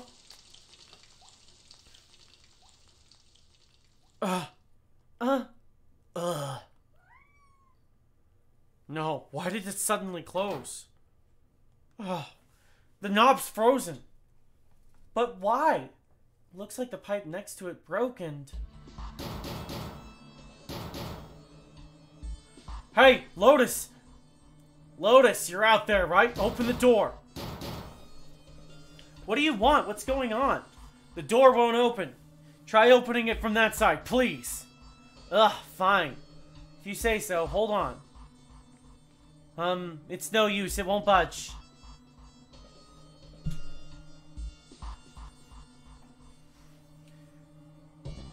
You've got more people in there. You figure it out. Oh. God damn it. Anyway, let's find a way out.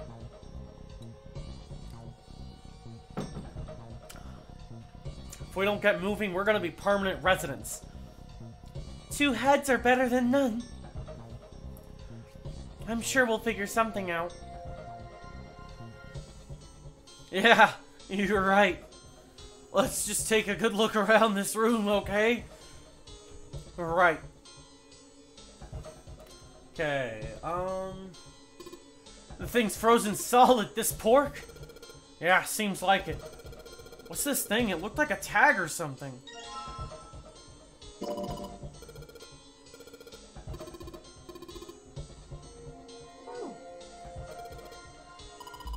It doesn't look like there's anything else interesting.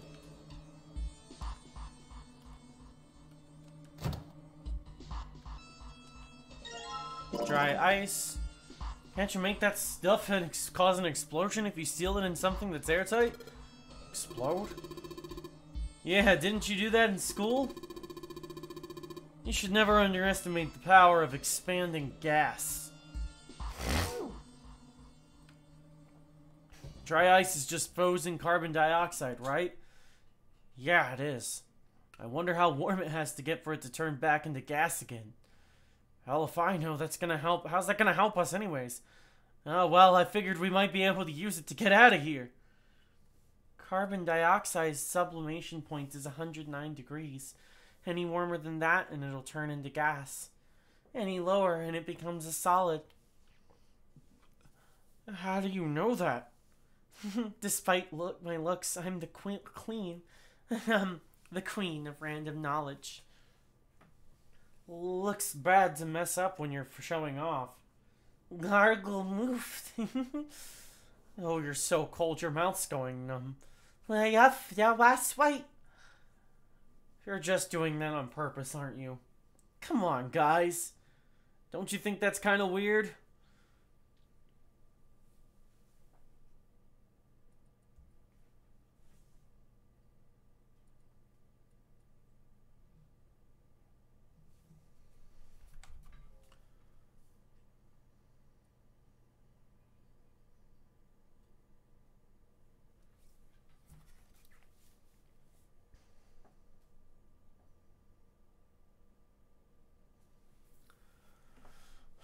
I wonder why it doesn't turn into a liquid first.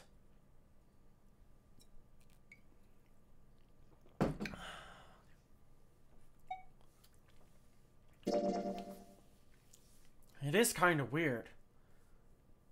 But it can turn into a liquid. Carbon dioxide turns to liquid if you put it under high enough pressure.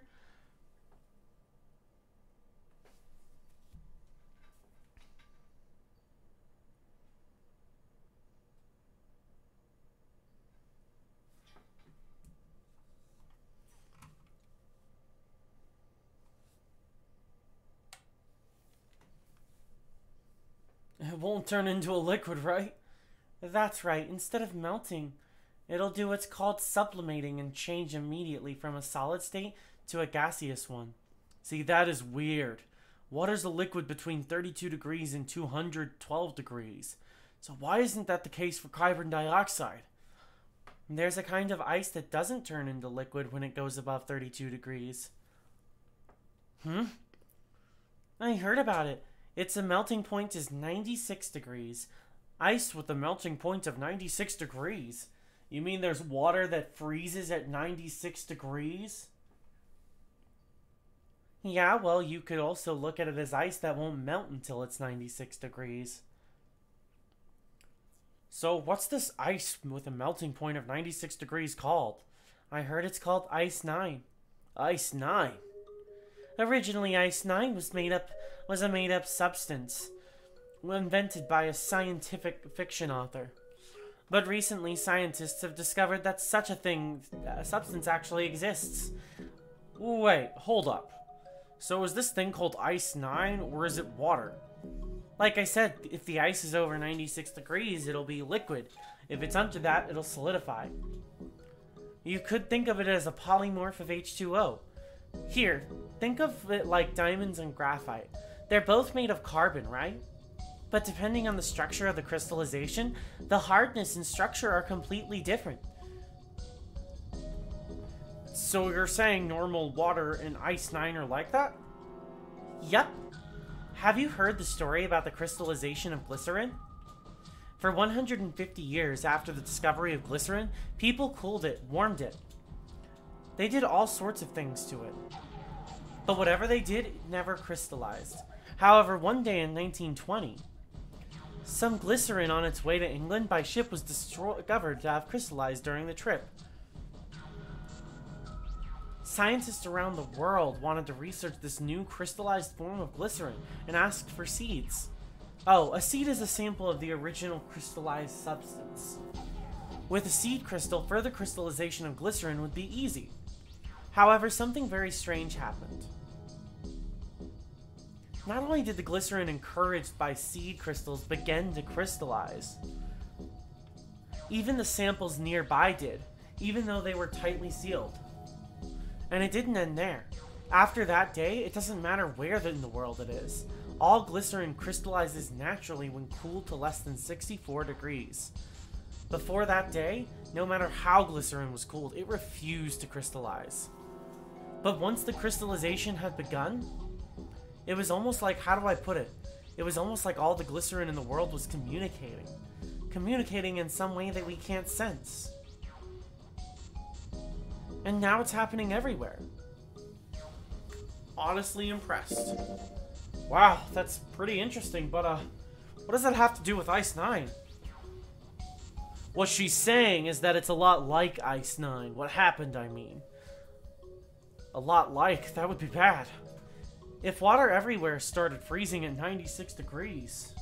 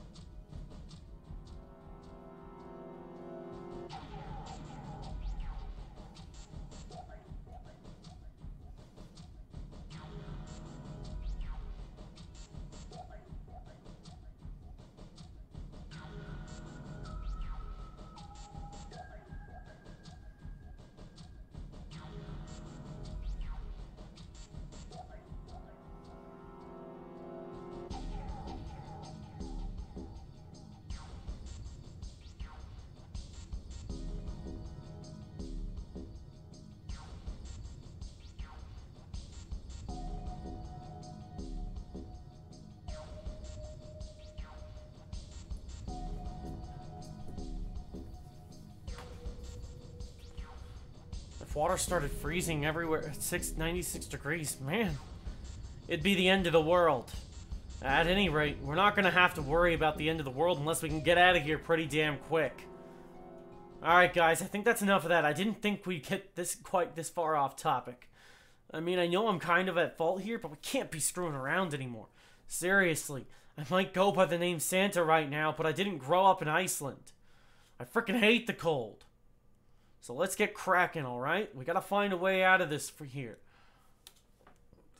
Selfish, isn't he? Ice Knight is interesting and all, but we can discuss it more once we get out of this freezer. There's water dripping from this pipe. It looks like when the pipe burst, the water hit the doorknob and froze it in place. The water actually seems almost warm.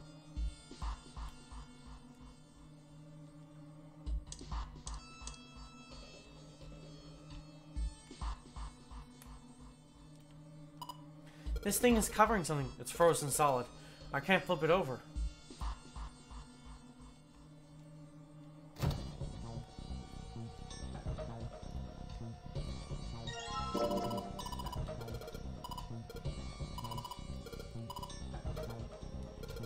Thanks. Something wrong, Junpei? Your face is bright red. Nothing, I'm fine. If that's hard, you can probably use it as a hammer. Yeah, good point. Maybe we can use it to break something.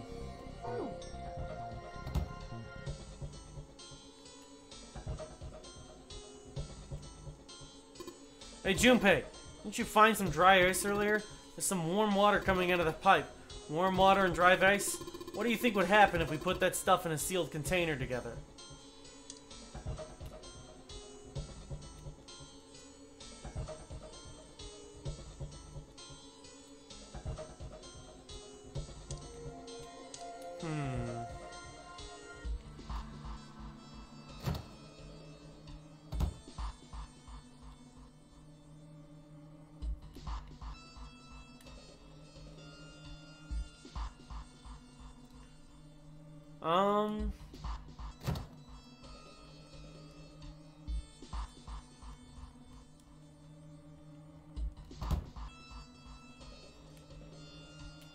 Okay.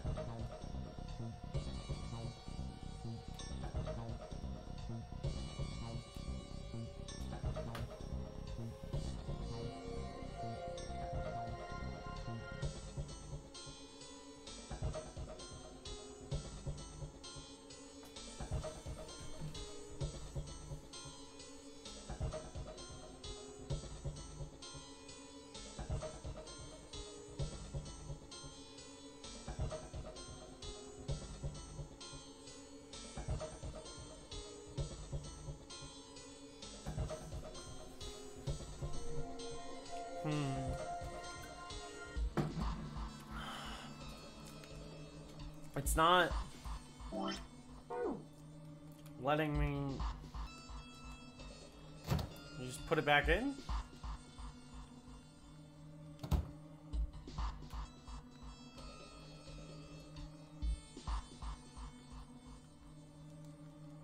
Oh, wait. I completely missed this.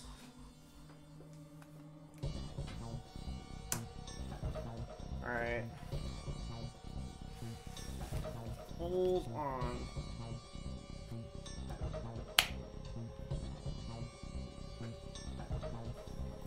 I'm gonna let my headphones charge for a minute so I won't have access to the music as much, but I shouldn't need it for my purposes of streaming.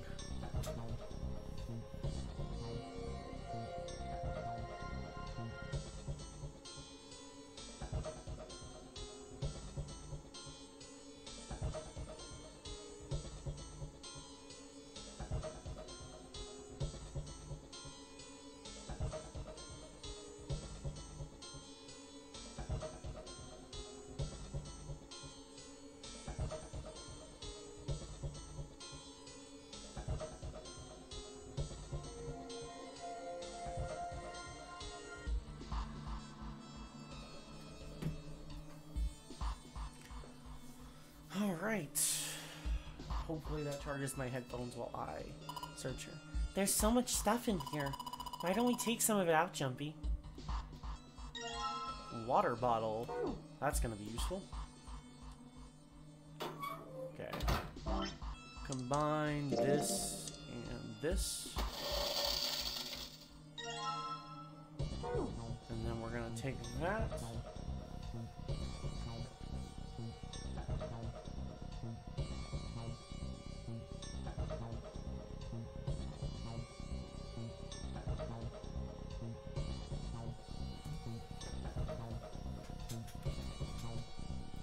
Get this warm water flowing from the pipe.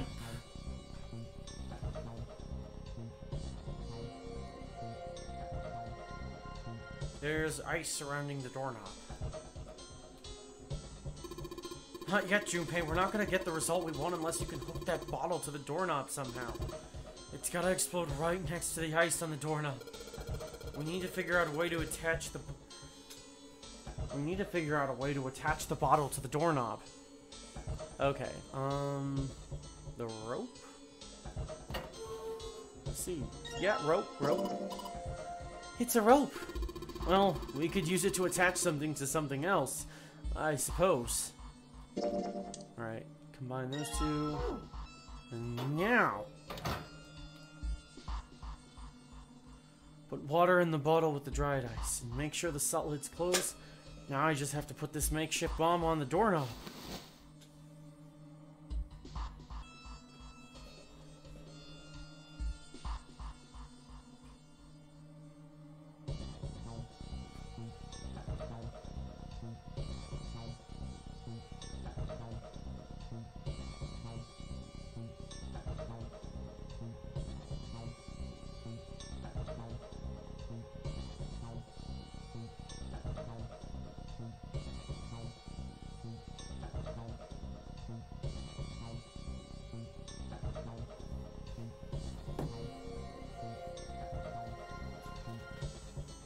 Alright, that's set. So, what do we do now? We just need to give it a little, tap. The bottle's already about to pop. If we just throw a rock or something at it, it'll go off all on its own. A small rock? Alright, this ought to do the trick. Some dry ice, huh? Not a bad idea. Alright, guys, stand back. We should probably hide. Where exactly do you expect us to hide, genius? There really isn't anywhere big enough. Yeah, there is. Right here. We can hide in there. Come on, get inside, quick.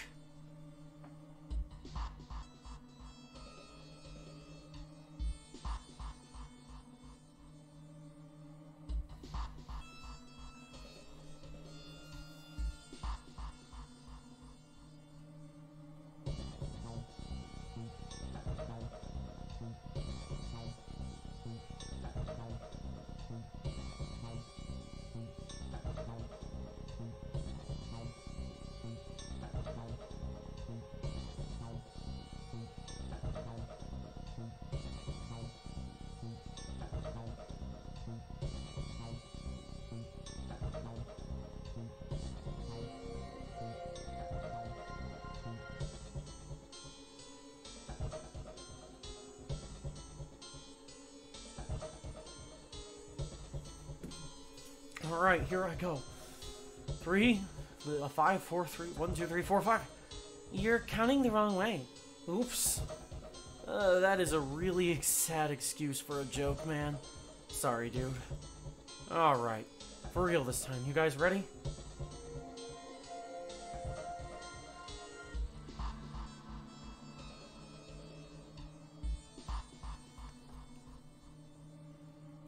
Yes, whenever you're ready. Just throw the damn thing.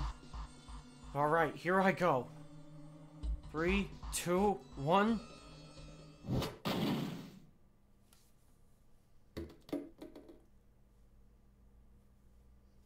Jumpy! The ice on the door, is it gone?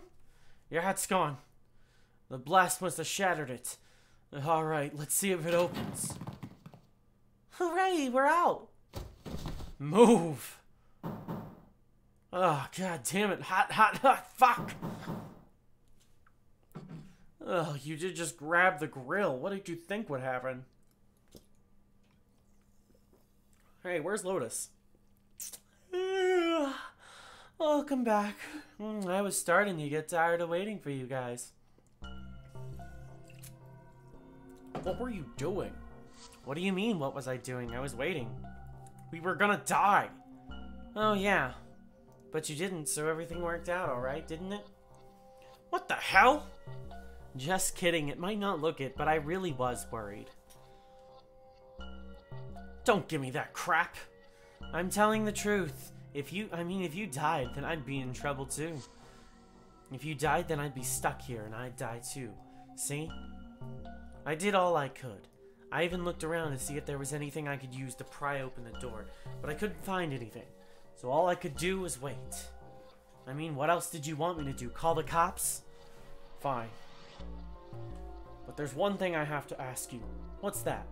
You didn't close the door, did you? What? You think I closed the door on you? Why would I do something like that? It closed on its own.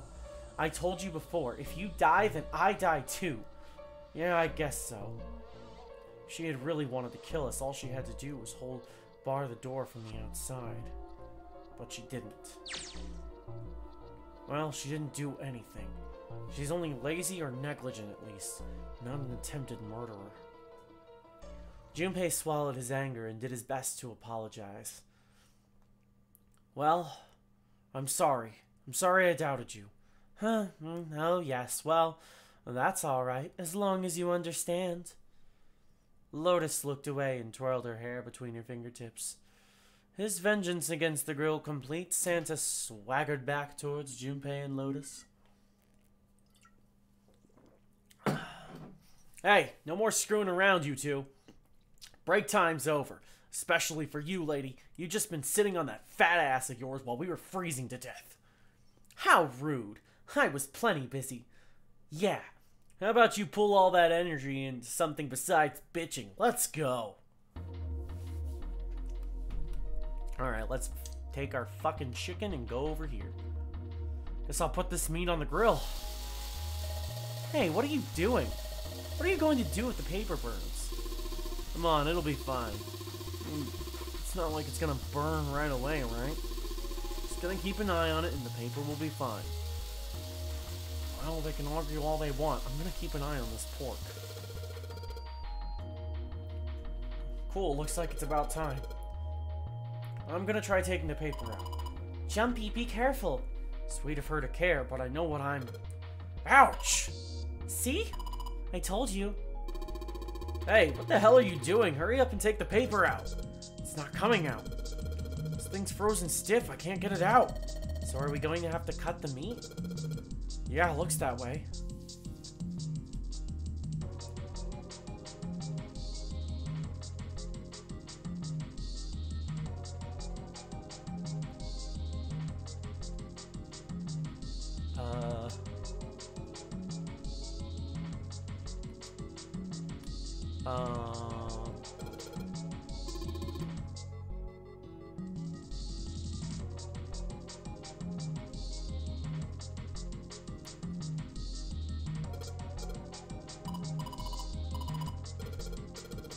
I'm good. I'm just looking for a knife.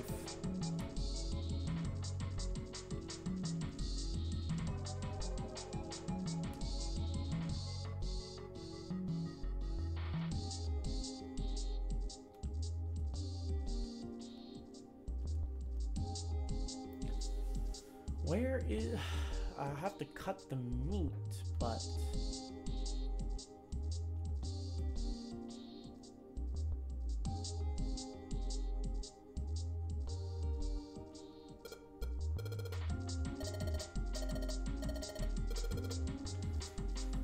What makes you think a poor college student has the money to do something like that? I think there are 15 of these plates. I'm assuming they're for seafood? How the hell can you tell that? They just look like any other plate from the 99-cent store. If you ever take a lady out to dinner, you're going to embarrass yourself. I feel sorry for June. What? Why the hell are you bringing that up, June? The lady doth protest too much, methinks. You're not terribly subtle. There's a bunch of little wavy ridges on this plate.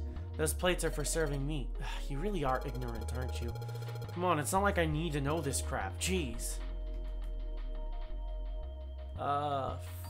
Fuck. Is there anything in here I can use? Like, is there a fucking knife in here I don't know about?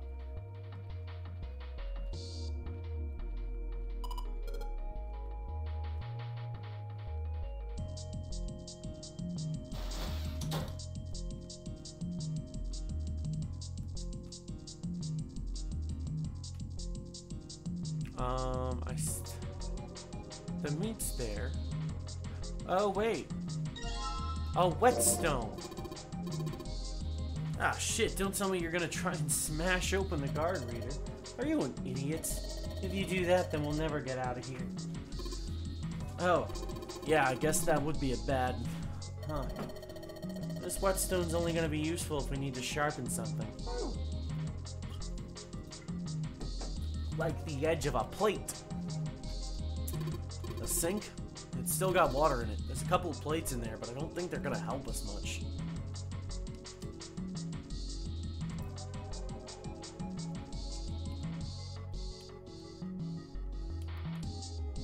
Let's go back to the plates. There's a voucher at the end of the table. This voucher doesn't match the number of the plates on the table. It says appetizer 9, meat dish 10, soup A, seafood dish F on the voucher. And the plates on the table are 9 appetizers, 16 meat, 10 soup, 15 seafood. Maybe they're using hexadecimal here. And hexadecimal is? It's a number system that goes 8, 9, A, B, C, D, E, F, 10, 11. You're familiar with base 10, right? That's the normal system of numbers. The base 10 equivalents for hexadecimal numbers would go like this. A equals 10, B equals 11, C equals 12, 13 equals D, 14 equals E, and 15 equals F. And 10 equals 16. Then 10 becomes 16 in base 10. I know it sounds strange, but you can think of it as just 6 letters added on to the normal number system after 9. And so on. I think I get it.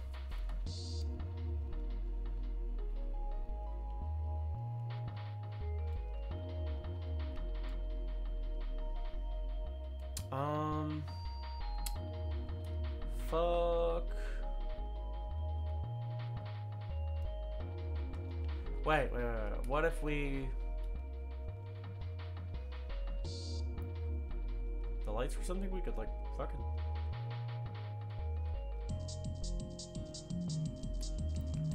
Is there anything over here?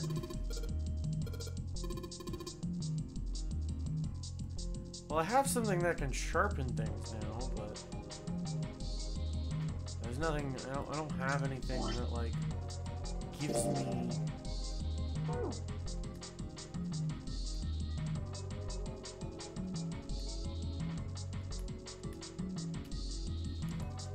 I feel like there's probably knives under here, but, like, it won't remove them.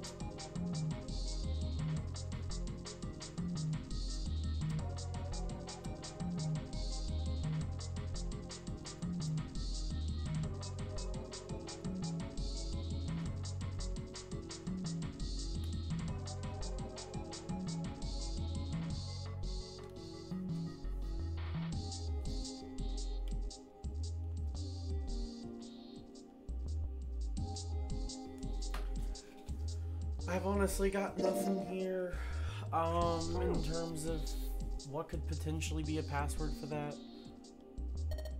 Oh, lights. It's nice to have something finally go our way.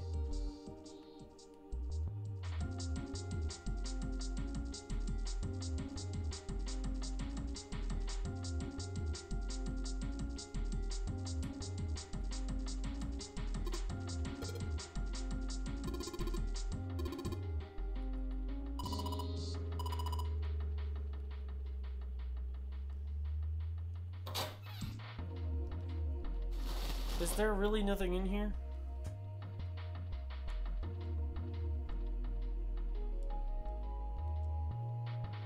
I feel like there would be something over here behind the cloth. But it says big barrel of milk.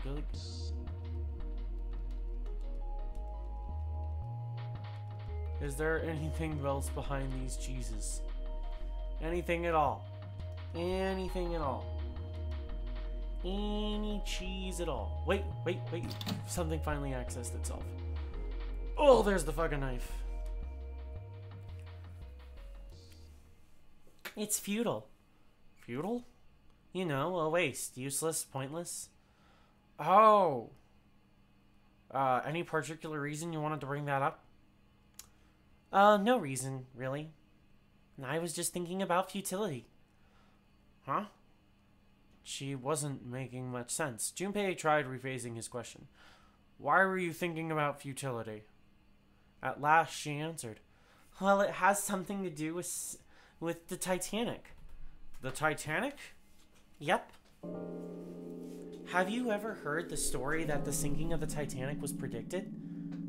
Yes, I have. Oh yeah, I know what you're talking about. There was a novel that had a bunch of stuff in it that described the sinking of the Titanic before it actually sank. Yeah, that's the one. The title of the novel is Futility. It was written 14 years before the Titanic sank. But... I know. I mean, I didn't know the name of the book, but the story was the same, right? It was just like what happened on the Titanic? Yeah. Well, I heard it was all a hoax. A hoax? I heard that the stuff that matched up to the Titanic so accurately, well, was actually at it after it sank. Apparently the only thing that was the same originally was that a boat ran into an iceberg and sank. But the novel was published in 1898, 14 years before the accident. Like I said, that was the first print of the book. 14 years later, the author heard about what happened to the Titanic. He figured that it was his chance, you know? He just went back and changed some stuff in his novel so that it matched the Titanic exactly. Surprised by Junpei's response, June seemed rather taken aback. Really? Really? There's no such thing as premonitions or any of that stuff. For a moment, June looked very unhappy, more so than Junpei thought was normal for such a discussion. But it lasted only a moment. With no apparent reason, she suddenly looked up at him alarmed. But, that wasn't the only book that predicted the Titanic sinking. It wasn't? Yup. There were two other similar stories written by a man named William Thomas Stead, both of them before the accident. One in 1886 and one in 1892. Stead wrote two stories that had striking similarities to the Titanic disaster. In one, two ships collided and many of the passengers died because there weren't enough lifeboats. In the other, a ship collided with an iceberg and sank. I don't know. I mean, I'll give you that it seems a little weird, but I'm pretty sure it wasn't too common for ships to hit icebergs back in the day, or even other ships. Right, I knew you'd say that. But what if Stead had some sort of special powers? To be more specific, what if he had the ability to do automatic writing? What? Automatic writing? Wait, are you talking about when someone's possessed by a spirit and they write a bunch of stuff without knowing what they're writing? Yes. What do you mean, yes? That stuff's a load of bull. But Jumpy, you said you believe in curses. Come on, that's totally different. Okay, let's say hypothetically that automatic writing isn't a total load. These guys still couldn't have predicted the sinking of the Titanic. When this Stead dude wrote his thing, nobody had died on the Titanic yet. So if automatic writing is about being possessed by dead people, who the hell possessed him so he could write that stuff? June, that's not it. What's not it? Stead wasn't possessed by a spirit. He was doing the possessing. Huh? What are you smoking? William Thomas Stead was a passenger on the Titanic. He just wrote down what he saw with his own eyes. 20 years before it happened. He decided it was probably best to say nothing. What June was saying was insane and utterly absurd. If he tried to take what she was saying seriously, he'd go mad. Well, Junpei smiled uncomfortably. Well, why don't we talk about this some other time, okay? Huh? But... Her voice trailed off and she glanced at the floor, troubled. Come on, let's get back to it. Junpei tapped June gently on the shoulder and awkwardly reached around her neck to pick up the knife from the box. Prague so scary? What's going on in Prague?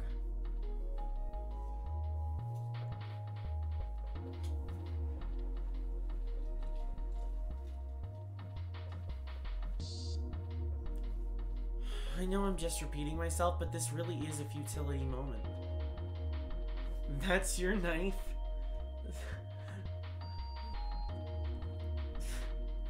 PlayStation? How is this your knife, Aubrey? How's stream been? I've just been having fun. I'm starting to think I might have to not beat this in one single sitting if I want to get sleep before work tomorrow. However, I think I will be able to nab at least 2 of the 6 endings. So, I'm just going to probably end up making this a stream series, and I'm probably going to stream more of it on Thursday. Maybe nab another ending Thursday night or 2. I don't know. I'm having fun though. And I feel like I've gotten the hang of doing like a lot of the different characters' voices and stuff. I'm going to upload all the full VODs to YouTube so that I can like go back. Yeah, that's part of why I want to get some sleep before work. So instead of staying up all night, all day tomorrow and trying to beat this before I have to go to work, where it would make me doing a 24-hour stream out of fucking nowhere, I think what I want to do is focus up. You killed God with a rusty knife. That sounds hilarious. But yeah, no, instead of trying to go crazy and beat this game before work and get a little amount of sleep, I'm hoping that I can just like finish however many endings I can finish, which I'm thinking is probably only gonna be 2 based on the rate we're going. I already finished 1 ending, and so we're working on going through another path right now. I don't know which ending we're gonna end up getting next, but I know it won't be the true ending because you have to get multiple endings, if I remember correctly, to even unlock the true ending.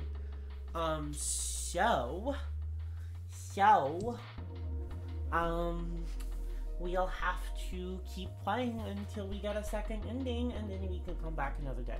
I wish I could do a single sitting like I intended to, but it's just not how the cards played out. Yes, just how it goes sometimes. I know I'm just repeating myself, but this really is a futility moment. That blade is so rusty. Yeah, I know. We can't cut the damn thing with a knife like this. If we're going to cut anything, we're probably going to have to sharpen the knife. Yeah, I'm aware. Maybe I'll use the whetstone to sharpen the knife. The blade of the knife is getting sharper by the second. I should be able to cut something with it. Pretty good with this. And the knife is fixed, for the most part. Yeah, I honestly thought the game I was gonna be able to fucking finish the game way faster, but like I was thinking it was gonna be maybe like a 10-15 hour experience, but I was wrong. I think it's at least 30 hours. Maybe it takes less time to finish the game, like get the different endings on like the remaster, which is what I'm playing. If this was the DS version though, we would be absolutely fucked. Crazily fucked. But let's go cut some meat. Let's go cut that meat on the fucking grill. Alright, now that I've sharpened the knife, yes, I cut the pork. Awesome, Junpei. Now we can cut out the paper. C plus 10 plus F. Okay, so this is gonna... It's the hexadecimal thing. So it goes... 10 is actually 16, but it's 1, 2, 3, 4, 5, 6, 7, 8, 9. A, B, C. So A is 10, B is 11, C is 12, D is 13, E is 14, F is 15. so it's 12 plus 15 plus 10. 12 plus 15 is 27. Plus 10 would be 37. Right?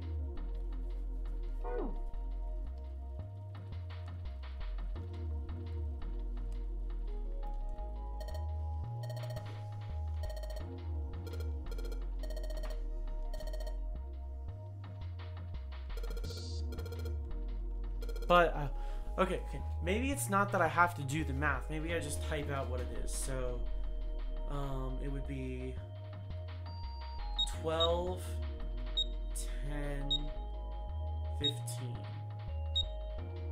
Wait, no. 37? Is that it? No. The fuck?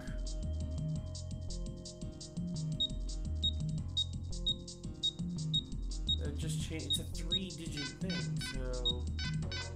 Oh wait, okay, maybe it does the digital root bullshit. So 10 is 6 since it's 3. So C is 12. 1 plus 2 would be 3, and then 10 is actually 16. 1 plus 6 is 7, and then the F is 15, and 1 plus 5 is 6. That's not it either. This is weird. Hey, you're just punching in random numbers, aren't you? Maybe if you just enter it like it said in the hint. Ah, shut up. Just shut up. The pork note is right here. I see this. It says C plus 10 plus F on the note.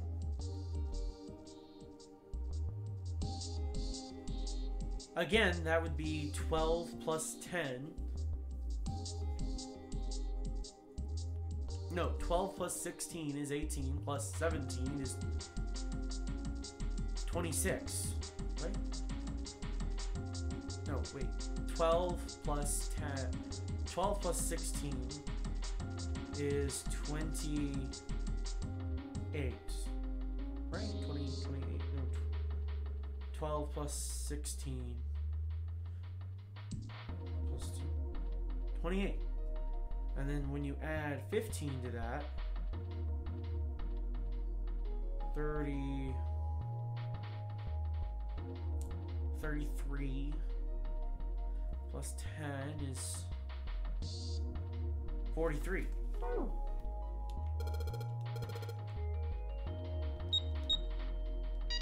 There we go. Okay. I don't know how I fucked up the first time. Well, I guess that went well.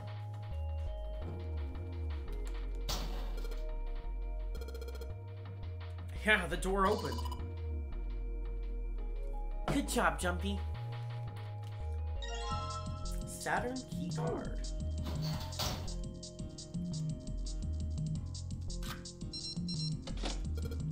Yes, I think it's unlocked now. You did it, Jumpy. Let's get out of here. Yeah, let's go. And we found our next way out.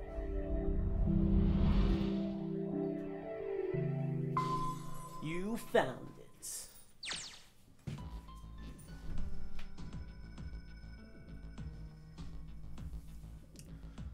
I think we've been here before. A mental gate stretched from wall to wall. Beyond it were 2 elevators and entrance to the kitchen. The elevators are over so that means we went into the kitchen through that door and came out on the other side.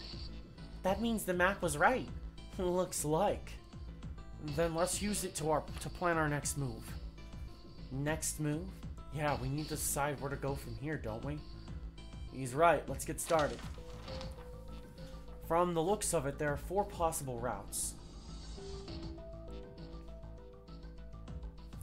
Let's just keep it simple and call them A, B, C, and D. First, A and B. They both seem to connect to a room that looks L-shaped. There were 2 doors. But they were both locked and we couldn't open them. Now, Route C. This goes all the way to the main staircase. That means it's door 5, so one of the numbered doors. Then do you think we would meet up with the other 4 after this hallway? No, I don't think we will. Why not? Look, there by the stairs. See how the gate is opened? When we went into the kitchen, it was closed. But it's open now. What do you think that means? They opened it. Most likely. Then if we take Route C, we're going backwards. That would be pointless. Then that means... All 4 looked at the map. They all looked at the staircase, and its lazy curve leading down deeper into the ship. Route D, then. D it is. Yep, Route D. Then we're set.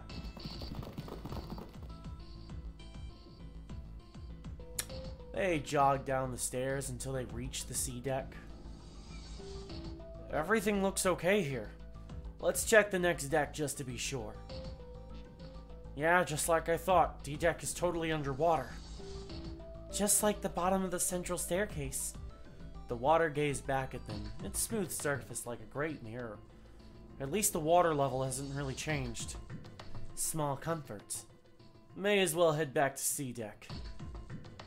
Huh, what else is here? There are 2 elevators over there at the top of the stairs, just like the floor above. Hold on. These are kinda different.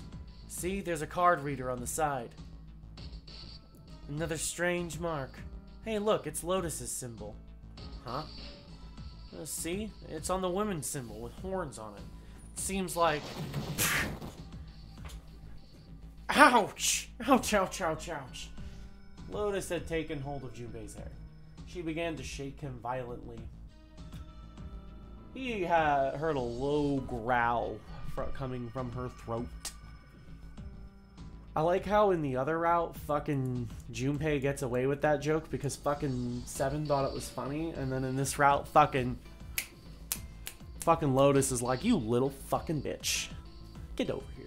Get over here. I'm gonna fucking smack your ass. What was that about, that mark again? Nothing. Such violence. Junpei began to wonder if she was not the devil itself.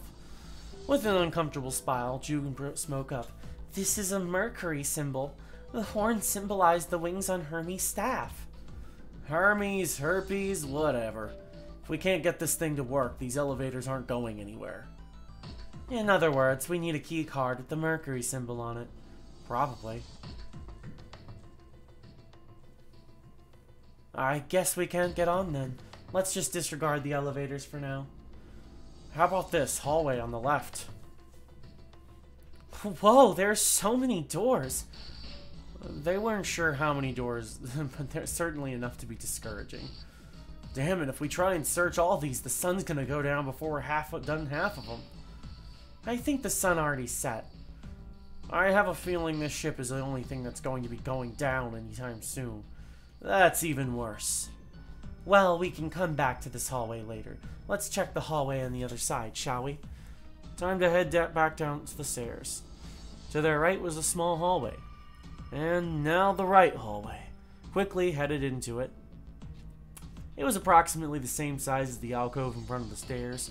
The hallway led to toward the stern, and at its end was a set of double doors. There are doors here too. Well, I guess it's just 4 this time. Let's open them. Alright, let's start with this one. Junpei nodded and grabbed the one closest to him. He gave it a small tug and felt it move. It isn't locked. I'm going to open it. Thrilled to have found an unlocked door, he threw it open.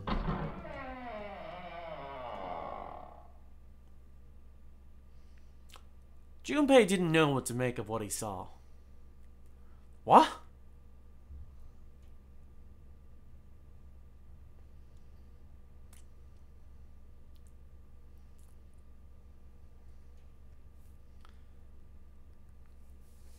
He simply stood, unable to speak. The others simply stared at him, open-mouthed. After a few long moments, Santa managed to speak. What the hell is this? This place is huge.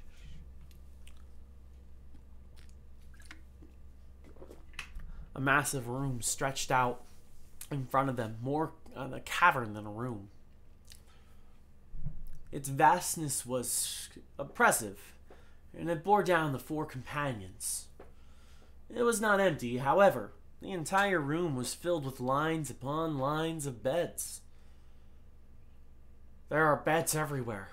They were simply things, little more than pipe and thin mattresses. Is this a hospital? He had at least been able to put a name to the harsh scent that pervaded the room. It definitely has the smell. Could be. I see medicine cabinets and surgical tools. Hey, look there, the 4 doors at the end.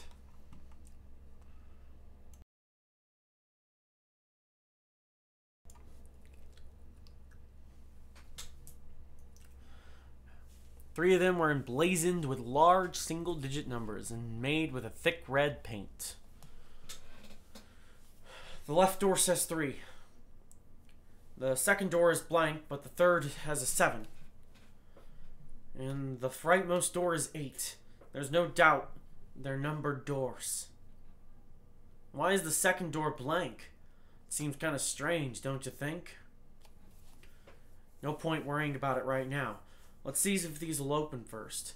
Yes, that sounds like a good plan. Junpei headed towards the doors, waving his way through the beds. He started with door 3 on the left and moved until he reached door 8.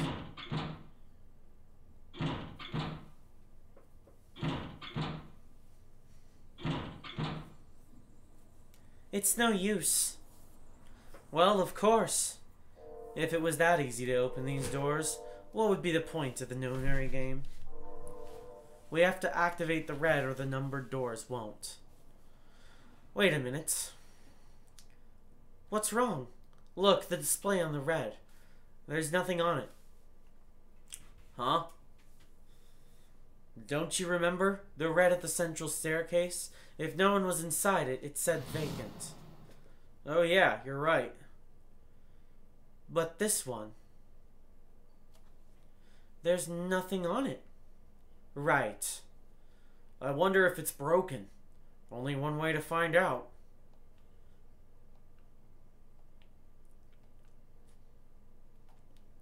It's not responding. All 4 took turns placing their hands over the red, but it refused to respond. They pulled at the lever and it still did nothing. As they soon discovered, it wasn't the only red for door 8 that was behaving strangely. How about the red on door 7? And door 3? None of them are working. What does it mean? Ha! I knew it. They're broken. Zero sure sucks at maintenance. No, that's impossible. You really think Zero, who prepared all of this, would make such a stupid, simple mistake? Maybe. That doesn't explain why this thing ain't working. It was at that moment that they heard a voice from behind them. I believe the bottom of this device has been removed. They spun around to see. Snake! But it was more than just Snake. Ace, Clover, 7! Although they were glad to see one another, it was terribly surprising that they had.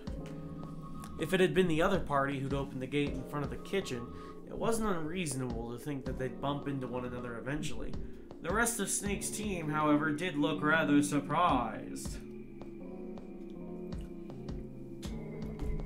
How? How did you guys... How did you end up here? That's my line. Perhaps we should exchange information. After a moment of silence and surprise, everyone began to talk, desperate to exchange information. They talked about the rooms they'd been through and how they ended up in the same place. Of course, none of it was very useful information, but that hardly mattered. They were happy to simply see one another again. Although the level of cheer varied greatly from person to person, each one of them was wearing some manner of smile, almost as though they had already forgotten about the death of the ninth man. No, thought Junpei, that wasn't it. Perhaps thoughts of his death were what drove them to smile at one another. Not in a morbid or hateful way, the ninth man had died, but they were still alive. That was something to be happy about. A simple, uncomplicated joy. Thought the joy of being alive. Still alive. He felt sorry for the ninth man, but more than anything, Junpei was just happy to be alive. Right.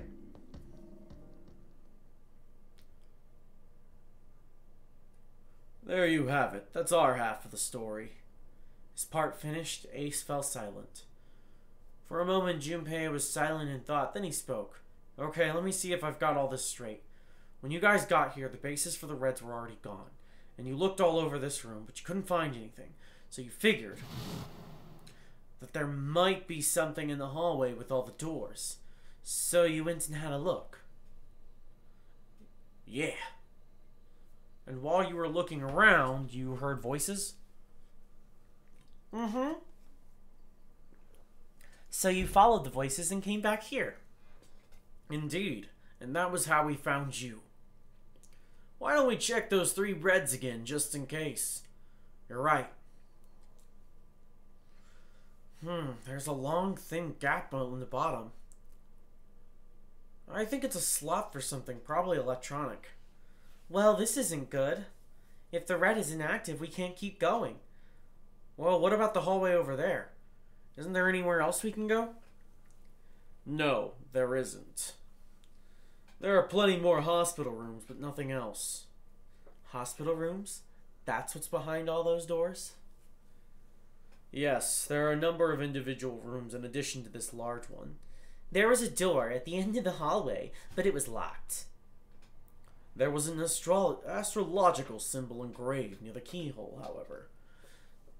I was able to get a good feel of it, but I guess it was just the symbol of Jupiter. Not again. Those goddamn things are everywhere. I wonder what they all mean. For a moment, everyone was silent, deep in thought. While we're asking what things mean, what's the deal with this room? I mean, I thought this was a cruise ship, but I can't imagine a ship like would have a hospital like this. I wonder if... Nope, we are not in new territory yet. Okay, it's the gigantic...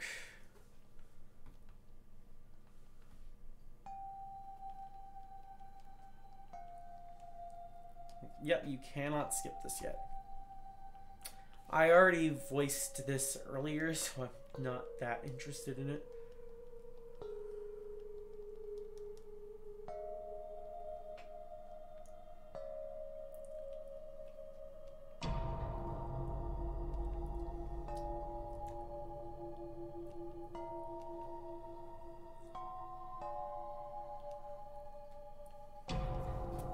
Well, the ship's got stuff like the Titanic and a hospital ship. So I just figured. No, I've got more. Like? I mean...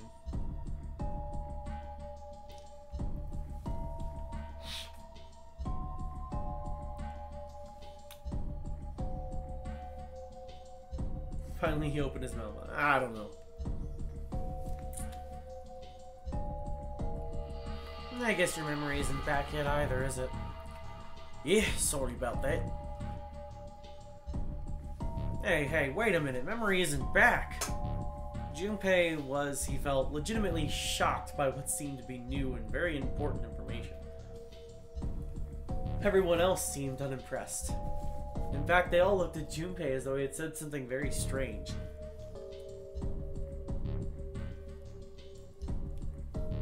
Yeah. Your point being? He decided to revise his attitude for the next question. Wait, was I the only one that didn't know? Everyone nodded. Why? Oh yeah, I guess I didn't get to tell you, huh? I told the rest of them before he ran into you on the stairs. I told him I couldn't remember a damn thing from before I woke up. What? Then, almost as if to save Junpei from further embarrassment,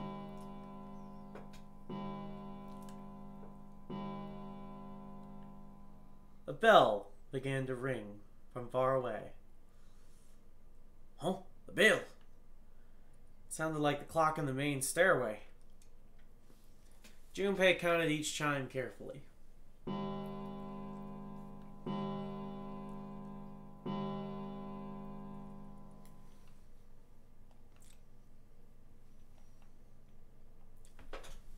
It's midnight. Then we've still got 6 hours left, right? We don't have any time to screw around. Let's get going. We gotta find the missing pots for the Reds. What did you mean, find? How on earth do you propose we do that? We looked everywhere in this room. That only leaves one place to look. One? Well, I guess that's not really right.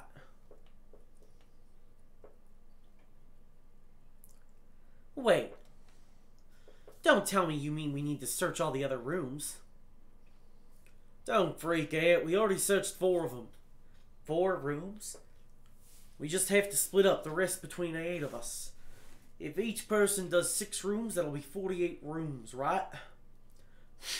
So there are 48 rooms left? Her early experiences apparently had not encouraged Lotus to trust Seven. Seven scratched his head awkwardly. I don't know. Alright, so everyone knows which area they're searching? Yes. Moving forward to aft. We'll all meet up when the clock goes off again. How about in that room with all the beds? Yeah, sounds straightforward enough. I'll shout if I find any of the components we need. I hope we can find them within the time limit. If we can't, then we just have to come up with another plan. Right. Then let's do this. The details decided, they left to begin searching. Out into the hallway, they went each to the rooms they'd been assigned. However,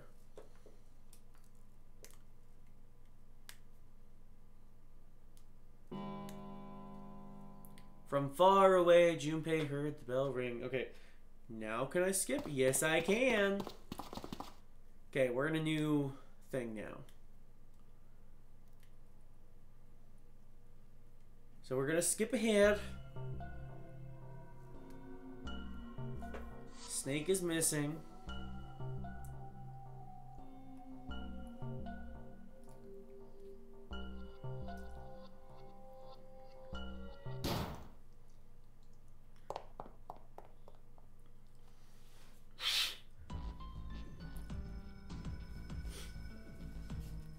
Okay.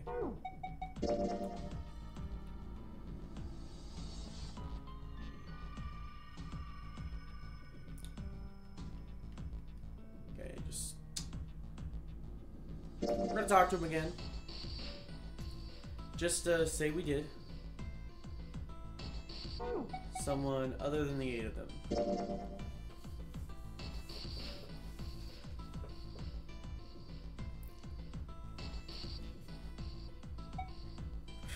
I like how it shows the fact that I've done it all, apparently. I wonder if you can give her the...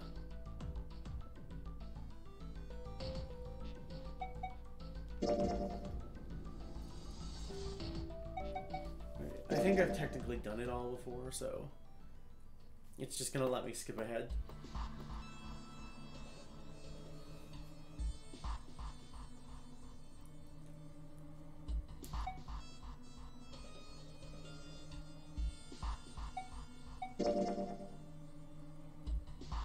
It wasn't pleasant, but she was right. There wasn't any way that the numbers worked out. If one group was 4, the other group would always have a digital route that didn't match a door. When 7 spoke, his voice was strained. Then, you're saying we gotta decide who's gonna stay behind. Yes, we do. Given our circumstances, it's logically and morally the best solution. If the other 6 are to survive, then one person has to sacrifice themselves. And we go back to sleep.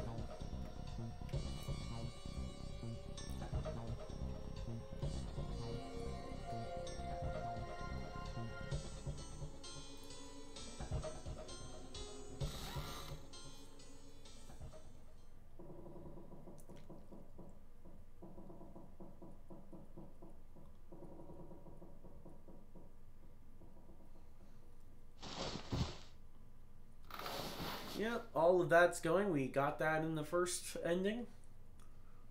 Because a lot of it overlaps. And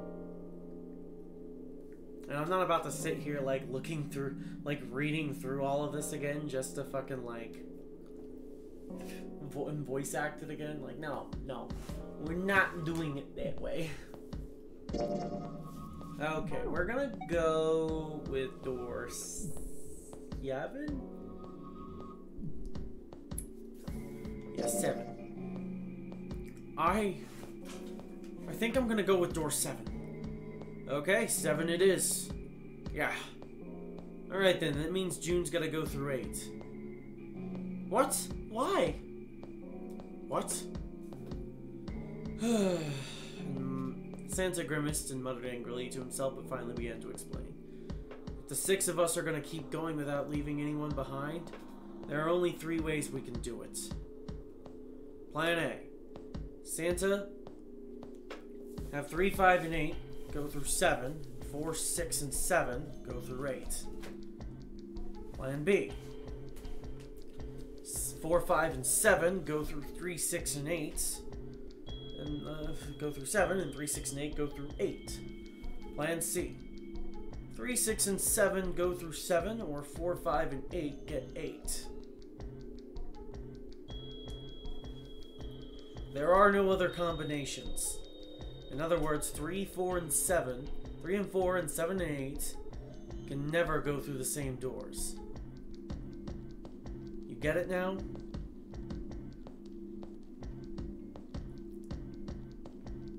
As Santa finished, June looked over at Junpei, tears welling up in the corner of her eyes. Oh no! You're saying we aren't going to see each other again for a long time? Junpei felt as June did. He just wanted to be by her side. Though whatever trials they were preparing to face, he knew if they were to survive, he had to swallow his feelings. In order for the 6 of them to move forward, he and June had to be separated. He looked at June. He was scared to just lose her. But he swallowed, steeled his resolve, and did his best to smile. Hey, come on. You're making it sound like we're never going to see each other again. We gotta split up, but only for a while. This is just like when we went into the 4 and 5 doors, remember? We got split up then too, but we all met back up. I'll bet 7 and 8 are just like that. You mean they're connected somewhere? Yeah, probably. Probably? She didn't sound very hopeful. It was 7 that interjected. I'm sure they're gonna connect somewhere. Why? What makes you think so? If they don't, then neither team can get through door 9. In other words, the game would end right there. Zero's been on top of his shit so fast, I don't think he'd blow it now. I'm damn sure that son of a bitch wants to have his fun as long as possible. He's not gonna end this game until we get through the 9 door. June said nothing. The tears were gone, but her eyes were still sad as they looked at Junpei. He met them and, with what reassurance he could manage, laid his hand gently on the shoulder. Everything's gonna be fine. We're gonna search again, I promise. Oh, we'll see each other again? I read that as search. June bit her lip and gave him an almost imperceptible nod. Yes, promise? Her voice was barely above a whisper. Santa's voice shattered the moment. You guys are done, right? He stretched and continued. Anyway, that's pretty much it. Clover and I will both go into separate groups. I figure I'll take 8 and Clover can take 7. Any problems with that, Clover? Clover looked away and was silent for a moment. Whatever. It was more of a dismissal than an agreement, but Santa didn't seem to care. Alright, we're ready to go then. Let's move. At Santa's command, the group splits and headed for their respective doors. Clover, 7, and Junpei walked towards door 7. As Santa, Lotus, and June headed for door 8. For a long moment, they stood in front of the door. 7 took a deep breath. You guys ready? Yeah. Okay. Okay, let's go.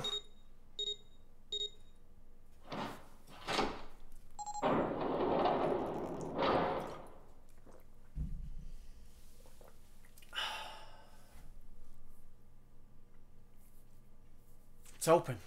A narrow hallway stretched out before them. 7 and Clover leapt through the door.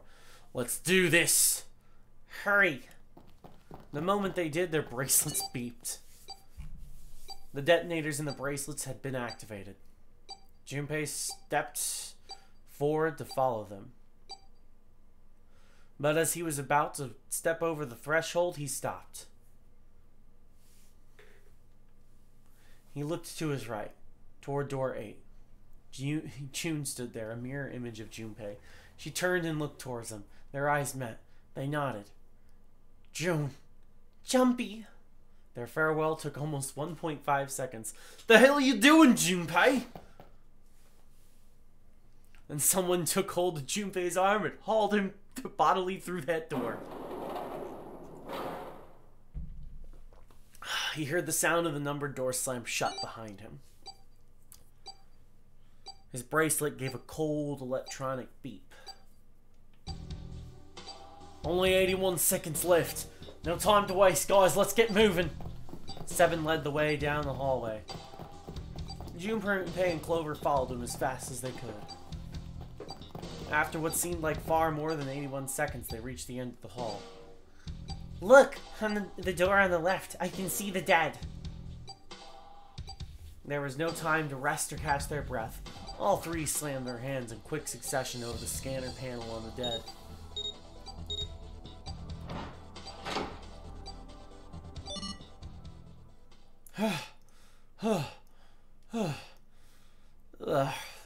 Still trying to catch his breath, 7 leaned heavily against the wall. It stopped! It stopped! His smile seemed forced and a little crooked. This is the second time we've gone through one of these numbered doors, but you never really get used to it. He stood up straight, no longer out of breath, and wiped some sweat from his head and neck. Clover smirked down. I would have thought a guy your size would have bigger balls than that. What the hell did you just say? Say it again, I'll dare you. You have no... You little... You want to die? I'd like to see you try. You fucking Brit. Alright, let's go. Hey, calm down, guys. This isn't the time for, this. It's not gonna do us any good. Gosh. Junpei sighed. Sometimes he wondered if the doors and the puzzles were really the greatest challenge they faced. Wait here for a minute, alright? I'm gonna go see if there are any other doors. They didn't respond, but Junpei wasn't in the mood for a conversation anyways. We just came through this door, and of course it's shut tight. There's a short hallway on the left here, and an iron wall. I doubt we can get through it. At last, he gave up and returned to 7, who was tapping lightly on the wooden door. This door's the only option we got, right? Yep, looks like it. Hey, something's written on the door. On that iron plate. It says operating room. If this thing's telling the truth, there could be body parts in here. Well, this is probably not going to be pleasant. Something about it made Junpei feel nervous. Well, there's no point to standing around. Might as well go in and see what's waiting for us. Ugh. What's wrong? It's nothing. Let's just go. Huh? The hell is this? Why don't we take a look? Hey, Clover. Yeah.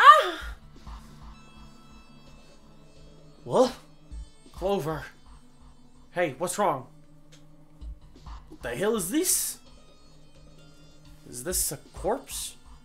We should probably take a closer look. Yeah. This is... What the hell? That's just a huge doll or something. A doll? Who? You're right, it's only a doll. Man, it really scared me. Yeah, well, I guess it would have been weird if you had actually had any balls. Shut it. Don't you start with me, fatty. Oh, what's this? You want a piece of me, short stuff? Yeah, bring it on, you whale. Hey guys, not again, okay? Seriously, knock it off.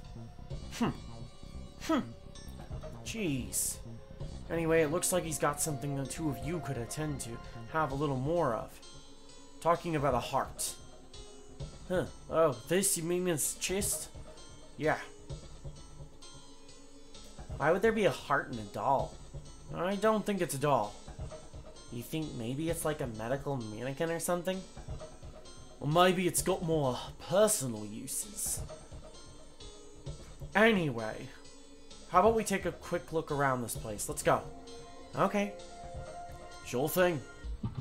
1, 2, 3, 4, 5, 6, 7. Seek a way out.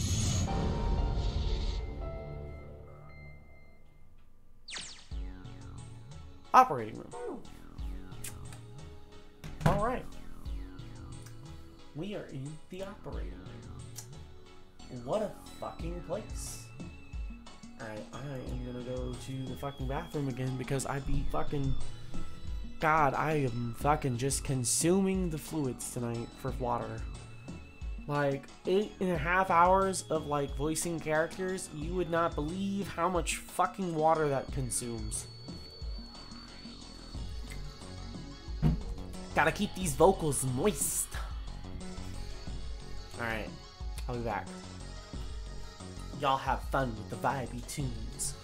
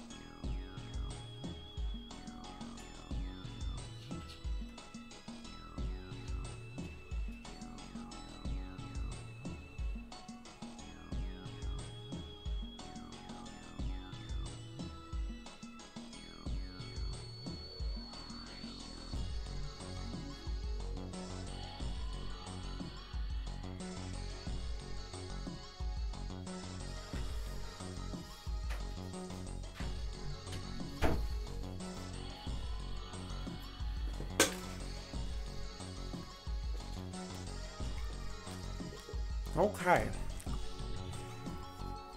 I grabbed another energy drink to help us get through.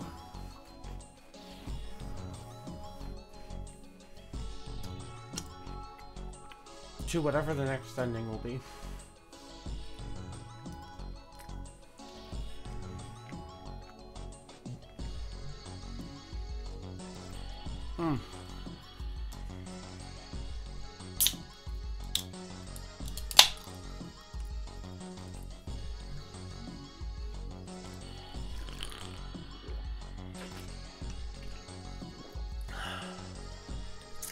I went with Mango Loco this time.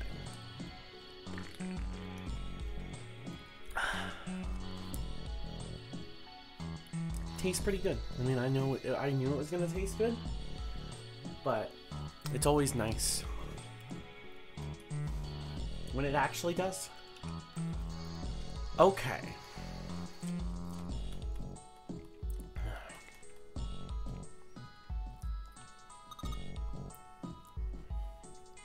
Hey, I wonder what this thing is.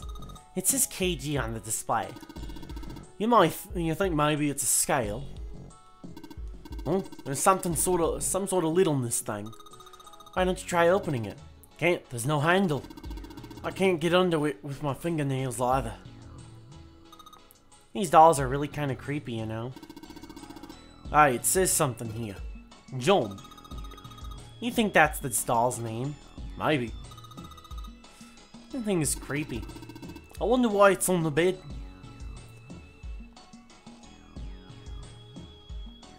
A white cloth.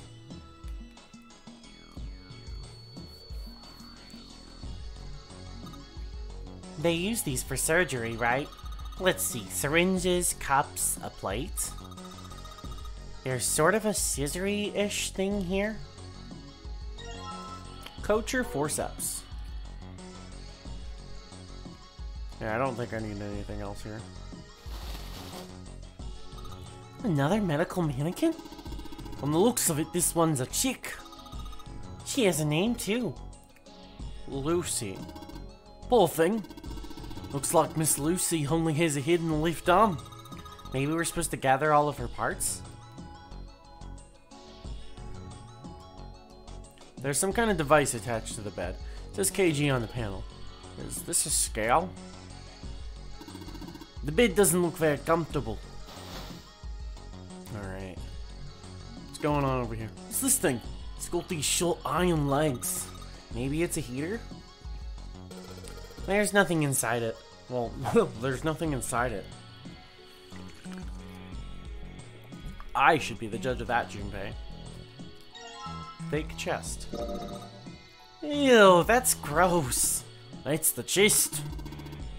It's a woman's chest. The heart's gone, but it's pretty hot. I think that if that kind of thing turns you on, Seven, you're a real creepo. Maybe you're supposed to heat something like that gauze to kill the bacteria? There's a boiling thing over there. There's nothing on the lid or in the drawers. There's a lot of different kinds of medication. It's hard to tell them apart. Looks like it's locked. Guess we're gonna need a key for this one.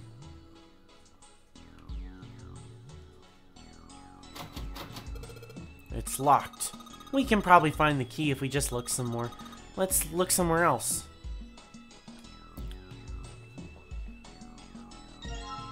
Scalpel. Yeah, I do. Okay. A medical mannequin with its guts showing. Ew. Gross. Hey, Junpei. There's a slit in this thing's chest.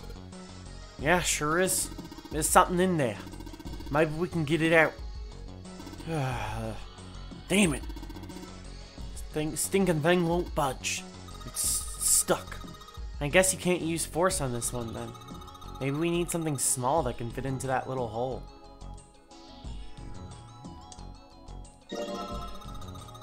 So we took the organ thing out of the thingy out of the chest thingy. It's a lung. It's a lung, not an organ thingy. Huh? This part here on the back, it's all rubbery. You're right. So, it's a fake organ? Of course it'd be. Wait, there's 7 grabbing it. It feels like there's something in here. Think we can cut through the rubber part? Let's try cutting this thing with a scalpel. Organ key. There's a key in this organ.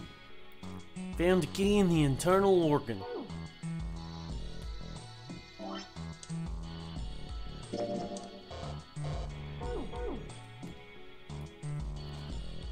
Okay, so I think this key is gonna go to one of these doors. Awesome, it's unlocked. Hey Junpei, you think there are any slugs on this ship? Huh? Well, if there are, I was thinking you could put salt on them. What's she pointing at? The label states Nasi. Salt, huh? Do you think 7 will shrivel up if we put it on him? Hi. You say something. Junpei, there's a bottle of iron powder on the shelf. How do you know it's iron? The label says Phi. Phi stands for iron, right? Something stinks. Is it coming from this bottle? Well, that of course stinks. It's ammonia.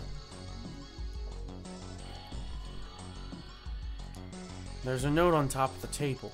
Iron 1, salt 2, water 3, carbon dioxide equals question mark, and ammonia equals question mark. Same as ethanol. What do you think this is a hint for? Maybe it's got something to do with the box. Blue liquid. Red liquid. What's this? Looks like a can with a spray nozzle. It says CO2.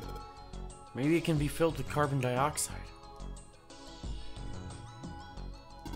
Hey Junpei, there's dihydrogen monoxide on the shelf. Why don't you just say water?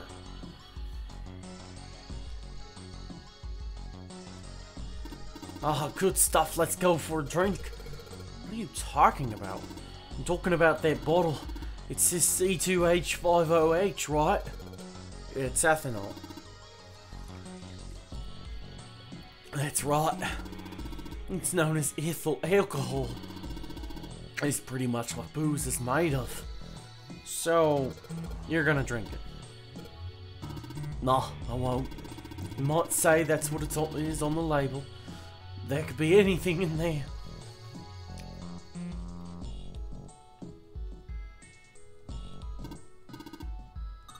So it's made up of 1 sodium and 1 chloride atom.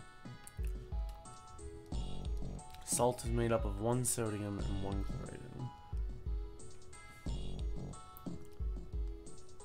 Wait, okay. If salt is 2 and it's made up of 2 things, water is 3. Okay, so the rest of this room system. C is for carbon, not O is for oxygen. 1 carbon atom and 2 oxygen atoms.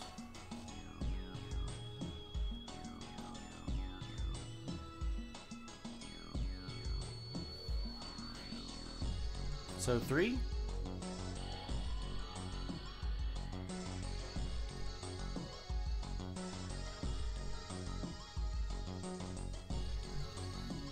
So yeah, 3. 3 as well. N is for nitrogen, H is for hydrogen. In other words, ammonia is made up of 1 nitrogen, 3 hydrogen atoms. 4.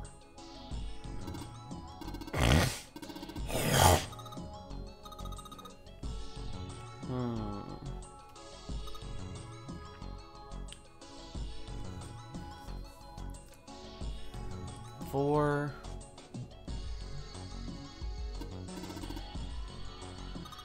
Basically, ethanol is made of 2 carbon atoms, 6 hydrogen atoms, and 1 oxygen atom. 2 C's, 6 H's, 1 O. 8.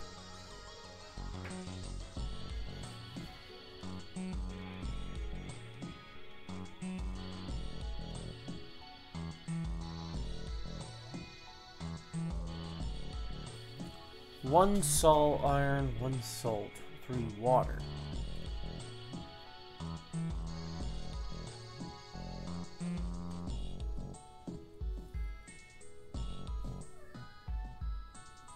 Carbon dioxide is 3, ammonia is 4, and ethanol is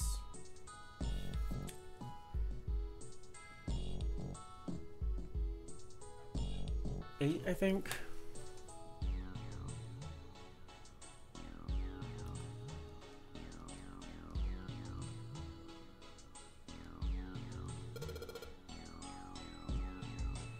Oh. 3,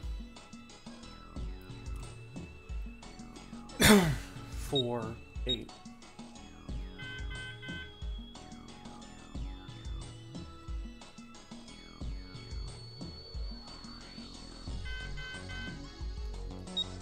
Three,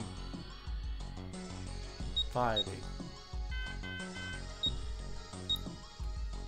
3, 6, 8. 3, 6, 8. Wait, what order was...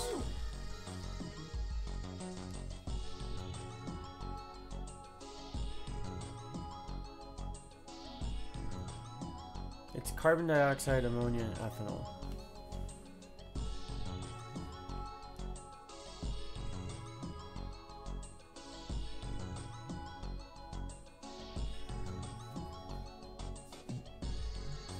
Three, 4,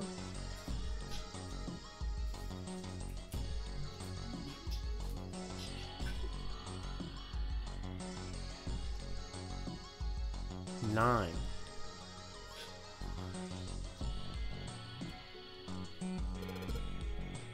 3, 4, 9.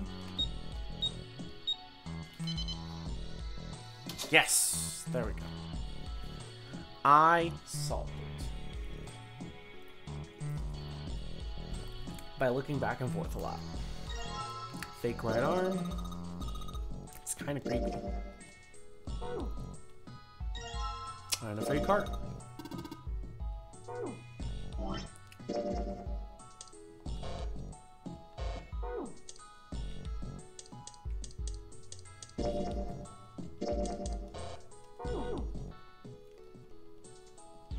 You think we should go back? Yeah, I think that's probably best. Hey, Seven, what's up? Ah, well. Is that a medicine bottle? I got curious about it here. Ethylene diamine tartrate. Yeah, that's right. That's right, it's EDT. What kind of medicine is that? It's not medicine, it's an industrial strength detergent. Why would they have something like that here? Well, probably to clean stuff up. Clean what up? Fuck if I know. Still. Looks like it's cleaned my brains up. You remember something? Yeah. I remember a story about EDT. It happened about 50 years ago. There was this factory somewhere in America making big old EDT crystals. They were making it to sell as an industrial strength cleaner, like I told you before. But a year after the factory started up, something strange started happening with the crystals they were building. Water molecules started attaching themselves to the EDT crystals. This made them into a sort of mutation of the originals. Crystals called a hydrate.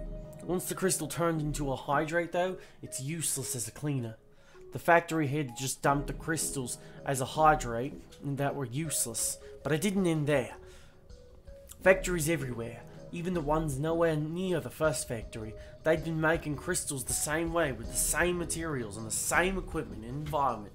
But now all of a sudden every single crystal they formed turned into a hydrate. In fact, ever since that day, no factory anywhere has been able to make a pure EDT crystal. Even in EDT research done years before, they'd never forgotten a hydrate. But after it happened at the first factory, it just spread. It was like, man, how do you say it? Like the molecules were communicating with one another, transmitting information in a way humans couldn't perceive. This phenomenon spread throughout the world, right? Yeah, that's it exactly. But how did you know? I heard another story like that one. When? In the freezer. What? The freezer? Yeah, June told me. Ice that doesn't melt at room temperature, huh? That sounds familiar? Yeah, hold up. I feel like I remember something. It's right there. Do you? Know about Ice 9? Ice 9? Ice 9. Ice. That's it! I remember now. That woman, she's on this boat. That woman? Alice. Who's Alice? Come on, the woman who won't melt at room temperature. You know how the Titanic sank on April 15th, 1912, right? Yeah, more than 1,500 people died. Worst maritime accident in history. What about it? Did you hear about that the boat was sent to collect the dead bodies? I think it was that RMS Carpathia, right? It was a cruise liner, just like the Titanic. Nah, that was the ship that picked up the survivors. The ship that collected the dead bodies was the CS Mackay Bennett. The Mackay Bennett showed up on April 17th, 2 days after the accident. It set out from Halifax, a port in Canada, and recovered 306 bodies. The Atlantic that far north was really cold. It would have to be for there to be icebergs and stuff. Anyway, the bodies they pulled out of the water were frozen solid. This isn't a very nice story, so what... This isn't a very nice story, so what happened next? Well, they say Mackay Bennett recovered something more than just dead bodies. There were various bits of stuff floating around in the water, things that the drowned had carried with them, or stuff that dislodged as the ship sank. One of the things they found was a coffin. A coffin? Yeah, a wooden one. The craftsman who made it must have been pretty skilled. It wasn't just a wooden coffin. It was all wood, no nails, no reinforcements, no gaps in the wood anywhere. This thing was tight. The crew got pretty curious about what might be inside it and opened it up. They had to get a wedge and a hammer to open it. It was so well made. Inside, they found a woman. Or I guess you should say they found the dead body of a woman. Her hair was thick and black, her skin rich brown with no blemishes or signs of decomposition. They say that she looked gorgeous like a goddess. She was obviously dead, but everyone looked at her said she just looked like she was sleeping.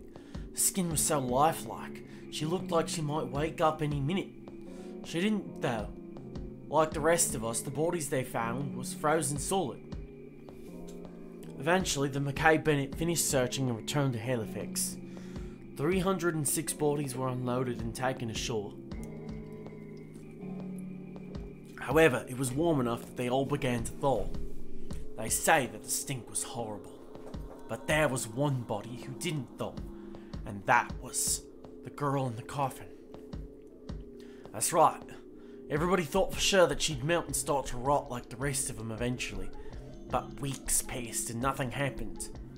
Then a month passed and another, and it was a summer and she was still frozen solid. After a while, people started to say she was some sort of miracle. Rumours about her started to spread. People came to visit Halifax from all over. After a while, people started to call her All Ice. Alice. Of course, those rumours didn't last long. Why? Well, she up and disappeared one day. Alice was there, the next day she wasn't. They say someone stuck into where they were keeping her and stole the body. With the body gone, the rumours followed pretty quickly. And after that, a while, no one remembered her. You might be able to find something about her if you could find a newspaper from back then, but that's about it. Wait, you just said she was on this boat. Yeah, I did. Alice has got to be somewhere on this ship. And why the hell would you say something like that? 'Cause I know. And just what is it you know? What happened to Alice after she was stolen? Alright, tell me, what happened to Alice? Well, around that time, the word was that there was a special black market in New York. All millionaires from all over the world. I've heard that Alice went up for auction there. The person who won the auction was Lord Dashiell Gordain. You've heard that name before, right? Lord Gordain. Isn't he the guy who bought the Gigantic, the Titanic sister ship? Yeah, that's him. Although I guess he hadn't done that yet. What do you mean? Gordain bought all this Alice in 1912. 4 years later, in 1916, he bought the Gigantic. And he hid Alice somewhere on the Gigantic, but nobody knows where. He died in 1931. And apparently, he died without ever telling anyone where Alice was hidden. However what? Well, he did have one close friend who asked him, "Where is Alice?" And he said, "Alice sleeps in a small chamber past the Forest of Knowledge beneath the navel of the Gigantic." The hell is that? Some kind of riddle? Your guess is as good as mine. So that's it. Whatever you think, I believe it. She's hidden somewhere on the Gigantic. In other words, she's hidden somewhere on this ship. Hey, what are you two doing over there? Stop wasting time and get over here. Okay, we're coming. Jeez. Yeah, so, anyways, that's the story. It might be useful someday, but don't forget it. Alice, huh?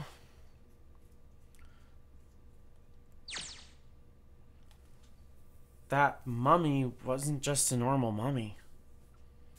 They say that she was frozen. The story says that from time of its discovery all the way through to when it got put on the Titanic.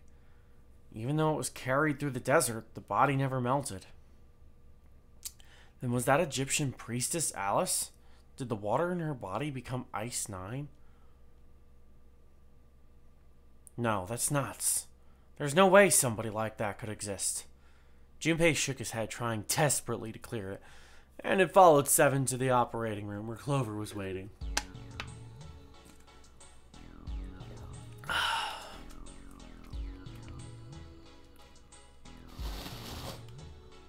An old hard bed.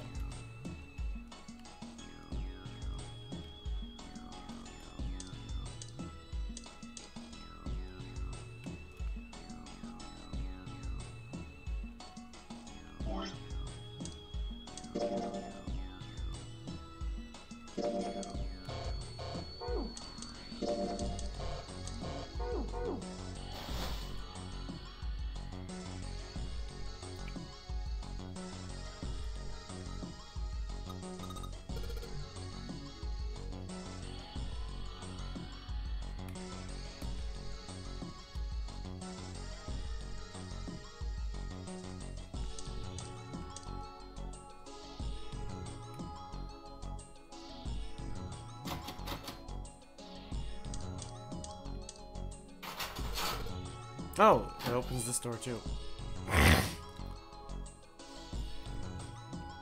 Alright, what's going on over here? Let's see if... Huh? A piece of paper? What's this? Is this some kind of medical record? New material has been added to the files room.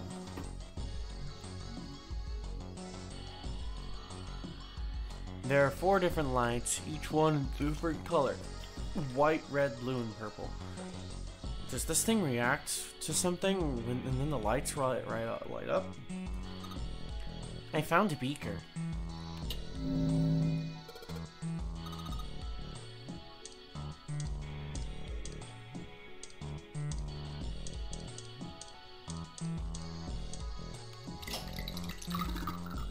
Aye, the blue light turned on, and I heard a noise.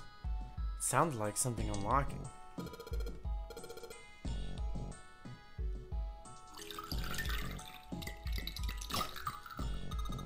Hey, it turned red. Forget about that. Didn't you hear that just now? Momo, what the fuck are you doing? You weird fucking cat. Got that. have you got a thing for Speed 7? No, that's crazy. You're sure acting kinda shady.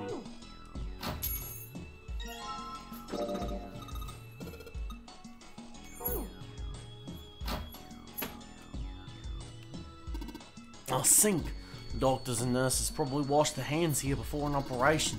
Nothing suspicious in here. What's this? A light switch? Doesn't seem to be working. Won't even budge. Do you think this is the exit? Momo, can you please stand? Damn, it's not opening. Won't even budge.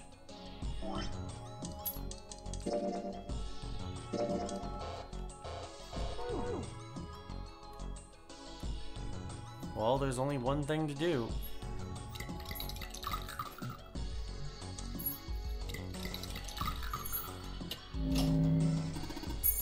Purple.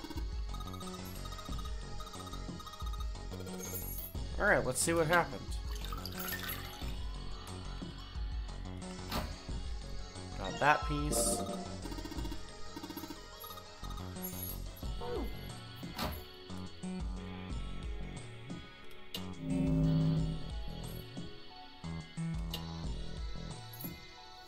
It just kind of shows you how it works.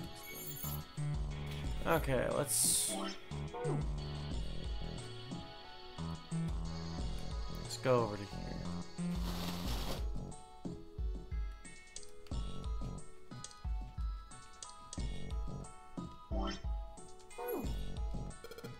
Okay, so we've collected 6 parts of the medical mannequin. So the ones we've got must be for Lucy, right? Yeah. Seems like it. Well, I say we give Lucy her parts back. Any objections? Nope. Agreed. Alright, let's get started. Combine.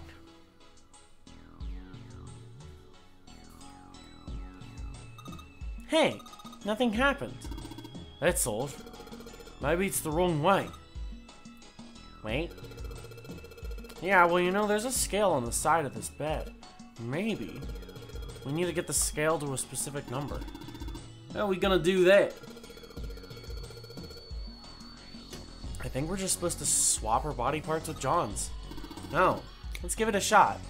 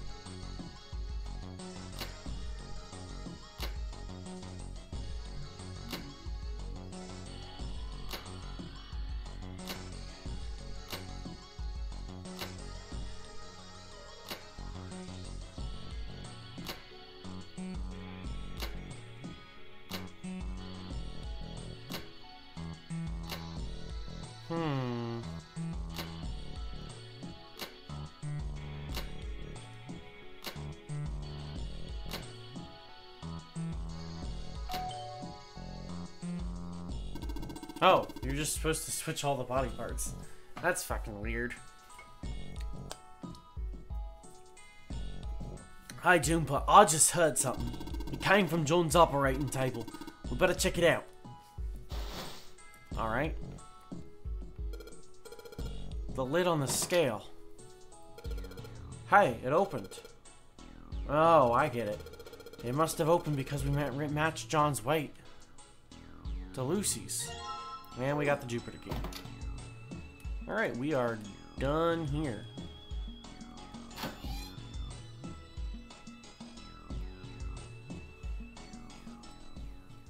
Hey, hold on.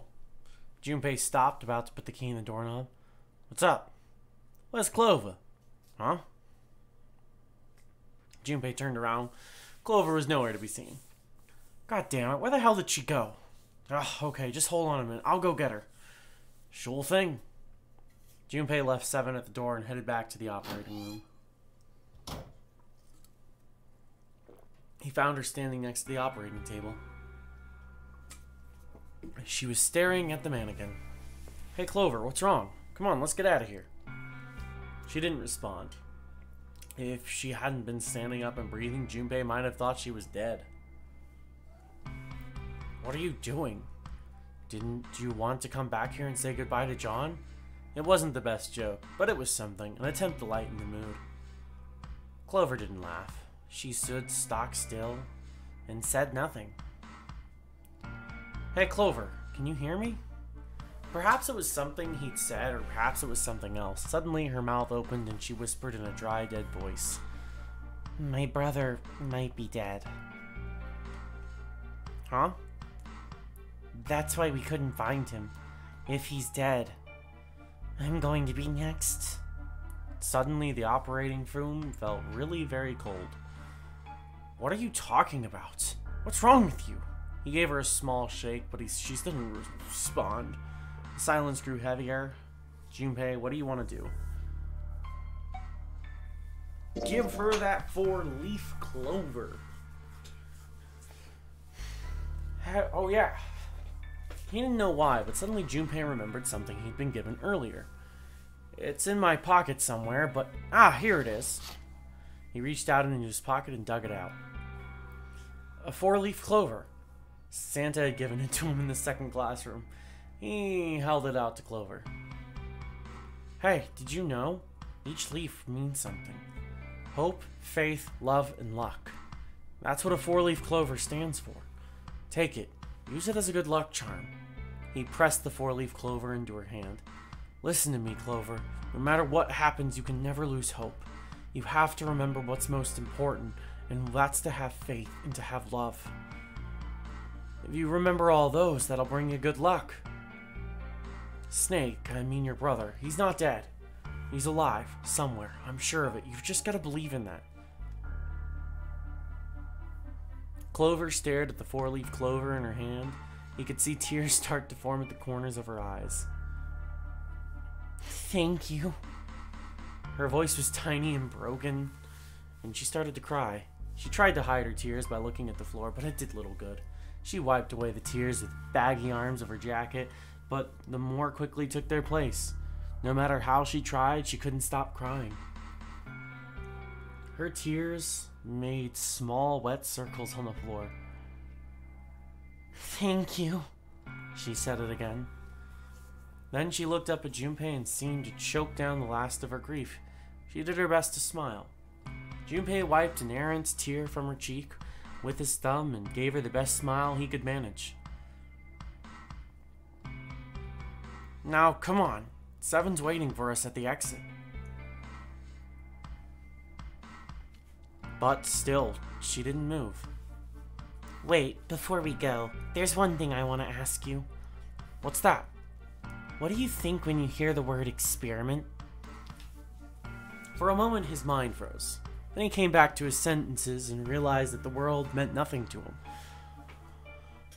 Aside from the dictionary definition. What? What? Oh, huh. I guess it was just a coincidence then. I mean that you knew about the 4-leaf clover. Look, I'm sorry, I don't want to be a jerk, but you're making less than no sense right now. Oh, no, it's nothing. Just forget about it. Oh, don't give me that. You really think I could just drop this? What is this experiment you were talking about?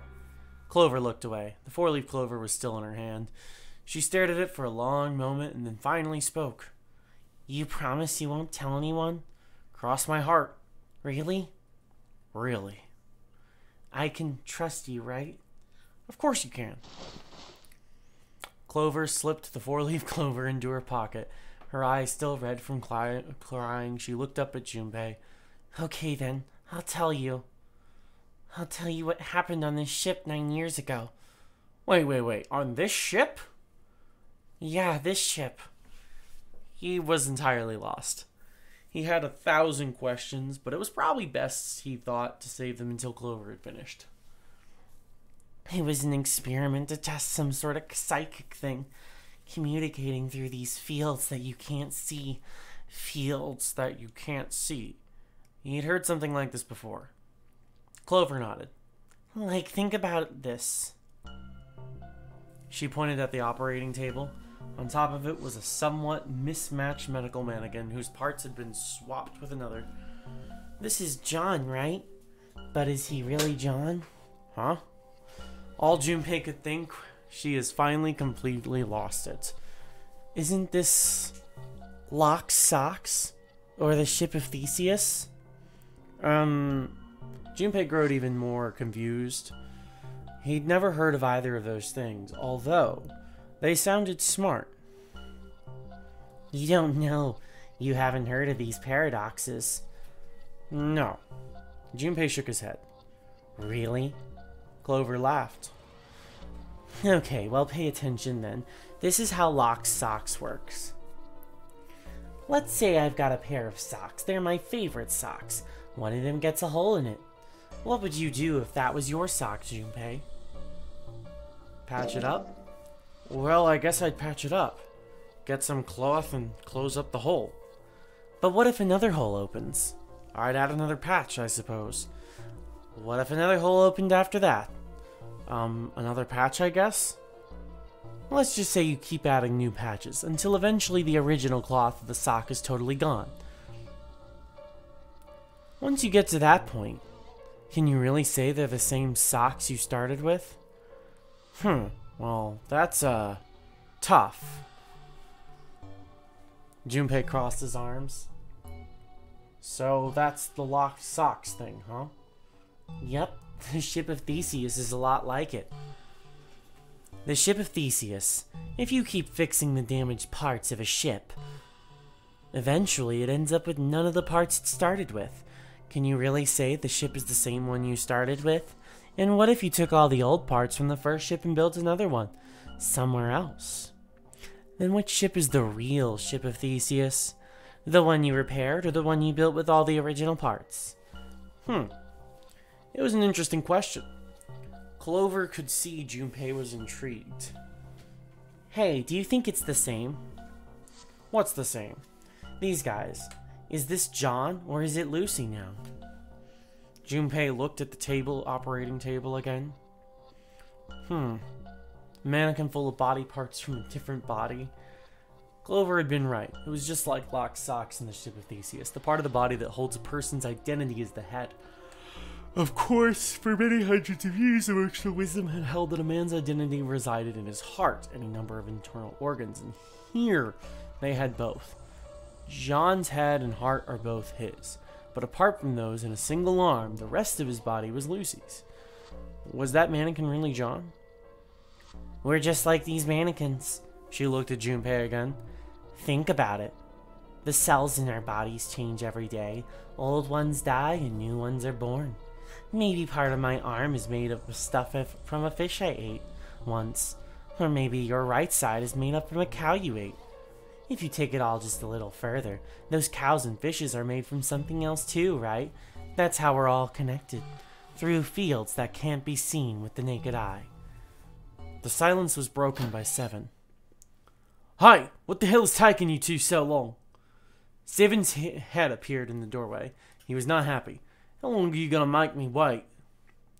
You don't have time to screw around. Junpei and Clover looked at each other. Clover looked at Junpei as if to say there was more she wanted to tell him. She shook her head. Whatever she had to tell him, she didn't want to tell him in front of Seven.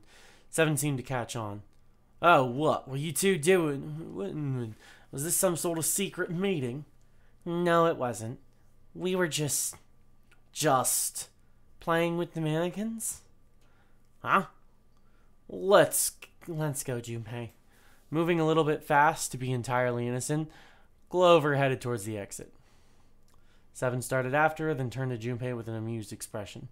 Playing with the mannequins, huh? Didn't know you were into that kind of thing, Junpei. You're a dick. Junpei dashed past him and traced Clover's path out the door. With a short laugh, Seven followed. They stood in front of the door. Junpei took out the Jupiter key. Alright, I'm gonna open it now. Is that cool? You don't need to keep asking, just do it, alright? Fine then. He slid the key into the hole and turned it. He felt it unlock.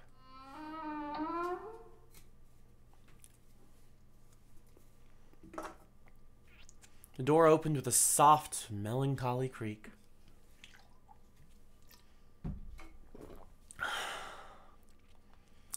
Beyond it lay a simple white hallway. There was no fanfare or confetti. Obviously, there was no one there to applaud them. They simply walked through the door. That was it. Alright, let's get going. Hey man, what's up with you? You're so serious, you know? Can't you sound a bit more happy? You know, get a little excited. Not really. Junpei turned away from Seven and took his first steps down the simple white hallway.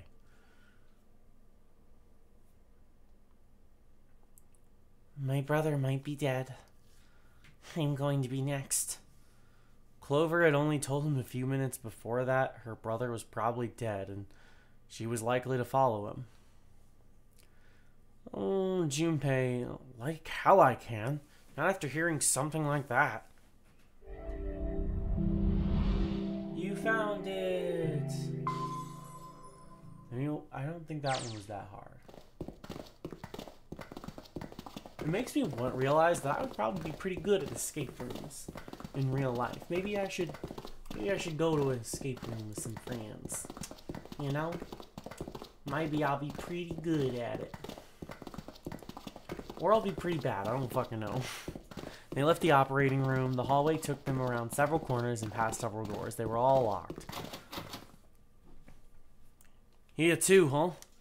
Every door in this place is locked up tight.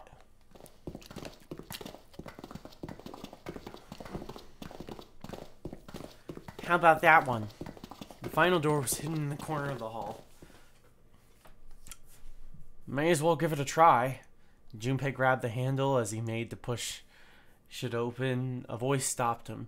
The voice came behind him and belonged to neither Seven nor Clover. Jumpy? Huh? He spun around. He saw someone running towards him from the other end of the hallway.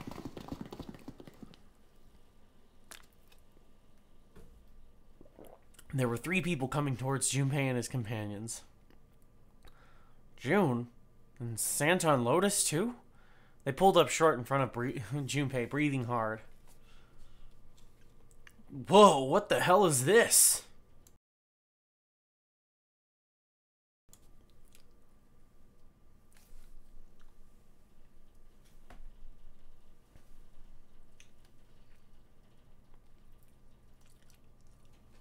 What are you doing here? What? But didn't... Before he could finish, Clover spoke. Hey guys, could you come take a look at this? She was standing near the end of a small hallway that branched off to the right. The rest of them ran over to her, curious as to what she'd found. Look on the wall here. There was something on the wall at the end of the hallway. A map of the ship's interior. It says C deck. So it's the map of this floor then. Door 7 and Door 8, they both eventually end up at this hallway. In fact, yeah, isn't that what I said? We aren't gonna be split up permanently till we find Door 9. We might get separated for a little while, but we'll see each other again. Otherwise, we won't be able to open Door 9. It's how the Nonary game works. I see. Junpei looked at the map of the ship's interior again. Wait a sec. Hey, could this lead to... As he looked more closely, his surprise and excitement gave way to weariness. Oh, you've got to be kidding me. One by one, the others saw what he'd seen.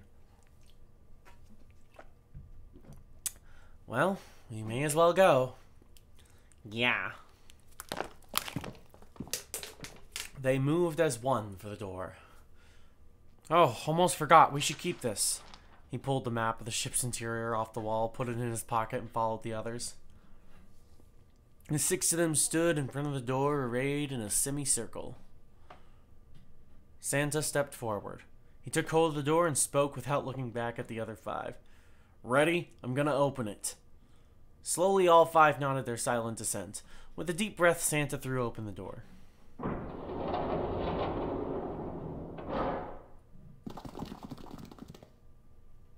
They poured through the doorway and into the room. Even without looking around, each one of them knew where they were. I knew it. They were just where the map said they would be. We're back. In the hospital room. I see. I believe I understand what you're saying.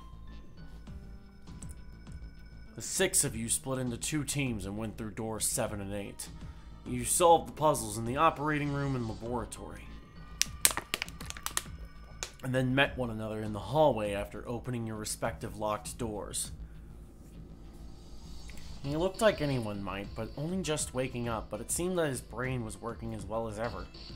He had managed to grasp, summarize, and understand each team's report. At any rate, I feel a bit silly for my little show of altruism. I know I said I wasn't sure you'd come back for me.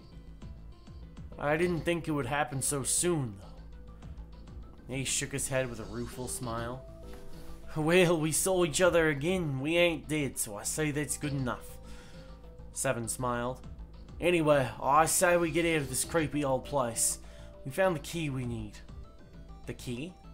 Ain't that what I just said? I'm talking about the Jupiter key. We got it in the operating room. Right, Junpei? Yeah. Junpei nodded. Ah, the solar system keys. Actually, we found one in the laboratory, too. Here, the Earth key. Lotus dug out a still warm key with an Earth symbol on it. I might lose it. It's probably better if you hold on to it. That way I won't be my fault if it gets lost. Yeah, on it. And with that, she pressed it into Junpei's hand. Slightly less than honored. Now we have 3 keys that we haven't used yet. Yeah. The Jupiter key that we found in the operating room. The Saturn key we found in the kitchen. And the Earth key Lotus just gave to me. Junpei tucked the new keys into his pocket. June spoke up. The Jupiter key is supposed to be for the door at the end of the long, straight hallway, right? Yeah. If the map's right, then it connects to the central staircase. Then next to the stairs... Wait. They were the first words anyone had heard... When they were the first words anyone had heard out of Clover in quite some time. Her face suggested they weren't going to be very happy words.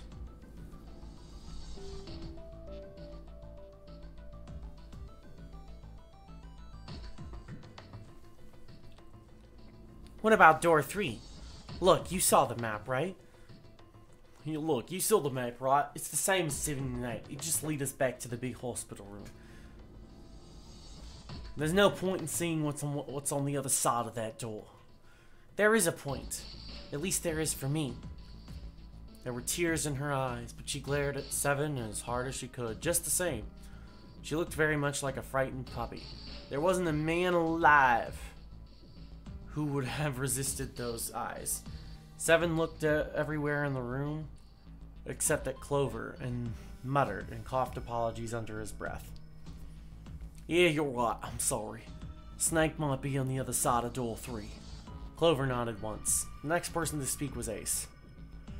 Very well, I'll be coming with you then. I've had a nice long rest. I think it's time I was up and about again. So 7, you'll help me, won't you? Huh? Me? Junpei did the calculations quickly in his head. 4 plus 1 plus 7 equals 12. 1 plus 2 plus equals 3. It looked like 7 was doing them 2. At least he gave up. Damn, well, I guess that's how it's gotta be. Even so I'm going with you, huh? Yes, you are. Alright, let's get moving. And so it was decided that Clover, Ace, and 7 would discover what lay beyond door 3. Okay, we're heading out. Be careful. Whoa, didn't think I'd be hearing that from you. Don't let it get to your head. I'd be in trouble if the three of you bought it. The rest of us can't open the 9 door. Ah, the truth comes out. 7 nodded as if this answer made much more sense and pulled the lever on the red.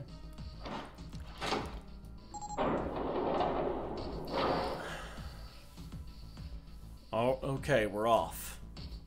Door opened and Ace, Clover, and 7 jumped through it. 6, 7, 8. After exactly 9 seconds, the door closed noisily. Alright, we should get moving too. Huh? Get moving. Everyone except Lotus seemed rather confused.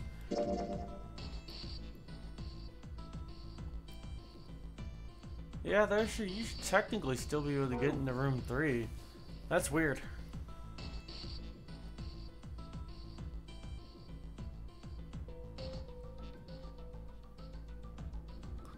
I forget what actually gives that option.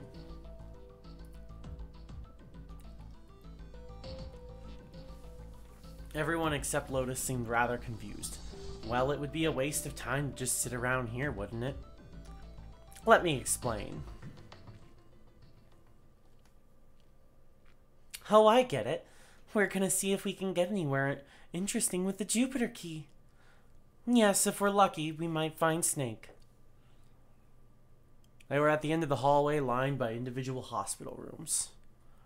And here's the Jupiter symbol on the keyhole. Alright. I am doing my best to take care of it, Aubrey. It has been a challenge, but one that I have accepted and have been willing to do, so. Alright, Junpei, open it if you please. Yeah, on it. Junpei pulled the Jupiter key out of his pocket and slid into the keyhole. He twisted.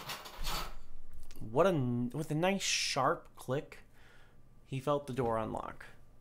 Junpei sucked in a breath and opened the door as quietly as he could.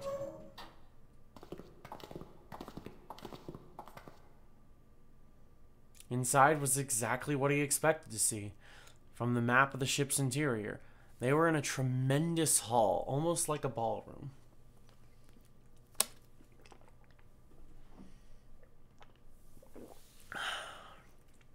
With a massive central staircase. Great, back to the beginning. You sure this is a good idea? What do you mean? Well, we already searched every inch of this room, didn't we? I'm asking you if there's any reason we came back here. Of course there's a reason. Man, sometimes I can't tell if you're smart or just lucky. Huh? This. Junpei pulled 2 things out of his pocket. The Saturn key card and the Earth key. I'm lost. Santa cocked his head to one side like an inquisitive bird and looked at him. After several long minutes, during which it became apparent that Santa had no idea what the cards meant, June took pity on him. Don't you remember, Santa? On C deck, where we are now, there was a big elevator behind the stairs. Remember? And next to the elevator, there was a card reader with the Saturn symbol on it. And on A deck, on the door to the left, there was a keyhole with the Earth symbol on it. I think. So the 2 keys that Jumpy has should let us use the elevator and the door on A deck, huh? Yeah, that's right. June smiled, pleased with herself. So did Santa. Alright, I got it. Let's get started then. What do you say we split into 2 teams? Lotus and I will search the Earth one, so you 2 can search Saturn, alright? Sounds good. Then you guys should take this key. Junpei handed the Earth key to Santa. They decided their initial search should be brief. We have no idea what's on the other side of these, so don't go too far, just search for 10 minutes and come back. Plan decided, the 2 teams split it up. Junpei and June headed for the elevators. There's a card reader next to the elevator. And let's try out the Saturn key card. Meow. Yep, that's your Momo baby. He's certainly a Momo baby.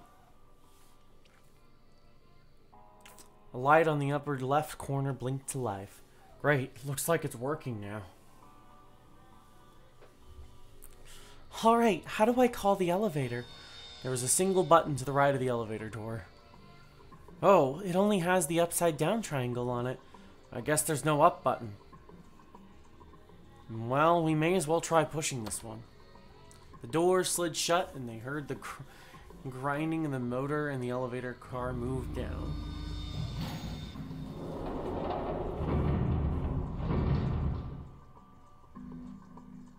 It opened! Look, Jumpy! June's voice was excited, but Junpei could hear a tinge of anxiety. Sweet, it opened. Let's get going. He grinned at June and stepped towards the open door. As he was about to set foot in it, he felt a hand on his arm. Wait.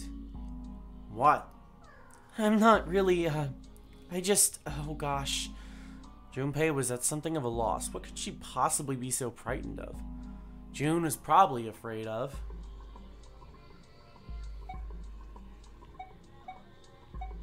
They could only go down.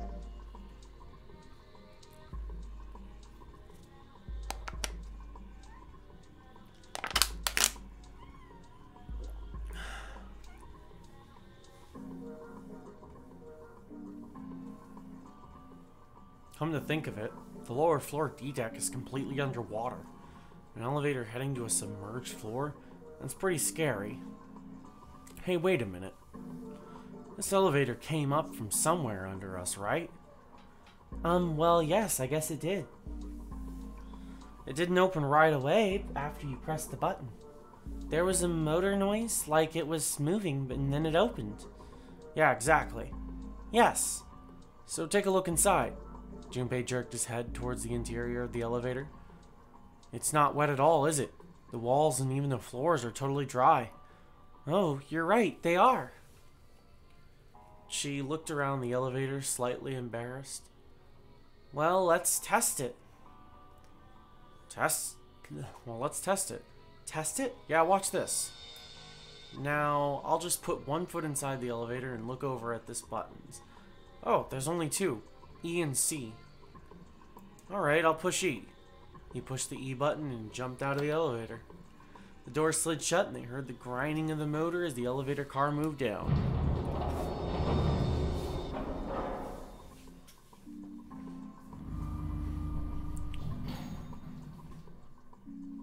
I think I can hear it opening on E-deck.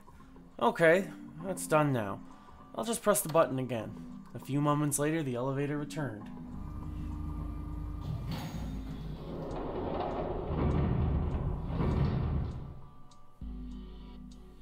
Yep, not a single drop of water to be seen. See? Couldn't resist puffing out, or Junpei couldn't resist puffing out his chest just a little bit. June, however, still looked confused. What does that mean? How can E-deck be safe if the D-deck is full of water? Well, here's what I think. The elevator shaft in E-deck must be watertight, separated from whatever the ship's been punctured, wherever the ship's been punctured. Here, let me show you. He pulled out his notebook and a pen and sketched out a rough illustration. I see, so that's why the ship hasn't sunk. The shape of the inside keeps it from all filling with water. Yeah, I think that's what's going on. Junpei continued talking as he closed the notebook and slipped it into his pocket. So, I'm gonna go down and check it out. You stay here, alright? But... Come on, just do it, alright? He gave June's shoulder a reassuring squeeze and hopped into the elevator. He pushed the E button and the door began to close. June looked worried, her eyes darting back and forth as if she was trying to make a decision when suddenly... I'm coming with you! Huh? At the last possible moment, June dashed forward sideways just in time to slip through the gap between the closing doors. Hey, wait! Junpei jammed his finger against the open button, but it was too late. Ah, crap, it closed. The door had shut, he and June were in the elevator and it was headed down to E deck. He was so surprised by June that he didn't even have time to think about what awaited him on the deck. I just can't let you go alone, you know? Jeez. The elevator stopped and the door slid open. They tentatively stepped out and looked around. It looks normal. No fish going about their fishy business or jellyfish floating lazily through the water. There was, however, a blowfish, or at least something that looked very much like one. June's cheeks were puffed out, and her mouth a tiny, intense frown. Oh, knock it off. It's just like I thought. This part hasn't flooded. Come on, let's just look around. There's no water here. June looked around nervously, then, exhaled. You're right. It's not flooded at all. See? But there's a whole lot of water. Yeah, right on top of us. What's going to happen if the ceiling breaks? Junpei thought about that for a moment. We'd probably die. Oh. Don't be so casual about something like that. At any rate, we should probably go back as soon as we can, once we're done back looking around down here. Lotus and Santa might already be back. Okay, good idea. Now then, Junpei glanced around the room they'd found themselves in. The first thing he noticed was a set of thick iron bars. They ran the length of the room, separating the left elevator from the right one. Iron bars. Well, we can't go over there. Right. Then maybe, in the corner of the room that has the elevators, Junpei found an opening. Well, he walked up to it and stuck his head around the corner.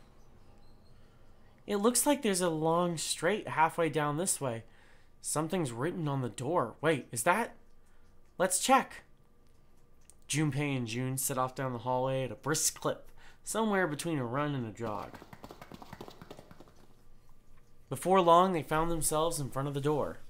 On it was a number written in bright red paint. 6. I knew it. This is a numbered door. And indeed, there was a red bolted to the wall right next to the door. But we can't do anything with only 2 of us. We better head back and let everyone know. Yes. Junpei and June turned and headed back to C deck. Wait, what's this? On their way back, Junpei noticed a map on the wall. Is this the map for E deck? I should take it with me.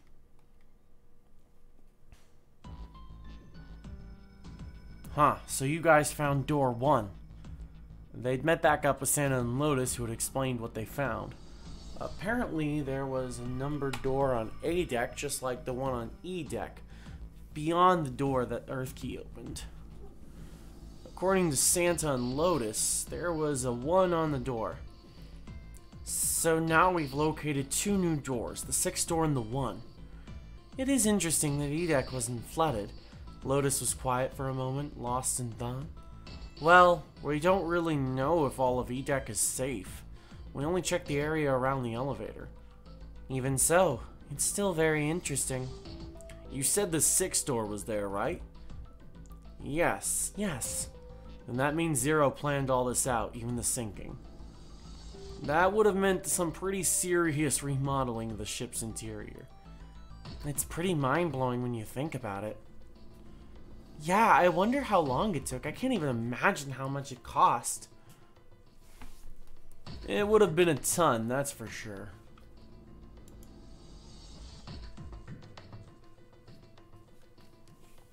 Well, that does go along with what Ace was saying. The most reasonable explanation would be that this was done by some organization with access to a whole lot of cash. Yes, it does make sense. The thought that made them all go quiet for a moment.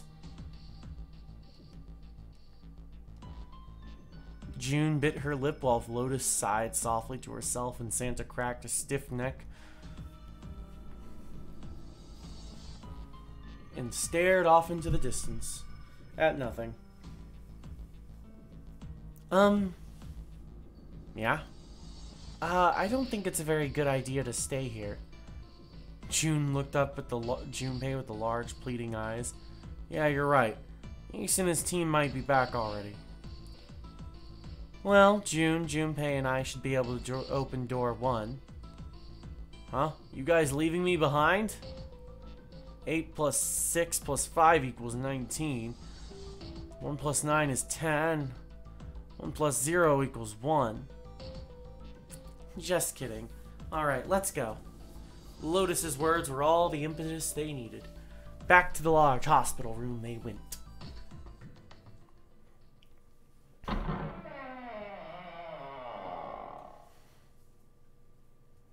I've got a Momo, yes I do. I've got a Momo, how about you? I fucking love my cat. The moment they stepped inside, a tremendous voice echoed across the room. Hi, where the hell did you guys go? It was 7. 7? Ace was right behind him, and Clover was behind Ace, although she seemed to be hanging back. What's wrong? It looked as though there was something strange about them. 7 had the look of a man who'd seen a ghost. Ace was just as pale, and Clover looked as though she was only moments from passing out entirely. For a long moment, they simply stood there, looking at one another. Junpei looked around nervously, waiting for someone else to speak. No one did.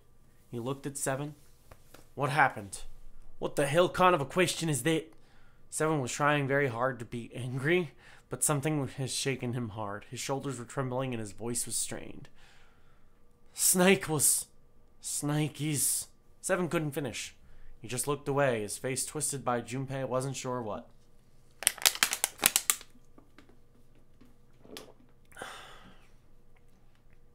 Instead, Ace spoke.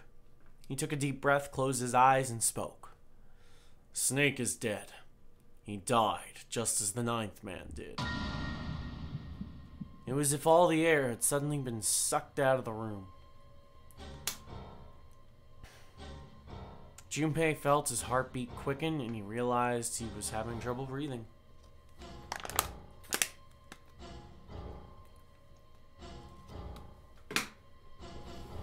June, Santa, and Lotus looked the way he felt. All 3 were frozen in their place, their faces white. We should make sure. Yeah, right, we should. They nodded to one another and headed for the number 3 door. Wait, not that way.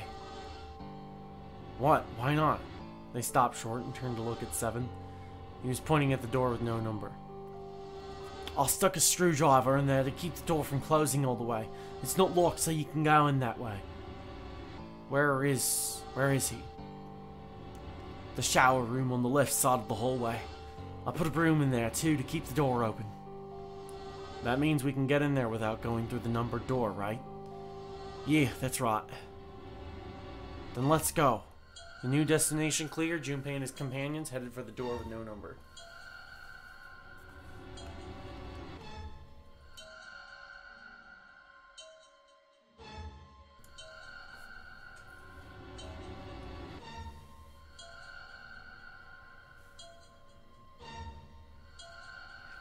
Once in the hallway, it was easy to spot the middle door on the left wall.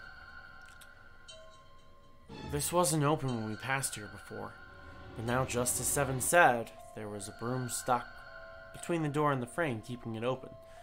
Well, let's keep going.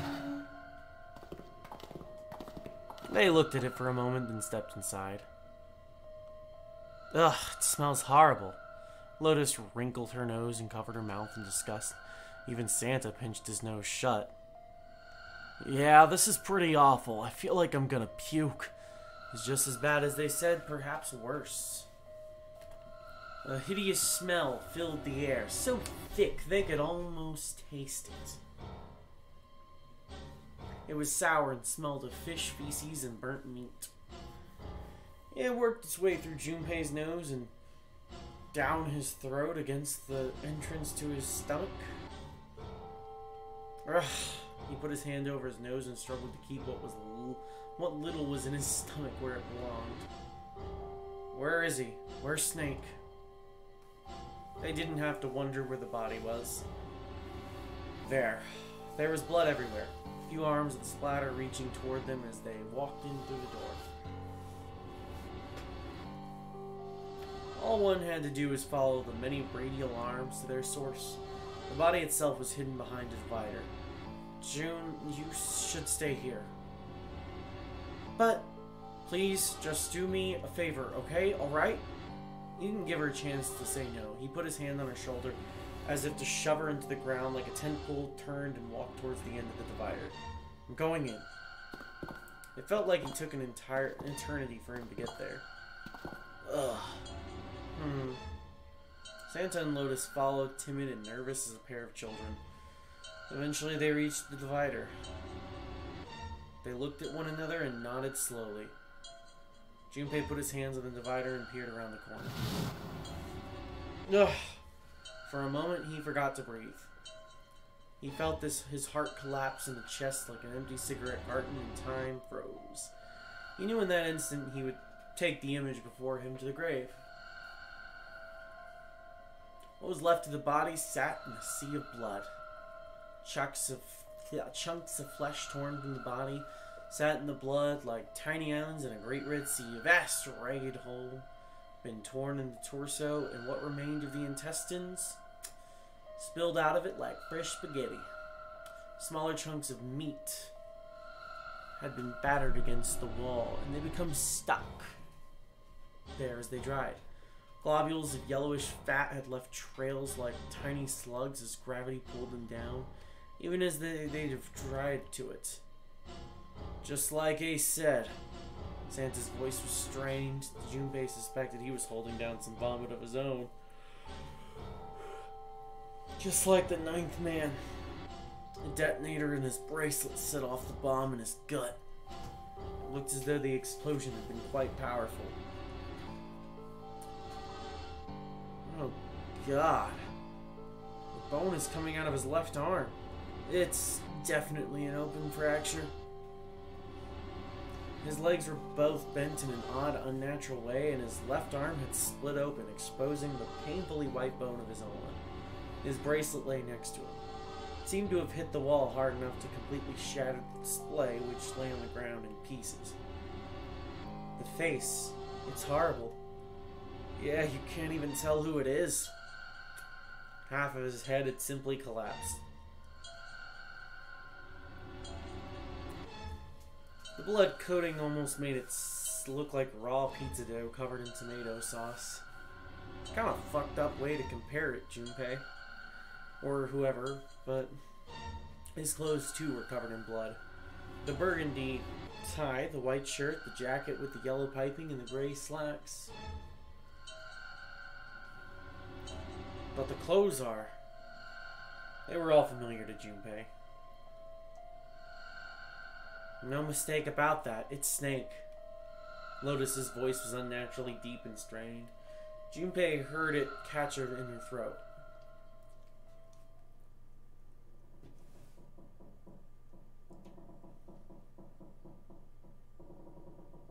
The squeal of tortured metal made Junpei's teeth curl. It sounded like the noise a ghost would make. How many times had he heard it? He never got used to it. Every time it put him on edge. Didn't help that there was a girl nearby who looked far more like a ghost than a living human should. It was Clover. She sat on the edge of the bed, her head drooping lifelessly onto her chest. Her eyes were blank and stared across the room at nothing. Her breathing was slow and mechanical. Aside from the rise and fall of her chest, she didn't move. Junpei felt as if even a nudge might cause her to shatter into 1,000 pieces. Snake was probably murdered. Chances are, he was killed the same way the ninth man was. Okay. So this is similar to the other stuff.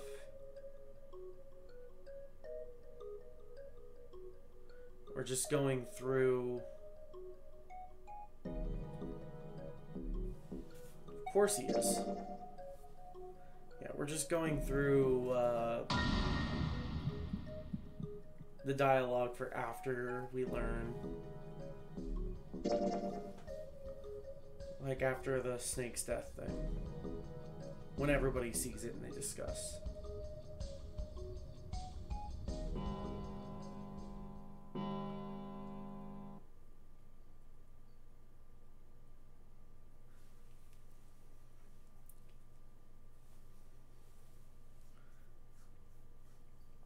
Maybe you and June should check it out first and then report back to us.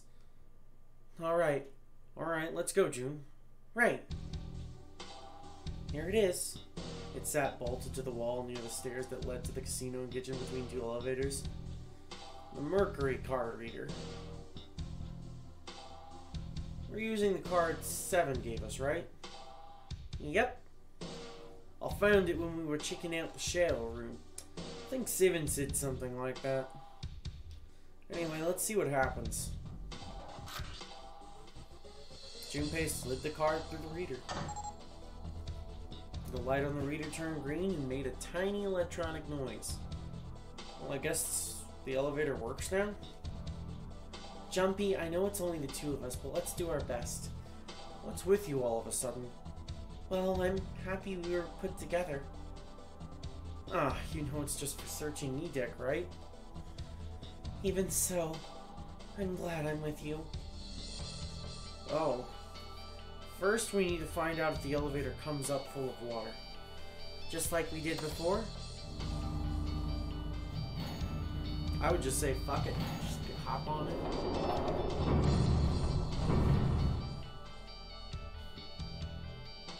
Oh, here it is. I knew it. It's not wet at all. Let's go. Yes. Once it had been checked for water, Junpei and June stepped into the elevator. Look! Nearly all the buttons are destroyed. Yeah, only the C and bottom buttons can be pushed. Yeah, we're on C deck, so the only one we can choose is bottom. Yeah, well, let's try it out. Junpei hit the bottom button.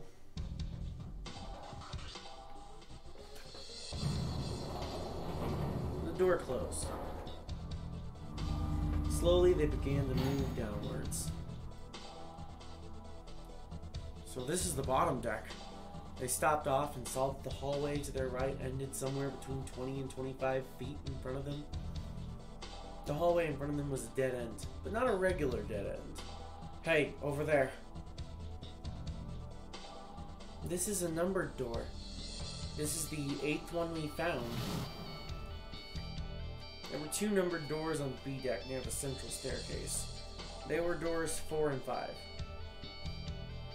3 more in the large hospital room. Doors 3, 7, and 8. And the door we found on the E deck, and the door Lotus and Santa found on A deck. It was 6 and a 1. 4, 5, 3, 7, 8, 6, 1. Now doors 2 stand in front of us.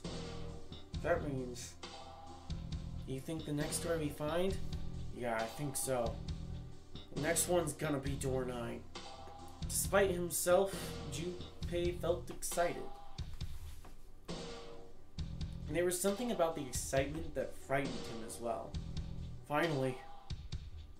Yeah. You don't look very happy about it, though. It's not that, I just hope nothing goes wrong. You're right, we should keep our fingers crossed. Let's head back. Okay. He did his best to put it from his mind and head back to C deck with June.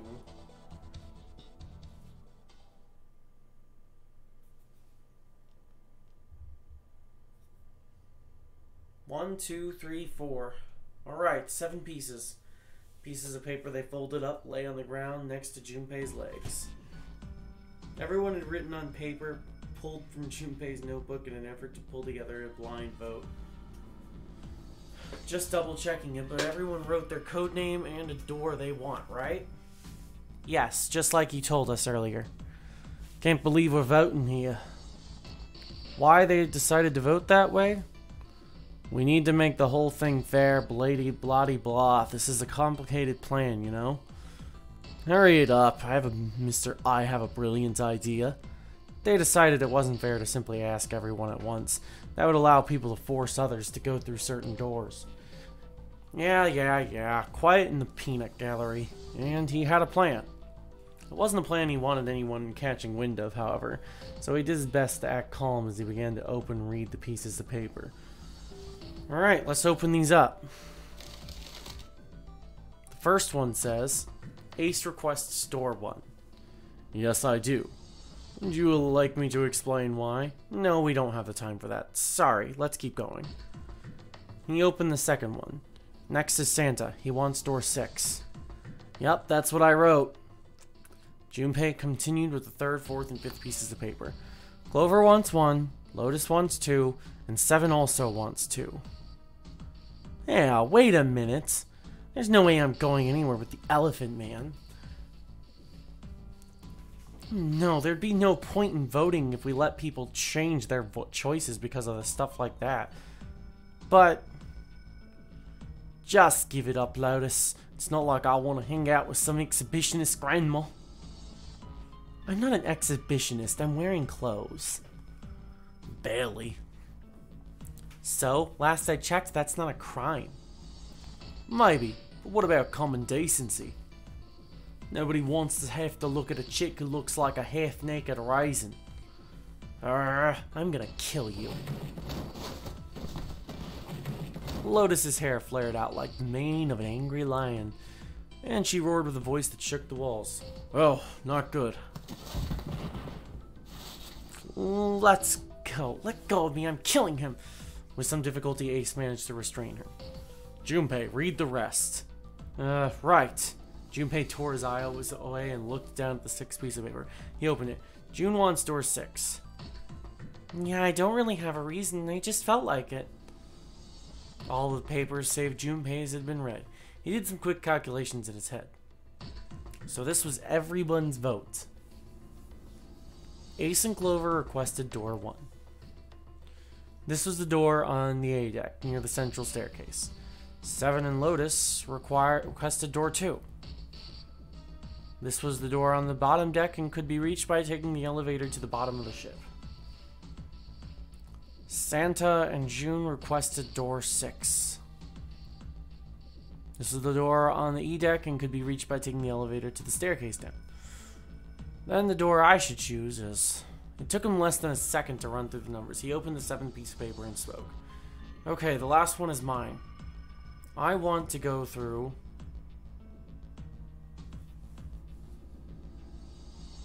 I think I want to go through door 1 in this one. My choice is door 1. Santa was unconvinced. Hey, wait a minute there. You cheating? Cheating? I'm asking if you changed your number after you heard what doors we wanted. How could I do that? I wrote it down on the paper earlier. Let me see that. Sure, here.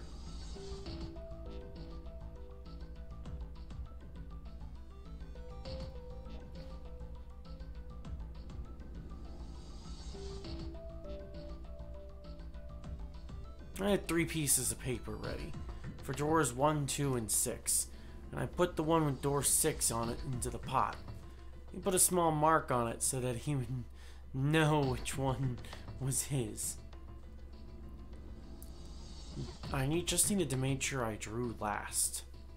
After I saw everyone's results, I just chose whatever door I wanted. The number that I already put in matched, then I didn't have to switch the paper out. Well, what does it say? He fought the urge to smirk. Huh, you got lucky. Santa snorted and tossed the paper aside, frustrated. Very well, we've decided who will go through door 1. It will be Clover, Junpei, and myself. 1 plus 4 plus 5 equals 10. 1 plus 0 equals 1. Our only problem is the 2 remaining teams. June and I want door 6. Lotus and I want door 2. That's not good. We can't open either of those doors with only 2 people. Fine. 7, we'll go through door 6. 3 plus 6 plus 7 plus 8 equals 24. 2 plus 4 equals 6. Sure thing. I didn't really go through door 2 and want to go through door 2 anyway. Besides, if we got a younger girl with us, it'll lower the average age.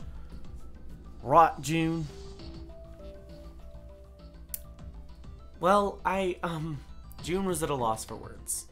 Lotus was not. That pig. You just wait and see. Her eyes were the eyes of a woman prepared to kill. A shiver ran down Junpei's spine. Calling me old. This is why men are such a pain in the ass. They're about as subtle as a brick. And they're at it again. Even after they separated, the staircase Lotus was still muttering angrily to herself.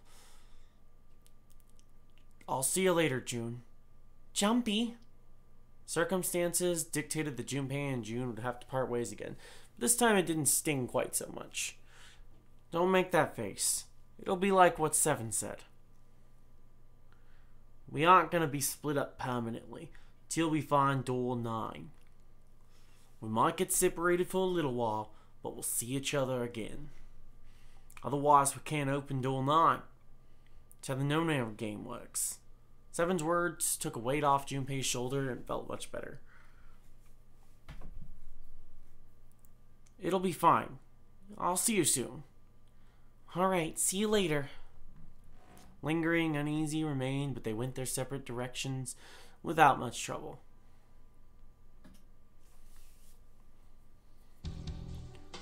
Junpei, Ace, and Clover headed towards A deck. Here's A deck. It was the door on the left, right? That should be it, yes. And here we go. It opened and they walked through. It's just as Santa and Lotus said. At the end of the hallway sat a door with a large 1 upon it. A numbered door. To the left of it, vaulted the wall, was the red. I'll go first. No, I'll go first. Ace went first and waved his wrist over the scanner panel. Now the 2 of you, if you would. Junpei was next. Finally, listlessly, Clover lifted her arm. She leaned towards the scanner panel. The 3rd asterisk clicked to life, shining brightly. Ace took hold of the lever. Now. He took a deep breath and turned to Junpei and Clover. Are you ready? Shall I pull it? Yeah, anytime. Clover said nothing. She nodded little more than a lethargic twitch off the head. Very well then, let's go. 3, 2, 1. Alright, let's go in. To the next escape room. And it's open. Move it. They stumbled into the room.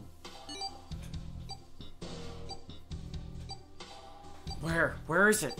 Frantically, Junpei scanned the room. His eyes stopped on the device that would determine whether they lived or died. There it is! Over there! Next to the door they'd come through was the dead. As one, they ran to it. They put their hands over it as if they were fighting for it.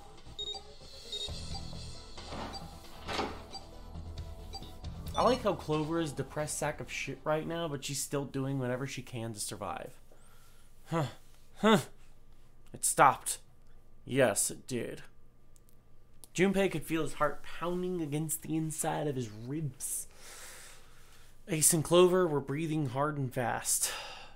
I don't believe I'll ever get used to that. I'm not sure it's something I'd want to get used to. We should finish this game before imminent death becomes a normal thing for us. I agree. Now then. Junpei looked around, this time more slowly. There's another door. Let's try opening it. Took hold of the knob and easily pulled it open. So this is the wheelhouse. He closed the door again and turned to Ace and Clover.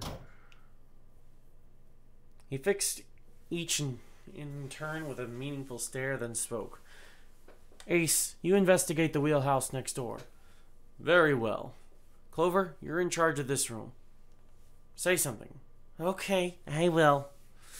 Alright then, let's get started.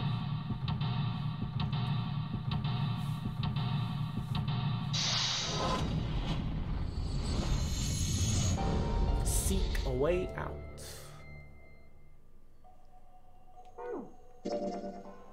Okay, so I still have quite a ways to go before I hit another ending, and I am kind of getting fucking tired. I don't want to strain my voice too much. Jesus Christ. Fucking 10 hours of this shit. That is a 10-hour voice session. Okay, so this is not going to be the single setting that we want. But I will be back probably tomorrow to finish this ending. And then I will be back with it on Thursday to probably get another ending. So we'll just keep going, doing as many as we can until we finish the game.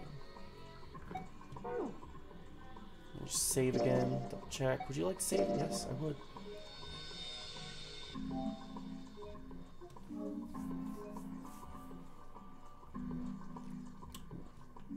Like to quit? Yes, for now. Okay. Well, that was not exactly one sitting, but this game is a lot longer than I remember it being. And while I've gone as fast as I can on a lot of the puzzles, the dialogue, it takes a while. Plus I'm voicing everything, so like that's another thing. But I will talk to everybody later. I am probably going to go to bed. I have work tomorrow. But thanks everybody who stopped by. I will catch you all tomorrow when I come back to finish whatever ending we got next. And again, of course, I'll be back on Thursday to get another ending after that. We're going to keep going until we get all of them. And I am going to voice act every single bit. I promise. Anyways, catch you all later, and have a wonderful night.